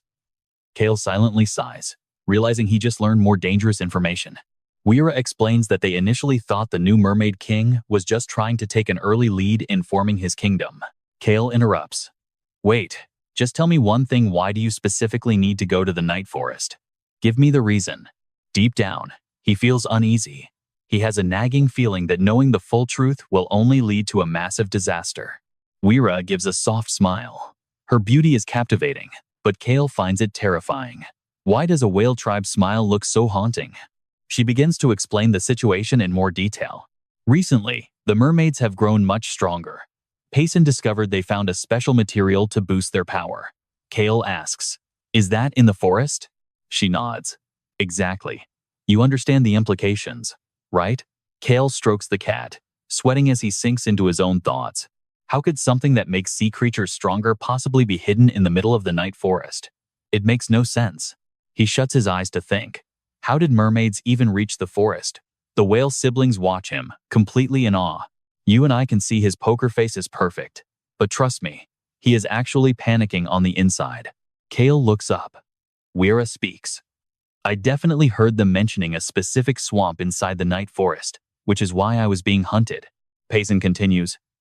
"That is why we want to find that swamp and see it for ourselves." Cale reflects. He doesn't need to hear more. Between Harris Village, the wolf children, and now these whale siblings, the forest is crowded. Rayon, the black dragon, notices Cale looking. The dragon puffs out his chest and asks, "What are you looking at, human?" "I am obviously the coolest one here. I will allow you to keep admiring my greatness for a little while longer." Cale is stunned. He originally wanted to build a nice, quiet villa for everyone near Harris Village. He frowns. This is a problem. Weira asks what is wrong. Cale considers his options. He needs to know exactly what he stands to gain from this chaos. Before deciding, he stays silent, making the 2 siblings look at each other in confusion. Finally, he speaks. "Humans cannot interfere in the matters of the ocean." Weira quickly responds that she is well aware of the rules. She tries to convince him. "We will handle everything secretly and without any violence. We just need a way in." Even the mermaids needed help from those on land to reach the night forest in the first place. Waira promises that since the mermaids started this mess, no harm will come to young Master Cale at all. However, he remains firm that the risks are far too high. Cale crosses his arms. What will you and I see him decide? Witira replies. Yes. He's calculating. First, I already warned them about the massive risks they have to weigh. All right, you and I are about to watch Cale's poker face as he asks, so, what's your price? He looks at them with a slight, excited smile, already knowing her offer the same condition the Whale King gave Choi Han. Witira answers softly. Cale's lips curl into a tiny smirk, his face showing complete satisfaction. Sure enough, Witira explains that among the sea routes the merfolk are seizing, one unexplored place is their top priority. The safest sea route. Cale acts curious and asks, where exactly is it? She answers, the northern sea of the western continent. That is the territory of our whale tribe. He wonders, isn't it dangerous with the strongest sea creatures there? But she says it will be safe for him. She tries to calm his worries. You will be granted the right to use that area. Cale rubs his chin, thinking. Then, he speaks up. But I don't need that. Witira is shocked, and Cale explains further, making them break into a sweat. Listening carefully to your words, you aren't giving me total control, just the simple right to use it, right? He thinks to himself. Using that sea route would make my family very wealthy, but the person who becomes the Lord would have a hard life. Now here's where it gets interesting. Cale points his finger and says, let's add one more condition. Cale states, you must lend me your strength whenever I need it. Witira asks back, our strength? He replies, exactly, twice. That specific request makes them hesitate more than a little bit. Witira speaks up, saying the whale tribe loves peace, and interfering in human affairs would be complicated. He interrupts her. You told me to accept the risk, but you can't do the same for me? Cale adds that the Forest of Darkness is a dangerous anomaly, especially for those who don't know the land like them. Then he makes his move. I'll help you. But in his head, he's thinking, I was planning to go to Harris Village anyway. Even if Choi Han lived there for decades, he couldn't possibly know everything about that forest. After Choi Han, Cale is the only one who knows it. He leans forward with a sharp, confident smile. Then he says softly, it seems I know the swamp you're looking for. Cale continues with a thoughtful gaze. I'll help you. I actually know that swamp you mentioned. He goes on, just lend me your strength twice, and I'll lead you to the exact swamp you want. Cale crosses his arms and asks Pasiton. The whale tribe wants a peaceful life as the strongest, right? Witira agrees. Young Master Cale is right. She states her position clearly and firmly. I, Witira, accept your request as the successor of the whale tribe. Cale acts surprised she is the heir. Cale points his finger. Well, that's perfect then. Can we finalize the deal right here? He asks if he needs to be formal, but she says no, she still has to hide her true identity. He pulls her hand closer. Am I the only one who knows your true identity? Look at how close they are. Witira confirms it is just him. Then we see Cale lounging on a sofa. Rayon jumps on the table, yelling, don't call me hey.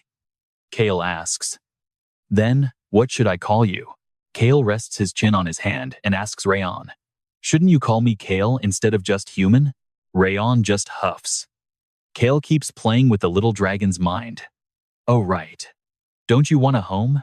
Rayon seems thoughtful, but hesitates when he hears about a home. He asks, are you kicking me out? Cale doesn't answer the question directly, stuck in his own thoughts. To be exact, it is a villa. Ron is curious. A villa? Cale explains it is a place where Ron and the wolf children can play together. Cale imagines them all playing at the estate. There will be plenty of fun things to do nearby. Suddenly, Ron curls up and says, I get to pick the land, but in return, you have to name me. Cale thinks about the 1-month deadline and the name. But then there is a knock at the door. He opens it to find An and Hong. Cale ignores them and just lies back down on the sofa to rest. Just pick a name yourself. Why make me do it? An and Hong walk closer to him. Cale promises it'll be soon, and honestly, you and I just love seeing this little found family together. 2 days later, Amiru stands at the door to see Cale off. Travel safely, young master, and you take care as well, my lady. Amiru watches the carriage pull away, as Cale tells his companions they can finally turn off their magic devices. He was talking to Pasiton and Watira. Watira is staring intensely at Cale while he just sits calmly beside Ron. Rayon snaps at her, asking what she is looking at. Watira suddenly realizes it was Cale who unleashed that mana before. Ron and Watira just keep locked in a stare-down, so Cale places a hand on Ron and signals him to stay quiet. On and Hong sit by the seat as the mood turns silent. Watira eventually turns her gaze back toward Pasiton. Days later, they finally arrive at Rain City, the Henatus estate. A man shouts out in excitement, seeing young Master Cale. A woman is just as shocked. "Welcome back, young Master Silverlight, please come inside." Cale sees their reactions and can only think about how ridiculous they are, even while the others in his carriage keep glaring at each other. Young Master Shield. Young Master Silverlight. The hero has finally returned home. Bridge. You and I can see just how much his heroics have spread. This man is acting like he is meeting a literal god. He peeks into the carriage, laughing as he tells Cale that the Silverlight title is actually incredibly cool. Cale feels completely helpless and speechless. The man just keeps riding his horse right alongside the carriage anyway. He shouts that Cale is just being shy. Pasiton and Watira are listening to every single word from inside. Cale gets a massive headache, wondering if there is any way to escape these incredibly cringy and cheesy titles. Raon scratches at his pants with a claw, asking if they are home yet. Cale confirms it is time. Finally, they are back. Cale steps down to find his entire family waiting there to welcome him home. Daruth places a heavy hand on his son's shoulder, inspecting Cale with deep worry before his face finally brightens. "You do not look badly injured. How is your condition? Are you feeling tired or in pain anywhere?" Cale smiles at his father and stepmother, Violin. He tells them he is fine, but Violin mentions the terrorists are still loose. Bridge. Now pay attention to this look between them. Cale is confused, wondering what kind of secret plan his parents are hatching. Daruth tells Cale they can hear about the capital later. For now, he just needs to go inside and rest. Cale agrees, and the scene shifts as Basin leads little Lily over to greet their older brother. Basin starts to comment on his health, but Cale cuts him off. He remembers something and immediately calls for Hans. Hans knows exactly what is needed and brings the items over. Cale reaches out to take them. He hands an elegant box over to a confused Basin. Cale simply points and says it is a fountain pen. Then he hands a sword to a stunned Lily. "It is a sword," he explains, leaving her totally speechless. Cale looks at his two dazed siblings and asks why they both have such strange expressions on their faces. Basin stares at the pen, stuttering that Cale was so busy. Cale tells him he always keeps his promises, regardless of work. Hearing that, Basin's face lights up with pure joy and excitement. He promises to study hard and give his all to manage the territory. Cale is very satisfied with those words. Bridge. You and I both know Cale just wants a quiet life. He thinks Basin will be a perfect lord if he keeps studying. Basin adds that he will never do anything to make Cale worry. Cale is a bit confused by the meaning. "What do you mean by that?" Basin just says it is nothing. Cale is even more curious now, but then Lily steps forward and calls out to him. Seeing her innocent face, Cale wonders what is up. Lily looks at her brother with total determination. "I will become strong to protect our land and lead the knights. I am going to protect everyone here." Cale is impressed. He imagines a future with Basin handling the paperwork and Lily leading the military. It is a perfect setup. They will lead the territory well. Cale gives a warm smile and reaches out to pat Lily on the head. "You will definitely be a great knight." Lily happily promises that she will never let anyone get hurt. Cale heads inside to rest as Basin and Lily both tell him to sleep well. They stand together and watch their big brother walk back into the main building. The door opens. Cale enters the house and is immediately greeted by the two kittens. The kids play on the sofa while someone brings Cale his things. Cale asks if he will be serving him now. Bridge. Stick with me, because B-Crocs is acting strange. He holds out a mysterious book and says it is a letter from Ron. All right, let's dive back in, as Cale gets a report from the legendary Ron. The old man hands it over, and Cale simply thanks him. B-Croc stands nearby as Cale explains his next move. The chef simply nods and obeys his young master's command. Mais and the other kids are busy in the kitchen preparing the meal. Cale gives a final order and tells the man to leave. Sitting down, he pulls out a hidden letter. The message is short. I am still alive. Are you still alive as well? One single line. Typical for Ron. But Cale can't help but find the efficiency absolutely brutal. Suddenly, he hears the kids laughing in the next room. Rayon, On, and Hong are absolutely loving their new home. Even with the noise, Cale remains deep in thought over that mysterious, short message he just received. He puts the letter away. It's time to move. A knock at the door reveals a servant calling for the young master. Cale acts like they've never met before. He crosses his arms and coldly greets the stranger for the very first time. The man bows deeply. He tells Cale that it is a true honor to finally meet someone of his stature. They look at the communication orb. Cale asks if the video link is still working, and the man confirms it is. Where to? Cale has one destination in mind: the palace.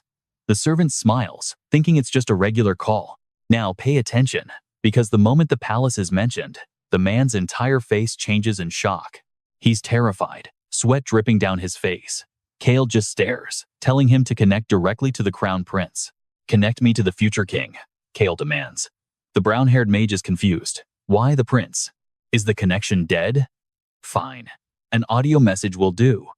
The mage stammers, saying it's not a problem at all. He quickly places the communication sphere on the table for Cale to use. The palace is always busy with calls, so a direct video line is almost impossible to get immediately. Cale watches the mage work. It's a complicated process, just to get a signal through the magical network.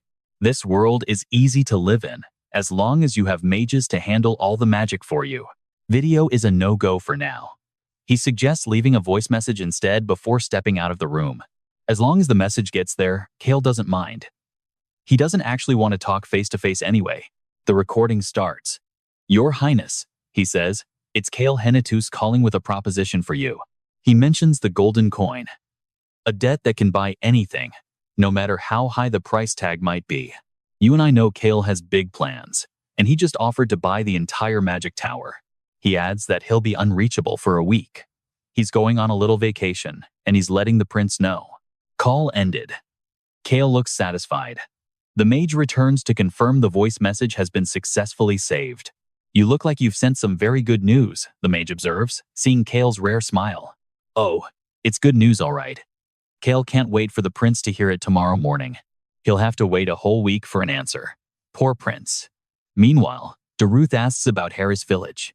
Cale confirms his interest. His father begins to recall everything he knows about that tragic place. After hearing about the village's collapse, Daruth had gone there himself. The destruction was worse than he imagined. No criminals were found. He had to ask nearby territories and secret organizations to help with the investigation. The battle traces left behind in the ashes pointed to a terrifying power. The power of a man named Choi Han. Daruth stares at the image, his mind racing with questions about what really happened in that village. My son, you were with Choi Han. You must know his strength. Are you worried about that boy? Cale keeps his cool. You could say that, he answers, hiding his true intentions from his father. In reality, he's planning to tame the wolf children and prepare for the coming whale tribe war. He definitely can't tell his father that he's actually heading straight for the Forest of Darkness. I know the survey team is already there, but I need to see the place with my own eyes. Besides, we don't need to worry about monsters, right? His father finally agrees with the plan. The soldiers are still stationed there. Monsters haven't attacked that area in over 150 years. It's safe enough.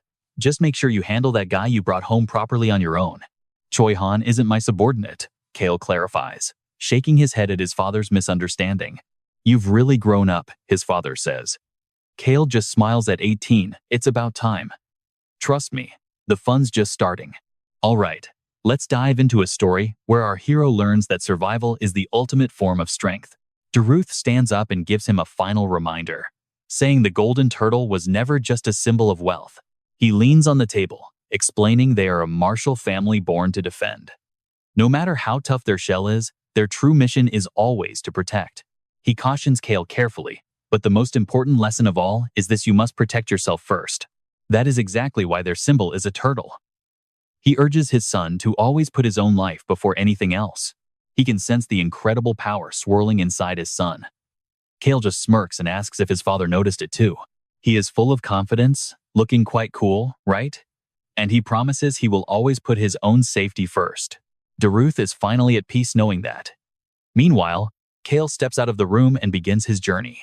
He reflects on his father's advice, no matter how thick your armor is. A protector's mission remains the same. He stays lost in thought for a long time. The top priority is survival. Always put yourself first. Suddenly, Ron flies over, using his tiny legs to give him a big hug. He asks if they are a real family. Cale smiles and says yes. The next day, they follow Plan A and arrive at Harris Village near the Forest of Darkness. Cale realizes Choi Han left this place 2 months ago. Harris Village sits right in front of a massive wall, looking dark and gloomy under the heavy shadow of the forest. The sight of the ruins leaves him feeling incredibly heavy and sad. What used to be homes are now just jagged, broken frames. It is a total mess. Cale grumbles that this is really dark. Hans observes that everything has been burned to ash. Cale asks where the graves are, and Hans goes to check. Something feels off. Hans seems unusually quiet today. Cale realizes it makes sense, seeing the village completely destroyed like this. Pay attention here, you and I can see that even the little dragon is shaken by what he senses. Rayon smiles, saying he is part of a sensing tribe. Cale nods, but secretly worries if this is too much for the kids. This might be a bit overwhelming for them. Mize tries to stay strong, telling everyone that it is okay. Mace's mother turns around. They see young Master Cale, who smiles and asks the kids if they know why they are here. He crosses his arms regally and says they are going to make a lot of money soon. Mize is totally confused. Cale has a plan. Between the magic tower, the queen, and the new sea routes, he is going to be filthy rich. He plans to use a portion of those riches to rebuild this entire village from the ground up. He wants to build a villa here, a place where they and all their companions can finally come to rest. Everyone is a bit worried. Mize mentions that he heard the Forest of Darkness is incredibly dangerous. Cale just smirks and asks if he is serious. He points toward the kittens playing happily nearby. No matter how strong those monsters are, they won't stand a chance once these kids grow up. Looking at everyone, including Rayon, Cale promises he will always take care of them. He truly cares for these kids. You saw that look in his eyes, right? He is making a promise to give them a real home. He watches the children, telling them to grow up strong. Mace is silent, feeling something awaken inside him. Mize nods repeatedly in agreement. Cale feels a bit helpless seeing the kids' awkward and clumsy reaction. Everything is set. Cale walks away toward the well, looking like a literal god in Mace's eyes. Mace wonders when this scorched village will ever feel like the warm home he remembers from his childhood. Images of their happy past flash by. They lived here once. Mace vows to grow stronger together with everyone. The others share his resolve. Cale stands before an abandoned fortress, amazed by its sheer size. It is clear Choi Han could easily jump a wall like this while keeping the gates perfectly intact. Is the Forest of Darkness really just on the other side? Rayon thinks the wall looks incredibly solid and strong. Round pokes a single finger at the wall, and the bricks instantly crumble into soft dust. Both of them freeze. Rayon is totally flustered, wondering why the wall suddenly has a hole in it. Cale is impressed. The dragon tribe's strength is truly terrifying. He mutters that it looks quite similar. Rayon is curious about what he means. Cale looks out, thinking the world beyond the wall must be just as strange. Cale realizes the forest is the same way the things inside are completely different from the world outside. In this forest, mutated plants and monsters appear constantly. It is a lawless zone of evolution. And that's where we leave it, trust me. You and I are about to see just how deadly this forest really is. Let's watch him notice every special detail. This is the only spot in the entire Rogun Kingdom where you can see traces of the continent. Suddenly, a voice calls out to him, saying a report has arrived while asking Wira to watch the children. Wira happily accepts the task. He is excited because there are so many beast children around. The young master sighs at the trouble and tells him to leave. Let us go. They move out together, walking side by side as they step deep into the heart of the primitive forest. Hillsman reports the location is right here. Before their eyes are several graves, with nothing but simple stones serving as markers. Choi Han kneels down. clenching his fists tightly before placing a small stone upon the mound of earth. He sits in deep thought for a long time, reflecting on everything he has lost. To him, the death of the Harris villagers was just a recorded tragedy used as a tool to awaken the main character of the story. He observes the area for a long time. This village plays such a tragic role, and these miserable, shallow graves make it impossible for him to stay calm. The Forest of Darkness, the merfolk, and the Harris Village massacre. These three facts form a serious hypothesis that he needs to analyze carefully. But this is something he must hand over to Choi Han. Since Harris Village is his responsibility, he calls out to Deputy Captain Hillsman, who responds with deep respect. He orders the graves to be properly decorated in the future. This place is far too messy and neglected. Hillsman follows the command immediately. Pay attention here. This smile means he is about to manipulate someone again. Do you understand? Back in the tent a few days ago, he proposed entering the Forest of Darkness, which completely shocked Hillsman. Why would a man who is still recovering from his injuries head into such a dangerous place? Hillsman insists the culprit who attacked Harris Village is not inside. He claims that the young master does not need to go to such extremes for Choi Han's sake. He simply smiles as a blue light radiates from Rayon. On and Hong step forward, and right before Hillsman's eyes, the two cats transform into their human forms. Hillsman is stunned. Back in the present, he finally accepts the orders. I understand, young master. He clenches his fists tightly behind his back while accepting the task. I will become stronger. Hillsman vows with a hand on his chest as the young master simply walks away.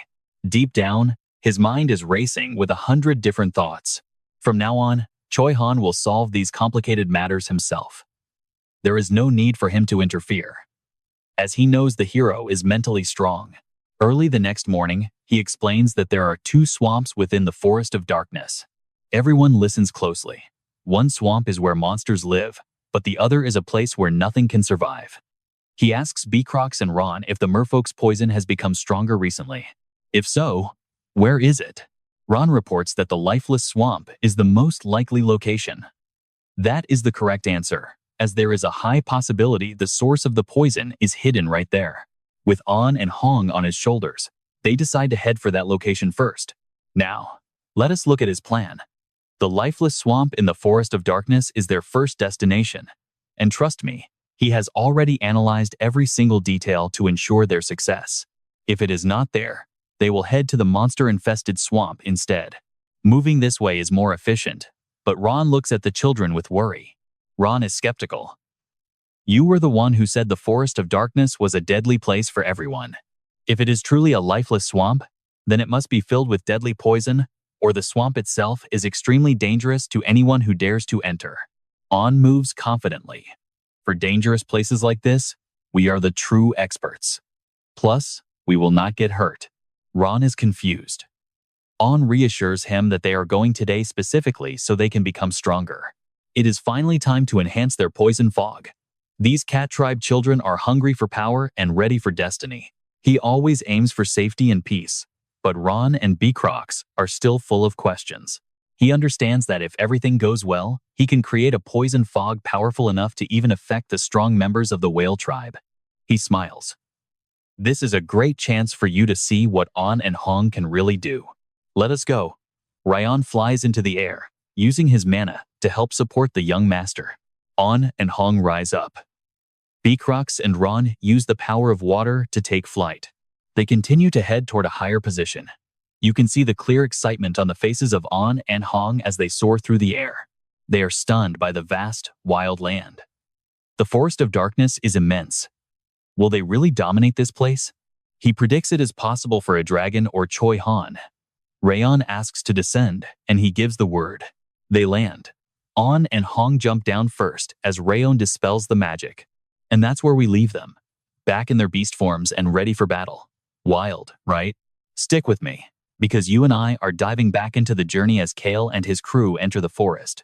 Rayon sniffs the air and complains about a foul, stinking mana. Cale wonders what it could be, but Rayon says the scent feels strangely familiar. The little dragon can't quite place it. It doesn't feel dangerous, just incredibly ancient and old. Cale is confused. Dragons have the best noses, so why is it a mystery? Watira approaches to ask for their next move. She wants to know how they will reach the swamp. Cale pulls a piece of paper from his pocket, making Watira's eyes widen. It is a map. Cale explains the swamp sits right between the dangerous center and the safer outer regions. Because of its location, the area shouldn't be as deadly as most people would think. He plans to avoid as many monsters as possible, which seems to put the rest of the group at ease. Cale reassures them while studying the layout. In this massive forest, the outer rim is safe, but the core is a total nightmare. He looks concerned. It took Choi-Han over 10 years just to be able to move freely through these woods. Cale finally understands just how much Choi-Han had to suffer to survive here all alone. The swordsman started in the north, fighting his way from the center out to the forest's edge. He spent decades alone, exploring every single corner of this dark place. Eventually, he finally reached the southern border. That was where he found civilization. He made it out alive, but it cost him a massive chunk of his life. Cale quickly puts the map away. He warns everyone that this old drawing isn't perfectly accurate. They will have to rely on their own eyes and instincts. Then, he pulls a blue potion out of his bag. He tells Watira to take the lead. She opens the bottle and splashes the blue liquid into the air. The liquid transforms into a sturdy whip. Watira smiles and promises to escort the young master safely. He breathes a sigh of relief. As the group moves forward, something suddenly flashes past them. It is Beacrox, using his sword to scout ahead. He wonders why such a dangerous place is so noisy. Pay attention here, because Cale's explanation reveals the true, brutal nature of this forest. Silence only happens under a single ruler, but here, it's just predators eating each other. He points ahead for Beacrox to look. Beacrox realizes they have already pushed through the thickest part of the overgrowth. Cale marks the map as Beacrox reports that the territory of smaller monsters is up next. Cale warns them to be quiet, but sudden sounds erupt behind Watira. She instantly snatches flying needles out of the air. Cale is impressed. Watira says she will handle them quietly, while Beacrox wonders if they're mutated goblins. No, Cale identifies them as Hantas, monsters from the eastern continent. Beacrox senses real danger approaching. A swarm of creatures rushes in. Beacrox notes they look like goblins, but are far more violent and cruel. Watira notes their strange appearance and confidently offers to wipe them all out herself. Cale stops her and says he will handle it. Watira is shocked, but he is determined to take them on. He wants to test something. This is the perfect chance for him to see exactly how strong he has become. Small monsters crawl everywhere. Cale tells the others to stand back, but asks them to save him if things go south. He jokes that he can't possibly get hurt with two powerhouses standing right behind him. Round flies high, glowing with blue light. Cale mutters that the poison is strong, leaving Watira confused. Hong notices something at Cale's feet. A puff of red smoke drifts out, and it's quite effective. The goblins are being too loud.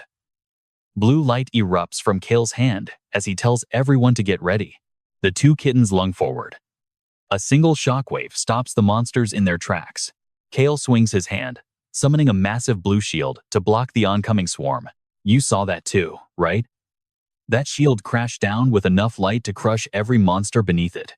The others wonder how he can call himself weak. Round just calls him a weakling, though Watira is still impressed. Cale stands over the battlefield, looking at the mess he just made. He coldly calls them weak rookies. Hong asks if the poison was actually too light.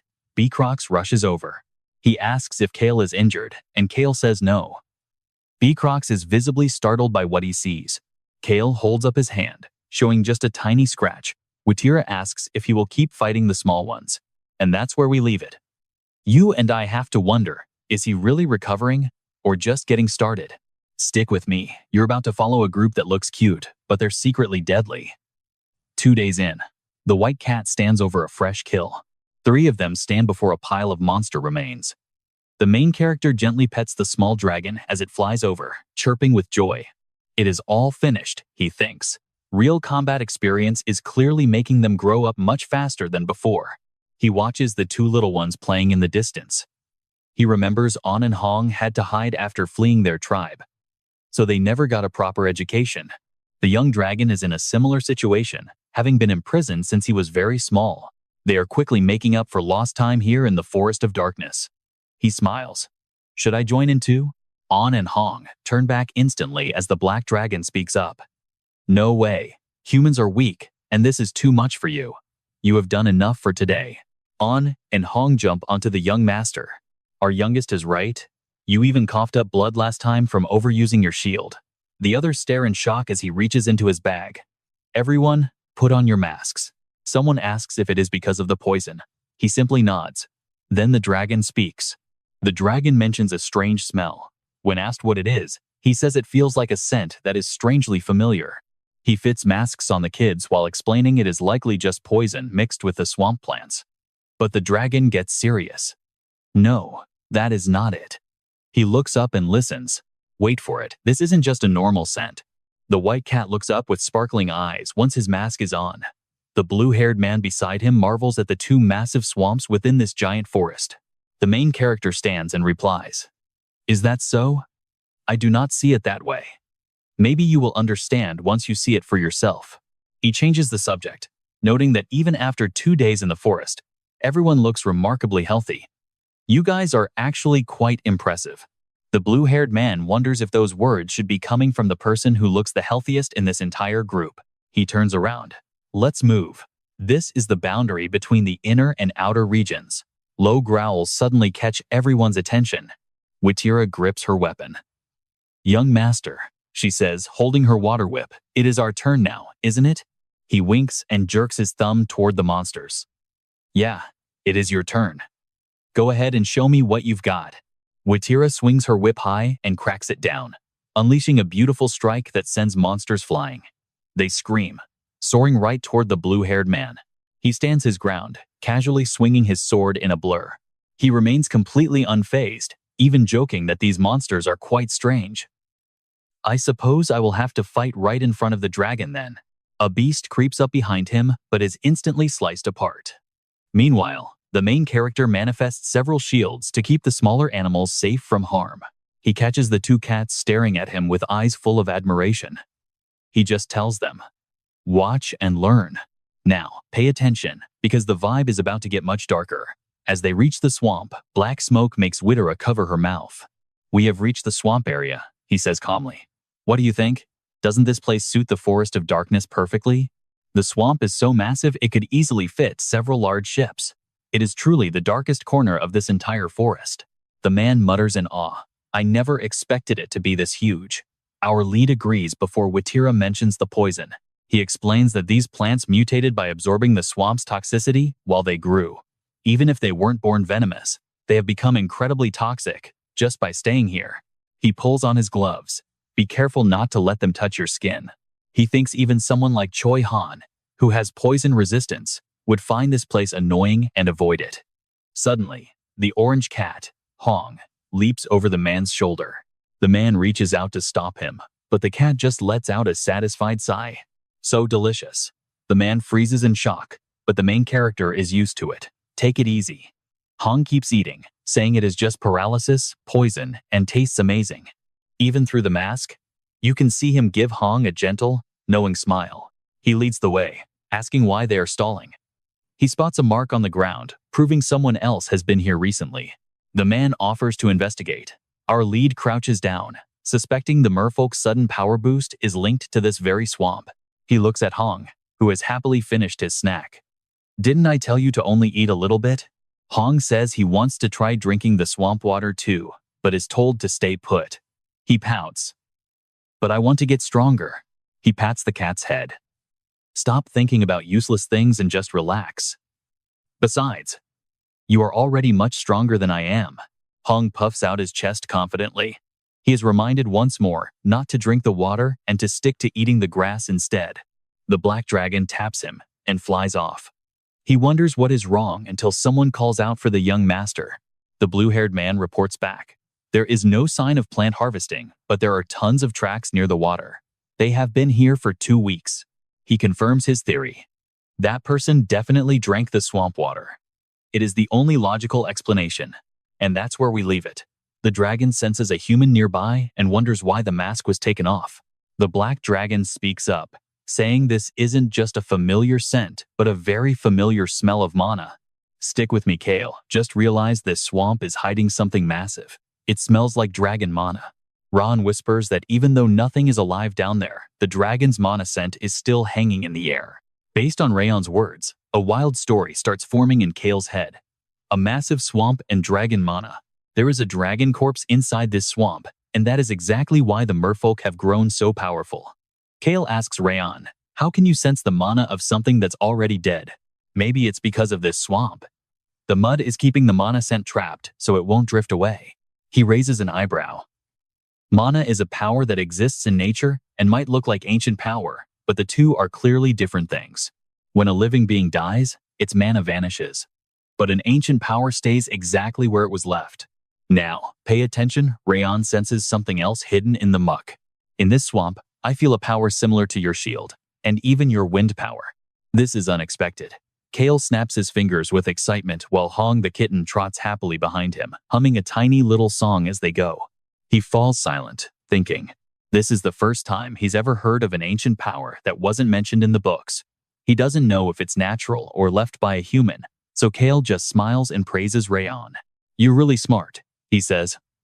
Rayon puffs his chest out with pride. That's right, I am very smart. Watira stands nearby, totally confused. She asks softly, Dragon mana scent? Young master, would you mind telling me what's going on here? He doesn't hide it and tells her straight. It's just a guess, but there's likely a dragon corpse in this swamp. A corpse? That's right, and it's been dead for a very long time. Hong the kitten is absolutely shocked.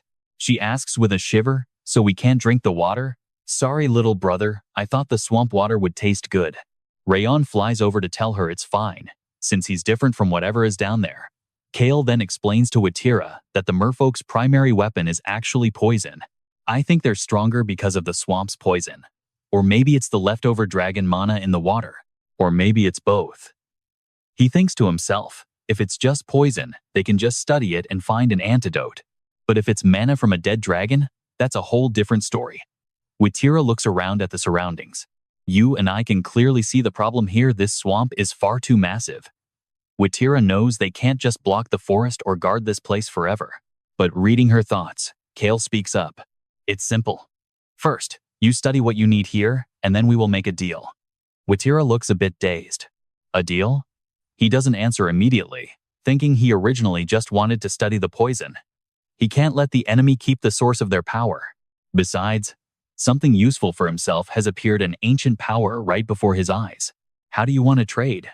Cale answers that he will help them deal with this swamp once and for all. I'll flip the whole thing over, he says casually.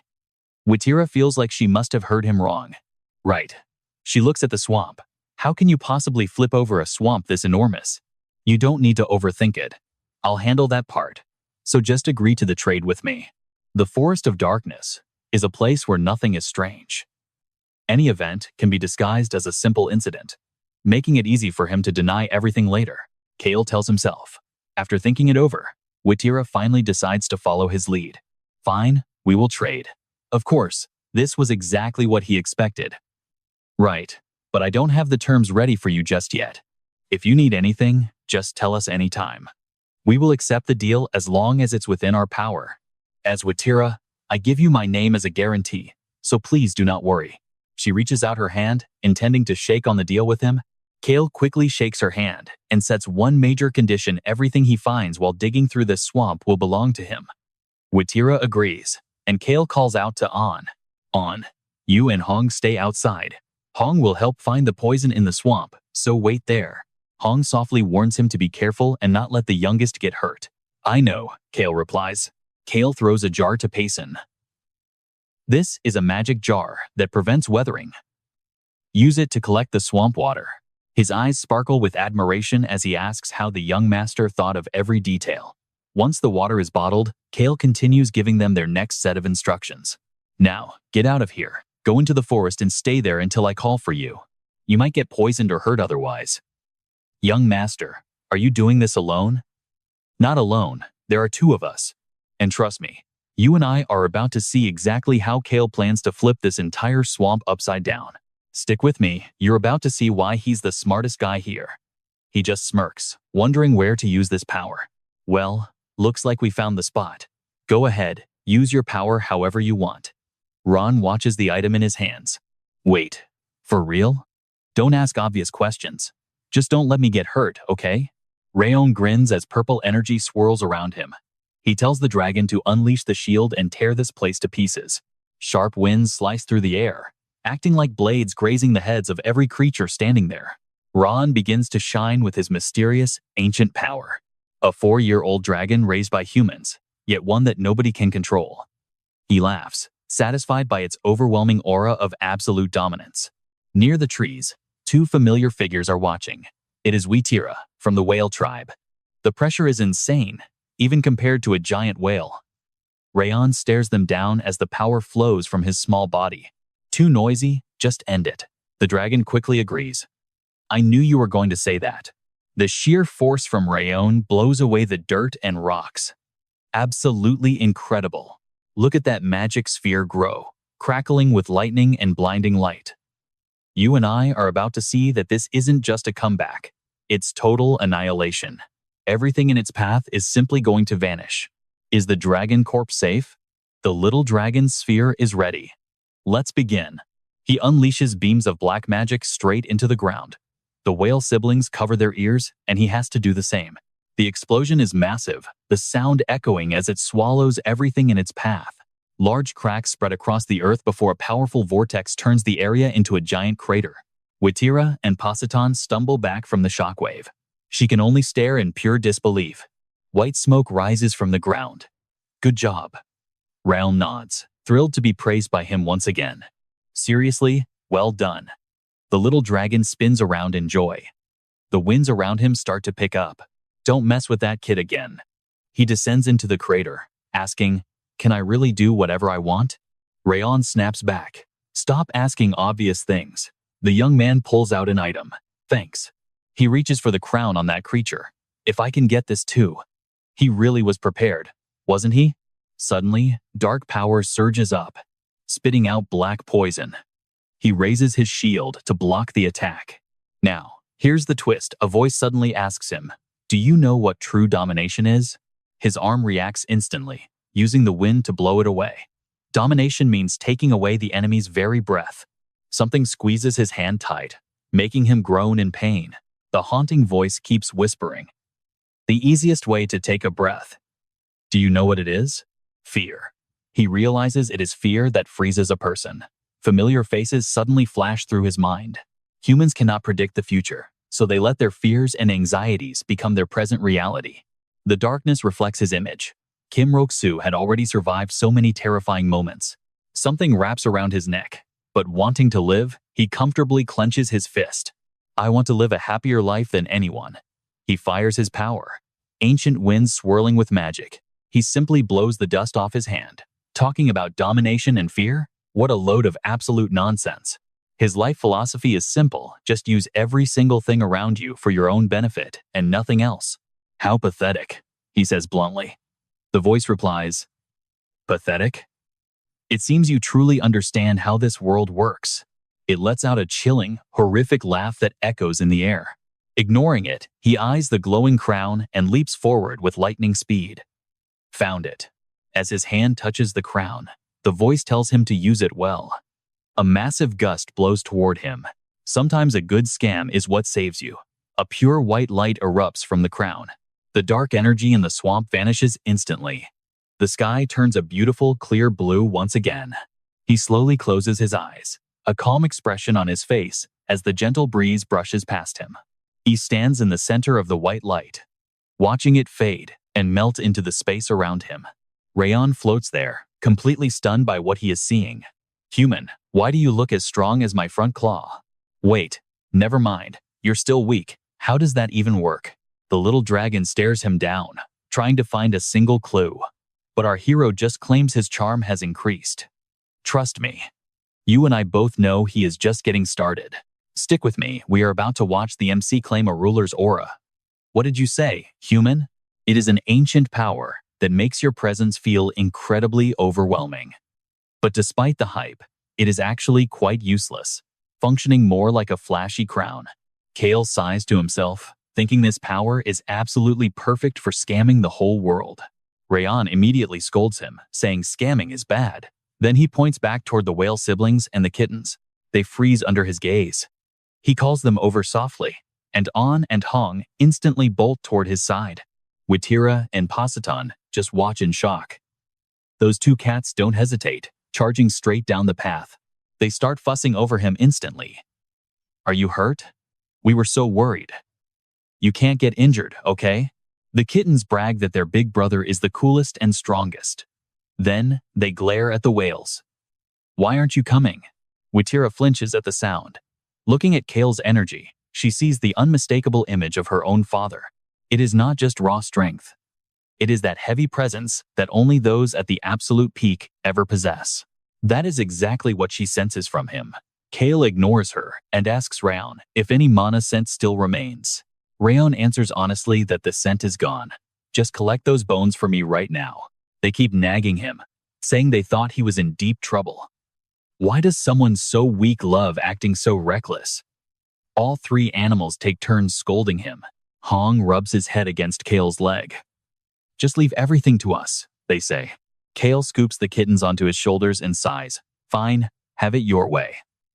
But An is still very worried, telling him he really shouldn't get injured. With that, it is time to head back. 3 weeks later, Cale prepares for his journey to the Whipper Kingdom as planned. At the Henatus estate, Basin and Lily can't hide their sadness as they watch him. Brother, do you really have to leave? Once he reaches the docks to board his ship, Amiru approaches him with a concerned look. She says worriedly, I do not know why the prince is sending you somewhere so dangerous while you are still recovering. Please be careful. I truly pray for your safe return, young master. The ship begins to set sail. Cale stands on deck, staring out at the massive ocean ahead, fully determined not to get hurt during this trip. He wonders if Choi Han actually destroyed the kingdom, but the guy returned faster than expected. Rosalind and Locke are also back with him. An and Hong are here too. Those kids insisted on coming, even though they are still shivering. Now watch closely, this is where the squad really comes together. With Choi Han, Vice Captain Hillsman, Vikras, and the Wolf Boy, why should Cale be scared? Time slips away as the sky begins to fade into darkness. Rayon lounges lazily on a box, enjoying the delicious smell of the sea. Human, is my name really just going to be one syllable? Cale? Cale asks what he is talking about. Rayon shyly suggests names like Black or Dragon, hoping for something much more impressive. He finally gets it. Oh, you want a real name? You don't like those simple ones? Rayon flinches when he sees Cale's expression. No, wait. I will love absolutely any name you decide to give me. Fine. But Rayon, An, and Hong will be very sad if you say things like that. The dragon just looks at him, confused. Human, what did you just say? Cale repeats it gently. Your name is Ron, and your last name is Miru. I chose that name because I want you to live a life full of joy and happiness. Rayon stares at him in silence. Cale thinks Choi Han might suspect something because of the Korean words, but he will just lie. Pay attention here. This moment makes this story special. As Cale watches the water, Rayon asks what it means. Cale points at the dragon. These words belong entirely to you. For me? Yes. For you, and only you. He pats Rayon's head. Because you are a great dragon. Rayon can't contain his joy and takes to the sky. He smiles brightly. I accept. I will cherish this name forever. All right then, Rayon. Rayon does somersaults in the air, shouting his brand new name. Cale smiles, knowing everything will fall apart if he gets himself hurt now. Back to the events at Whipper Castle. I am a magnificent and great dragon. Even without a name yet, I am still the coolest being alive. That weak human actually promised to name me. I gave him 1 month. Surely he will come up with something truly legendary for me, right? While Rayon is flying around, Cale is busy speaking to Crown Prince Alberu through a magic communication orb. Alberu mentions that Princess Rosalind made her choice. She has officially walked away from her right to the throne. I heard the Grand Duke's entire family was executed in a single morning. Now, she has 2 very talented individuals by her side. You and I saw this coming, right? He knows exactly who they are. Then he asks Cale, are they your subordinates? All right, you and I are about to see a masterclass in manipulation from our favorite main character. Cale just smirks when Alberu asks about his subordinates. Alberu shakes his head at this sly guy, annoyed that Cale keeps cutting him off. Your Highness, for a second there, I actually thought you and I were similar. Isn't that a scary thought? The two keep going back and forth, talking past each other until Cale finally asks a real question. Is the Rogun Kingdom really just an empty shell of a nation? Alberu raises an eyebrow, telling Cale he is speaking a bit too freely. But aren't you smiling right now? Cale doesn't deny it because it is the truth. The guy is definitely quick on his feet. Why do you want the magic tower so bad? Cale ignores the question and asks why the Crown Prince even needs a mage. I just want to help them, and I just want to own that magic tower. Alberu lets out a soft laugh. It is uncomfortable to think there is someone else in this world who thinks exactly like him. Fine, I will give you everything you want. Cale responds with a satisfied smile on his face. Thank you. I will bring back only the best for you. You really are a clever one. With that, the magic sphere disconnects. Raon finally speaks up, asking the weak human if he has thought of a name yet. Cale looks thoughtful for a second before leaving him with 3 simple words. I am thinking. Raon hears that and assumes naming a great dragon like himself must require an incredible amount of deep thought. Time continues to pass. Raon is constantly anxious about his new name, while Cale just goes about his day eating and sleeping. Pay attention here, because even a dragon has his limits. He frowns, wondering if this weak human is actually thinking about a name at all. Soon enough, the group of humans who left earlier finally makes their return to the villa. It is Princess Rosalind, Choi Han, and Locke. Rosalind is the first to greet him with a smile, saying it has been a long time. Cale follows etiquette and replies that it has indeed been a long time since they last saw the princess. She tells him not to call her princess anymore since she was removed from the royal family. Just call her Rosalind like before. Understood. You should keep acting comfortably with me too. Choi Han then steps forward and asks if he can report on the Breck Kingdom. Cale takes a slow sip of tea and agrees. He doesn't need to know every detail his friend handled. But there is something more important. Locke. Your siblings are currently staying in a different location. Locke looks up, completely confused by the news. Wait, where are they? All of them? Harris Village. Hearing that name makes Choi Han's brow furrow as he lets out a heavy sigh. Harris Village is a beautiful place surrounded by nature, but it is currently being rebuilt after a massive fire broke out there. That is why the group of children is currently staying back at Harris Village for the time being. Choi Han smiles at Cale and explains that a cemetery for the victims of the fire is also being constructed right now. It turns out the Duke was the one who personally insisted on making that happen. Even Vice Captain Hillsman is working hard. Cale remembers Hillsman digging the soil and telling the Duke to leave the rest to him. Now, let's pause. Did you notice how even Cale is shocked by this? He puts his tea down, wondering why his father is working so hard. Choi Han mentions this is the first time he has seen the Duke show such personal interest in the affairs of the territory. What work are you talking about? He turns to Locke and tells him to go see his siblings. Report on the land they lived in, say hello, and then come right back. Since the kids don't know the way, Locke needs to guide them. While Locke is excited, Choi Han stands there with a guilty expression. With the orders given, Cale tells them all to head out. He tells Rosalind she can leave the room now too. Choi Han is the last one left. He bows deeply and sincerely thanks Cale for everything he has done.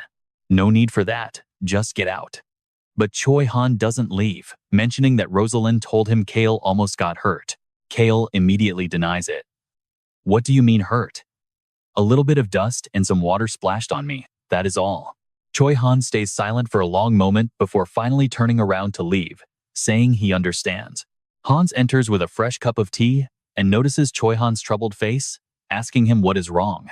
Choi Han just stammers that it is nothing and quickly excuses himself from the room. Hans asks Cale if he and Choi Han had a fight, but Cale just looks confused by the very idea of it. Meanwhile, at the villa, An and Hong find Rayon surrounded by a pile of books. They ask the youngest what he is doing, and he says he is reading. You still don't have a name, do you?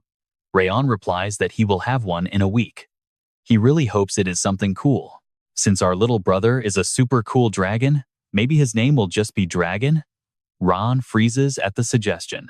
And that's where we leave it. You and I know Cale probably just got distracted by his own laziness and forgot the name entirely. Alright, you and I are back. On and Hong ignore Cale's gloomy face, excitedly gossiping about the meat they'll get to eat for dinner. Is he really just going to be called a dragon? Meanwhile, the scene shifts to the Hennetus mansion. In the dining room, everyone is staring intensely. A golden spoon accidentally hits the floor, the sound echoing through the heavy silence. Lily looks at Cale with a worried expression on her face. People are dying every day in the Ubar kingdom while nobles are in hiding. It is hard to eat or sleep well. That is what father said. Count Daruth sits nearby and agrees with her words. No, he says, even a royal order cannot be allowed if it's too dangerous. Viola narrows her eyes and asks if this is really his choice. Cale just smiles at their reaction and confirms he wants to go. Remember one thing, I am always worried about my son. We all worry about you, not about the fate of this country. He looks into their sharp eyes and speaks up to reassure them. Father, aren't we only safe if the kingdom is safe? I am a golden turtle, perfectly secure within my shell as a Hennetus. Please do not worry. Seeing his firm determination, Viola decides not to say anything more on the matter. I understand. But I think I will always worry about you anyway, because that is what parents do. Basin calls out softly. Cale smiles and tells his brothers to focus on their studies and training so he can travel freely. He promises to bring back souvenirs. As night falls on the ship to Ubar, Raon quietly speaks. Stick with me. This part is special. I am asking you about my name. Are you really just going to give me something random and careless? Cale is surprised by the question. Raon continues, saying he has a feeling Cale will just name him Sword or Dragon. He finally understands. Those names aren't good at all. Raon pauses, then quickly tries to defend his own pride. That is not what I meant, human. If you are the one who chooses it, I will like whatever it is. Raon, if An and Hong heard you say that, they would be very sad. The little dragon looks completely confused by those words. Cale smiles gently. Your name will be Raon Mir. I chose it because I want you to live a joyful and happy life. Raon just stares at him. His past was deep, dark, and freezing cold. He had always hoped to escape that place someday. He simply wanted to live a life like this, surrounded by warmth. This is the first time in his life he has felt the freedom he dreamed of. The human who gave him freedom also gave him a name, words that belong only to him. A name for him alone. He is the great dragon, Raon Mir. He cannot hide his excitement as he looks at the sky. The night is so peaceful and the stars are shimmering beautifully. A gentle breeze blows past them. Raon whispers a quiet thank you to Cale. The human looks back, feeling quite surprised. What did you just say? Raon teases him, asking why his hearing is so slow. Cale just smiles back at him. Why don't you say it one more time? Raon immediately refuses, saying he absolutely, extremely, definitely does not want to. You weak human, you will catch a cold. Go inside and sleep. Suddenly, 3 whales begin swimming toward their ship. I told you to go inside. Cale notices them too.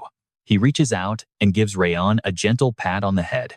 You saw that too, right? Something massive is lurking beneath the waves, and it's about to make an entrance. A whale leaps high out of the water. The splash shatters the silence of the night. Inside, Choi-Han hears the noise and runs out. Young Master Cale. Cale looks at him silently, and then signals for everyone to stay calm and wait. Raon smiles at the confused Choi-Han, realizing they aren't enemies. The ship sails on through the magical, glowing night sea. The whales glide gracefully through the deep blue water. Cale slowly leans forward and performs a respectful bow. I greet the Whale King. Schickler is the one who rules over these vast and dangerous oceans. He is an existence that makes human emperors look small. Cale can feel the overwhelming pressure radiating from him. He smiles and asks them how they would feel about having a conversation right here on the deck. A pair of sharp, piercing eyes observe him closely. Then, the water begins to churn and spray everywhere.